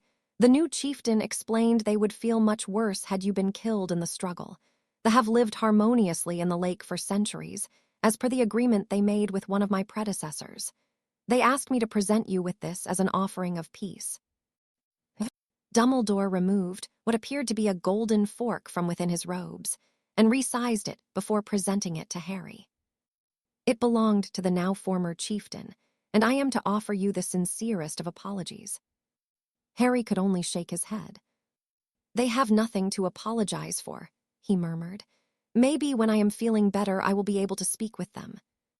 "I am certain I can arrange it," Dumbledore replied with a smile. "What about Gabrielle?" "Madame Maxime has heard no news since she was taken back home. My understanding is that she is having difficulties with stabilizing her magic, but Madame Pomfrey was hopeful that no permanent damage was done." "Good. What about Fleur?" "Miss Delacour has recovered well thanks to you, Harry. I expect Mr. and Mrs. Delacour will want to speak with you when you are ready. Incurring 2 life debts is no small matter." "Life debts?" Harry asked confusedly. "I am not certain how they work with Vila magic, so I shall leave that for the Delacours to explain, but yes, Harry, you undoubtedly saved both of them, and as such, a debt of sorts was formed. Madame Maxime has confirmed it." "What does it mean?" "It doesn't have to mean anything, Harry," Dumbledore assured him. "If you choose to ignore them, it is your prerogative to do so, but I suspect the Delacours may not be so content. The gesture made is not insignificant, and a man of the caliber of Sebastian Delacour is unlikely to be so dismissive. I urge you to hear what he has to say on the matter." Harry nodded his understanding. "Of course, there has been much speculation," Dumbledore continued. "I'm afraid that you are once more the talking point of much of the wizarding world. The progress of the tournament is followed by many, and your actions have not gone unnoticed. If you continue as you are, Harry, I'm afraid you will never escape your fame," the man added with an amused smile. "Bloody hell," Harry cursed, eliciting a chuckle from the headmaster. "Now, as I'm sure you understand, there are many waiting eagerly to hear of news of you. I will leave you in the capable hands of Miss Bell and Madame Pomfrey, who I'm sure is keen to administer further treatment. I will visit again, Harry." With that, Dumbledore offered Harry a bow before taking his leave, paving the way for the healer to return. "Drink these," she instructed, handing him 2 full vials, one a pain relief potion and the other something to assist with his wounds. "I would ask that you sit still whilst I apply the salve."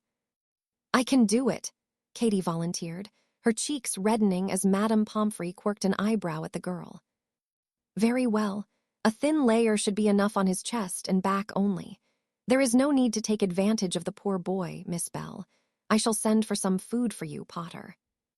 Katie merely stared at the jar of salve the woman had handed her, aghast at the insinuation.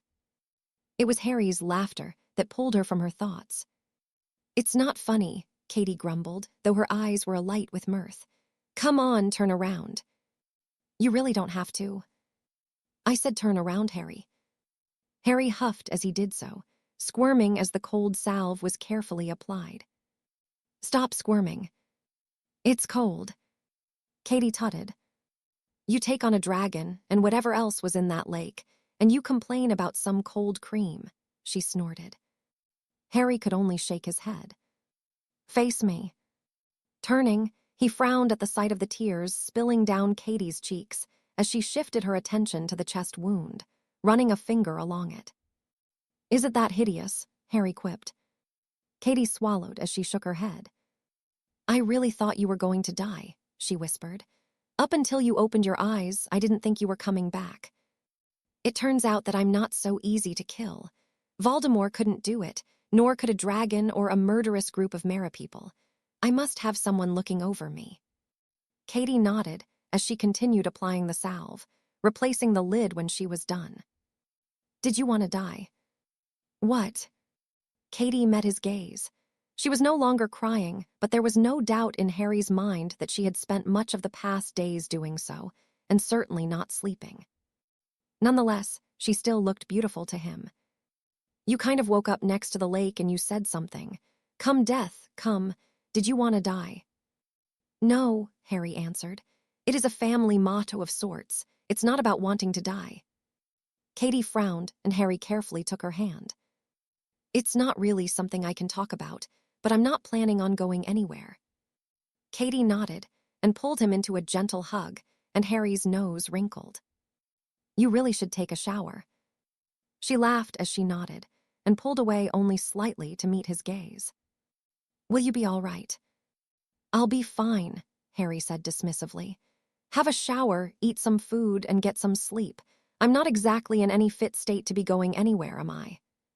Katie eyed him for a moment before conceding the point by rolling her eyes. She placed a lingering kiss on his cheek before standing, blushing once more. I'll be back, she promised. Someone has to keep putting that salve on. You know, that is exactly what Madame Pomfrey is employed to do. Katie hummed. Maybe I'm just looking for an excuse to be the one to do it, she said with a wink. As horrible as this has been, I'm not complaining that I've spent most of the week staring at you without a shirt on. I'll be back soon, she finished with a grin before disappearing behind the curtain. Harry laughed to himself. The girl had always been trouble since the first day he'd met her, though he knew he shouldn't expect anything less. Still, he was touched by the sentiment of her staying with him. No one had ever really shown him so much concern before. Regardless, now that he was alone, his expression darkened. Someone had interfered in the task, and it had almost cost him his life, and that was not something Harry would take lightly. From here on out, he needed to be more vigilant. Whomever it was had access to Hogwarts, and such a thought did not sit right with Harry. Who was it? His grip tightened around his wand as he pondered the matter, his jaw tightening at the thought of what could have been in that lake. Break. He is awake, my lord. Voldemort nodded his infant head. Then you are most fortunate, Barty, he whispered. If you deviate from the plan once more, I will be left with no choice but to punish you most severely. Of course, my lord, Barty said with a bow, the relief of Potter coming to overriding the prospect. I will not fail you. See that you don't. Now leave me. Barty did so, breathing much more freely than he had in the past week. His actions had perhaps been foolish, but he had not anticipated Potter doing what he had. Despite the warning of his master, he would continue with the plans he'd made within the plan. With what Potter had proven himself capable of, Barty was taking no chances, especially when Wormtail was all the Dark Lord had in place to ensure his safety. Removing the vial of blood he's managed to salvage from the shore of the lake, he wondered just how to convince his master to use it instead of his intention to kidnap Harry Potter. The boy would still be taken to the graveyard as planned, but it should be done when the Dark Lord had completed the ritual and summoned the Death Eaters. That would be the best option to ensure the traitors would finally receive their comeuppance. Barty hummed thoughtfully. He would broach the subject in the coming weeks. He needed Potter to arrive strong enough to deal the damage Barty wished of him, but to inevitably fall to his master. Nodding to himself, he apparated from the Riddle home to return to his post, glad that the week gone by had finally come to an end with Potter regaining consciousness. Break. Katie had lost track of time and hadn't realized that it was close to 1 a.m. when she arrived at the empty Gryffindor Tower. She had hoped to break the news to those waiting for an update on Harry's condition, but there was a part of her that was relieved her housemates had gone to bed already. As incredibly relieved as she was that Harry was awake, the week had been nothing less than trying and traumatic. Witnessing him emerge from the lake, so wounded, had been the worst experience of her life, and looking on as so many fought to save his life was something she would never forget. Katie was certain she had not even breathed until Harry had opened his eyes to speak the ominous words. Taking his advice and grimacing at the smell of stale sweat that wafted from her, she immediately headed towards the bathroom, where she turned the shower on and removed her clothes. Taking in her reflection, she shook her head. Katie's hair was a mess, and the circles under her eyes gave her a rather sunken look. What Harry must have thought of her. She dared not contemplate. Regardless, there was not a thing that would have removed her from his side. She couldn't leave him like that. They had grown closer since the night of the ball, though Katie did not realize just how much she thought of him until he had almost been taken away from her. She choked back a sob as she stood under the cascade of hot water. There had never been any expectation that there would be more once the Yule Ball had concluded, but they had spent hours after talking by the very lake that had almost ended Harry.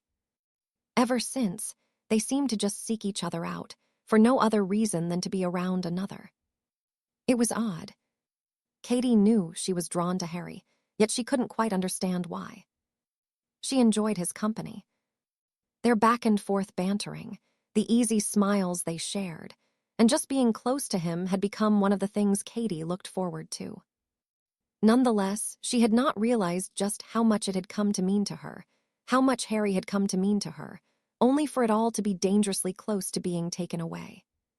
She swallowed deeply as she went through the motions of washing her hair, her chest tightening with a sense of doubt. Did Harry feel the same? Katie only stood out from other girls because she played Quidditch, and did so really well, something that most boys would not be endeared to.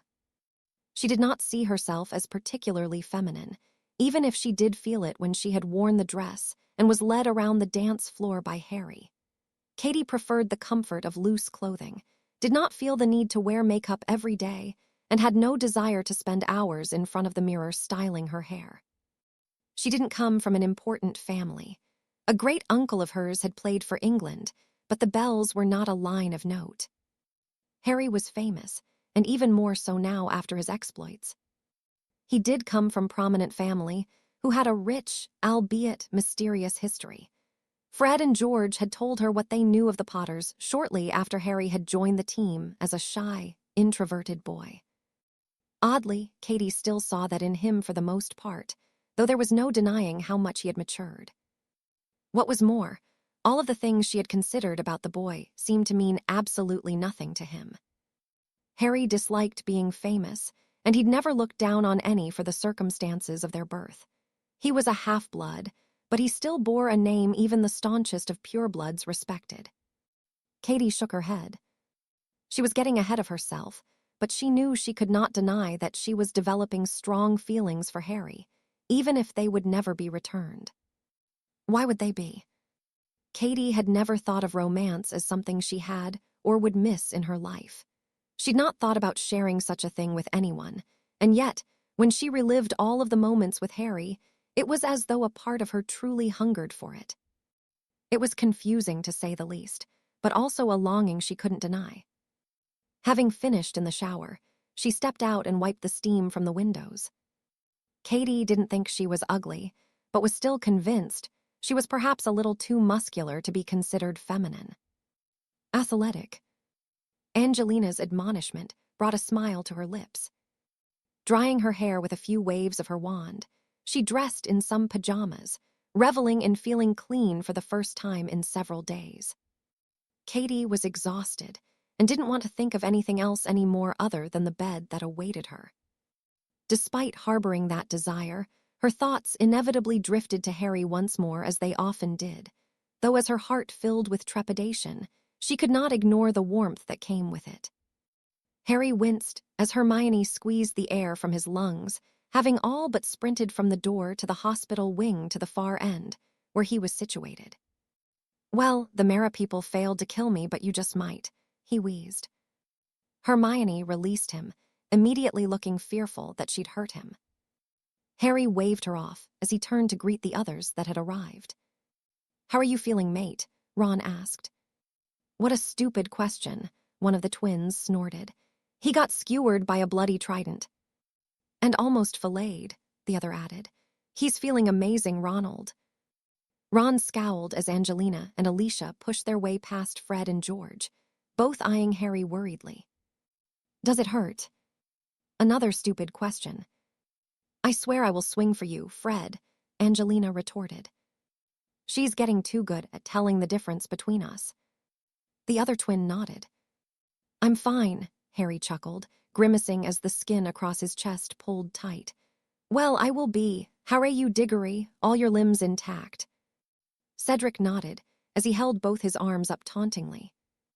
"Show off," Harry grumbled. "I can't say I have much else to boast about," Cedric sighed. "I'm in third place after you and Crumb." What score did they give me? No one had told him thus far, though only Katie and Dumbledore had been to visit since he'd woken last night. Harry was surprised that Madame Pomfrey had allowed so many to come at once. "What other score could they give you?" Cedric huffed good-naturedly. "You're far in front. I don't know what that means, but it can't be a bad thing. Still, I didn't have to almost die to be where I am, so I'll take it." "Git," Harry muttered. "I didn't intend on ending up here." "No one ever does." Harry could only shake his head. "In all seriousness, how are you feeling?" Harry shrugged. "It could be worse," he answered. "Madame Pomfrey seems to think I'll make a full recovery." "And you shall, so long as you are not overstimulated," the healer said firmly as she entered through the curtains. "I do not remember giving permission for so many of you to be here. Come along, there are others that wish to see Mr. Potter." The sizable group did not appear to be pleased, but they knew better than to argue with the woman. "Any idea when he can leave?" Ron asked. Harry, too, was keen for an answer to that question. He'd only been awake a number of hours and was already growing restless. "That is to my discretion," Madame Pomfrey replied. "But the longer you linger, the longer I will keep him here for his own good.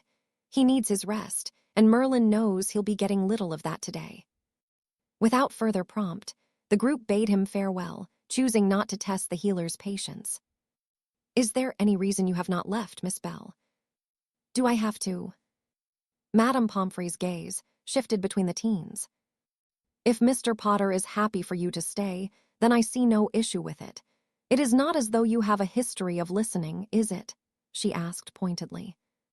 Katie smiled at the woman awkwardly, and Madame Pomfrey sighed. "It has been brought to my attention that you will be receiving more visitors shortly, Potter. Professor Dumbledore tells me they have traveled from France to see you. I can turn them away if you wish." Harry shook his head. "No, I'll see them."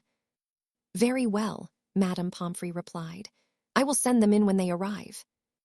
With that, she returned to her other duties, and Harry leaned back against his pillows. "Sorry," Katie offered as she sat on the edge of the bed. "When I told them you were awake, I couldn't stop them." "It's fine," Harry chuckled. "I see you managed to find the shower. Did you get any sleep?" "Not much," Katie admitted. "I had a nightmare." Harry's formative years had been plagued by them, and he reached up and took her hand. "Do you want to talk about it?" Katie swallowed deeply. "I dreamt that you didn't wake up, that Madame Pomfrey couldn't save you, and when I woke up, it felt so real." "Is that why you were here so early?" Katie nodded. "I just needed to see for myself that you were okay." Harry smiled, his eyes widening as two new arrivals passed through the curtains, both unrecognizable by their appearance, but he knew who they were immediately. "Harry," Perenelle greeted him, cupping his cheeks and pressing her lips to his forehead before taking in his appearance. "I knew the tournament would be nothing but trouble. I have already torn strips from Albus's hide." "She has," Nicholas guffawed. "It is nice that it is not me and her bad books for once. How are you?" "Better than I was." Perenelle began murmuring in her mother tongue, fawning over Harry, much to the amusement of Nicholas. "Let her make her fuss," the man urged. Harry rolled his eyes, flushing in embarrassment as Katie looked on, bemused by what was happening. "I'll give you some time," she declared as she stood. "Nonsense, I insist you stay," Nicholas replied before Harry could. "Is this the young lady you escorted to the ball?" Harry nodded. "Then it is a pleasure to meet you, Miss Bell," the alchemist said with a smile. "I'm sorry, I do not think Harry has mentioned you," Katie said apologetically. "I do not suspect he has," Nicholas chuckled. "Harry comes to stay with us when he is not at Hogwarts. As you can see, myself and my wife are very fond of him. He has spent much of the past few years with us." "That is why he can speak French," Katie realized. "It is," Nicholas confirmed. "I am sorry, but there is a pressing matter we must discuss, Harry." "What is it?" "Albus has made us aware of your situation regarding what happened during the task. 2 life debts is quite the magnanimous occurrence, particularly with whom the debts are tied to." "I don't suppose I can just forget them." "You could, but it would be taken as quite the insult by Mr. Delacour," Nicholas sighed. "He would see it that, to you, his daughters' lives hold no value. It would be quite the faux pas to make such a suggestion." "So what do I do?" "Well, you must first understand the man you are dealing. Mr. Sebastian Delacour is one of the most powerful men in all of France. Only the minister and his deputy hold more power. Delacour has cultivated quite the formidable reputation for himself, despite having married a villa who most see to be far below him. He could be a good friend to you, Harry. Unless you are certain of what you would ask, I would advise that you request his hand in mutual friendship.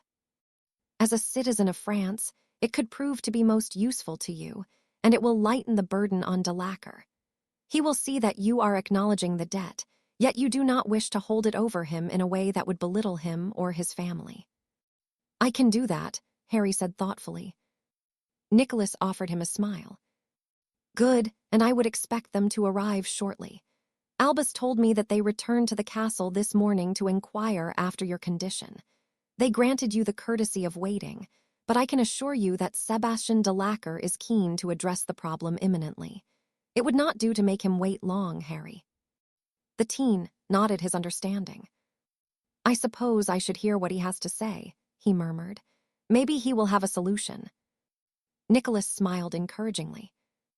"Just be yourself, and I am sure both of you will feel better about the situation. A life debt does not have to be such a burden." "It feels like one." Nicholas chuckled and gave Harry's shoulder a squeeze. "We are both so very proud of you. You have once more proven the kind of man you will be. Now, how are your injuries?" "Sore," Harry answered honestly.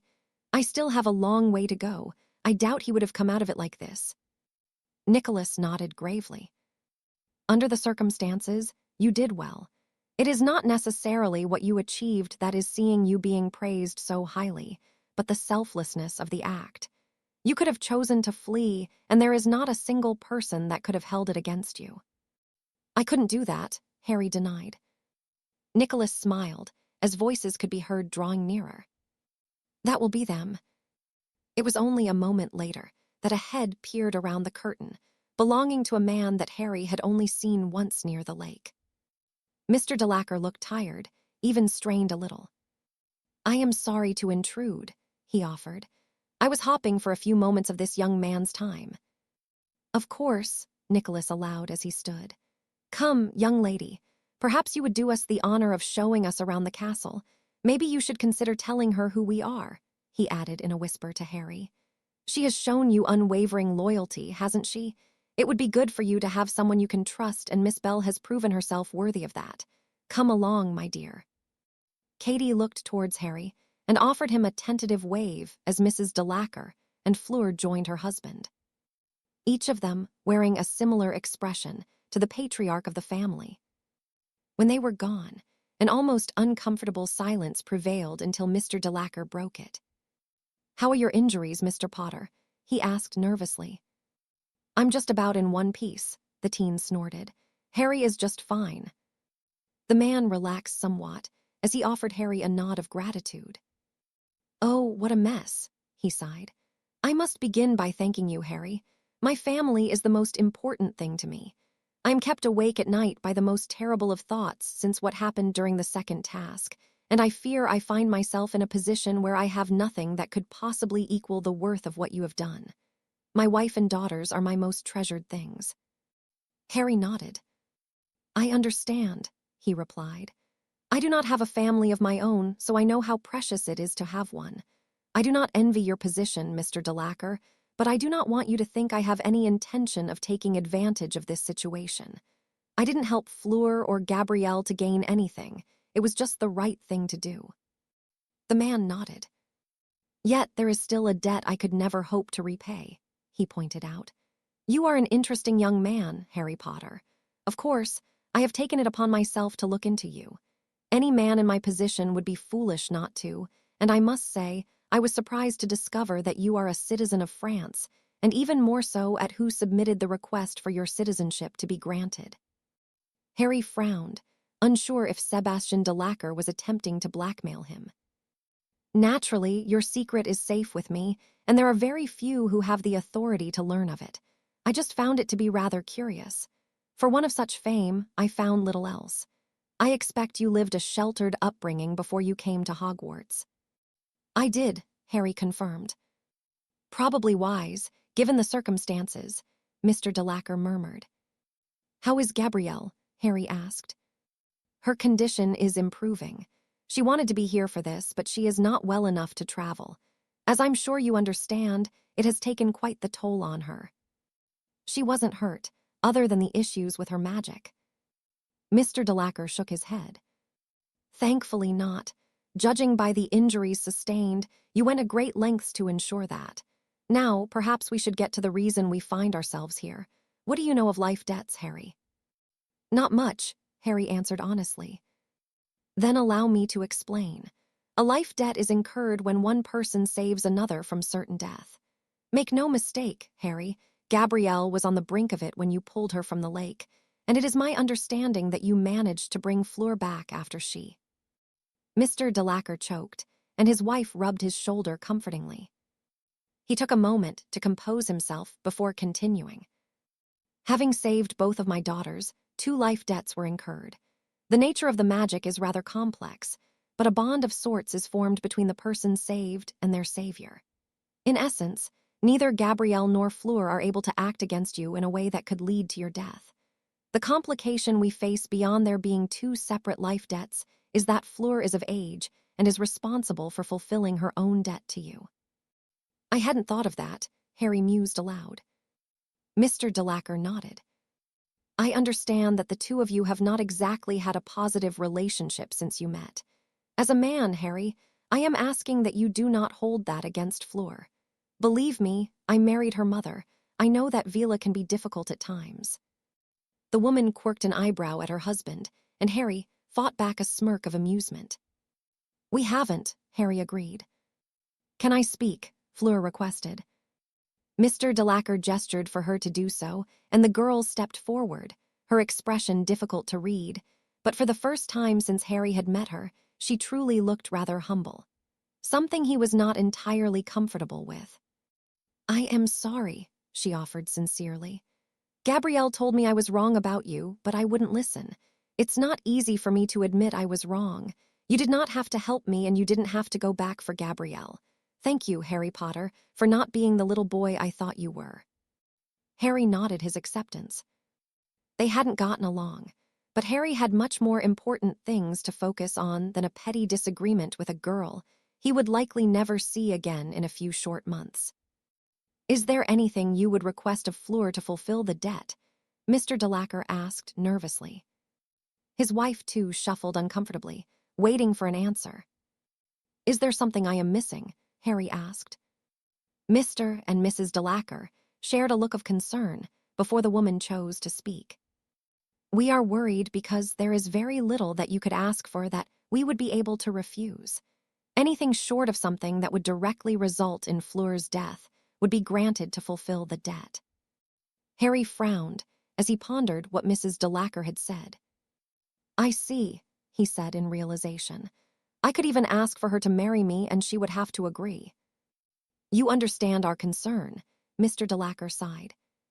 "I wouldn't do that," Harry assured them. "I'm willing to let the past lie, but I do not think we would be a good match. Besides, I'm only 14. I'm a long way off thinking about marriage." "You are a better man than most," Mr. de Lacker replied, breathing a sigh of relief. "You see, Harry, most would covet the idea of Avila being their wife, and even more to merely use as they see fit." Harry grimaced at the thought. "I think for now it is best to do what my guardians advised," Harry suggested. "They believe I should request a handshake of mutual friendship from you. I have no idea how this can be resolved, but I don't want this to continue being a burden for either of us, or I don't want you to think for one moment that I would take advantage of this situation. I understand that for you this feels like a huge debt, but there isn't anything I could ask of you right now." "That is very big of you, Harry," Mr. de Lacker said, offering him a bow. "I would gladly shake your hand in gratitude for what you have done for me and my family." Harry accepted the proffered limb and immediately felt the burden lighten. It was strange that such a simple gesture could have such a profound effect. "What does this mean for the life debts?" Mrs. de Lacker asked. "It means that both debts are no longer to be paid to a stranger," Mr. de Lacker answered with a smile. Harry extended the hand of friendship, and as friends, he would not ask anything of us that would be considered an insult. It is an agreement between two men who respect one another deeply. "I do not understand the difference." "My dear, it makes all the difference in the world," Mr. de Lacker assured his wife. "Come, let us allow Harry his rest." Both females seemed confused by what had happened, but left once Mrs. de Lacker had placed a gentle kiss on Harry's cheek.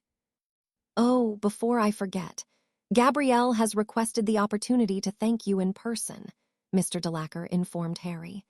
"I'm sure she would appreciate it if you can perhaps make time to visit her over your summer break." "I will," Harry acquiesced.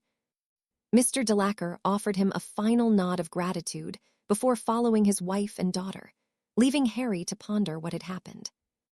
In truth, he'd rather be done with the entire situation, but it was not to be. Nonetheless, he was glad that there no longer seemed to be any tension for the man. Harry could only imagine what he had endured this past week, having almost lost both his daughters, only to be faced with the problem of life debts. Not that this was the end of the matter. However, it was no longer so pressing, so Harry could now focus his time on figuring out just how the task had been sabotaged and who was behind. It was concerning, to say the least, and more so that the perpetrator had not been identified. "Break." "No, no, no," Barty growled, screwing up the piece of parchment he had been scribbling on and threw it into the fire. For hours he had been sitting in his quarters, running through the plan the Dark Lord intended on carrying out. "Shut, UP," he snapped as he heard the laughter of the oar secured at the bottom of his own trunk. The plan did not sit right with Barty. There were too many variables that could go awry, and either Potter would be killed before he had the opportunity to do what Barty required of him, or he would escape.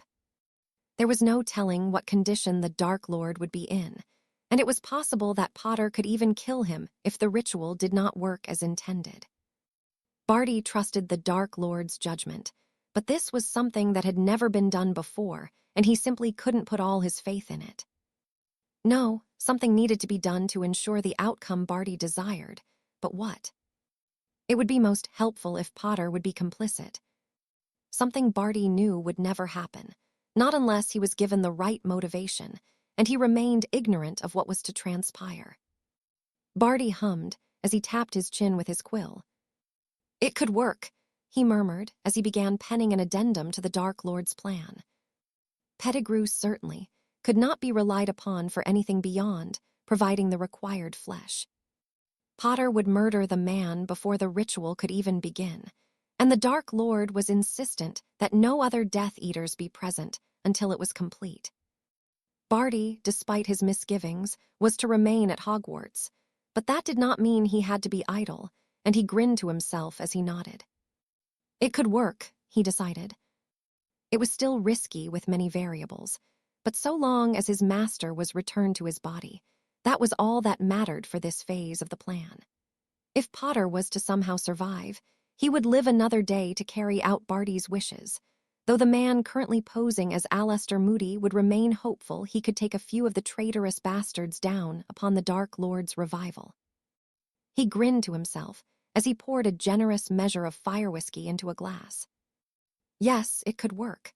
Not as he had initially envisioned, but given the right motivation, Potter could become the monster Barty needed him to be, until he inevitably met his end at the hands of Lord Voldemort. Break.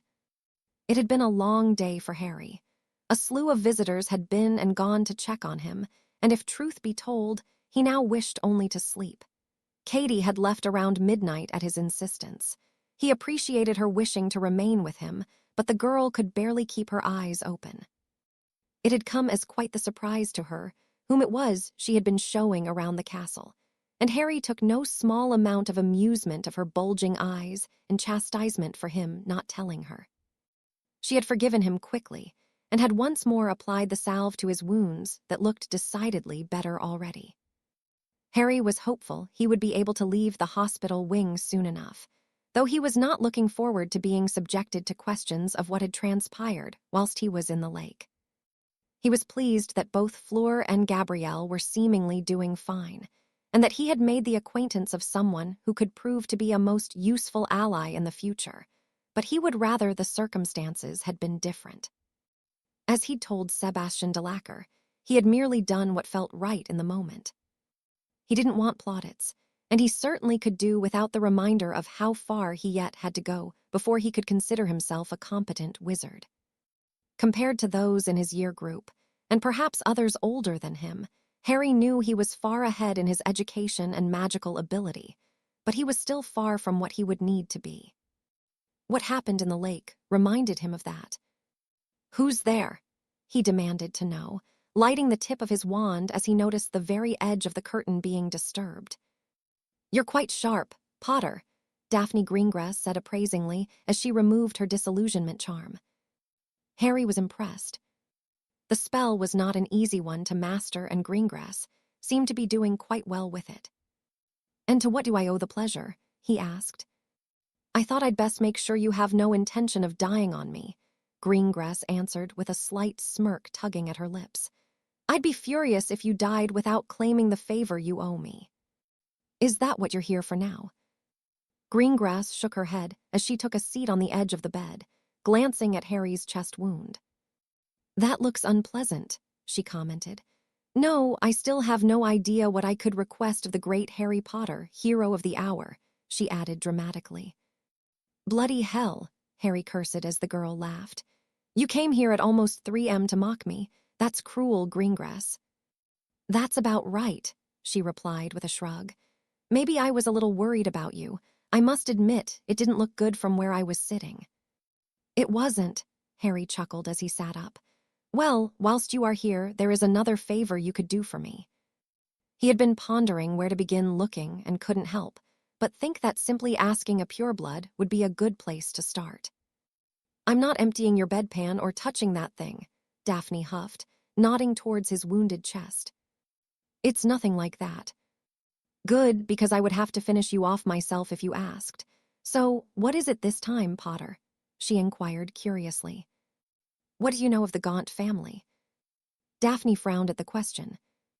"I know that they used to be prominent because they were related to Slytherin," she answered thoughtfully. "They've not been relevant for centuries. Why?" "It's nothing important," Harry said dismissively. "Any idea where they used to live?" Daphne shook her head. "No, but I don't suppose it would be too difficult to find out," she murmured.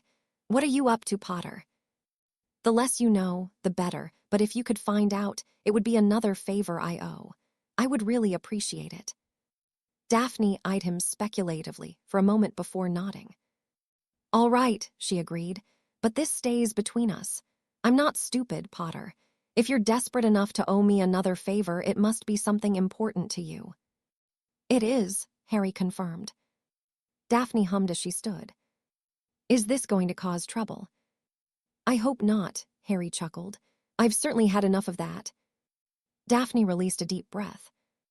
"I will see what I can find," she assured him. "Remember, Potter, not a word." "My lips are sealed." Daphne shook her head before reapplying her disillusionment charm and exited the hospital wing. Harry was not keen on obtaining outside help, but if it could save him potentially days of research, then he was not beyond asking for it. Besides, Daphne had proven to be reliable, and though he didn't relish the thought of owing her yet another favor, it would be worth it if her information led to him possessing the stone. Being stuck here had given him ample opportunity to consider the ominous words of the cloaked figure, and Voldemort's origins undoubtedly began with the Gaunt family. It was as good a place as any to begin the search, and if he was fortunate, his efforts would prove to be fruitful. "Break. Are you any closer to figuring out who is behind this?" Nicholas asked. Albus shook his head grimly. "With so many people coming and going from the castle, it's not easy," he admitted. "Before the second task, I had thought that Mr. Pettigrew had submitted Harry's name." "Pettigrew? He is the man that betrayed James and Lily Potter to the Dark Lord," Albus explained. "He is an animagus, a rat. A useful skill, and a most difficult creature to watch out for." Albus nodded. "I no longer believe it is him," he revealed frustratedly. "The first task was not sabotaged, but the second was. The lake is accessible beyond the protections around the school, so it could, in essence, be anyone. Whomever it is knows how to cover their work well. Mr. Pettigrew could have introduced the potions into the lake, but the spells used are far beyond his ability, and nothing could convince me that he possesses the skills necessary to remove all traces of his own magic. No, we are dealing with someone far more dangerous." Nicholas frowned as he nodded his agreement. "Karkaroff." "No," Albus denied.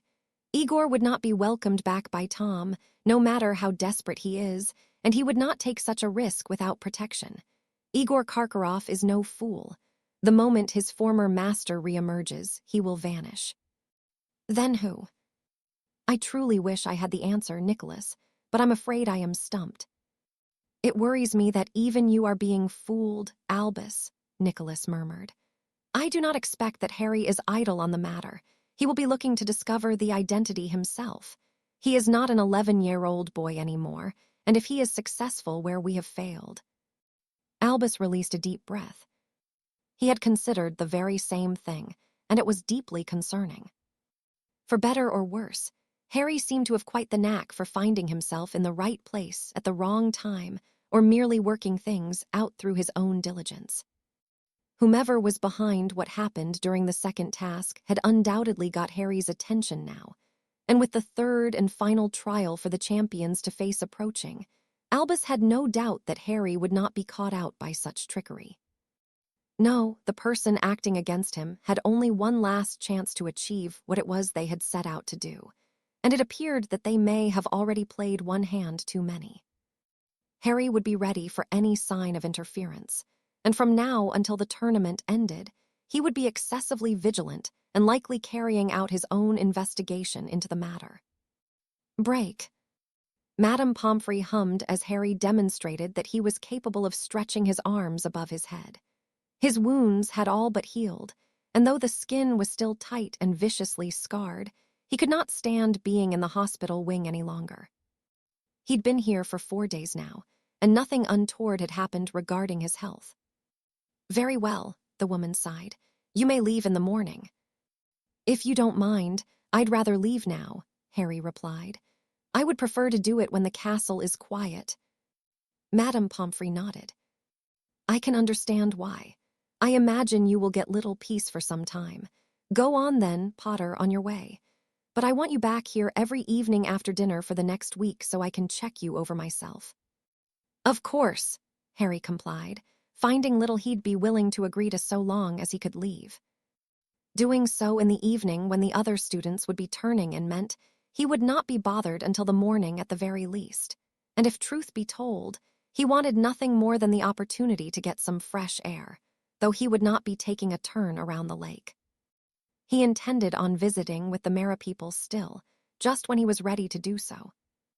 Now, however, he wished only to clear his head for a while. Dressing, he took his leave of the hospital wing, casting a disillusionment charm over himself in the absence of his cloak. That, along with the map, had been left in Gryffindor Tower, and he would be retrieving both shortly. When it came to entering the third task, he wished he could have access to the cloak at least, though he knew he would be disqualified if he was caught with it. Perhaps he could find a way. Simply walking through the corridors of the castle felt like a treat he had been deprived of. 4 days was not such a long time, but with the additional week he had been unconscious to consider, Harry's legs felt jelly-like for some time before they became accustomed to supporting his weight once more. The charm does not work as well as the cloak, does it, Harry? Not even close, Harry chuckled, greeting the smiling Dumbledore who emerged from one of the classrooms with a smile. It is good to see you on your feet again, my boy. Would you mind if I joined you for a walk? I find that when the castle is quiet, it can provide much peace. Feel free, Harry responded. The two immediately headed towards the entrance hall and stepped outside into the darkened grounds. With it being February, there was still a chill in the air, but after being cooped up in a stifling hospital wing, it was a most welcome change for Harry. He took a deep breath and simply enjoyed the freshness of the outdoors. We tend to take the simplest things for granted when we are deprived of them, Dumbledore sighed. For me, it has become the prospect of a regular school year without the responsibilities, and forgive me, additional unpleasantness the tournament has brought to Hogwarts. Did you expect it to go so smoothly? I anticipated complications, but nothing of the sort we have faced, Harry. I must say, I believed I had prepared for all eventualities. I did not, however, even consider that your name would have emerged from the goblet of fire. For that, I was woefully unprepared. You cannot prepare for the unexpected, Harry pointed out. Dumbledore chuckled as he nodded his agreement. Your mother said the very same thing to me, and it is as true now as it was back then, he sighed. Did she? Harry asked curiously. Dumbledore smiled. The war against the Dark Lord and his followers was one unpredictable occurrence after the next. That was what made everyone so fearful.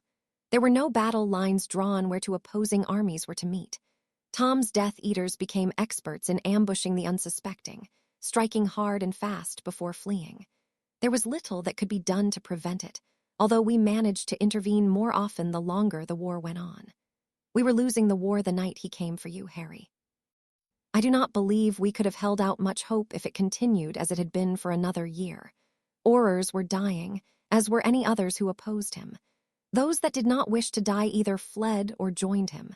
I cannot emphasize just how close we were to being defeated. It will be the same when he returns, won't it? You wouldn't attempt to fix something that wasn't broken, would you, Harry? The teen shook his head. Then, if he won't change his tactics, we will have to. I do not plan to sit and wait for him to come for me, Professor. I know you will not agree with me, but I won't hide from him.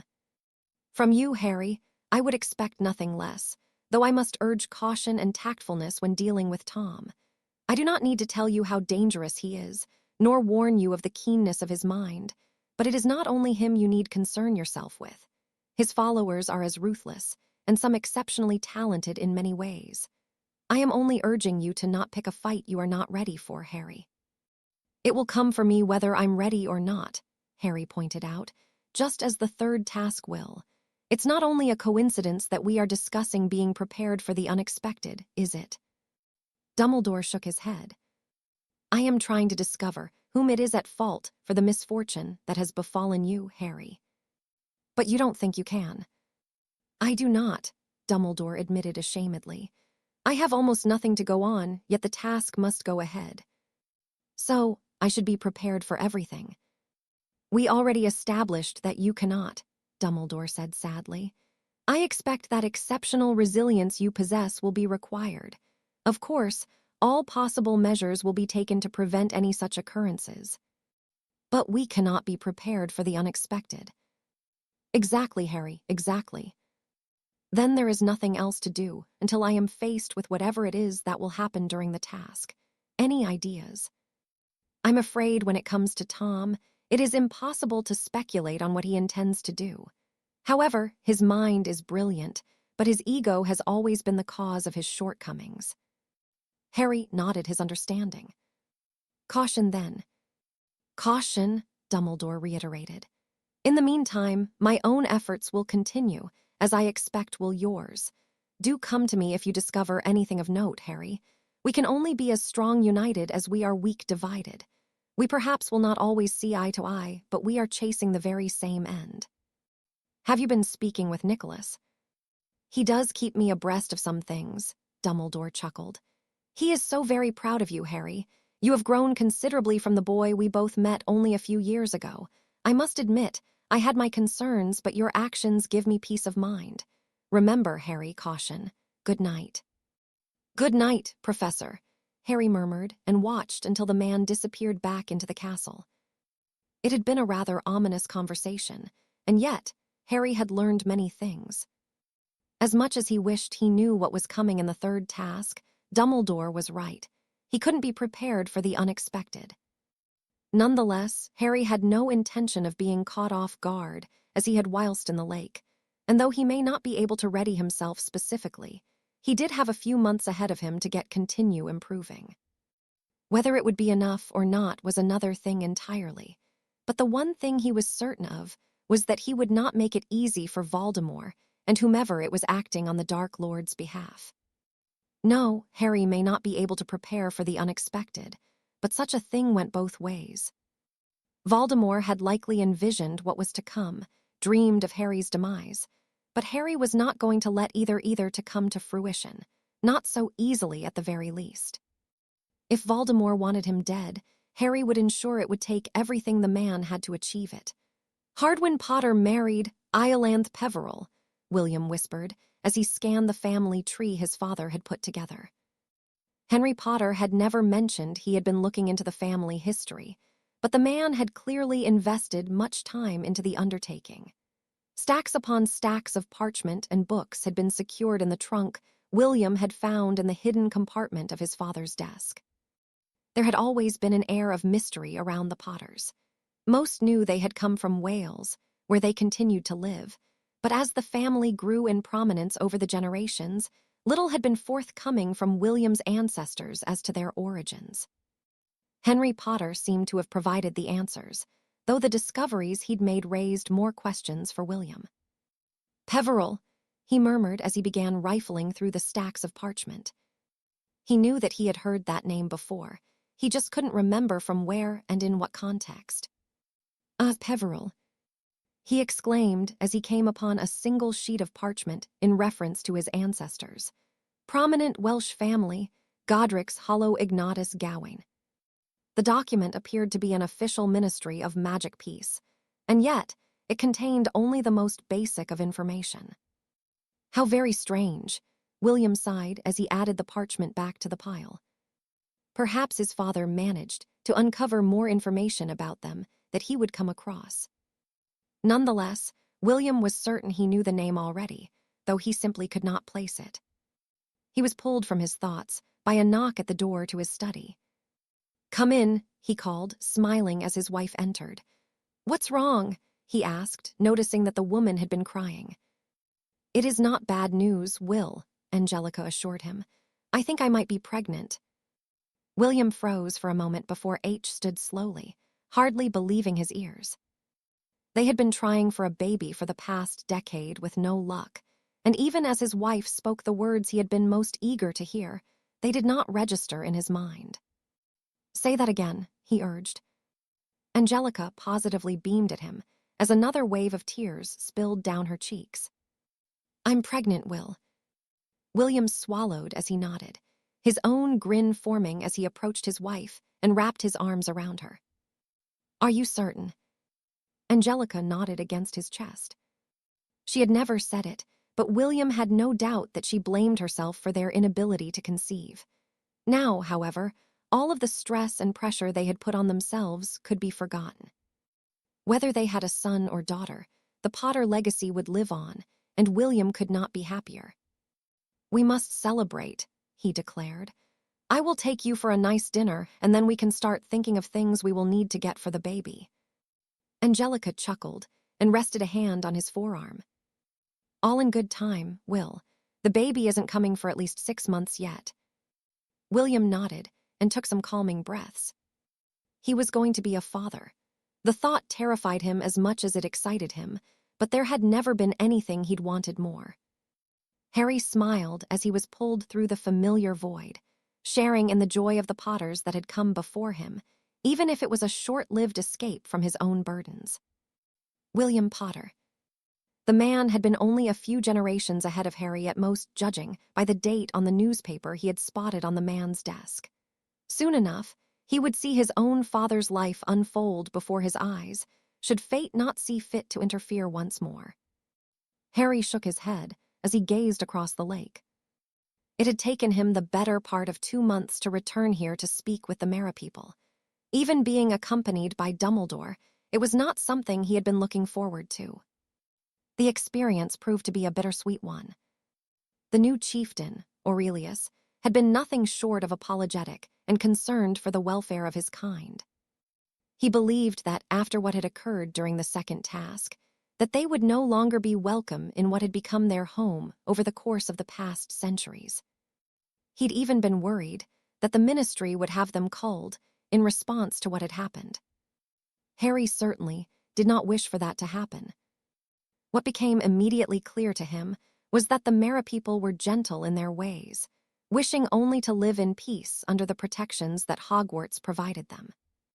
Aurelius had apologized profusely, had introduced Harry to his wife and newborn daughter, and had all but pleaded with him to not exact revenge upon his people.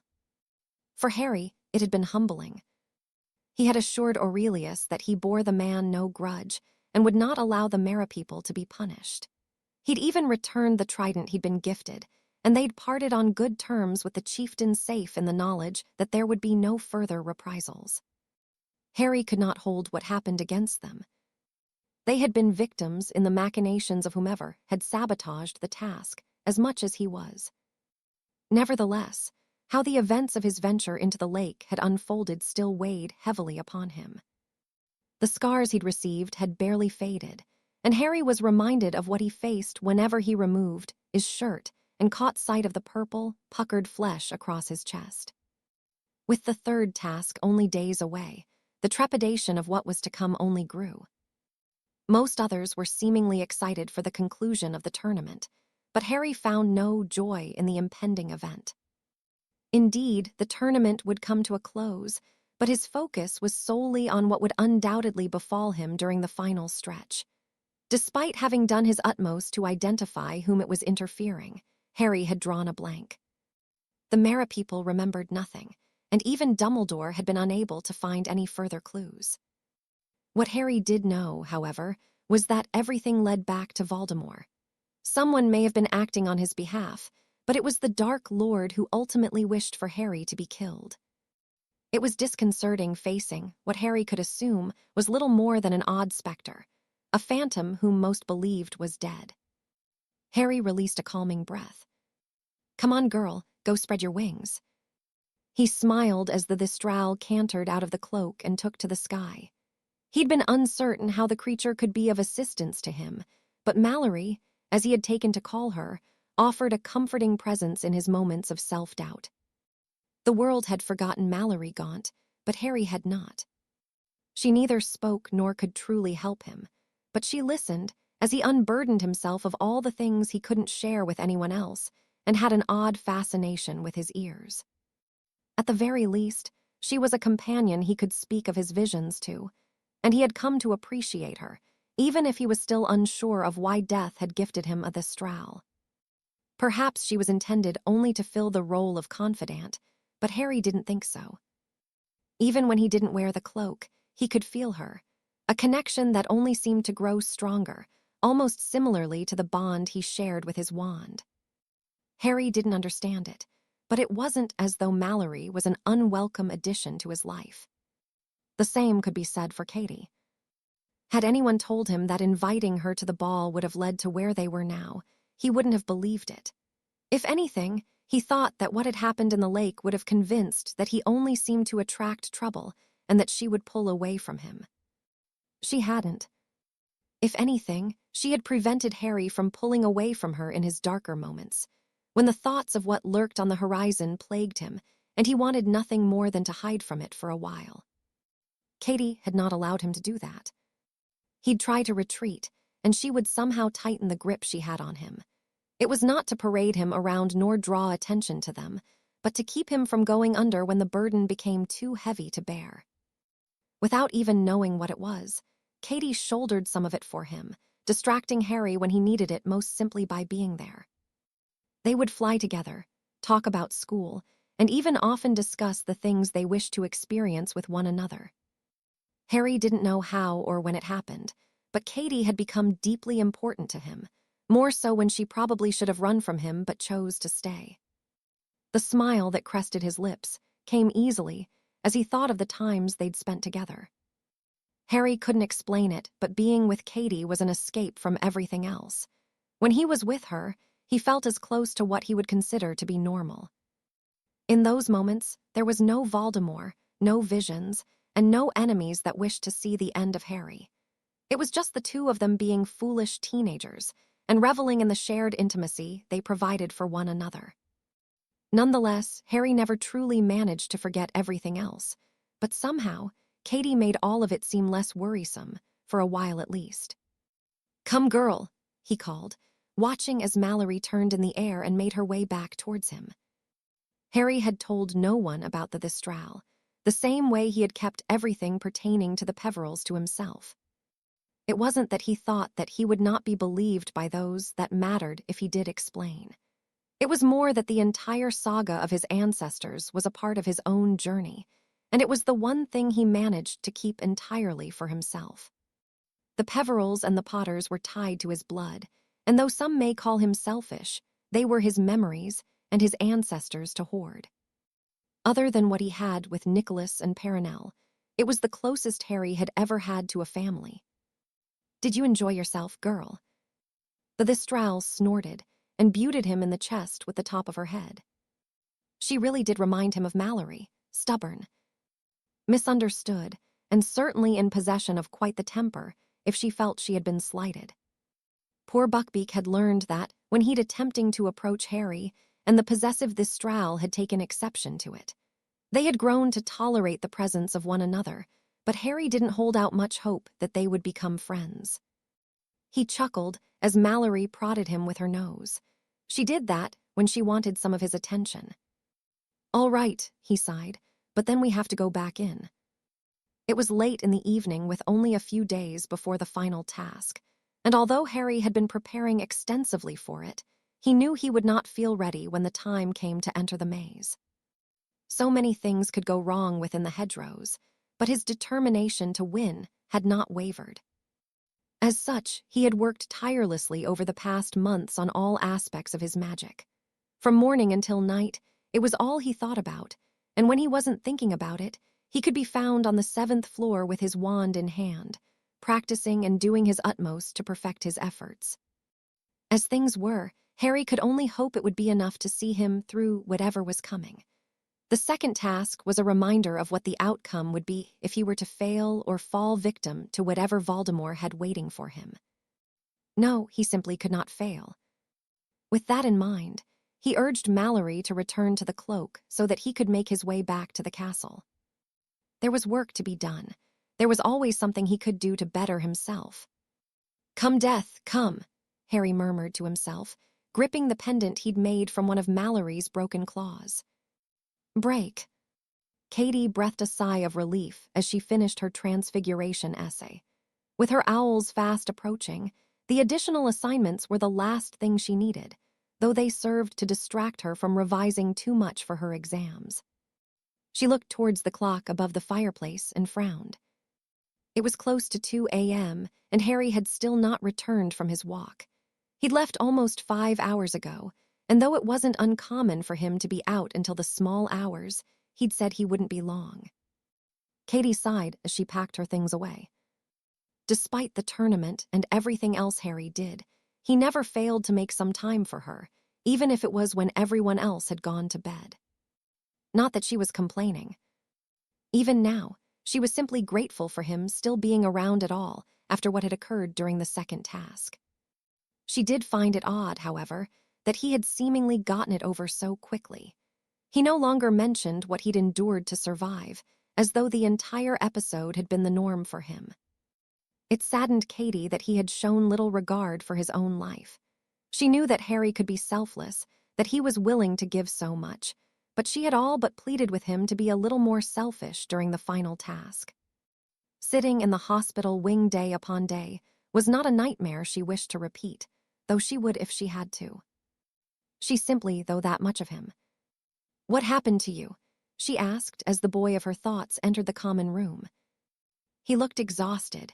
His robes were torn in several places, and the lingering smell of burning surrounded him. "Just some extra training," he answered with a reassuring smile. "Why are you still up?" "I was waiting for you. Someone has to make sure you're taking care of yourself," she huffed as she wrapped her arms around him. "And you didn't have any dinner." "I forgot," Harry said sheepishly. Katie hummed as she pulled him towards one of the seats by the fireplace and removed a wrapped package from her bag. "I thought you might have, so I made sure to bring some for you. Now eat." Harry smirked, saluting before he did as he was bid. For someone who had lectured her several times about overdoing it with studying for her owls, he was pretty poor at taking his own advice. He often missed meals and did not sleep much. Harry insisted he was fine, but that did not stop Katie worrying about him. "Don't you think you're doing too much?" she asked gently, taking the free hand that wasn't occupied by the sandwich she had put together for him. "I know you want to win." "It's not just that," Harry sighed as he put the sandwich down. "I just want to be prepared just in case." "Just in case." "Just in case it goes like the second task," he answered tiredly. "Well, this time, you only have yourself to worry about, Harry," Katie pointed out. "It won't be like the lake again." He did not seem convinced, but he did not comment on it further. "What have you been doing to yourself?" Katie asked as she wrapped an arm around his shoulder. "I've seen less and less of you, and no one else has seen you around the past few weeks." "Sorry," Harry murmured. "I suppose I've thrown everything into this, haven't I? I'll make it up to you." "You don't have to make it up to me, you prat. I just want you to look after yourself. I know you wanted to avoid the media and everyone else after what happened, but that didn't mean you had to avoid me too." "I wasn't avoiding you. I just lose track of time." Katie hummed. "Well, maybe you do have some making up to do then," she decided with a grin. He blushed, a reaction Katie found to only be endearing. It reminded her somewhat of how Harry had been when they first met, though he was no longer so meek and shy. He had grown, and only more so this year. He was not cocky nor arrogant despite having more reason to be than most. He really was kind, strong, and with a cheeky and mischievous side to him that many didn't get to see. Harry had grown on her, and though they had never really spoken about how they felt about one another, they never felt that need to. Although he had been rather absent in the lead up to the third task, they still seemed to gravitate towards one another. "But that can wait until after you win the stupid tournament," Katie added. "Stupid tournament?" Harry asked, quirking an eyebrow at her. Katie nodded. "If anything almost gets you killed, then it's stupid," she returned evenly. "Quidditch. Quidditch is different. Quidditch is worth dying for." Harry laughed heartily, his eyes full of mirth as he did so, and Katie found herself smiling. He didn't laugh enough, but when the final task was over, she wanted to hear it more often. It only made it all the better knowing she was the cause for his joy, even if it was only temporary. "I like seeing you smile," Katie said shyly. "You shouldn't frown as much as you do." "I don't always frown." "You frown just as much as Snape." Harry grimaced. "Thanks for that," he grumbled. "Oh, cheer up," Kate huffed as she nudged him. "I can't imagine you ever being really as miserable as that git. You just need something to cheer you up." "Is that right? What do you have in mind?" Katie nodded as a playful smile tugged at the corner of her lips. Without thought, she leaned and pressed her lips against his. This wasn't the first time they had kissed. They had done so several times, but this was different. Before it had been affectionate, tentative, and restrained. This time, however, she found herself melting into him, giving into a passion and desire that had always been there but had been kept at bay. Angelina and Alicia had said that kissing could bring about many things, but Katie had not been prepared for what she felt in this moment. It wasn't the song and dance that was written about in romantic novels, and her head didn't swim so much that she lost touch with the reality of what was happening. Her chest, however, did fill with an indescribable warmth of adoration, of the want and care she felt for Harry, so much so that she did not want it to end. She gasped gently as it ended, reveling in the tingling permeating throughout her. "That definitely cheered me up," Harry whispered as they rested their heads together. Katie nodded. "I didn't even think I needed cheering up, but it worked." Harry chuckled, and Katie felt her cheeks reddening as the high of what had happened began to ebb away. "Finish your sandwich, Harry," she urged as she stood, "and make sure you get some rest for me." He offered her a wry smile as he nodded. "I will." "Good," Katie replied. "You can kiss me again if you'd like." Harry didn't need telling twice, and as he complied, she felt the very same need and tenderness she'd felt, emanating from him. It was indescribable, and made Katie feel as though she truly mattered to someone on a level she'd never experienced before. "Take your own advice," Harry murmured when they broke apart. "You've been working too hard too."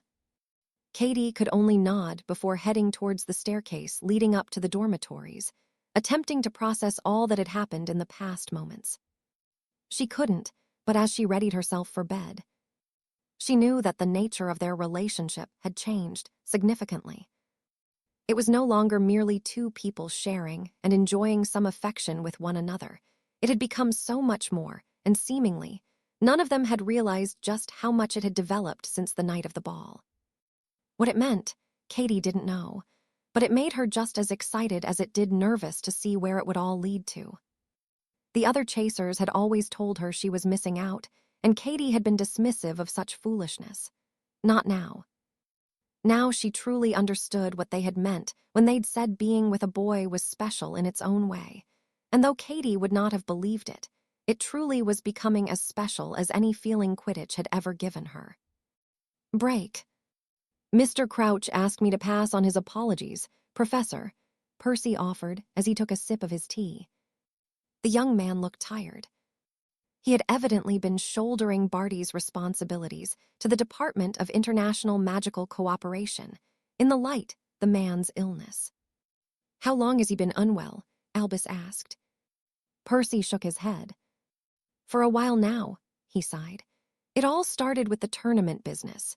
He's been in the office all hours, and it wasn't until the minister himself insisted he took some time to recover that he finally listened to someone.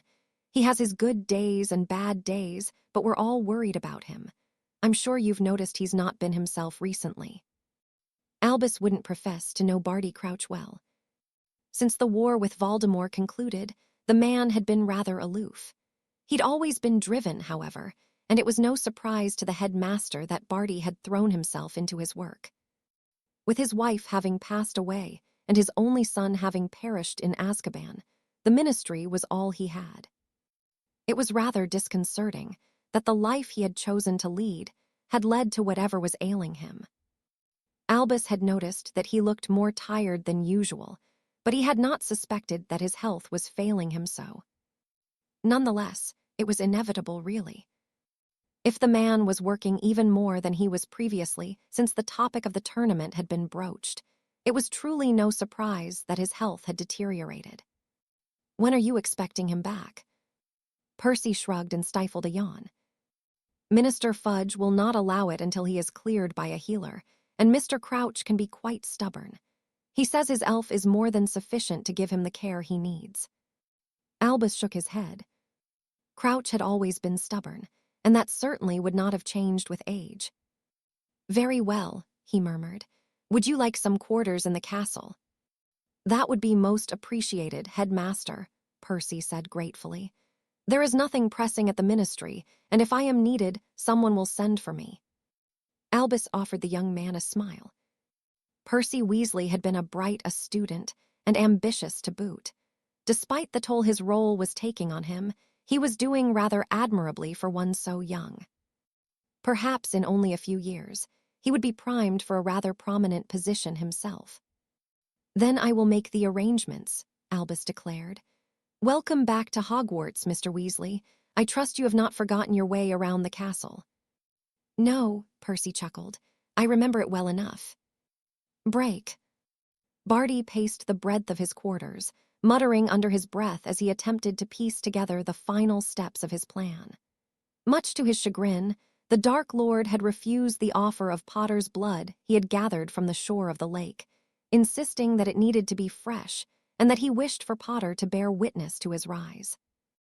In Barty's opinion, it was a poor choice.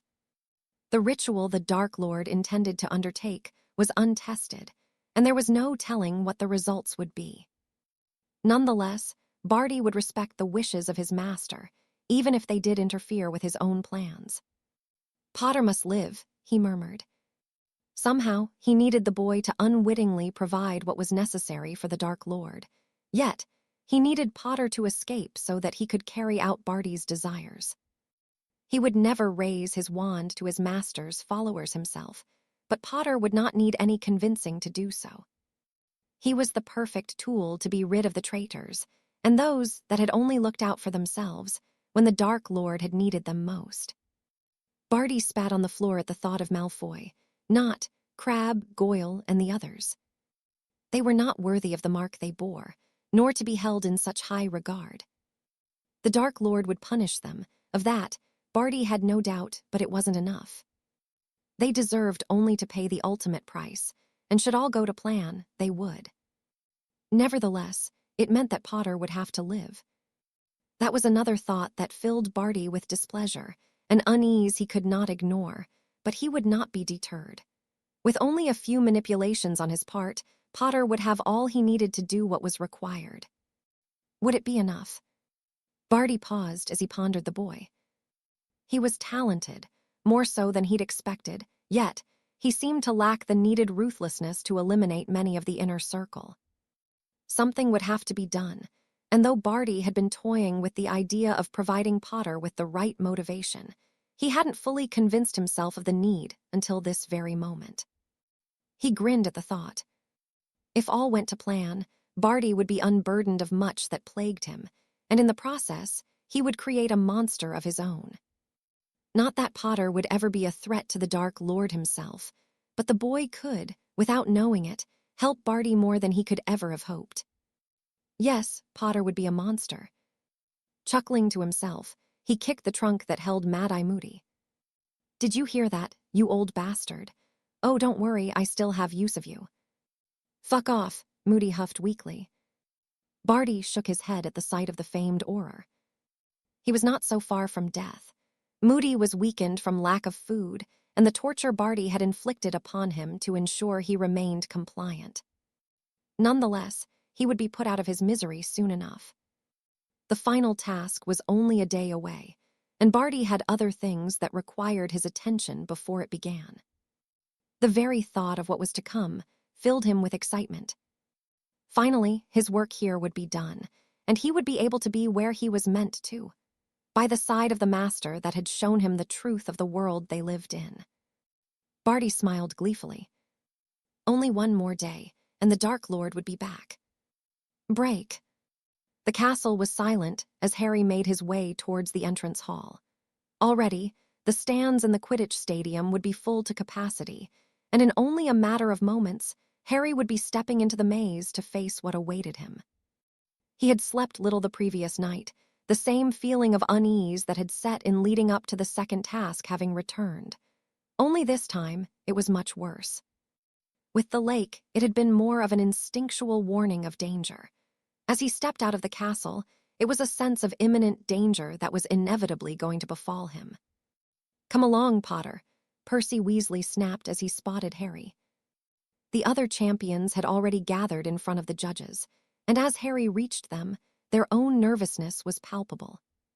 Cedric offered him a nod of encouragement, and Fleur attempted to smile, though it fell flat.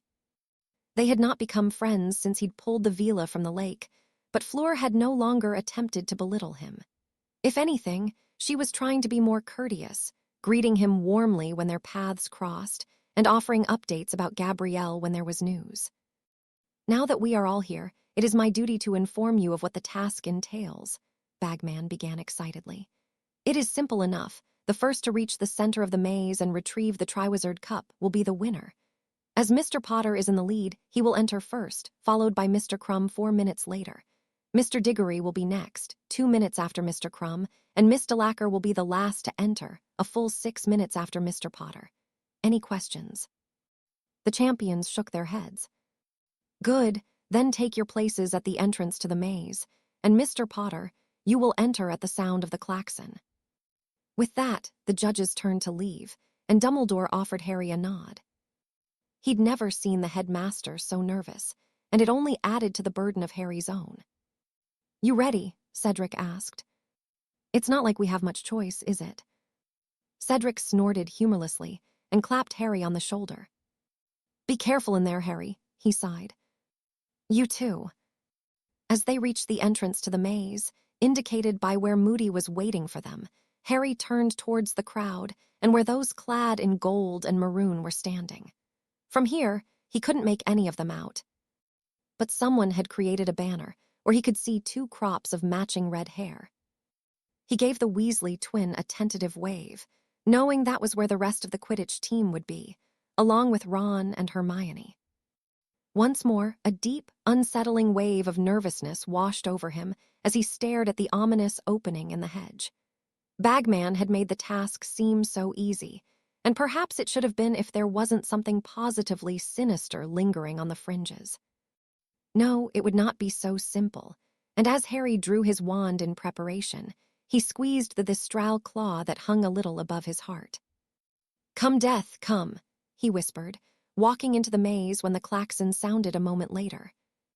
It was eerily silent, and Harry's senses were on high alert as an envelope bearing his name appeared in front of him.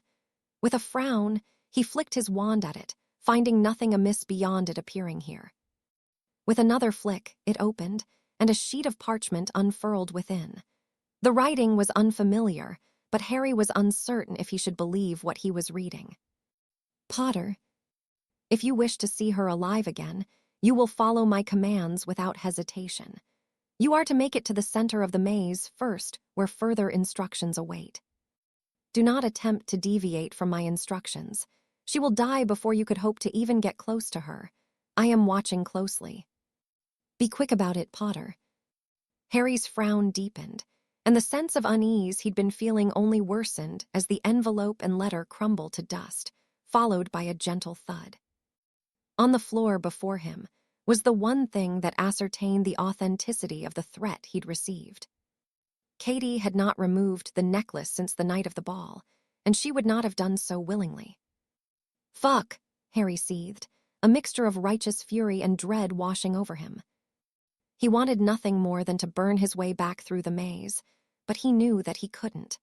Whomever it was behind this had already proven that murder was not beyond them, and though Harry despised doing so, he knew his only hope of getting to Katie would be to do as he'd been instructed. Scooping up the necklace he had gifted her, he stepped forward with a growl, his wand poised to tear through anything that dared step into his path as he began sprinting for all he was worth. "Break." Barty grinned as the ground trembled from an explosion that originated from within the maze, silencing the crowd for a moment. Evidently, Potter was taking him seriously, and as the flashes of spell fire continued, he shifted his gaze towards the waiting champions.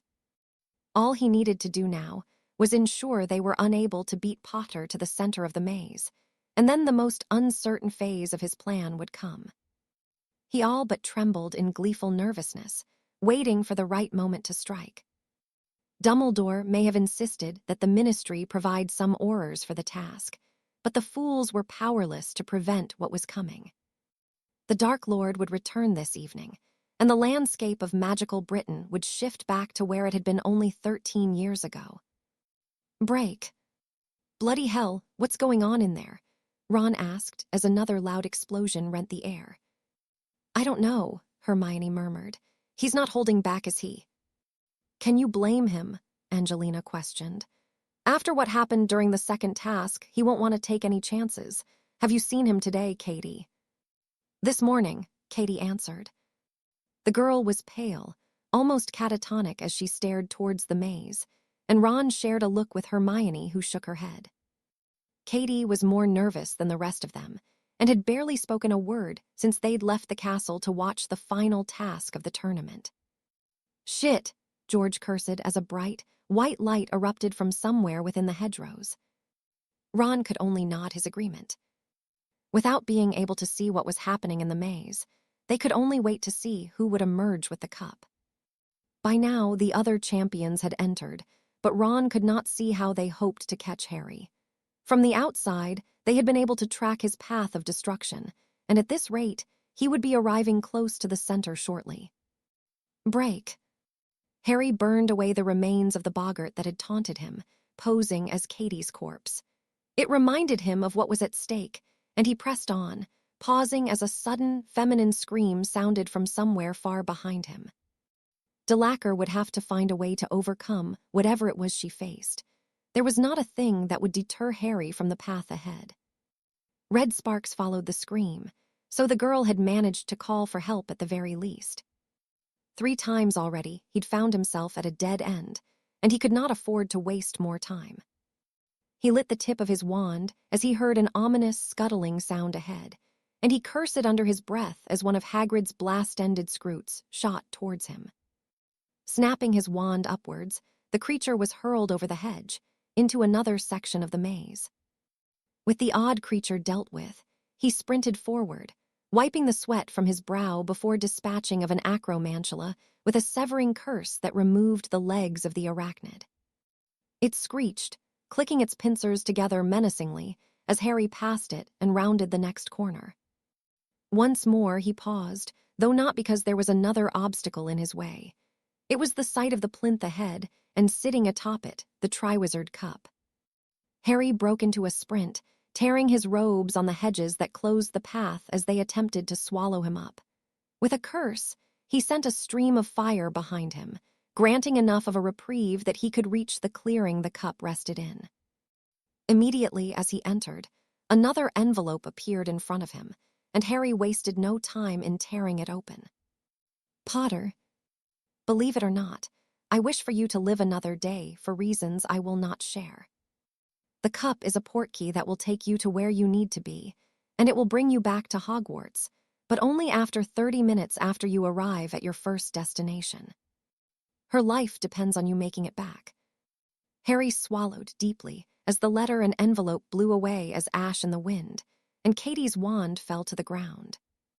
He bent down to retrieve it, only for the world to fade to black as something struck him in the side.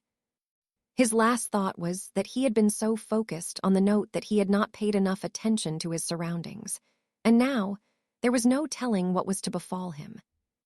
The crowd murmured amongst themselves as they waited for Alastor to emerge from the maze. He had been in there for almost 20 minutes now, and Albus was beginning to grow concerned.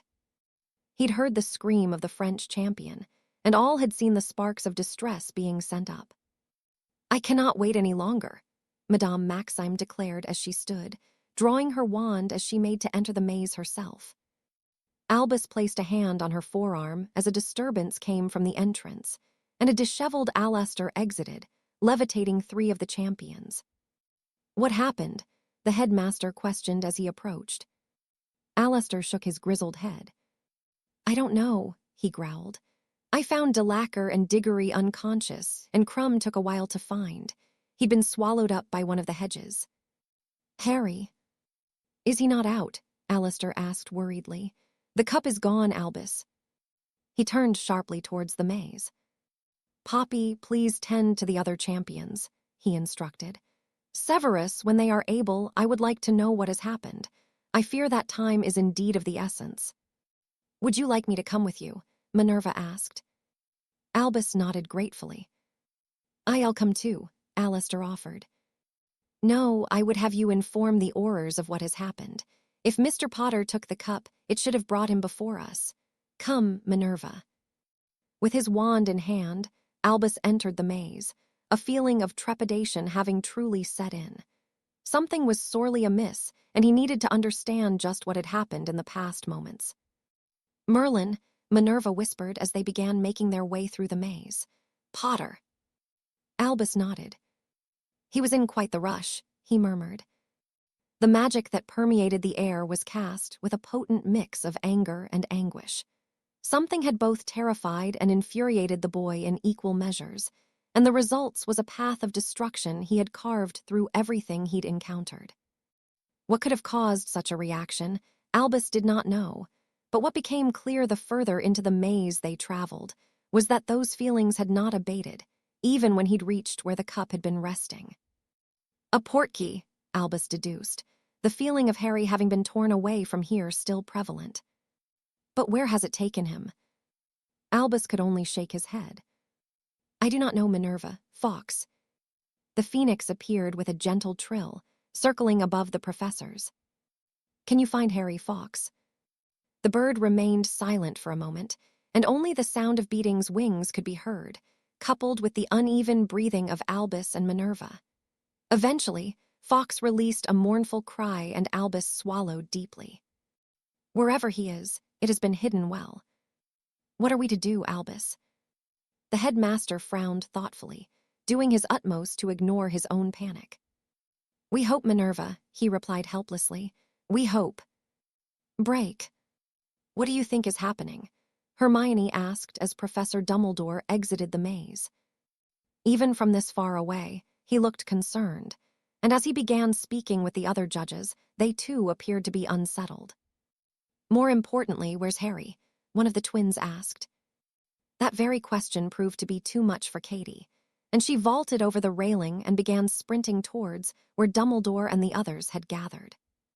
Come on, the other twin urged as Angelina and Alicia attempted to follow.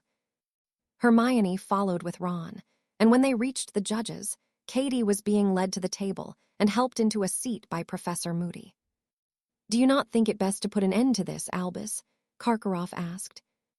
No, Dumbledore said firmly. I wish for everyone to remain within the stadium. Kingsley, can you secure the exits? A large, dark-skinned man, garbed in aura robes, nodded and gestured for a woman with pink hair to follow. Professor, what's happening? Hermione asked. Dumbledore looked towards her, his expression quite thunderous though marred with worry. We do not know, he said sharply. Please return to your seats. Even Fred and George complied without question, and the group did as they were bid, minus Katie, who was still being comforted by Professor Moody. Something's happened to Harry, Angelina murmured. That's why he isn't here. Hermione had reached the same conclusion, but what made the dread she felt only worse was that Harry was not here. Professor McGonagall was in the maze, but Madame Pomfrey had not been sent in. To Hermione, that meant only one thing. Harry wasn't in the maze at all. Break. It was the feeling of something sharp being dragged through the flesh of the underside of his forearm that brought Harry round, and he winced as he opened his eyes, momentarily confused as to how he had ended up here. As his mind began to clear, he realized that he was tied to a large slab of rock, overlooking what appeared to be a graveyard. It was not this, however, that caught his attention. In the very center, in a clearing that had been made, stood an enormous cauldron, encrusted with hundreds of stones that twinkled in the flames and the moonlight above. Hold still, a somewhat timid voice instructed. Harry looked down to see a vial being pressed against the fresh wound his captor had made, and his eyes narrowed as he took in the man's features. Pettigrew, he said in realization. He'd recognized the visage of the stout man anywhere, even if the past decade and a half had not been kind to him. Having learned of Sirius's innocence, Harry had searched for any photos of Wormtail amongst those that Hagrid had gifted him, and now, here he stood, the coward who had betrayed his parents. Harry leered at him, and Pettigrew did his best to ignore it. "Wormtail," he called after the man had turned away. "If I'm going to die here, I'll be taking you with me, you fat little bastard." Pettigrew raised his chin defiantly. "The only person that will die here is you." Harry chuckled humorlessly. "We will see," he declared. "Don't tell me you can't feel it." "Feel what?" "That cold shiver down your spine," Harry goaded. "You can feel it all around you just as I can. Do you want to know what it is?" "WRMTAL, what is the reason for your delay?" "I'm coming, MIL Lord." Harry's gaze shifted past the rotund man and to what appeared to be a discarded pile of robes on the ground near the cauldron. "Hurry," the same voice wheezed. It had been almost 3 years ago that Harry had heard it, but there was no mistaking whom it belonged to. Voldemort. Since being roused, Harry felt the first real sense of dread wash over him. Whatever was going to happen here was going to be neither good nor pleasant for him, and as he fought against the bindings that held him tightly, he looked on as Pettigrew dumped something resembling a human baby into the cauldron. Harry knew he needed to free himself. He did not know what Pettigrew's intention was, but he was in no doubt that being tied to what he could only assume to be a monument of sorts would not serve him well. It did come to his mind that he was unarmed, but he also remembered the note he had received before being brought here. The cup. If the person who had orchestrated this was being truthful, it would take him back to Hogwarts. But where was it? His attempts to break free were fruitless, so he instead turned towards locating his one chance of freedom. From his position, however, he could not see it. "Come on," he whispered, annoyed at himself that he had found himself here to begin with. Harry needed to escape. Katie was in danger, and he could only imagine what Voldemort would do to him given the chance. Nonetheless, it was no use. He'd begun reading theories on wandless magic, but not practicing it. He wasn't even sure if any type of cutting curse was possible. The outlook was poor at best, and Harry racked his brain for anything he could use.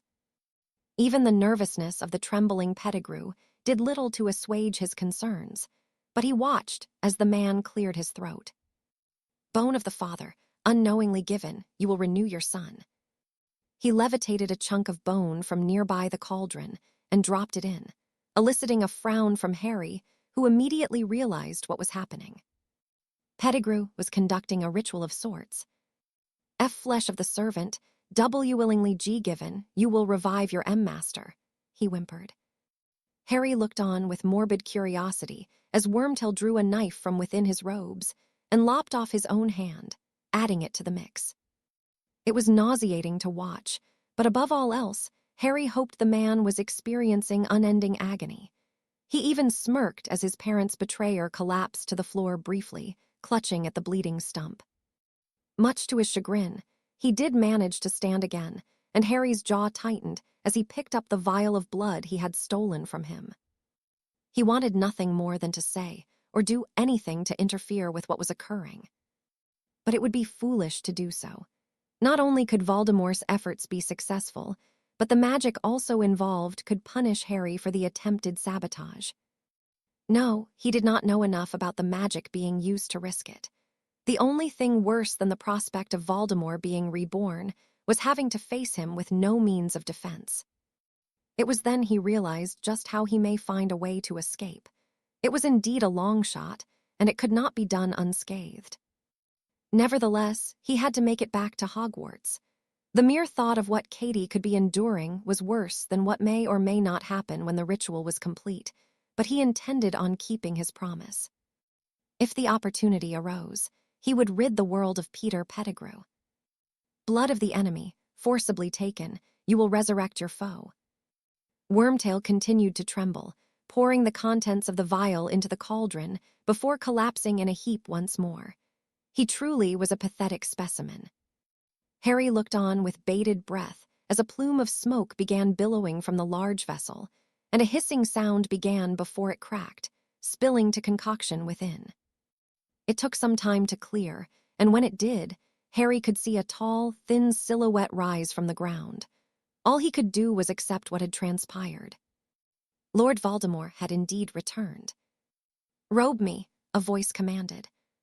Pettigrew sniveled as he hoisted the bundle of cloth from the floor and fumbled as he placed them around the shoulders of his master. Wand. A bone-white length of wood was offered, and a set of spindly fingers wrapped around the shaft. Voldemort sighed contentedly as a burst of crimson sparks erupted from the tips. "My lord, you promised," Pettigrew groveled. The Dark Lord looked towards the man, and Harry could sense the distaste he felt for him. "Your arm, Wormtail." "Thank you, my lord," Pettigrew whimpered.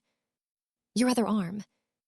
Wormtail froze, crying out in pain as his uninjured arm was snatched by Voldemort, who inspected the inside of his forearm.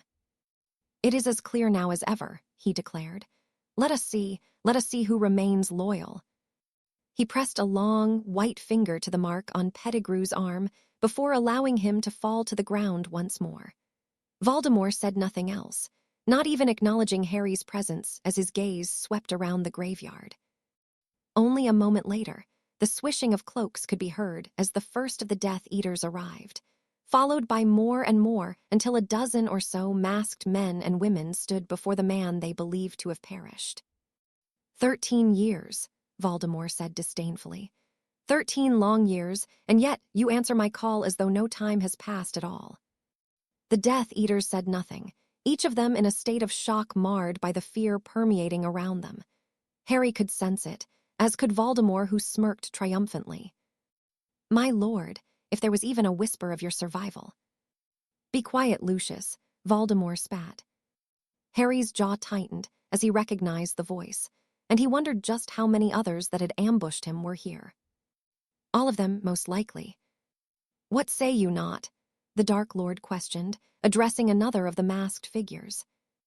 The man remained silent for a moment, evidently choosing his words carefully. "As ever, I am ready to serve." "Not." He had been there the night of the final. Voldemort chuckled. "Ever the diplomat," he said with a bow. "Now there are many who are missing. They shall be freed soon enough.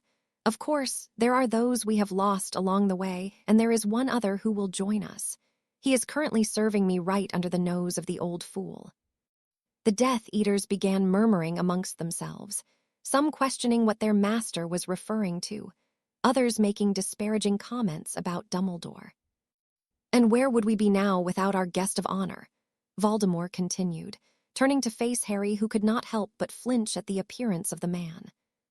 The Dark Lord's eyes and nose seemed to have taken on a serpentine quality, both slits with the former being a crimson color. His lips were as pale as his skin, and Voldemort was entirely hairless. Were it not for the severity of the situation and the murderous expression, perhaps it would be a rather humorous transformation, but there was nothing amusing about this. Voldemort approached Harry, pausing only a foot away before circling him, like a predator stalking its prey. "Harry Potter," he whispered. Harry felt a shiver run down his spine, but he would show no fear to Voldemort. The man thrived on seeing people cower before him, and Harry would not be one of them. "You have carved quite the reputation for yourself," the Dark Lord continued. "I must say I am impressed with your performance in the tournament and your escapades outside of it. Macnair was not a weakling." "No, but he was a coward, just like the rest of that lot," Harry replied, nodding towards the gathered Death Eaters. "Cowards?" Voldemort questioned. "What else would you call hiding behind masks and attacking a 14-year-old? That's almost as cowardly as attacking a baby who could barely stand on his own 2 legs. But that's you lot all over, isn't it? You can't fight fairly because you'd get your balls kicked into your throat." The Death Eaters hissed their displeasure, but Voldemort did not react. He simply held his hand up to silence his followers. "You mistake cowardice for cunning," he replied. Harry shrugged. "If that makes you feel better about being a coward." Voldemort's slitted nostrils flared. It was beginning to work. Harry would not profess to know all he wished about his foe, but what he had learned was that Voldemort had an ego, and if prodded in the right way, he could perhaps force the man to make an error that would benefit him. "You are rather obstinate for someone so close to death." I'm not afraid of death. Voldemort eyed him speculatively. We will see. He turned back towards the Death Eaters and clasped his hands together. I made a mistake, he admitted. In my haste, I ignored a fundamental rule of the magics of old, and I paid for it dearly. The boy was protected, but now that is no longer so. I could not hope to harm Harry Potter that night. That has been rectified. You will all witness the demise of this boy, and I will hear no more doubt from any of you. The Death Eaters cheered jubilantly, and Harry laughed. Voldemort's narrowed gaze snapped towards him. I see you do not understand the gravity of the situation, he sighed disappointedly. I see that you do not understand your own dilemma, Harry retorted. My dilemma. It is not I tied to a stone only moments from death. And that is the problem, Harry returned evenly. I am tied to a stone. Anyone can kill someone who is unarmed. Do you really think you will earn their respect by killing me like this, Tom? You dare speak that name, Voldemort hissed. Crucio. The pain that tore through Harry was like nothing he had ever experienced before. Even the sheer agony of what had happened to him in the lake paled in comparison to the Cruciatus curse. He couldn't be certain how long he was held under it, but when Voldemort relented, Harry could taste blood in his mouth, and his body shook uncontrollably. It hurts, doesn't it, Harry? Voldemort cooed. I don't suppose you wish for me to do that again, do you? Harry defiantly spat a glob of viscous, crimson liquid at the man's feet. You're only proving my point, he wheezed. You're scared to face me. Voldemort laughed, followed by the gathered Death Eaters. You truly believe I fear you? He asked in disbelief. You are out of your depth, boy. And you will have to look yourself in the mirror knowing you could not beat me, and your followers will always question whether you are as powerful as you claim to be. You say I got lucky. I say that you've not got the stones to find out if what happened that night was a fluke. Go ahead and kill me where I am if you really are as cowardly as you have shown yourself to be. By now, Voldemort's jaw had clenched so tightly, Harry thought his teeth would break under the strain. Perhaps it was not so wise to goad the man, but it was necessary. After a moment, the Dark Lord relaxed and walked casually back towards the Death Eaters who had watched the back and forth with interest. My lord, do not listen to him, one of them urged. It was another voice that Harry recognized. He is right, is he not, Avery? Voldemort snapped. I can sense the doubt coming from all of you. Allow me to set your minds at ease. Wormtail, untie the boy and return his wand. Pettigrew was still whimpering on the floor, and Voldemort growled frustratedly. Pointing his wand at the stump the stout man was clutching, he fashioned something of a metallic prosthetic to replace the flesh Wormtail had sacrificed for the ritual. The sobbing stopped immediately, and Voldemort nodded to where Harry was tied. My lord, do you think this is wise? Lucius Malfoy asked worriedly. Quiet, Lucius, Voldemort growled, packing back and forth irritably. Even Harry could now feel the doubt of the Death Eaters, and as Wormtail went about the task of cutting the ropes that bound him with the same knife he'd used to draw his blood, Harry readied himself. Peter dropped the wand at Harry's feet as he fell into a heap on the ground, and he wasted no time in retrieving it. Now, do you have experience in dew? Voldemort's query was cut off as Harry aimed a pair of spells at the retreating Wormtail. The man screamed as both impacted against him, the first a particularly vicious rupturing curse, and the second a bonebreaker. The snapping of his spine was like music to Harry's ears, but he did not have time to relish in Pettigrew's suffering. The man would be dead in a matter of moments, but until his final breath, it would be excruciating. Voldemort replied immediately, screeching in fury as he unleashed a barrage of spells that saw Harry needing to duck for cover behind the stone he had been tied to. It was quickly reduced to rubble with a blasting curse, and the shards tore through his robes and skin. He managed to roll away for only a brief reprieve before he needed to move again. Voldemort's attack was relentless as he fired spell after spell towards him, not allowing Harry to catch his breath. What he learned was that the Dark Lord's speed was something to behold, and the power behind his spells was like nothing Harry had ever witnessed. The air around him positively reeked of the man's magic, and the graveyard looked as though the mightiest of storms had torn through it in only a matter of moments. As equally concerning was the amount of control Voldemort had mastered throughout his life. The Death Eaters had not moved an inch since the fighting began, and Harry began to realize just how far he had yet had to go. Still, tonight was not about defeating the Dark Lord. As much as he wished for this phase of his life to be over, he was not ready. No, tonight, he needed to escape the clutches of the man, and he knew he would be lucky to manage that. Trying his luck, he ducked behind another of the gravestones and attempted to apparate away, to no avail.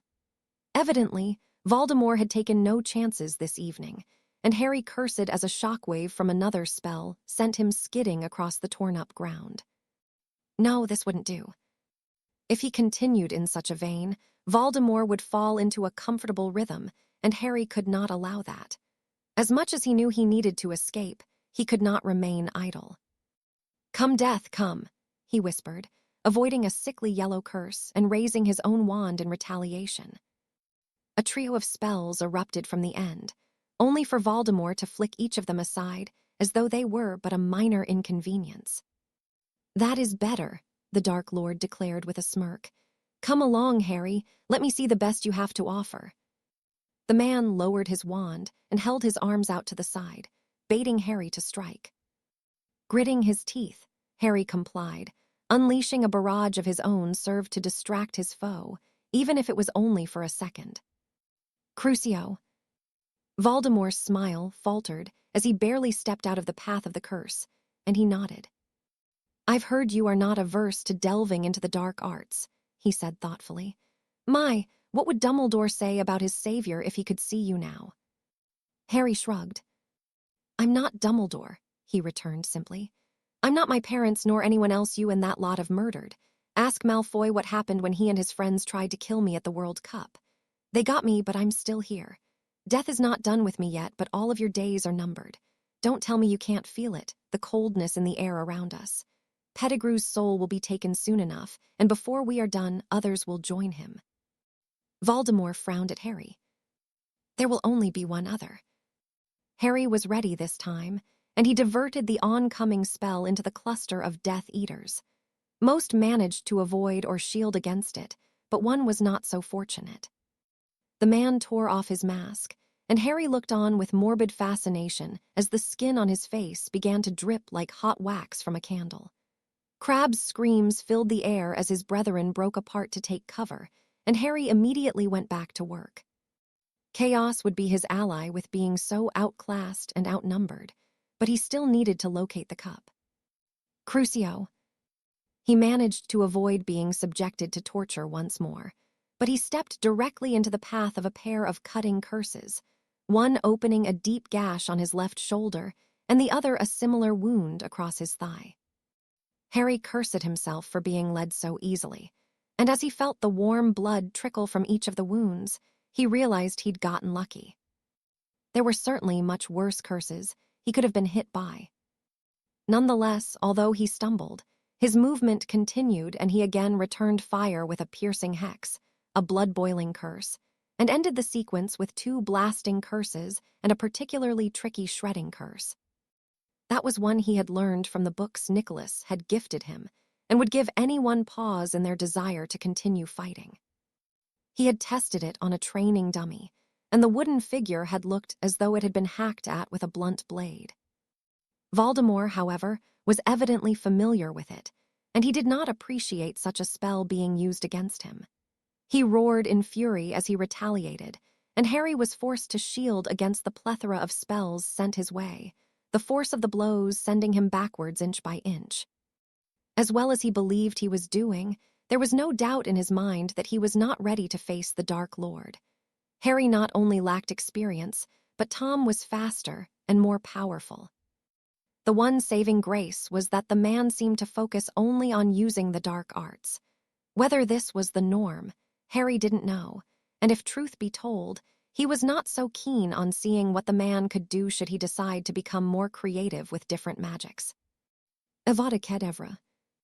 The very curse that had ended his mother's life hurled towards him, and Harry felt the wave of coldness death brought past him by as he ducked beneath the curse within a hair's breadth. That had been too close, and again, he could not avoid the follow-up. He felt himself launched through the air, and his shoulder his already bleeding torn from the socket from the spell. Harry hit the ground with a dull thud, but forced himself to stand without hesitation. Another killing curse was already heading his way, and as Harry moved out of its path, he tripped backwards on something and was met with the bloodshot eyes of the now-dead Pettigrew. The position he found himself in was unfavorable to say the least, and as Voldemort stalked towards him, Harry winced. Avada Kedavra. With a flick of his wand, Wormtail's corpse was used to shield Harry from the curse, and he almost laughed as the Triwizard Cup fell from within his robes and bounced a short distance away, the gentle glowing blue becoming a beacon of hope. Nonetheless, Voldemort was only half a dozen feet away from him now, and Harry knew he would be cut down before the portkey would activate. In an act of sheer desperation, he leveled his wand towards the Dark Lord, and a gout of black flames shot towards the man. To Harry's relief, it was something the man was either unfamiliar with or had not been prepared to face, and he was forced to shield, giving Harry the second he needed to act. ACCIO Cup. Still grasping on to Pettigrew's robes, he snatched the portkey out of the air, the final sound he heard being the frustrated scream of the Dark Lord he'd yet again managed to escape the clutches of. It was only a moment later that he was slammed hard into the ground, and with the wind knocked out of him, he stood to find himself back in the center of the maze, injured, yet with only the thought of getting to Katie running through his mind. Break. With how gravely serious the situation had become, Albus had finally had the spectators escorted back to the castle and placed within the great hall under firm instructions that none were to leave until further notice. Much to his relief, Amelia Bones had arranged for several more Aurors to oversee this, leaving him to concentrate on the missing teen. The headmaster had racked his brains for anywhere Harry could have been taken, and yet, even if he had any indication, getting to the boy was another thing entirely. With each passing minute, his fear only grew, and it did not help that there were several people who had refused to leave the stadium. Cedric Diggory had evidently only been stunned, as had Fleur de Lacquer. Victor Crumb, however, remained unconscious in the medical tent, his injuries considerably more significant. Alling with the champions, the Gryffindor Quidditch team remained in the stands, as did young Ronald and Miss Granger. Alastair was supervising them, whilst the rest of the Aurors and other professors could only stand by and wait for something to occur. Minerva was still in the maze on the off chance that Harry returned there, and Albus could scarcely look away from the entrance, praying to see the boy emerge from within. The prospect grew bleaker with every second that went by. It had to be close to an hour after Alastair had informed him of what seemed to have occurred that Albus felt a disturbance from the wards, and only seconds later that an explosion rent the air, followed by a gout of fire that was tearing through the dozens of hedgerows. Albus, along with the Aurors, drew their wands in anticipation, and what emerged gave each of them pause. Although he breathed a sigh of relief at the sight of the boy, it was short-lived as he took in his appearance. Harry was caked in blood, much of it his own if the way he was limping was anything to go by. His left arm hung limply, and yet his expression was thunderous. Covered in blood as he was, it gave him the look of one that had lost their mind, and despite the obvious pain he was experiencing, he limped on with his wand in hand. "Where is she?" he roared. Albus had never seen the boy so apoplectic, and he thought perhaps it would be best to subdue him before he did something he would regret. Katie. Albus frowned as a shaken Minerva exited the smoldering maze, levitating a body in front of her. Pettigrew, Albus gasped. Just what had happened that led to this? It was a question that would have to be pondered later, as Albus was distracted by a sudden bout of laughter. He turned, his eyes widening at the sight of his longtime friend pointing his wand at Katie Bell's throat, his other hand grasping a clump of her hair to keep her upright. What surprised him most of all, however, was that the girl did not seem to be struggling to escape. The imperious. What had been a grave situation had quickly evolved into something outright alarming, and Albus was thoroughly confused. "Alistair, what are you doing?" he asked. The man ignored him, an almost euphoric expression focused only on Harry, who stalked towards Moody. The Aurors were as confused as Albus, some pointing their wands at the injured boy and others at their former colleague. "I knew you could do it, Potter," Alistair chuckled. "I knew you would make it out. Stay back," he barked as the Weasley twins drew their own wands and pointed them at the man. Albus's own was in his hand, and it took only a moment of pondering to realize what was happening. There was no conceivable way that this was the Alistair Moody he knew. No, this was someone posing as him, but who? Whomever it was had done an admirable job in their impersonation. Even Albus had been fooled. "Tell me, Potter, did he make them suffer? Did he punish them?" Albus's confusion only grew, and the surrounding Aurors, along with Amelia Bones, were none the wise to what the man was talking about. "Moody, stand down," Amelia commanded. The man simply laughed, his expression of one completely unhinged. "You don't get it, do you?" he asked. "No, and you never will." "Let her go," Harry interjected dangerously. Albus didn't know what to do. The man was deranged and would not see reason. If only Albus had any indication of who he was dealing, perhaps there was a solution that could be reached. However, he could think of no one alive that would act in such a way. Undoubtedly, Tom was behind this, but what agent was acting on his behalf? The most devout were locked in Azkaban, and those that had escaped imprisonment would not be so foolish. What Albus did know was that this was not Alistair Moody, and it appeared that Amelia had reached the same conclusion.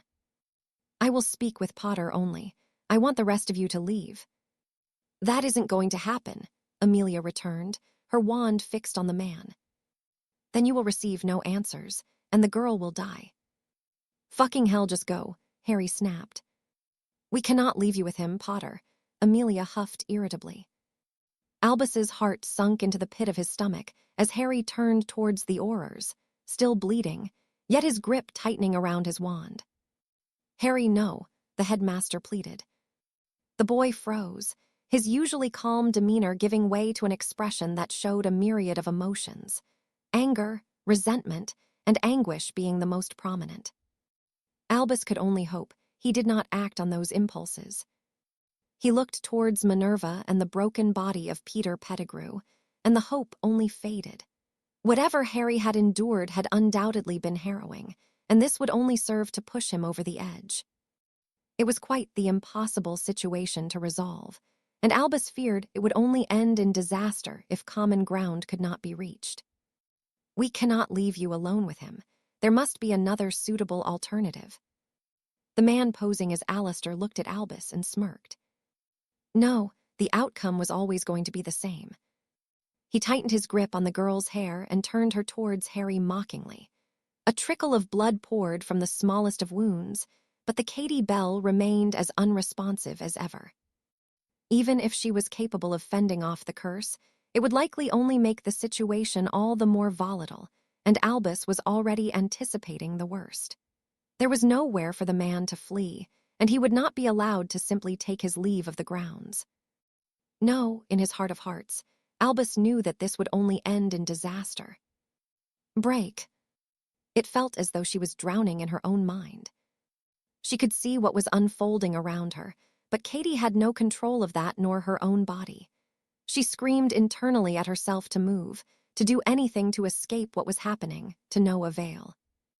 It seemed that the more she tried to resist, the more difficult it became, and as she looked at the horrified expression of Harry, it broke her heart to see him so broken. She felt a sharp pain in her neck, and a tear rolled down her cheek as she tried to speak some words of comfort to the boy. He looked terrible, almost as bad as when he had exited the lake, but it was not that Katie's eyes focused on. In this moment, she simply stared at him, remembering the better times they'd had together, and even as her vision began to swim, she did not take her eyes off him. Break. Harry had never faced such a dilemma. Behind him stood several Aurors who could do nothing to remedy the situation, and to his right was Dumbledore, who looked as equally defeated as he felt. Harry wished only to help Katie, and if necessary, he would fight any who stepped in his way until his dying breath. "You played your part perfectly, Potter," Moody praised. "How many did you manage to kill? Tell me," he added, wrenching Katie's head backwards and exposing her neck. "2. I was hopping for more," Moody grumbled irritably. "Never mind, I'm sure you will continue to add to that tally. I have every faith that you will want them all to suffer." The man grinned, unleashing a spell and allowing Katie to fall from his grasp. "No," Harry roared. Even before his own spell had left the tip of his wand, Moody was hit by no less than a dozen courtesy of the Aurors and Dumbledore. With the injuries he'd suffered, he was not the first to reach the girl, and even as he approached, a large, dark-skinned man stepped in his path to prevent him reaching Katie. "There's nothing you can do for her," he said sympathetically. "Come on, Potter, don't make this worse." Harry peered around the man to be met by Katie's lifeless gaze. The blood pooling around her neck only made him want to be closer to her, but as he began fighting against the resistance of the Auror, a flash of red obscured his vision before the darkness took him. Break. Barty had never felt so euphoric as he did in this moment. From his vantage point, everything had been so clear. He'd even seen the exact second that something within Potter had snapped at the sight of the girl's throat being slit, and better yet, none knew it was him that had orchestrated the entire evening. The Dark Lord would be proud, though furious Potter managed to escape. The end, however, justified the means. Potter would be broken for some time, and even if he did pull himself together, he would be the monster Barty had molded. Nonetheless, it was not the time to revel in the anarchy. It was time for him to take his leave from Hogwarts for good. There was just one loose end left for him to tie up. "There will be no further use of you," he murmured, ramming a knife into Alistair Moody's sternum. He watched as the man bled out.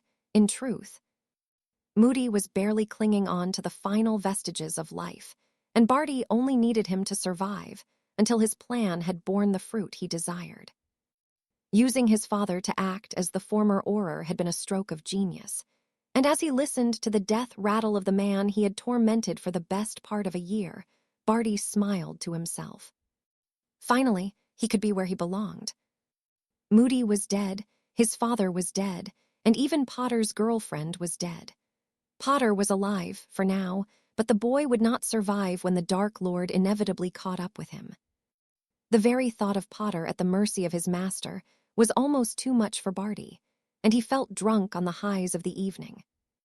His plan had gone off without a hitch, and as he made his way towards the forbidden forest beneath his invisibility cloak from the maze, he knew he would relish it for the rest of his days. Break. "No, Barty Crouch wouldn't do this," Amelia murmured as she examined the man who had been Alistair Moody only a moment ago. Albus nodded his agreement, swallowing deeply as he did his utmost to compose himself. He'd had to stun Harry to prevent him acting further on his emotions, and he'd watched as Minerva and Poppy had levitated him towards the castle so he could receive the medical attention he needed. What good it would do for the mental scars was another thing entirely. This would change the boy, and not for the better. He locked up his own son for supporting the Dark Lord. He would never willingly be a part of something like this. He would not, Albus agreed. "What a mess," Amelia sighed. "I do not even know where to begin." "I will send for Miss Bell's parents," Albus explained. "Might I suggest you secure Mr. Pettigrew's body?" "Pettigrew was supposed to have died 13 years ago," Amelia said confusedly.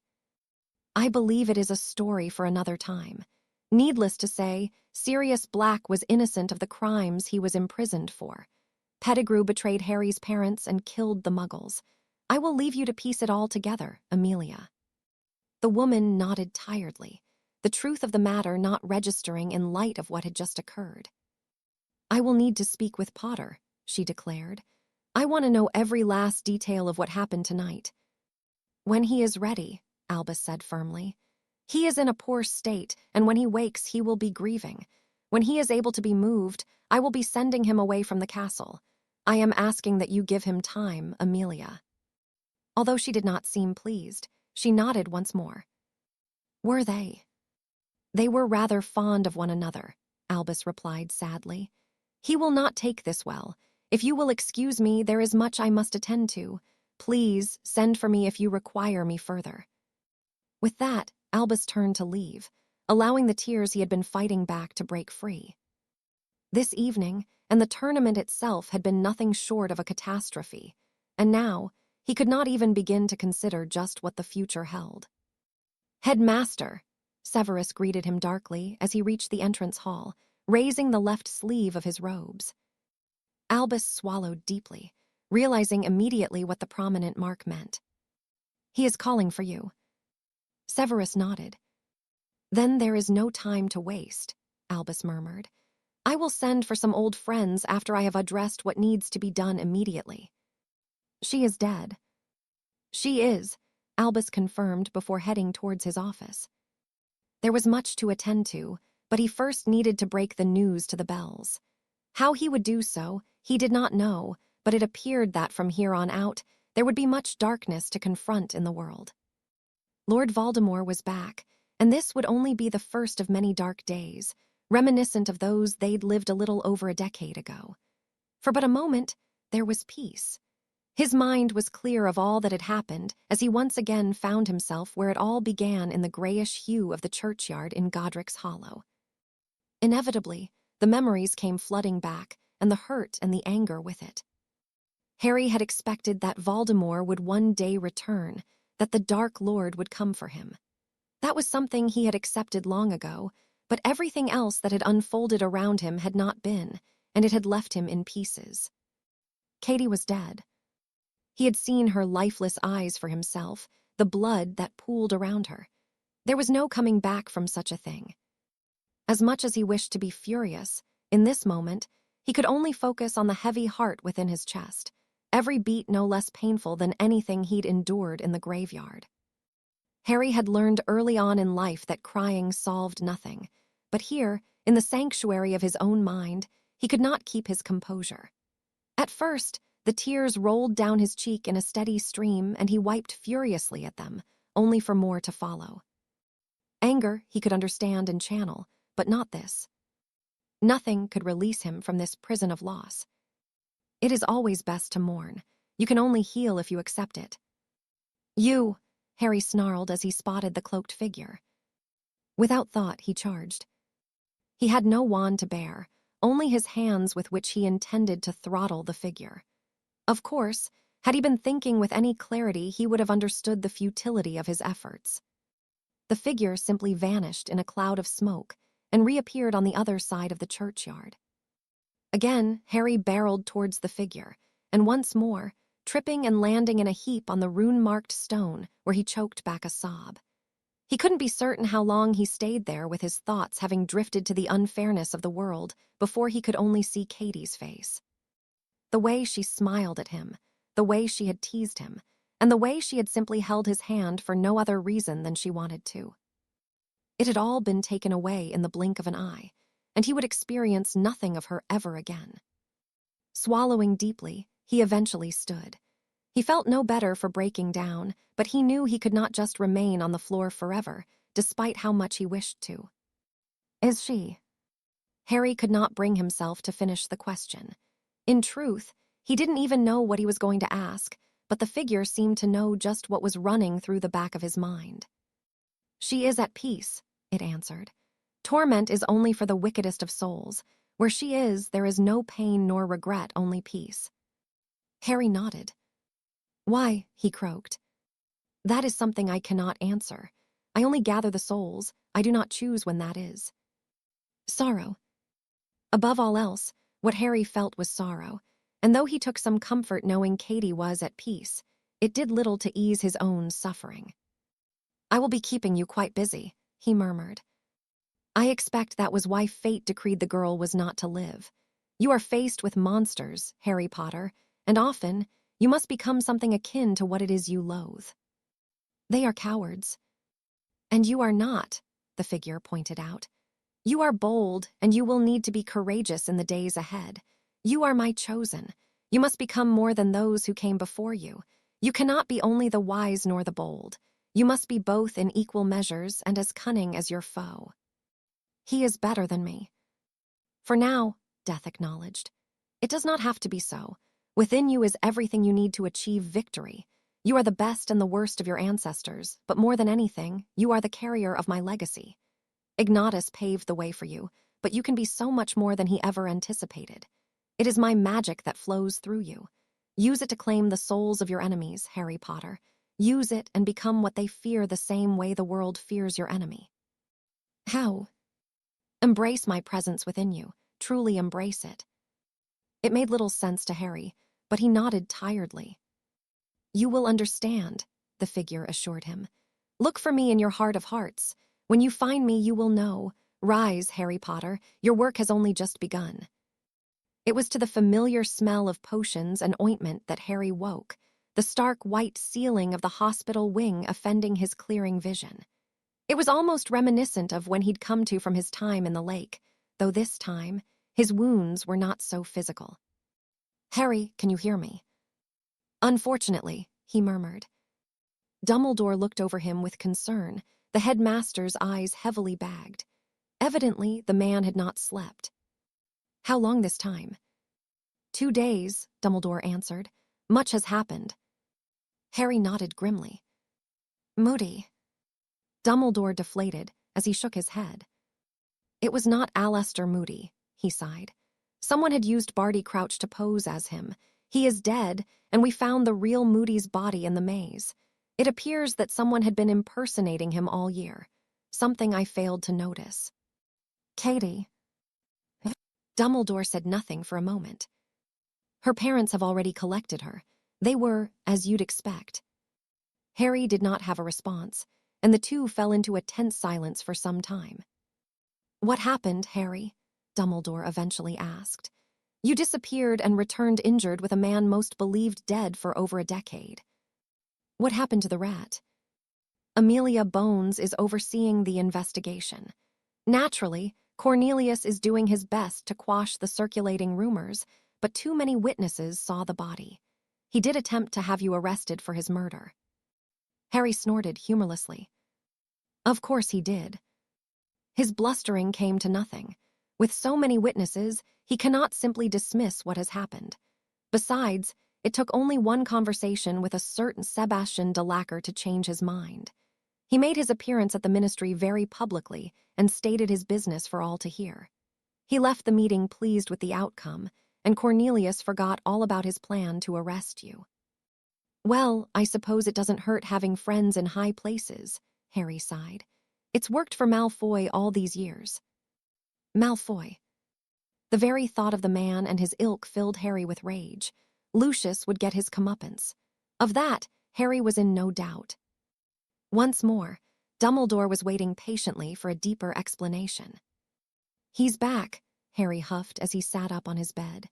Pettigrew completed a ritual of sorts and brought him back. Well, it gave him a body at least. I feared as much, Dumbledore sighed. I have already begun preparing. You have allies, Harry. Harry merely shrugged in response. He didn't want allies. He wanted blood, and any allies Dumbledore could give him would be loyal to the headmaster, who would not approve of Harry's intentions. They'd all but lost the war last time because they couldn't do what was necessary. Harry was not like Dumbledore, nor those he would rely on. Amelia Bones is rather eager to speak with you. I have managed to prevent it thus far, but... It's fine, I'll speak with her, Harry decided. It would be best to do so soon. He did not intend on remaining here for long. What will you tell her? Nothing, Harry answered. With Fudge as the minister, nothing will be done. I will be made to appear mad if I speak of what I saw, and probably thrown into Azkaban if I give Fudge a reason. I'm not stupid. Malfoy has Fudge's ear, and he will not allow himself or anyone else to be implicated in anything that is known publicly. Dumbledore nodded his agreement reluctantly. I would ask that you provide the memory of what you saw, for my eyes only. Perhaps I can salvage something from it. Again, Harry shrugged. Show whoever you think should see it, he urged. You'll understand why I'm not sharing what I know with anyone else. Dumbledore looked at him with concern. Harry, it is okay to mourn. I am mourning, Harry snapped. He took a calming breath. It would not do to lose his composure. Where is my wand? He questioned. Given the circumstances, I thought it would be best to look after it for you, Dumbledore answered, drawing it from within his robes and handing it to Harry. He accepted it and immediately felt better for having it back. Once again, it had proven to be invaluable to him when he'd needed it most, though he doubted Voldemort would be so eager to repeat the mistake of arming Harry if he were to hold such an advantage over him again. Is there anything else I need to know? Well, as you can imagine, the students have been allowed to go home, but some have chosen to remain behind. Both delegations of Beauxbatons and Durmstrang have departed, and the castle is currently hosting a dozen or so Aurors who are attempting to piece together what happened. Harry nodded. I suppose I should speak with Bones then, he huffed. Better to get it out of the way with. There is no rush, Harry. Yes, there is, Harry countered. I'm going to be leaving here by the end of the day. I can't stand it here. Again, Dumbledore appeared to be concerned, but he nodded his understanding. I will inform Nicholas. No, Harry cut him off. I have somewhere else to go. Dumbledore offered him a sad smile. Do you think it wise to be alone? I do not think it is wise for me to be around others, Harry replied. I need some time to take everything in, and I am asking you to respect that. I'm not going to go looking for him if that is what you're worried about. I'm not even close to being a match for him yet. Dumbledore did not like the idea, but he knew Harry well enough to know that attempting to force him into something he did not wish to do would only elicit a rebellious reaction. Very well, Harry, but I would like for you to make time to meet over the summer. Sirius is worried about you, and I believe it would serve you well to become acquainted with those who will be fighting beside you. Harry had no interest in meeting them, but he nodded, if only to get the headmaster off his case.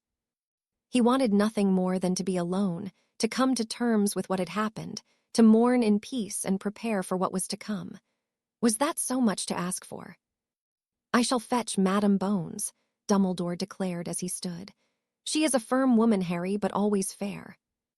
Once again, Harry found he couldn't care less.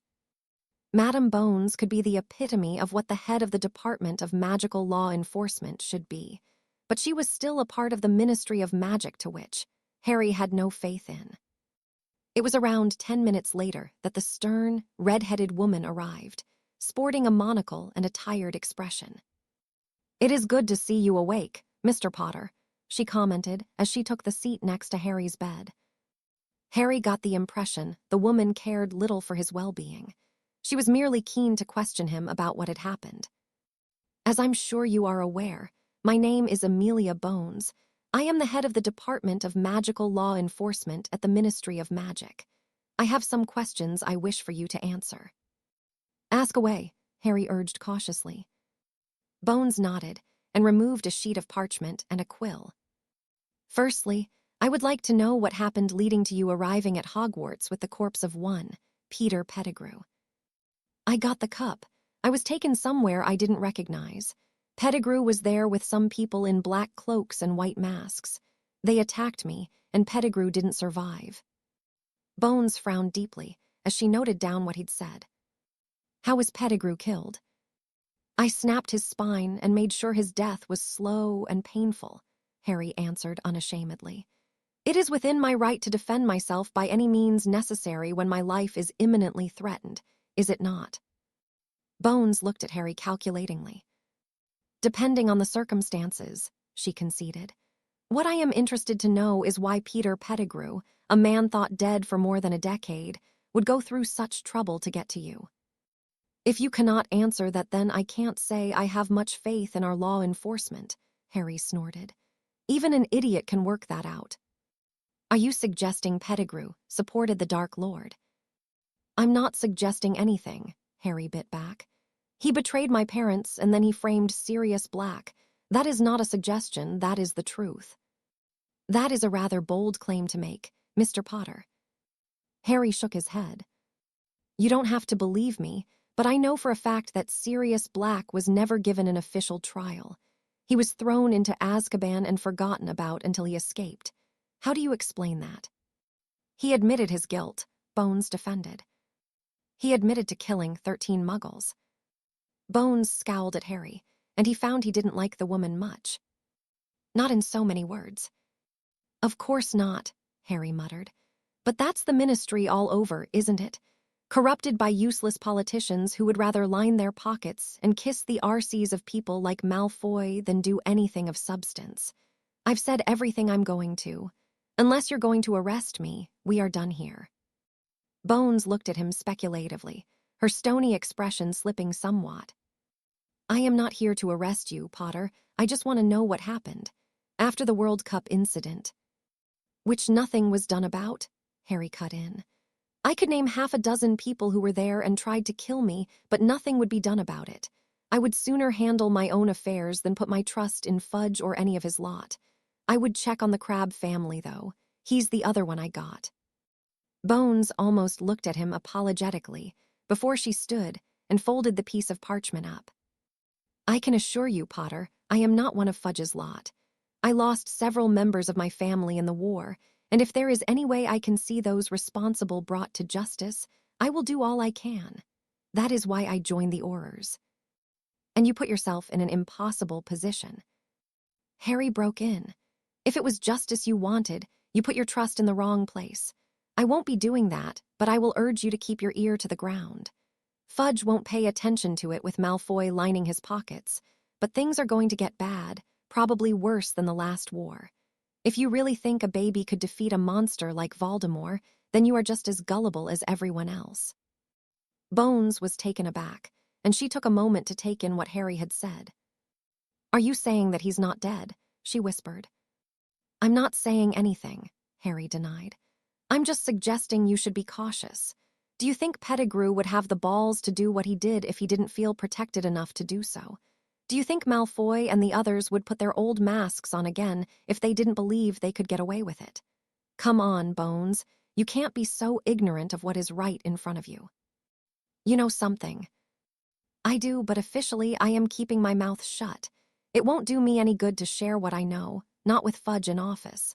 Things really are going to go to shit soon enough, and he will find a way to ignore it and deny the truth. Maybe you can do something when the time is right. Someone will have to. What about you? I'm just a kid, Harry replied innocently. What could I hope to do against that lot? Bones narrowed her eyes before nodding. This has been a rather informative discussion, she murmured. I may need to speak with you again. I will be unreachable until September, Harry replied. Given the circumstances, I think it is best if I keep my head down, don't you?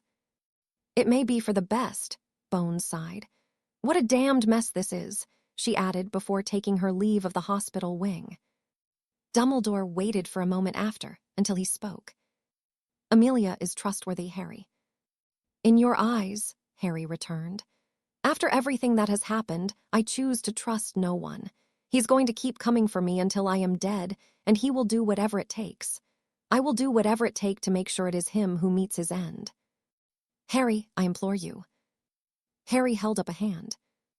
I will tell you the same thing I told him.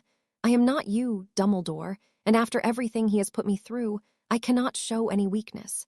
There is not a path I will not tread to make sure it is me left standing at the end of this. If I have to kill every last Death Eater, I will. If I have to personally drag the bastard to the other side, I will. There is nothing that is going to stop me.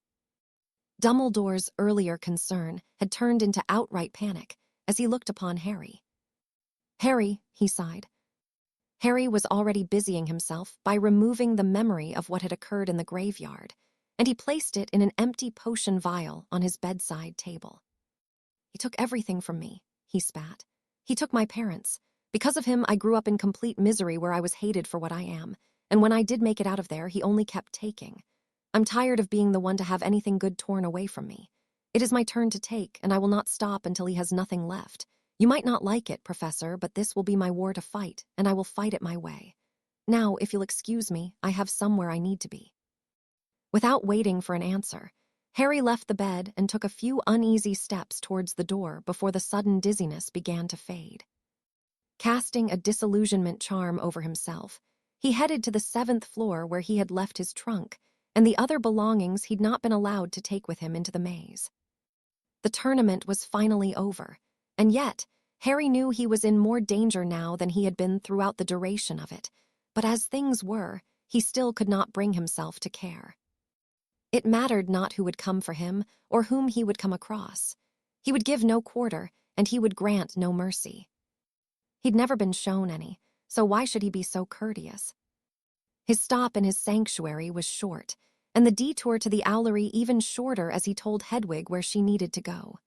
From there, he took comfort in the cloak being wrapped around him, and he hurled himself over the parapet, mounting his broom long before he hit the ground. Flying was the only freedom that had not been taken from him, and though it brought him no joy in this moment, the rush of wind around him and the solitude was just what he needed. Perhaps he would fly all the way south. Adjusting his position, he felt something tucked into the waistband of his trousers. Retrieving it, a lump formed in his throat. It was Katie's wand, and wrapped around it was the necklace he had gifted her. If he so chose, he could maybe have convinced himself that the tears that broke free were due to the wind, but Harry knew better.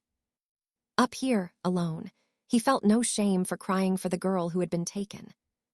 He would miss Katie dearly, and he vowed he would find whoever was responsible for her death. When he did, they would suffer more than they could imagine. Harry expected that would be feeling rather elated at their success, but one day, the sweet taste of victory would turn to ash in their mouth. That was his vow, and with death looking over him, for better or worse, there was nothing that would prevent Harry fulfilling it. Break. Hermione, he probably won't be awake yet, Ron grumbled.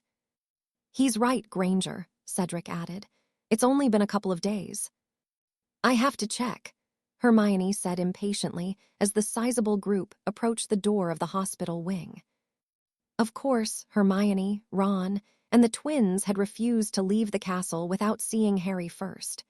Cedric had opted to stay too, along with the rest of the Quidditch team. The mood had been one of shock initially, which turned into an inevitable grieving process that none could even begin remedying. It had been a difficult couple of days that showed no signs of improving. Alicia and Angelina had been inconsolable, and Fred and George had been uncharacteristically solemn. Hermione knew the Quidditch team had bonded closely, so it was understandable they had taken the death of Katie so badly. She too felt the loss of the girl, even if they had never been close. Hermione, however, was more concerned about Harry than any other. He and Katie had grown to be all but inseparable since the ball. "Oh, Professor," she gasped as the headmaster exited the hospital wing just as they were arriving. "We were hopping for some news on Harry." The usually sprightly man looked exhausted and deeply troubled, and the smile he offered them was devoid of any warmth. "Physically speaking, Mr. Potter is doing well," he replied, "but I am afraid it is impossible to see him." "Oh," Hermione said disappointedly, "could you tell us when we can?" "I'm afraid I cannot, Miss Granger. Mr. Potter woke a little over 2 hours ago, and he has already taken his leave of the castle. I am sure you can understand that the events of the tournament have rather taken their toll on him. Now, if you will excuse me, there is much I must attend to." The headmaster stepped past the group of teens, offering them a look of condolence. "Why would he leave?" Ron asked. "Because he wants to be alone," Cedric answered. "I can't even imagine what he is feeling, he and Katie." He broke off as he shook his head. "Will he be all right?" Hermione asked. "Of course he bloody won't," Alicia snapped. "Katie meant the world to him. Any idiot could see that." The girl began to sob uncontrollably, and Angelina wrapped an arm around her shoulder. "Do you think we should write to him, just to let him know we are here if he needs us?" one of the twins suggested. "It's not good for him to be alone like this." "We should write," Angelina agreed, "and at least tell him when the funeral will be. Katie would be devastated if he wasn't there for it." Hermione nodded. "Give him a few days," she suggested. "Let him have some time first, and then we will all write." The others agreed, and they headed back towards their common rooms with Cedric bidding them farewell when they reached the staircase leading down to the 4th floor. Hermione was worried for Harry. Everyone here at least had another they could grieve with, but he had decided to go it alone. What concerned her more was that, in his state, he could be quite unpredictable. She hoped he would not do anything stupid, but with such a thing as the grief he was enduring, Hermione knew there was no promise of that. Break. Albus and Nicholas emerged from the pensive, the former sporting an expression mixed with horror and curiosity, whilst the latter was pale, though proud of how Harry had handled himself. It was even less pleasant than expected, Albus murmured as he took a seat behind his desk, and I have more questions than answers. Nicholas nodded his agreement. He did not hesitate, he observed. The moment his wand was back in his hands, he struck. A wise move, Albus sighed. Given the circumstances, Harry is exceedingly fortunate to be alive. There are few who would have survived such an encounter. He thought he was going to die, Nicholas replied sadly. The first thing he did was attack Pettigrew. He wanted to ensure his parents were given justice. Indeed, I am, however, curious as to what Harry meant when he mentioned the night of the World Cup final. He said that Lucius and those that ambushed him had not failed in their attempt. I cannot be certain, Nicholas said thoughtfully. Do you think it possible he was killed? Albus hummed worriedly. I cannot see how he would have survived if that were the case. What troubles me is Harry's fixation on death. Death, come, what does that mean? He mentioned feeling death in the air. Was that purely theatrical? Nicholas was stumped. It was as though Harry was speaking reverently of death, but not the act of passing. He had spoken of it as though it was a being of sorts, much like he had the very first night he had met the boy. It was odd to say the least. Did Harry know something others didn't? The cloak, Albus said uneasily. I've had my suspicions, and with the blood of the Peverils in his veins, it is quite possible that there is more to it than I believed. Nicholas nodded tentatively. Perhaps, he agreed. If the cloak is tied to the blood, magic, or souls of the original carriers, but I do not see how there is a way to substantiate it unless Harry tells us for himself, which I have my doubts. If it is a secret passed along the many generations, it is not something he will wish to discuss with any. Albus's brow furrowed as he pondered the possibility, the wand concealed within his sleeve somehow feeling heavier to him. If the Hallows were indeed tied to the Peveril line in any way that Nicholas had mentioned, the wand belonged with the cloak, as did the missing stone. Nonetheless, given Harry's current grief, it was likely unwise to arm him with something Albus evidently knew so little about. If the cloak had influenced him so deeply, the wand could have rather dire consequences. Regardless, the headmaster was in no doubt that Harry would need all the assistance he could get, and although the boy was troubling him, he could not justify keeping his legacy from him. No, the wand should be given to Harry, even if Albus could not comprehend his intentions. He would need it, after all. Do you know where he will go? Nicholas shook his head.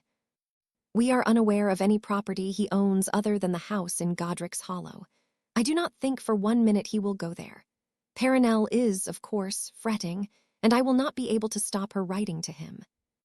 He needs time, Albus sighed. He needs to come to terms with what has happened, and perhaps being alone for a while is best for him.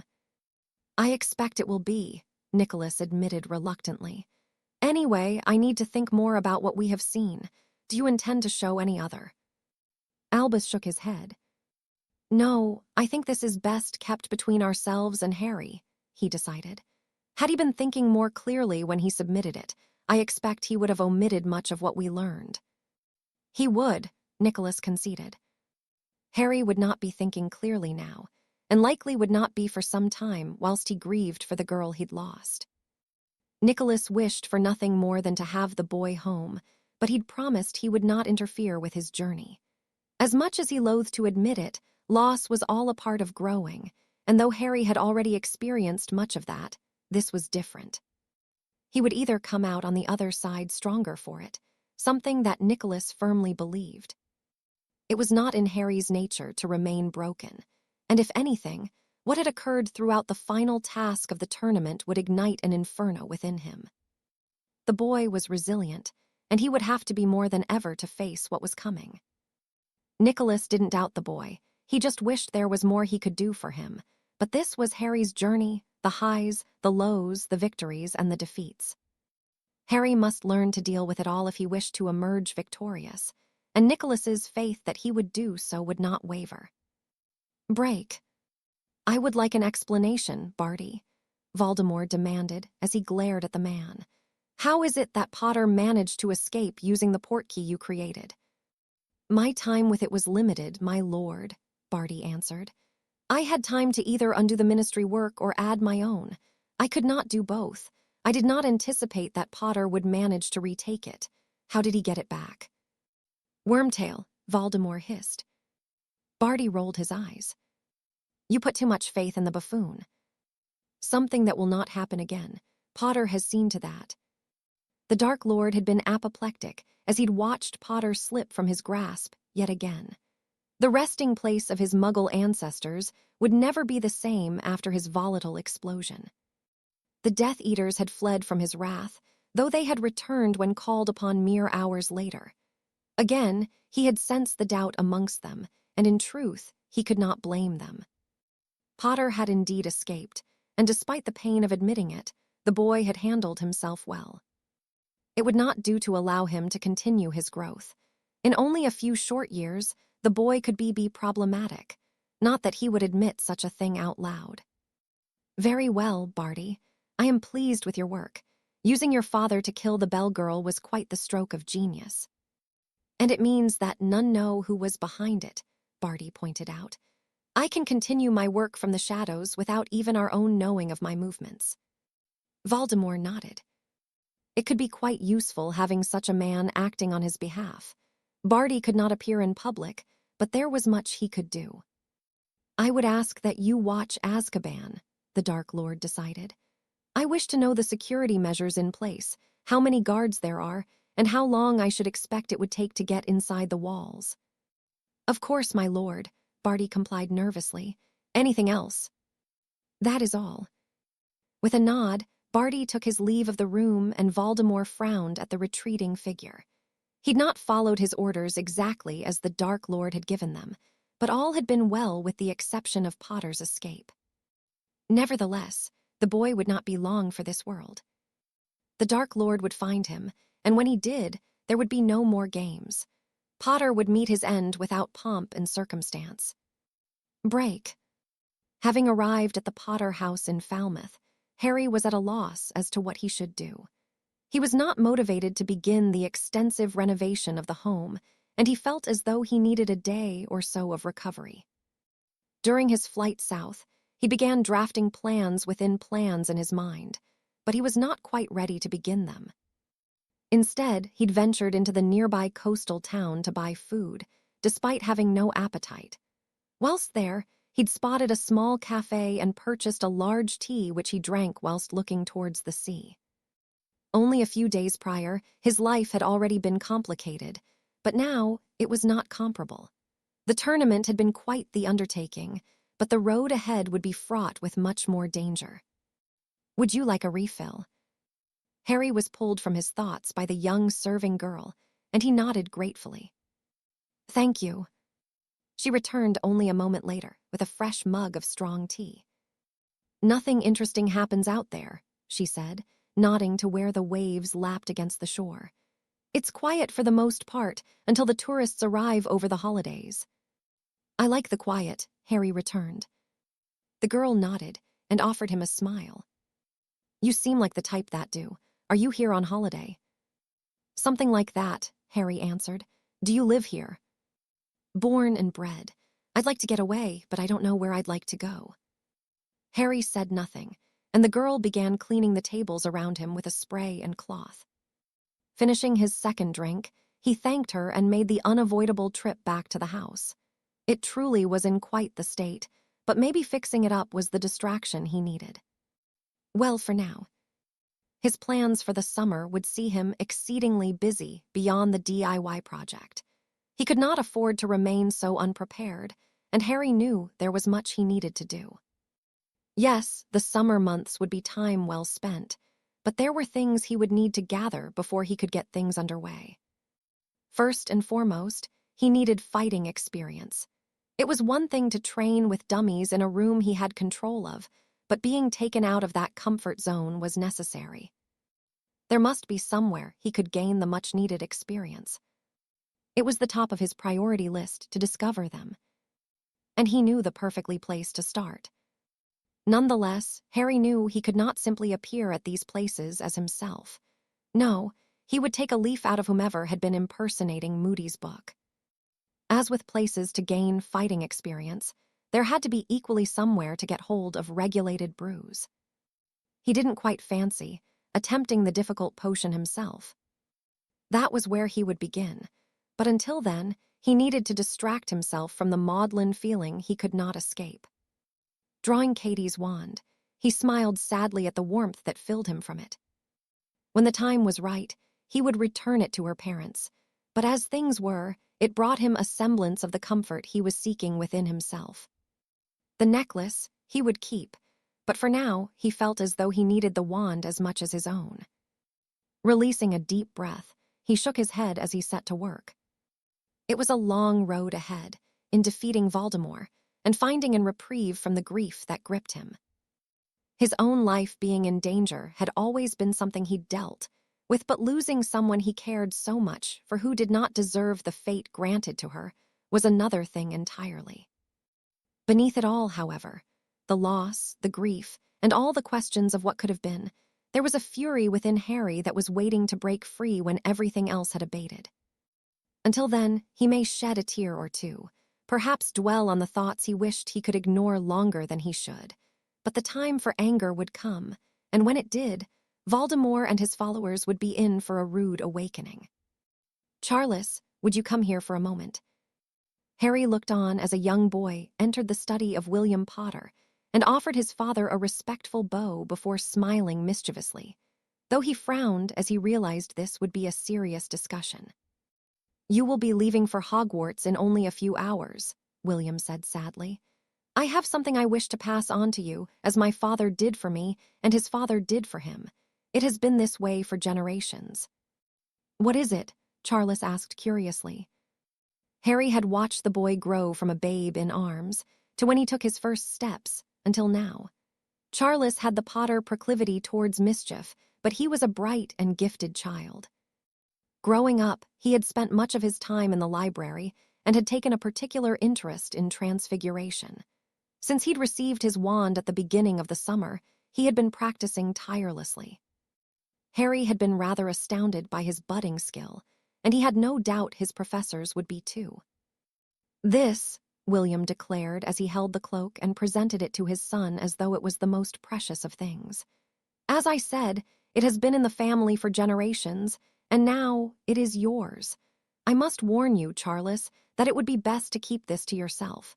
Having such an advantage could one day save your life." Charles nodded his understanding as he accepted the cloak. "I will, father," he promised. "I will keep it as safe as you have."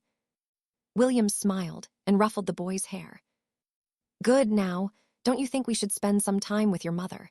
She will miss you terribly when you're gone." "Won't you?" William shook his head as he grinned. "I've been waiting for this day for years," he chuckled. "You will be Hogwarts' problem now." "Wow, it's nice to know I'm appreciated," Charles replied sarcastically. William wrapped an arm around his shoulder as he steered him from the study. "I will probably miss you more than your mother," he admitted, "but these will be your first steps into your own journey. Wear our name with pride, Charles. Be as proud of it as I am of you." "I will," Charles vowed. Harry felt the sincerity in the words, and as he was pulled from the vision, the heartwarming moment he'd witnessed being the reprieve he needed. Inevitably, as he was brought back to reality, his own emotions settled over him once more, the burden of loss, regret, and bitterness. Harry no longer had sudden outbursts of grief, but the feelings remained. He had just gotten better at coping with them. Since he'd arrived, he'd thrown himself into working on the house, ridding it of the dated and broken features and painstakingly replacing it all along the way. The former, he did so without the use of magic for the most part. Henry Potter had at least gone to the trouble of making the house unplottable, so the magic Harry did use could not be traced. Perhaps that was why it remained here for so long, undetected and unmolested by any other. The protections in place were indeed tied to the Potter line, an advantage Harry had made full use of. He sighed as he caught sight of the letters stacked on his kitchen table. They had begun arriving only a few days after he had. Of course, Ron and Hermione had written to him, as had Cedric and the entirety of the Quidditch team. The only ones he had replied to had been those he'd received from the Flamels, Amelia Bones, and Mr. Delacour, who had sent the condolences of the family with the assurance that there was no rush for them to meet as planned. Dumbledore had written numerous times, and it hadn't been until the previous day that Harry had deigned the man with the response he was seeking. Meeting with the headmaster's secret group was one of those inevitabilities, and he knew he could no longer put it off. In truth, it wasn't that Harry's mood had prevented him from writing to his friends. He simply did not know what to say to any of them. "Harry, how are you? Harry, we are here for you. Harry, Katie wouldn't want you to shut everyone out." The more letters that arrived, the more Harry just wished to be left alone. He needed it more than any of them could evidently understand. He had attended Katie's funeral, but had done so under the cloak, a choice he was glad for. He had not been ready to witness the solemn service, nor listen to the words of a man who didn't know her as she was laid to rest. That had been the worst day he'd experienced since the night of the third task, and had he not had the cloak to hide beneath, he was certain he would not have been able to face it amongst the sea of faces of the dozens who had attended. No, it had been for the best, even if he'd received a plethora of letters of disappointment in him for not being there. Shaking his head of the thoughts before he dwelled on them too long, he made his way to the end suite where he removed his muggle clothing before reaching for the inconspicuous gray robe that hung on the back of the door, pausing as he took in his own reflection. Since summer began, he'd acquired more scars. Most were minor, but they littered his torso and legs. A glancing blow from a cutting curse had even added one to his left cheek, and though it was not so noticeable as the others, it was not something that would be missed. Harry had wondered what would happen if he was injured whilst under the influence of Polyjuice potion, and he'd quickly gotten his answer. Coming by the brew had been much easier than anticipated. Nocturne Alley had proven to be most useful for him, and a trip to a local barber's in the coastal town close to his house had provided all the hair he'd needed. For much of the holiday, Harry had posed as an inconsequential, young, muggle-born as he went about his business, and had been free to roam both Diagon Alley and Nocturne Alley in peace. Well, until he chose otherwise. The Polyjuice may have been rather easy to come by, but finding somewhere he could gain dueling experience had not been so. However, after 2 weeks of eavesdropping on conversations in the seedier bars frequented by the less savory people in society, he'd finally learned of a place. The problem he had faced was getting in, but the cloak had come in useful for that particular snag. Once more, eavesdropping near the tucked-away entrance of the pub had allowed him to overhear the password given to a goblin who seemed to be running the event. Harry had not looked back since. At least a few times a week, the underground duels were held. Some nights he would observe, and others he would throw himself into the mix. It wasn't quite the same as fighting for his life in the graveyard, but the experience was proving to be invaluable, even if he did not come away unscathed. Harry was learning, and his defensive magic was improving with each visit. Working in the room on offensive spells and movement had been useful, but it was no substitute for the real thing, even if it was foolishly risky. Harry had no doubt that there were Death Eaters who frequented the establishment to place bets, but he didn't care. It was a necessary step to take, among many others, if he wished to defeat Voldemort. Pulling on his gray robes, he took a sip of Polyjuice potion, grimacing at the unpleasant taste, and watched as his features shifted into the muggle man he was using as his cover. Thus far, he had been fortunate enough to not be stunned, rendering the disguise useless, but he always had the cloak if he needed it. The benefits certainly outweighed the risks, not that any other would agree. Nonetheless, it was not as though many would agree with what he intended to do. If nothing else, Harry's summer had given him time to ponder just how he would go about defeating Voldemort, and he knew that merely killing the man, a monumental task unto itself, would not be enough. Already, he'd long ago decided that he would deal with those that had ambushed him the night of the World Cup final, but once more, it would not be enough. To truly be free of the Dark Lord, he needed to rid the world of all who followed the man. It was likely that Harry would find himself at odds with those he considered friends along the way, but ultimately, it was his life that would forever be under threat if he did not do what was necessary. "Come, Death, come," he whispered, taking hold of his thistral as he apparated away to Knockturn Alley. Break. It was seldom that the minister himself called for a meeting of the Wisengamot, though given the current climate within the country, Albus was surprised it had taken so long. The ministry had been rather silent over the summer with regards to what had happened during the final task of the tournament. Of course, Cornelius had wanted to make a scapegoat of young Harry, but that had not gone to plan. Whatever Monsieur de Lacre had said had stymied that notion.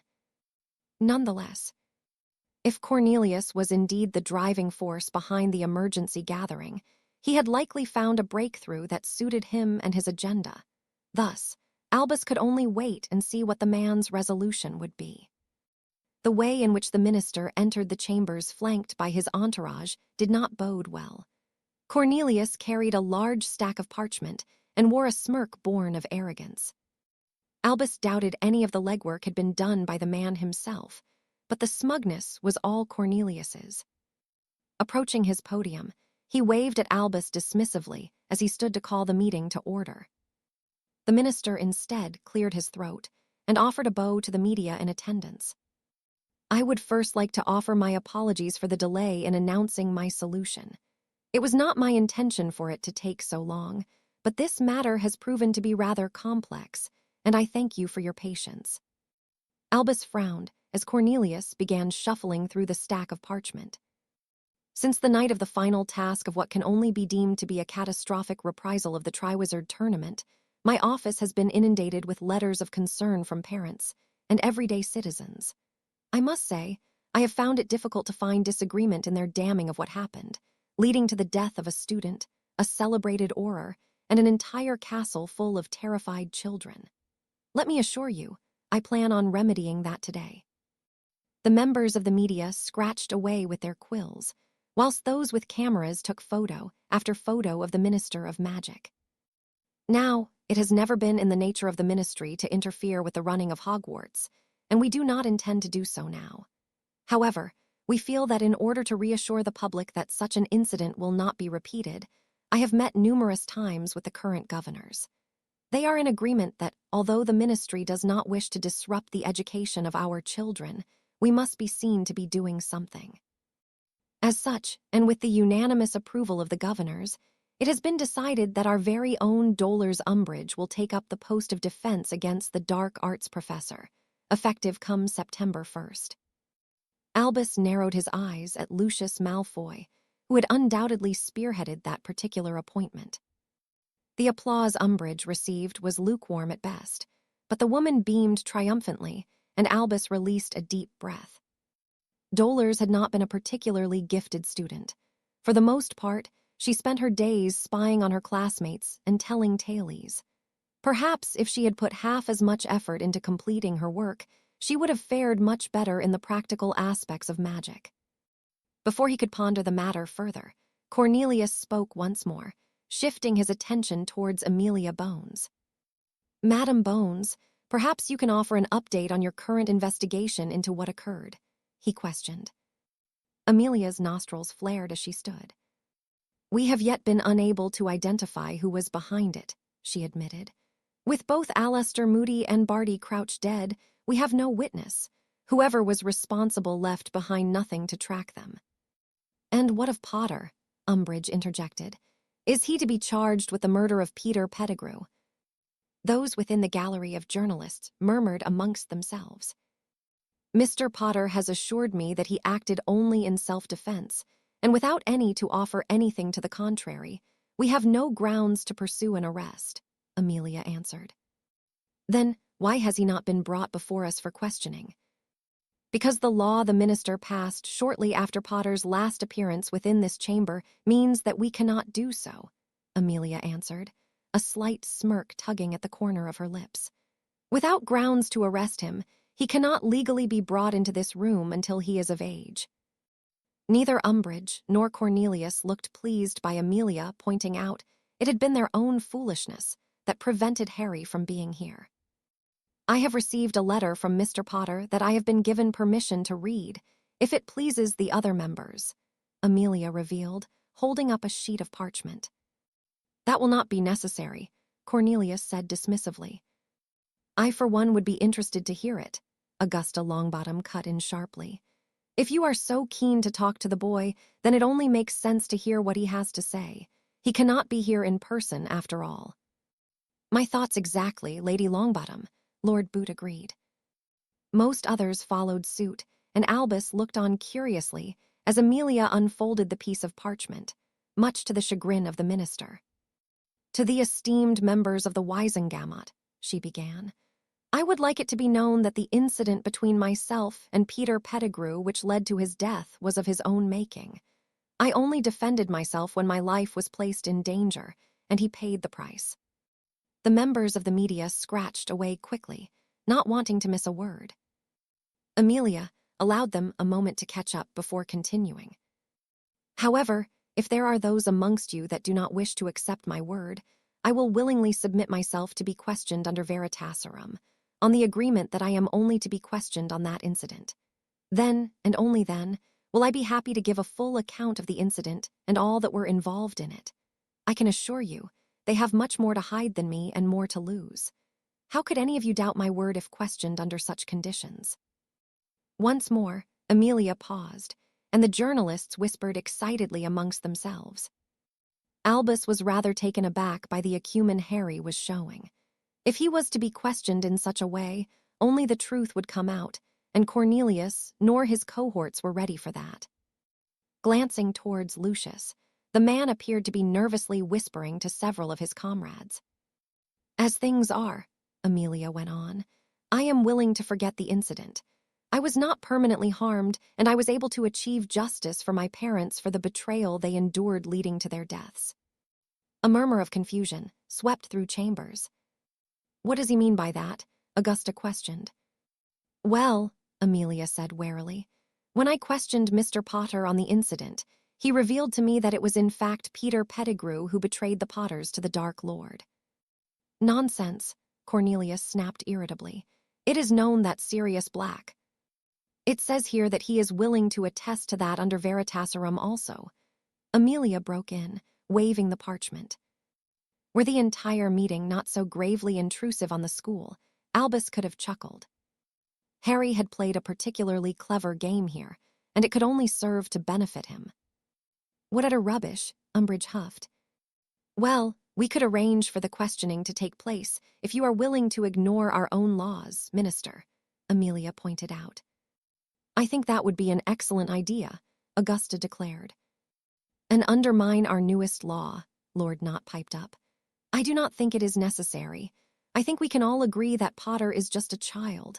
There is not even any proof that what took place between him and Pettigrew and the incident at Hogwarts are connected. Well said, Lord Knott, Malfoy acknowledged. True, Amelia conceded, seemingly choosing to ignore much of what she herself had witnessed that fateful night. It does still leave us facing quite the dilemma. Dilemma? Cornelius questioned. If Potter is telling the truth, which everything we have seen tonight and discovered over the past couple of months suggests he is, then we must address the issue of Sirius Black. Black, Umbridge scoffed. The man is a murderer. I'm afraid, Madam Umbridge, it is not so simple, Amelia sighed. Black was locked up under the assumption he'd murdered Pettigrew, which we have established he did not. Further to this, and more worrying, is that there are no official documents of him receiving a trial nor being sentenced.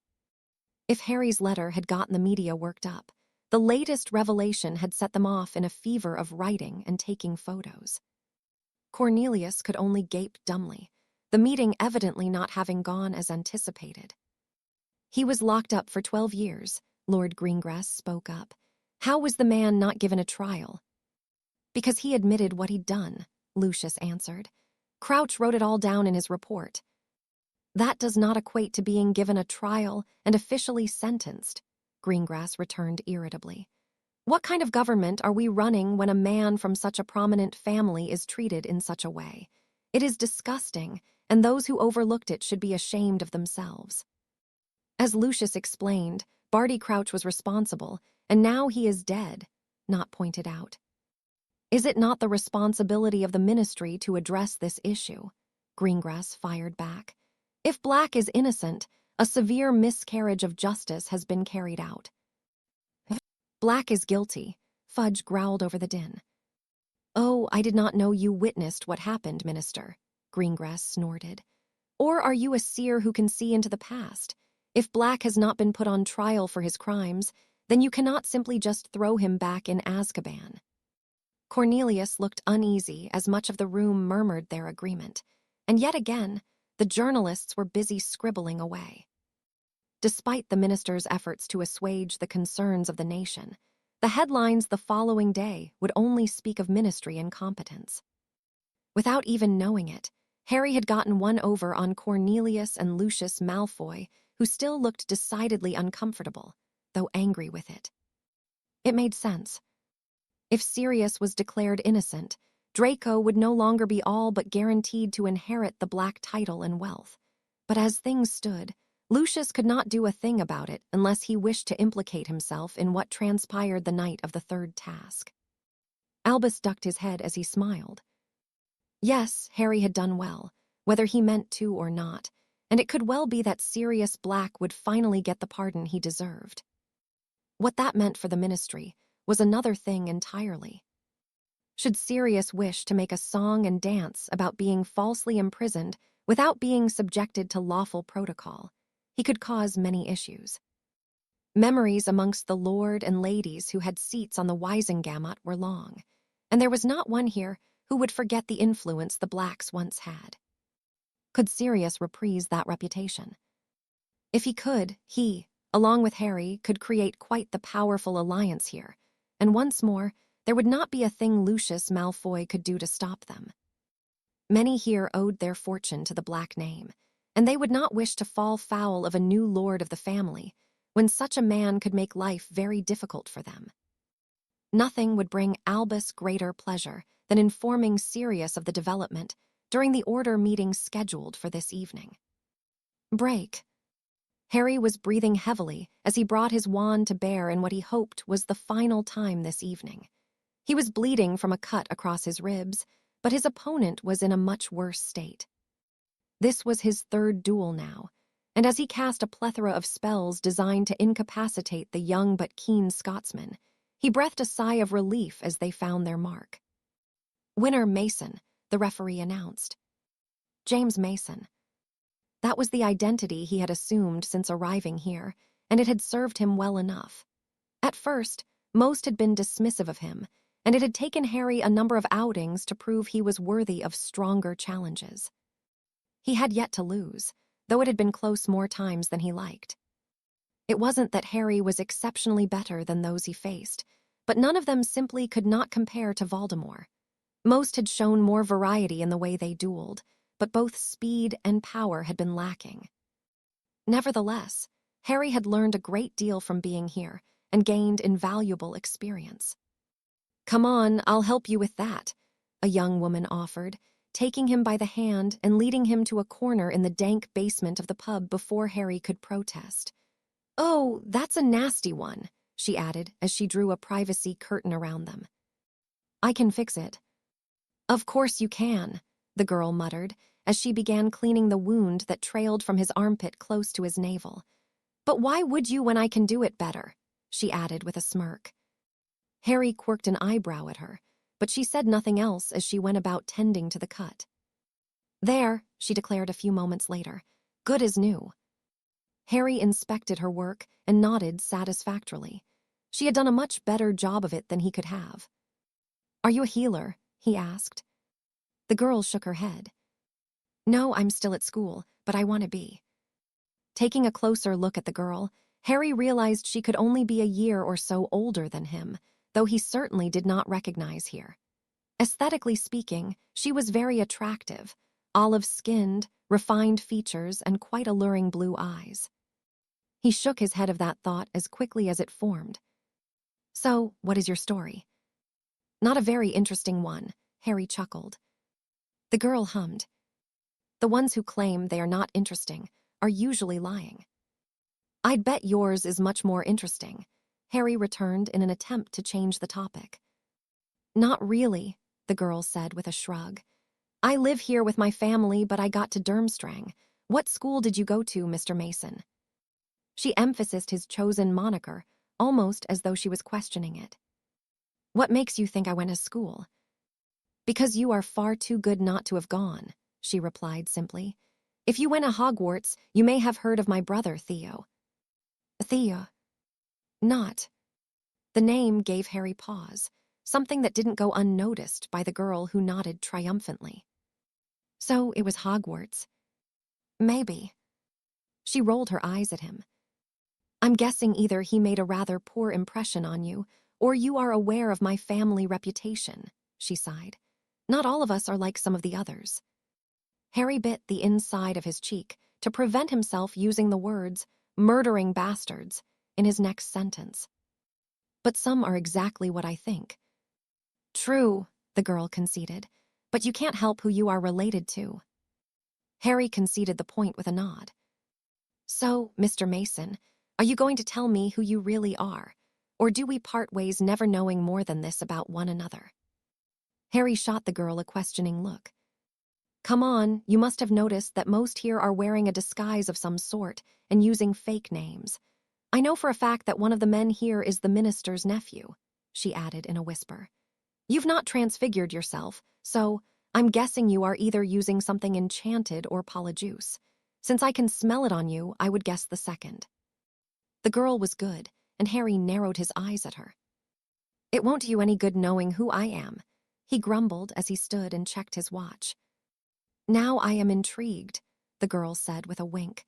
"Come on, it can't be any more scandalous than being the minister's nephew." "You have no idea," Harry murmured. "Besides, I have to go now. Thanks for helping me with this."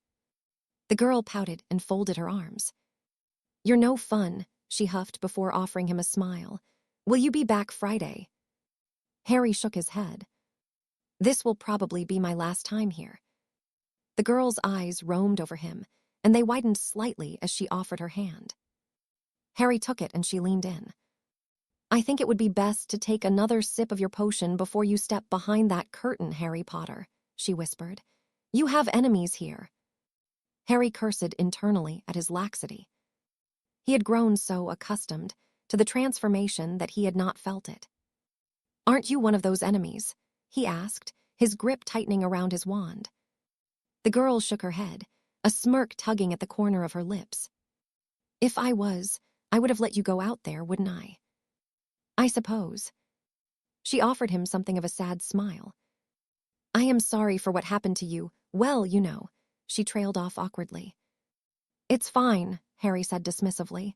"If you'll excuse me." "Isabella," the girl cut in. "Isabella not."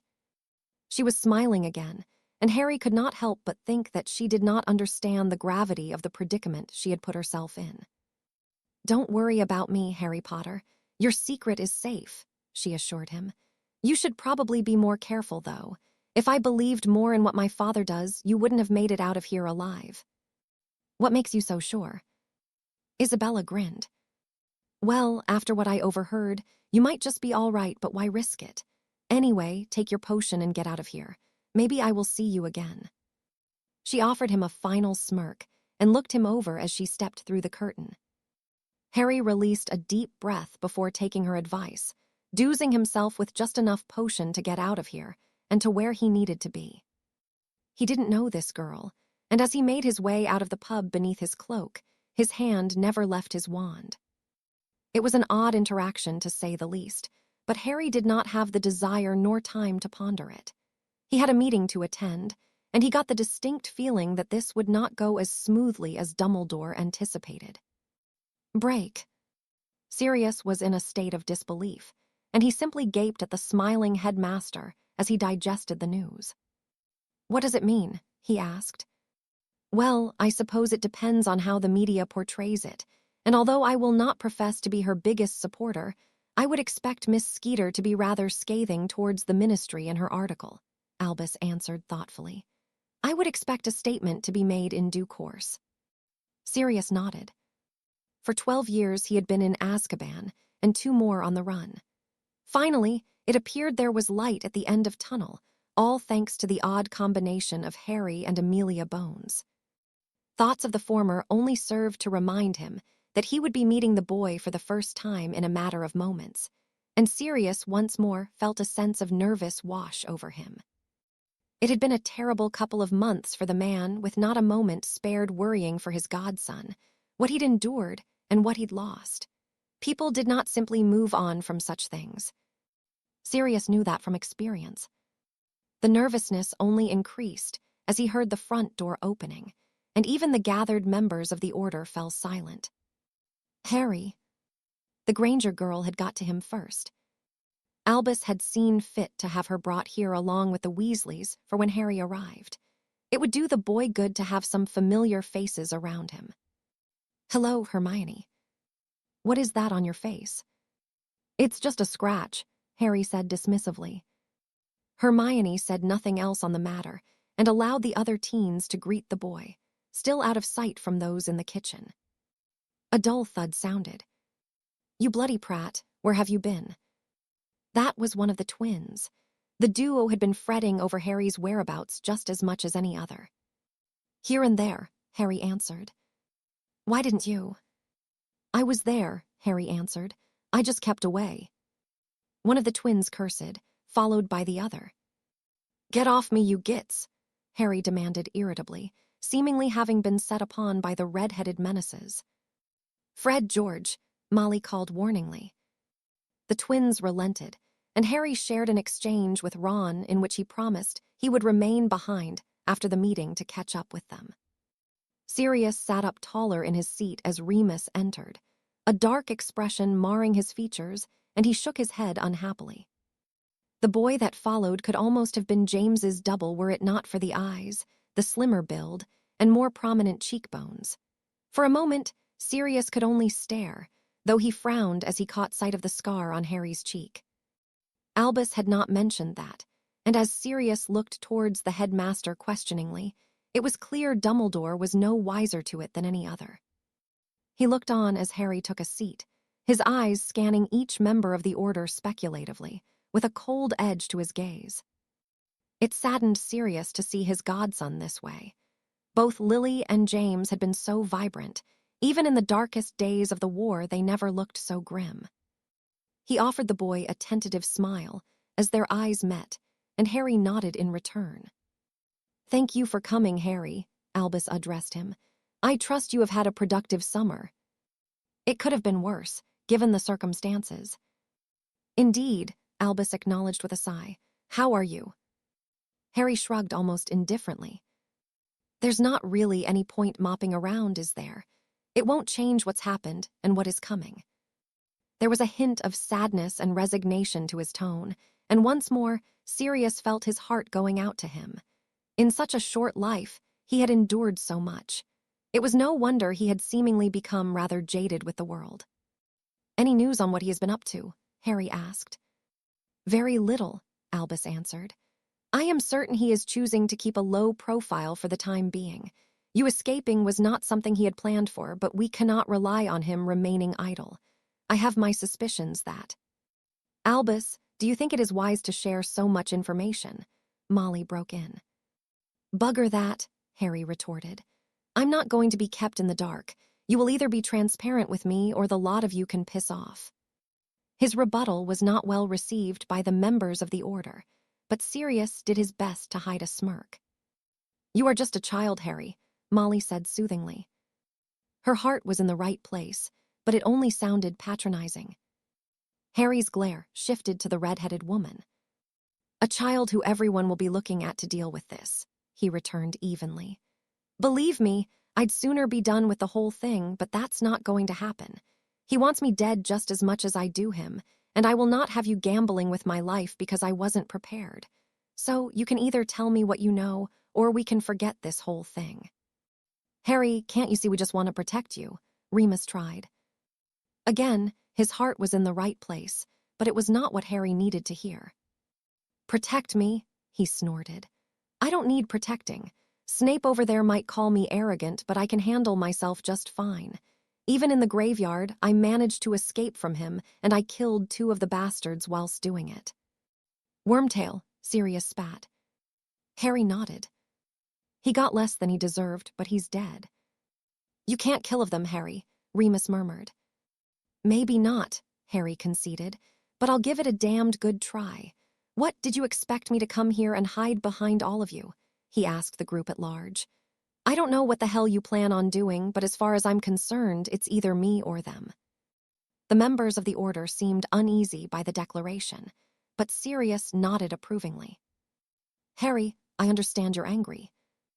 "Do not try to tell me how I feel," Harry snapped at Dumbledore. "I am angry, but it's not just that, is it? How many of you helplessly watched their mother being murdered in front of them? How many of you watched as a madman cut the throat of—" He trailed off and took a deep breath. "I don't know what you were expecting from me, but that was your mistake," he said accusingly. "If you were expecting me to be a terrified mess who wanted everyone else to fix my problems, you are all horribly mistaken. I'm not going to hide from him or the bastards that follow him, and I will not tolerate anyone getting in my way. I'm willing to work with you, but I am not going to be babysat and coddled like a poor little orphan who does not understand what is happening." Those gathered sat in stunned silence, and Sirius cheered internally. James and Lily would be heartbroken that Harry's life had come to this, but they would both be proud of the gumption he was showing. "Now, are you going to be open with me, or do we just forget this whole thing?" "Break.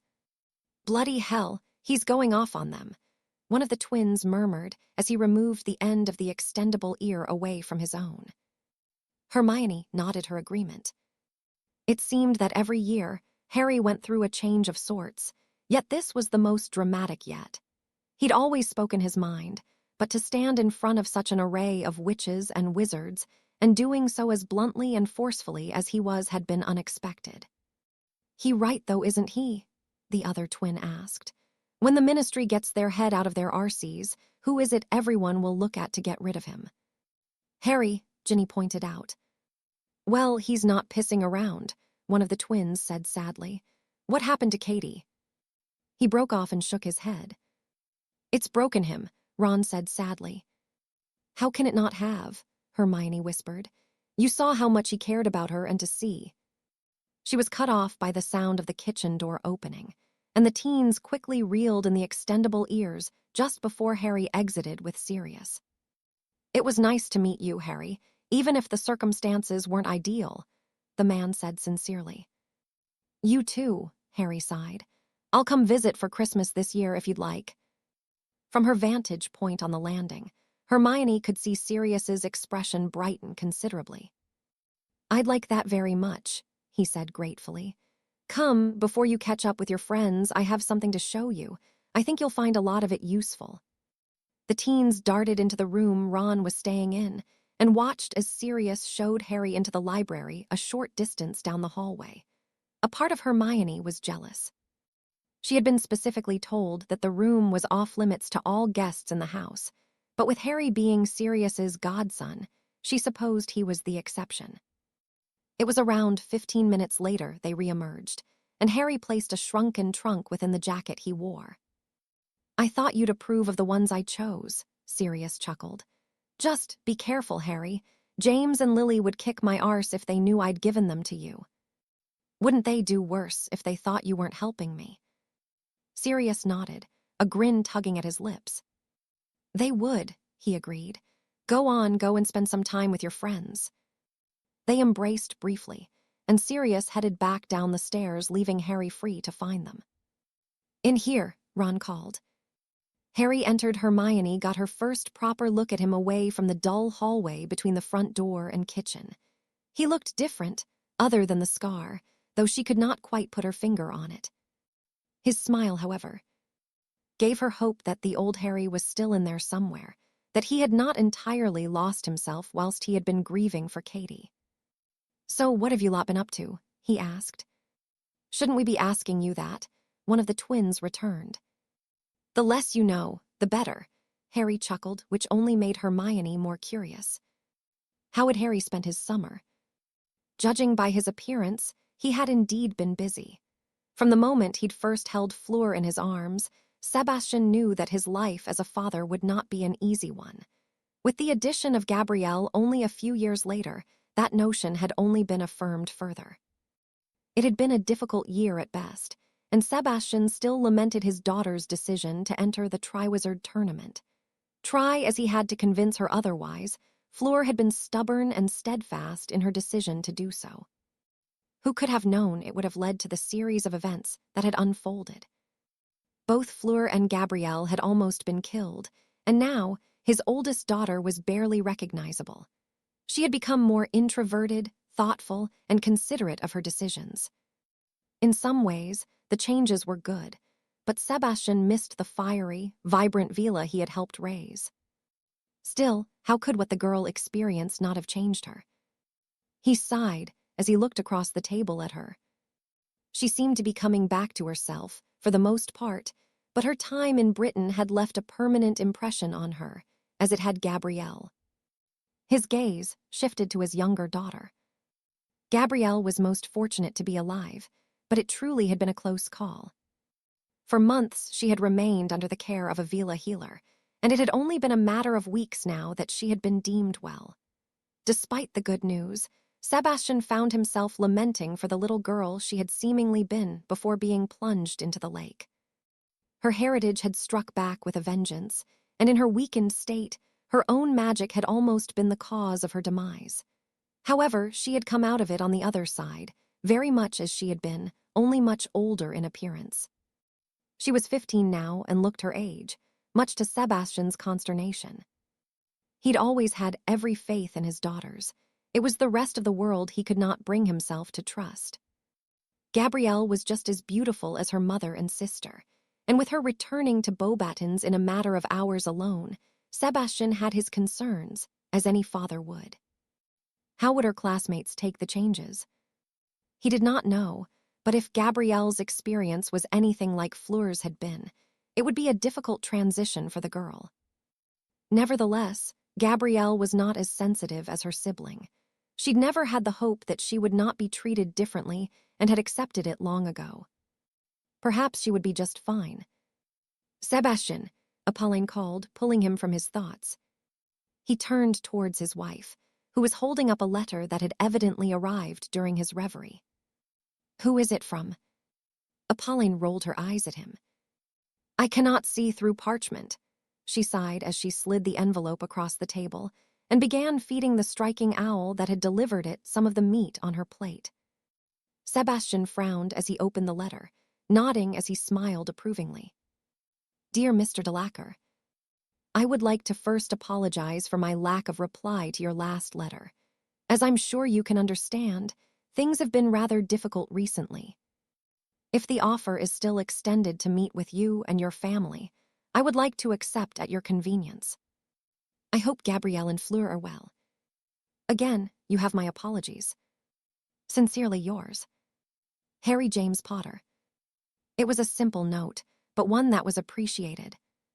Sebastian held nothing against the boy for his silence, not with what he must have been enduring since the night of the final task.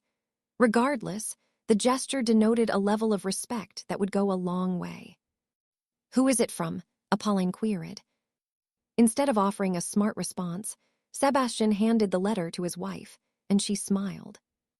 "Maybe we should invite him over the Christmas break," she suggested. "Invite who?" Fleur asked. "Harry." "Harry Potter?" Gabrielle asked, her curiosity having been piqued. Sebastian nodded. "I think I will," he mused aloud. He'd not spoken much with the boy, but he'd proven his character and mettle through his actions, and Sebastian was certainly intrigued by him. "Did he ask about me?" Gabrielle pressed. "He said that he hopes you are well," Apolline answered. Gabrielle beamed at the revelation, and Sebastian shook his head. She hadn't said as much, but he suspected Gabrielle held a candle for the boy who had saved her life. Even before the incident in the lake, she had spoken of him often. What he had done only endeared him to her more. Maybe he should warn Harry before he comes. Sebastian vividly remembered what it was like to have Avila showing such affection towards him. Apolline had made her intentions known when they had met, and Sebastian had been unable to resist her charms. Not her magic, of course. He'd grown accustomed to that quickly, but he had fallen in love with Apolline, the woman, and the villa. Then again, who was he to interfere in the lives of others? The thought of a little mischief brought a grin to his lips. Gabrielle was merely experiencing her first crush, and Harry Potter would certainly not be looking for any other romantic liaisons in his life, not after. "Come along, Gabrielle," Apolline urged. "You still have to pack." "How did you know I haven't packed?" "Because you are my daughter," Apolline replied simply. "You will leave it until the last minute." Gabrielle scowled at her grinning mother, and Fleur took pity on the girl, leading her from the kitchen with the promise that she would help. Yes, having daughters had not made his life easier, but Sebastian would not change his lot in life. Break. Sirius Black, Not Guilty. By Rita Skeeter. In what can only now be described as a severe miscarriage of justice, Sirius Orion Black, 36, spent almost 12 years of his life in prison without ever being officially convicted of any wrongdoing, leaving his reputation in tatters. It was alleged that Black, 22 at the time, was responsible for the murder of Peter Pettigrew along with 12 muggles. Thrown into Azkaban without a trial, he proceeded to spend more than a decade in the infamous prison until his escape 2 years ago. Upon the request of Amelia Bones, head of the Department of Magical Law Enforcement, Black surrendered himself into her custody late on Thursday night, where he was subjected to questioning under Veritaserum. Also present was Minister Fudge, Albus Dumbledore, in his capacity of Chief Warlock of the Wisengamot, and 2 unnamed senior Aurors. According to Madame Bones, Black was questioned extensively on the events leading to his imprisonment, in which it was discovered that he was not guilty of any crime. Peter Pettigrew had faked his death, and in the process, killed the muggles in question. So, what does this mean for the former prisoner? "Well, Black is free to go," a tired Minister Fudge informed the gathered members of the media. "Of course, he has the full apology of the ministry for the mistakes made by the previous establishment." Albus Dumbledore added, "Mr. Black has been wrongfully accused and imprisoned for a very long time. He has been robbed of years of his life, and it will come as no surprise if he seeks reparations from those responsible. I wish Mr. Black the very best of luck and implore the members of the public to remember that he is an innocent man." Madame Bones was not available for comment, and Mr. Black chose to make none as he was escorted through the ministry by the Aurors, where he was allowed to leave a free man. Harry nodded approvingly as he read the article Rita had sent. He'd warned the woman about allowing her imagination to run wild with this, and she had listened. What choice did she have? Sirius was finally free, and Pettigrew was dead. With a little luck, his soul had been deemed wicked enough for death to torture him for what he'd done. "He's in here, Hermione." Ron slid the door to the compartment open. "We waited for you on the platform," Hermione huffed as they entered. "I thought I'd just get on the train," Harry murmured. In truth, he wanted to avoid the inevitable starring from the other students or speaking with certain others. It was unavoidable as he shared a common room with them, but he didn't even know what he would say to Angelina and Alicia. He had received letters from them, but they had been among those he hadn't replied to. It wasn't that he wished to be rude or disrespectful to the girls, but the very thought of writing to them when everything had been so raw had been too painful. "Are you going to tell us where you got that scar?" Ron pressed, nodding to the mark on Harry's cheek. "Shaving." Hermione tutted, but did not press the issue. "So, what do you think this year will be like?" Ron asked after a moment of awkward silence. "We should at least get Quidditch back." The thought of playing did not fill Harry with the same excitement it once had. Quidditch had been an experience he'd shared with Katie, and doing it without her felt wrong. He knew it was stupid to think such a way, but he couldn't help it. As far along as he had come with losing her, he still had moments and even days when it was overwhelming. Quidditch had not been something he had even considered over the past few months, and now that it had been mentioned, he wasn't sure what he would do. Besides, it wasn't as though the extra time wouldn't be useful. "I don't think it is going to be great," Hermione predicted. "With him back, it's only going to make some of the Slytherins worse." Harry hummed. "Probably," he agreed, "but I'll soon sort that out. Anyway, I'm going to see if I can find the trolley lady," he announced as he stood. "We have to go too," Hermione replied awkwardly. Harry frowned as he looked to where the girl was pointing. "Of course you made prefect," he chuckled. "Well done, and you, Ron." The redhead blushed slightly as he nodded. "We'll come back after we've done our rounds." Harry had forgotten that prefects would be selected for his year group, but it was not a position he relished himself. Patrolling at night time and having to deal with the first years would be a waste of his time. Hermione would be good at it, but Ron, Harry wasn't so sure. The boy enjoyed his sleep too much. With a snort of amusement to himself, he retook his seat and decided to wait for the trolley to come to him. Instead, he had a few books he was making his way through, and in particular, he was attempting to learn more about wandless magic, something that very little had been written about. It was a difficult practice, and Harry had experienced only minimal success with it thus far. Ron and Hermione returned around an hour after he had settled into his reading, the former looking most displeased. "You'll never guess who else has been made prefect?"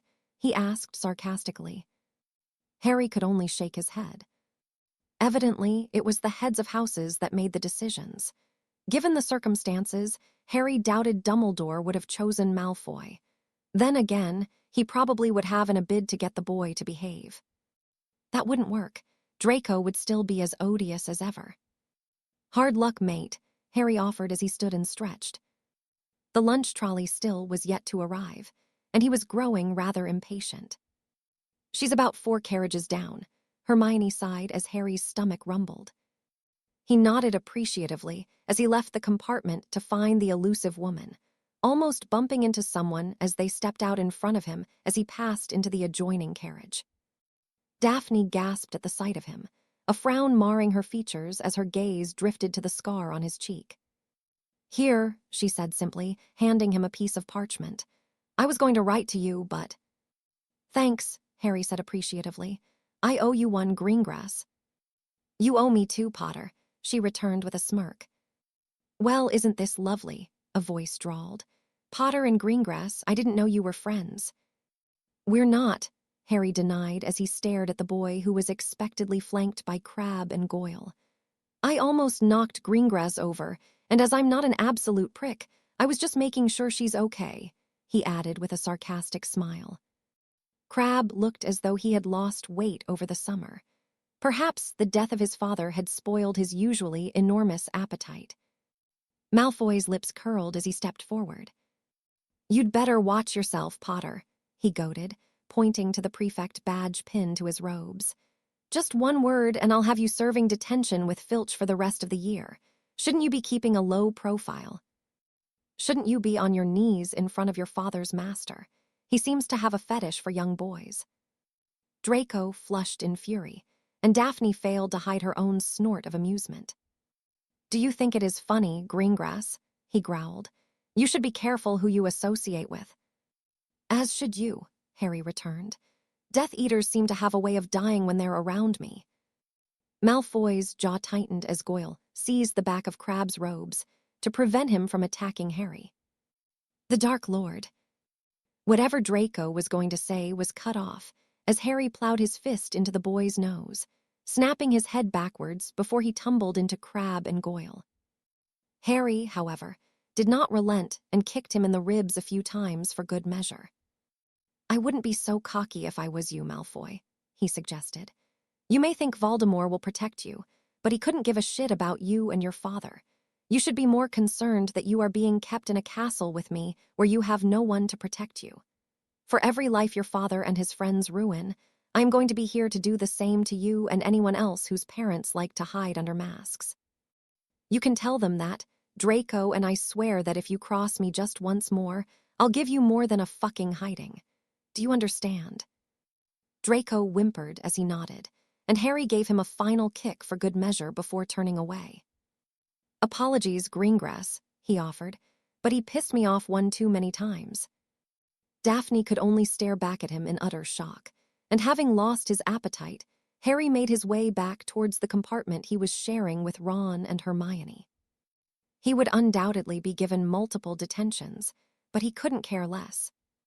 Malfoy had needed to be dealt with, and there were more important things that required his focus than an idiot with a superiority complex. Break. Excuse me, Sirius managed to scoff in disbelief.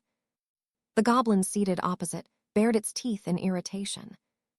You are the last living black male, it reiterated. The family titles, the wealth, and the rest of it is yours, Mr. Black. But I was cast out. The goblin growled. Gringotts never received such a notification, it denied. Now, sign here. I have much to attend to today. Dumbly, Sirius did so, and accepted the keys, and the very same ring worn by his grandfather that was slid across the table to him. Good day, Mr. Black. Sirius stood and took his leave of the bank. He'd only come to fetch some gold from his personal account, which, according to Ramrod, had been merged with the family account upon the death of Arcturus Black, the former head of the family. He shook his head as he made his way through Diagon Alley, ignoring the stares he received and the women pulling their young children protectively behind them. He'd only come to the alley to get a replacement wand of his own, and now he was responsible for the entirety of the family estate he'd believed he'd been excommunicated from. It was an odd turn of events, and Sirius couldn't quite believe it. Was this why Lucius Malfoy had been so determined not to allow him to be questioned? He paused at the thought as a grin tugged at his lips. Being the head of the family meant that he now had a seat on the Wisengamot, and Sirius could not wait to see the faces of those he despised as he sat amongst them. The gold meant little to him, but the name Black still held much value beyond monetary things. Yes, this could be for the best. As was his nature, Sirius began planning his next moves, ensuring that he did not overlook even the finest of details. Nonetheless, it was reluctantly that he headed back towards Gringotts. With so many lives to ruin, he needed information, after all. Break. Albus watched as Dolores read the article pertaining to Sirius's exoneration for the dozenth time, doing his utmost to keep his expression neutral. The woman was poor at hiding the fury she was attempting to contain. It is good news, isn't it? Minerva asked as she took a seat next to Albus. Good news, Dolores snorted. The man is a raving lunatic. But an innocent one, Minerva pointed out. Dolores merely clenched her jaw and stomped out of the great hall. Do you think it is wise to provoke her? Albus sighed. Minerva quirked an eyebrow at him. I think you should be more concerned with how she will conduct herself, Albus. The woman is not qualified to teach, and she has quite the tendency to irritate people. Who do you think she will target? Whose letter was it that led to Sirius's freedom? Albus frowned at the thought. It would not do well for Dolores Umbridge to provoke Harry. Doing so would elicit a most unpleasant response for her. The boy already despised the ministry for the most part, and Dolores was not the most endearing of people. I will speak with him, Albus sighed. Minerva nodded. I think it is for the best. Not that I believe it will do any good mind, she added. Potter will not take kindly to her. With that, she too left to greet the first years that would be arriving shortly, and Albus could not help but think his Transfiguration professor was hopping for an altercation between Dolores and Harry. The headmaster could only shake his head. This was going to be a long school year, and dollars would only add to the already volatile situation. "What is it, Parkinson?" Severus snapped as the girl all but sprinted towards the staff table. "Professor, Draco has been taken to the hospital wing," she explained worriedly. "And what led to this?" Severus asked. "Potter attacked him, Professor. Only because Draco threatened him."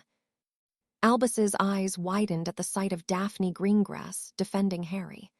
The girl had filed in with the rest of the students and had immediately made a beeline towards the ensuing conversation. Severus rubbed his temples irritably, scowling as Harry entered the Great Hall. "Come here, Potter," he demanded. "Severus," Albus warned. Harry approached, ignoring the stares and whispers aimed his way. "Harry, could you explain what happened between yourself and Mr. Malfoy?" Albus requested. Harry shrugged. He tried to throw his weight around and mentioned a certain Dark Lord. "To me, that was a threat to my life, so I shut his mouth for him. Maybe now he won't have such a loose tongue." Severus simply stared at Harry bemusedly, and Albus released a deep sigh. "What did you do to him?" "Punched him." "And kicked him," Parkinson interjected. "That too," Harry agreed. "I think I showed a lot of restraint by not cursing him personally." It was by no means an ideal situation, and Albus had warned Severus about making Draco a prefect. It had been a poor choice indeed, though at least Harry had not cursed him. It would have been much worse for Draco if he had. "Well, I'm afraid that will be a week of detention, Harry," Albus informed him. "I'm sure Professor Hagrid will be able to accommodate that." The boy merely nodded in response. "I will have a word with Mr. Malfoy when he is able," Albus added. "Now, return to your tables." The teens complied just as Dolors entered the Great Hall, hurrying towards Albus. "Will this day not end?" he murmured. "Dolors." "I have just been informed that Mr. Potter has attacked Mr. Malfoy most savagely." Albus held a hand up to silence the woman. "The situation is in hand, Dolors," he assured her. "Come, the feast will begin shortly." Surely the boy should be expelled. "I said the matter is in hand, Dolors," Albus reiterated firmly. "If we expelled every student who had an altercation with another, we would have no school. Now take your seat. The custard we serve is most Moorish." Dolors did so unhappily, and Albus only got the impression further that the woman would be the cause of much of his stress this year. Still, if the previous professor's tenures were anything to go by, at least it would only be for 1 year. "Break. Did you really kick the crap out of Malfoy?" Ron asked excitedly as the food appeared on the plates before them. "The little shit got less than he deserved," Harry muttered. "Harry," Hermione sighed, "you're really going to get yourself into trouble." "How much more trouble can I be in?" Harry returned. "I don't think a detention or even being expelled will make my situation any worse, do you?" Hermione offered him a sympathetic smile, and Harry stabbed his fork into a piece of chicken. Perhaps now Malfoy will think twice before opening his mouth. "I wish I could have seen it," Ron chuckled. "I saw Crabbe and Goyle helping him off the train. His face was a mess." "I only punched him once," Harry explained. "Good on you, Harry," one of the twins praised. "Want us to dog him this year?" Harry shook his head. "I'll deal with Malfoy and the other Slytherins." The twin nodded his understanding. "What was that woman talking about?" Ron asked curiously, gesturing towards the new defense against the dark arts professor. "Just that the ministry is taking an unhealthy interest in Hogwarts," Hermione huffed. "She's one of Fudge's lackeys. I saw her when I helped Hagrid with Buckbeak. She's a horrible cow." "She can't be that bad." "You said the same about Lockhart," Ron pointed out to Hermione. "If she's one of Fudge's, she'll be next to useless." "That's just great," Hermione despaired. "This is our owl year." "It's not like you won't pass," Harry snorted. "You're probably reading Newt-level stuff by now." Hermione shook her head. "I asked Professor McGonagall if I could, and she said although my theory work is good enough, I wouldn't be able to handle the practical aspect of most of the magic." Harry frowned at that. He'd begun Newt work in charms, transfiguration, and defense, against the dark arts the previous year before his name had come out of the goblet of fire. Hermione was a brilliant witch, but it did often take her some time to master a spell. She could cast them competently enough for the most quite quickly, but mastering it was another thing altogether. "Well, you'll still be fine in your owls," he comforted, helping himself to a slice of treacle tart. "I hope so," Hermione murmured worriedly. "Break." Barty looked upon the rest of the gathered Death Eaters with barely concealed disdain as they seated themselves around the table in Malfoy manner. They could not hide their surprise at seeing him there, believing, like the rest of the world, that he had died in Azkaban. Oh, how he loathed each and every one of them. He wished Potter had managed to kill them all, but he could not deny the satisfaction of them knowing that it had been him who was vital in the return of their lord. "Crouch," Lucius greeted him speculatively. "Malfoy," Barty returned with a grin. He hoped beyond hope that he would be there to witness the demise of the man. Lucius was a coward, denying any and all things he had partaken in during the First War. Barty may have been a Hufflepuff at Hogwarts, but he had never been a coward. Not Goyle Travers. They were all here, too, each having followed suit to save their own skins when their master needed their assistance. The Dark Lord may have forgiven them, but Barty never would. "I need a volunteer," the Dark Lord requested. "Someone who will treat with the giants on my behalf on the continent. They will prove to be most useful allies. If Walden were here, he would have been perfect." "I can manage that, my lord," Goyle offered. Barty had his doubts. The man could barely form a sentence under his own steam. "Take Travers with you," the Dark Lord instructed. "You are to take appropriate gifts and afford them the respect they will command." "Of course, my lord," Travers replied with a bow. Voldemort nodded appreciatively. "As you can see, there is another amongst us who was pivotal in my return," he spoke once more, gesturing towards Barty. "He finds himself in my good graces and will be rewarded suitably for all he has done. Because of him, Alastor Moody is dead, as is his own father. Barty will continue to operate as I see fit, and his presence is not to be made known. Lucius, do you have anything of note to report from the ministry?" The blonde nodded.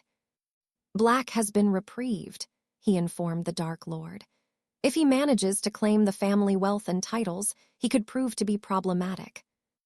"How so?" "Many of your supporters are indebted to the Blacks," Lucius sighed. "Dating back generations, many turn to them for funding to start their enterprises. Black could, depending on the agreements made, cause us financial trouble or leverage votes on the Wisengamot." "What is known of Sirius Black?" Voldemort demanded. He had been a young, rather insignificant man during the First War, an outcast of a great family with no influence. That had evidently changed. He was the first of them not to be sorted into Slytherin in recent memory. He is Potter's godfather, and he was supposedly cast out by the Blacks for being unlike them, Lucius explained. "Is he a fool?" "Aren't all of those that follow Dumbledore?" Travers chuckled. "If they were, we would not be here now," the Dark Lord snapped irritably.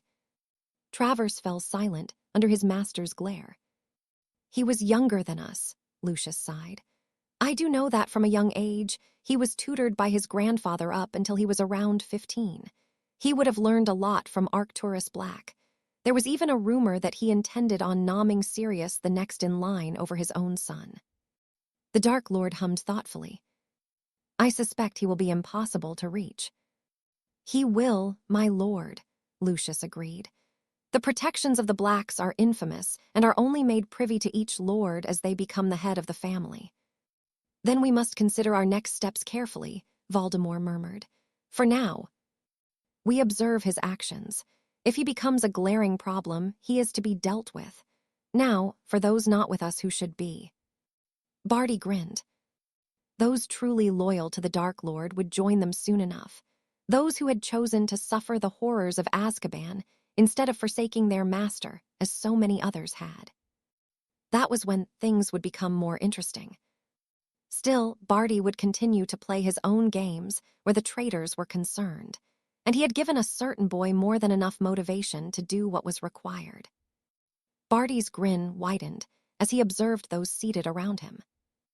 Most would be lucky to see another year if all went to plan. He simply needed to orchestrate things favorably. Break. Harry could only smile sadly as Angelina and Alicia approached him as he was seated by the fireplace.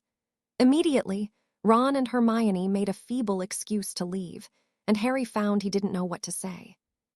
The guilt he had been riddled with all summer was still there, gnawing away at him whenever he pondered what had happened to Katie, and he knew he would never be rid of it entirely. He waited for one of the girls to speak. Instead, he quickly found himself engulfed in an embrace by both. Harry couldn't be certain how long they clung to him, but when they pulled away, both were weeping silent tears. He had shed all of his long ago, but the hurt remained just no longer as raw. "Fred and George said you came," Alicia eventually spoke. Harry nodded. "I did. I just wasn't ready to see anyone." "You could have written to us," Angelina chastised him. "We just wanted to know that you were okay, Harry." "I know," he sighed. "I didn't know what to say. I left before I saw anyone else after you know." "Why did you leave?" Harry shrugged. "I just had to. I didn't want to be here, and I needed to deal with it my own way." "Did you manage it?" "Not really," Harry murmured. "It doesn't just disappear, does it?" "No," Alicia agreed. "I'll always miss her, and so will you, but Katie would be furious if we let you deal with it on your own. We're here for you, Harry, and you should be here for us too." Harry nodded. He knew he had been selfish, but at the time he hadn't been able to bring himself to care. Even now, it was something he was struggling with. Day in and day out, his mind was occupied with what Voldemort was doing, who was behind what had happened to Katie, and what his own next move would be. In truth, he had considered not coming back to Hogwarts at all, though he knew it would be a decision he'd regret. Besides, being in the castle was of much more use to him. Here, he had his room that had proven to be invaluable, and there was a sense of normality he could use. It would never fully distract him from the monumental task ahead, but any reprieve would be welcomed. "Her parents were disappointed they didn't get to meet you," Alicia explained. "She'd told them all about you and how much you meant to her." "I will reach out to them," Harry sighed tiredly as he drew the extra wand he'd been carrying around since the night of the third task.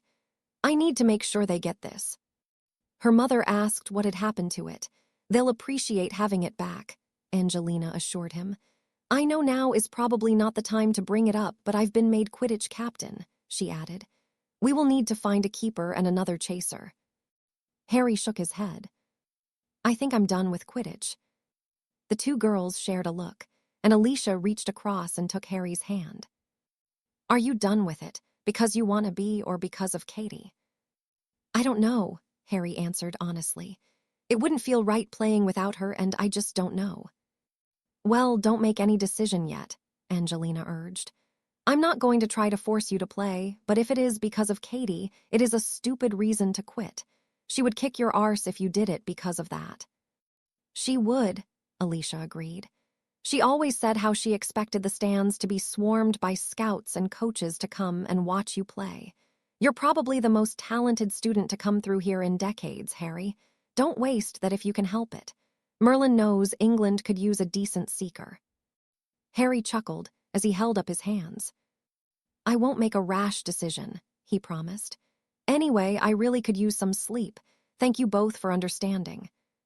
The girls nodded, and Harry took his leave of them, making his way to the still-empty dormitory, where he took a seat on the edge of his bed, pondering his future in the sport.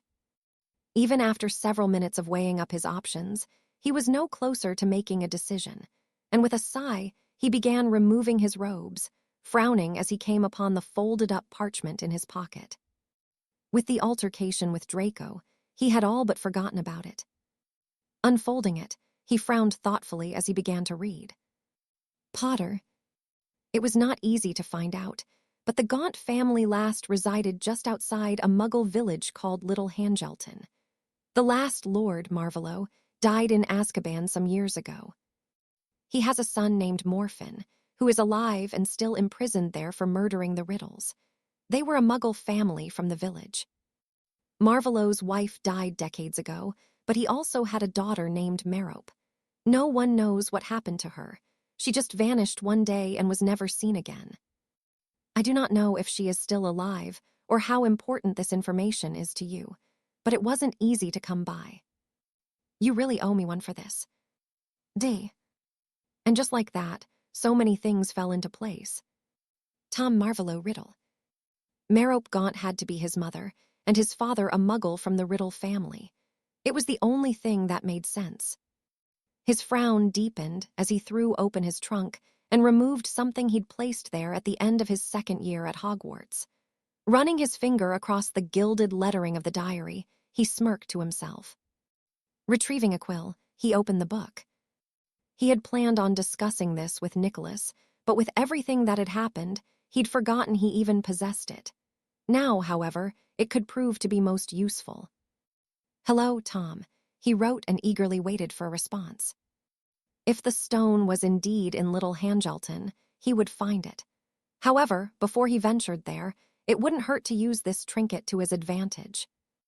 Voldemort was cunning in his ways, but Harry could be too, and the Dark Lord would discover that for himself.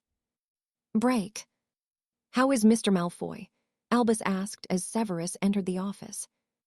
"His ego is as bruised as his eyes, but Draco is not the reason I am here." Albus gestured for the man to continue. He appeared to be quite concerned by the matter he wished to raise, and that alone was enough to set Albus on edge. It took much to rattle the potion's master, after all. "I have discovered who was responsible for what happened during the tournament." Albus leaned forward in his chair interestedly. "Barty Crouch. Severus, I do not. Junior." Albus's mouth fell agape. "He died in Azkaban," he pointed out. "Officially," Severus agreed darkly. "I do not know how he managed freedom, but he is alive and is serving the Dark Lord.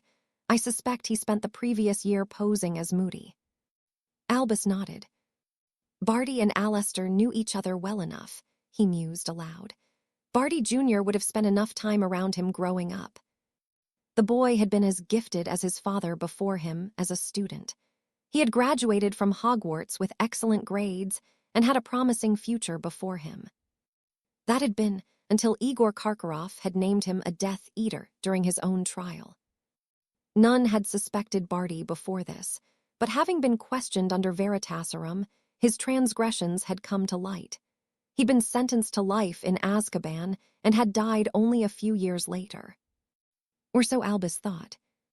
"This is concerning," he murmured. "What is he doing?" "None are being informed of his activities," Severus sighed. "We have already seen for ourselves what he is capable of, Headmaster. What concerns me most is Potter." "Harry. If he learns of this, do you think he will keep a cool enough head to not do anything foolish?"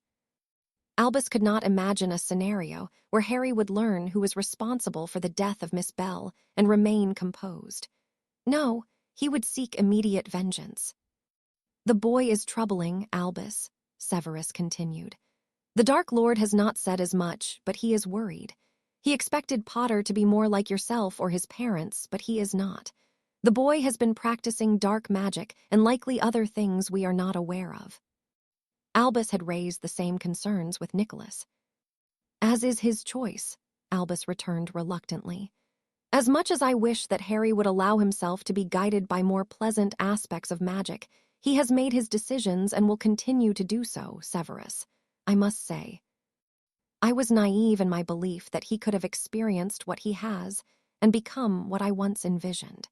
If you consider the facts, I'm sure you will agree it is nothing short of a miracle that he is as well-rounded as he is." "The facts," Severus pressed. "It cannot have escaped your notice how similar their beginnings were," Albus replied. "Both orphaned and raised in places where they were not loved, talented, ambitious, and willing to do what they believe is necessary for a desired outcome. The differences are lesser than the similarities, Severus, yet at their very cores, Harry is different where it matters." "But for how long?" Severus asked. "Potter is becoming more inclined towards violence. Only last year, he would have dismissed Draco's attempts to provoke him mostly. "He is becoming what he believes he needs to be," Albus said sadly, "and I cannot fault him. Miss Bell's death has irrevocably changed him, Severus, but he is still different where it matters. As much as they are similar, Harry is not him and will not become him. He despises everything Voldemort stands for, and though I wish it could all be so straightforward, it simply cannot be. Harry is unfortunate in that he cares for others how he does, even if it is fortunate for us. It saddens me deeply that he has to sully himself and dirty his hands in such a way.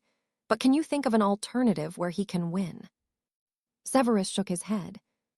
"He must be as ruthless as the Dark Lord," he conceded, "but he cannot allow his emotions to control his actions. It will be taken advantage of. Have you considered occlumency?" "Harry has been studying it since the end of his first year," Albus revealed. "He is not as reckless as you believe. He takes risks, but he considers them first. I do not like the outlook of what is to come, Severus, but I have every faith in him. Harry has everything to gain from this, and Tom's ego will be his downfall. He may no longer underestimate Harry, but he will never see him as his equal. Harry will prove him wrong. I am certain of it." Severus nodded as he stood. "I cannot say I share your faith, Albus. The Dark Lord is like no other, and unless Potter has something the Dark Lord does not, he will die," he returned grimly. "I will warn Draco against antagonizing him further." With that, Severus left the office, and Albus began stroking Fawkes' plumage. Throughout the summer, he had pondered Harry, what the boy had endured and what he was becoming. It was worrying, to say the least, but he knew he had to keep faith. No, Harry would not become Tom, but he was well on the way to becoming something Tom had never considered he would face.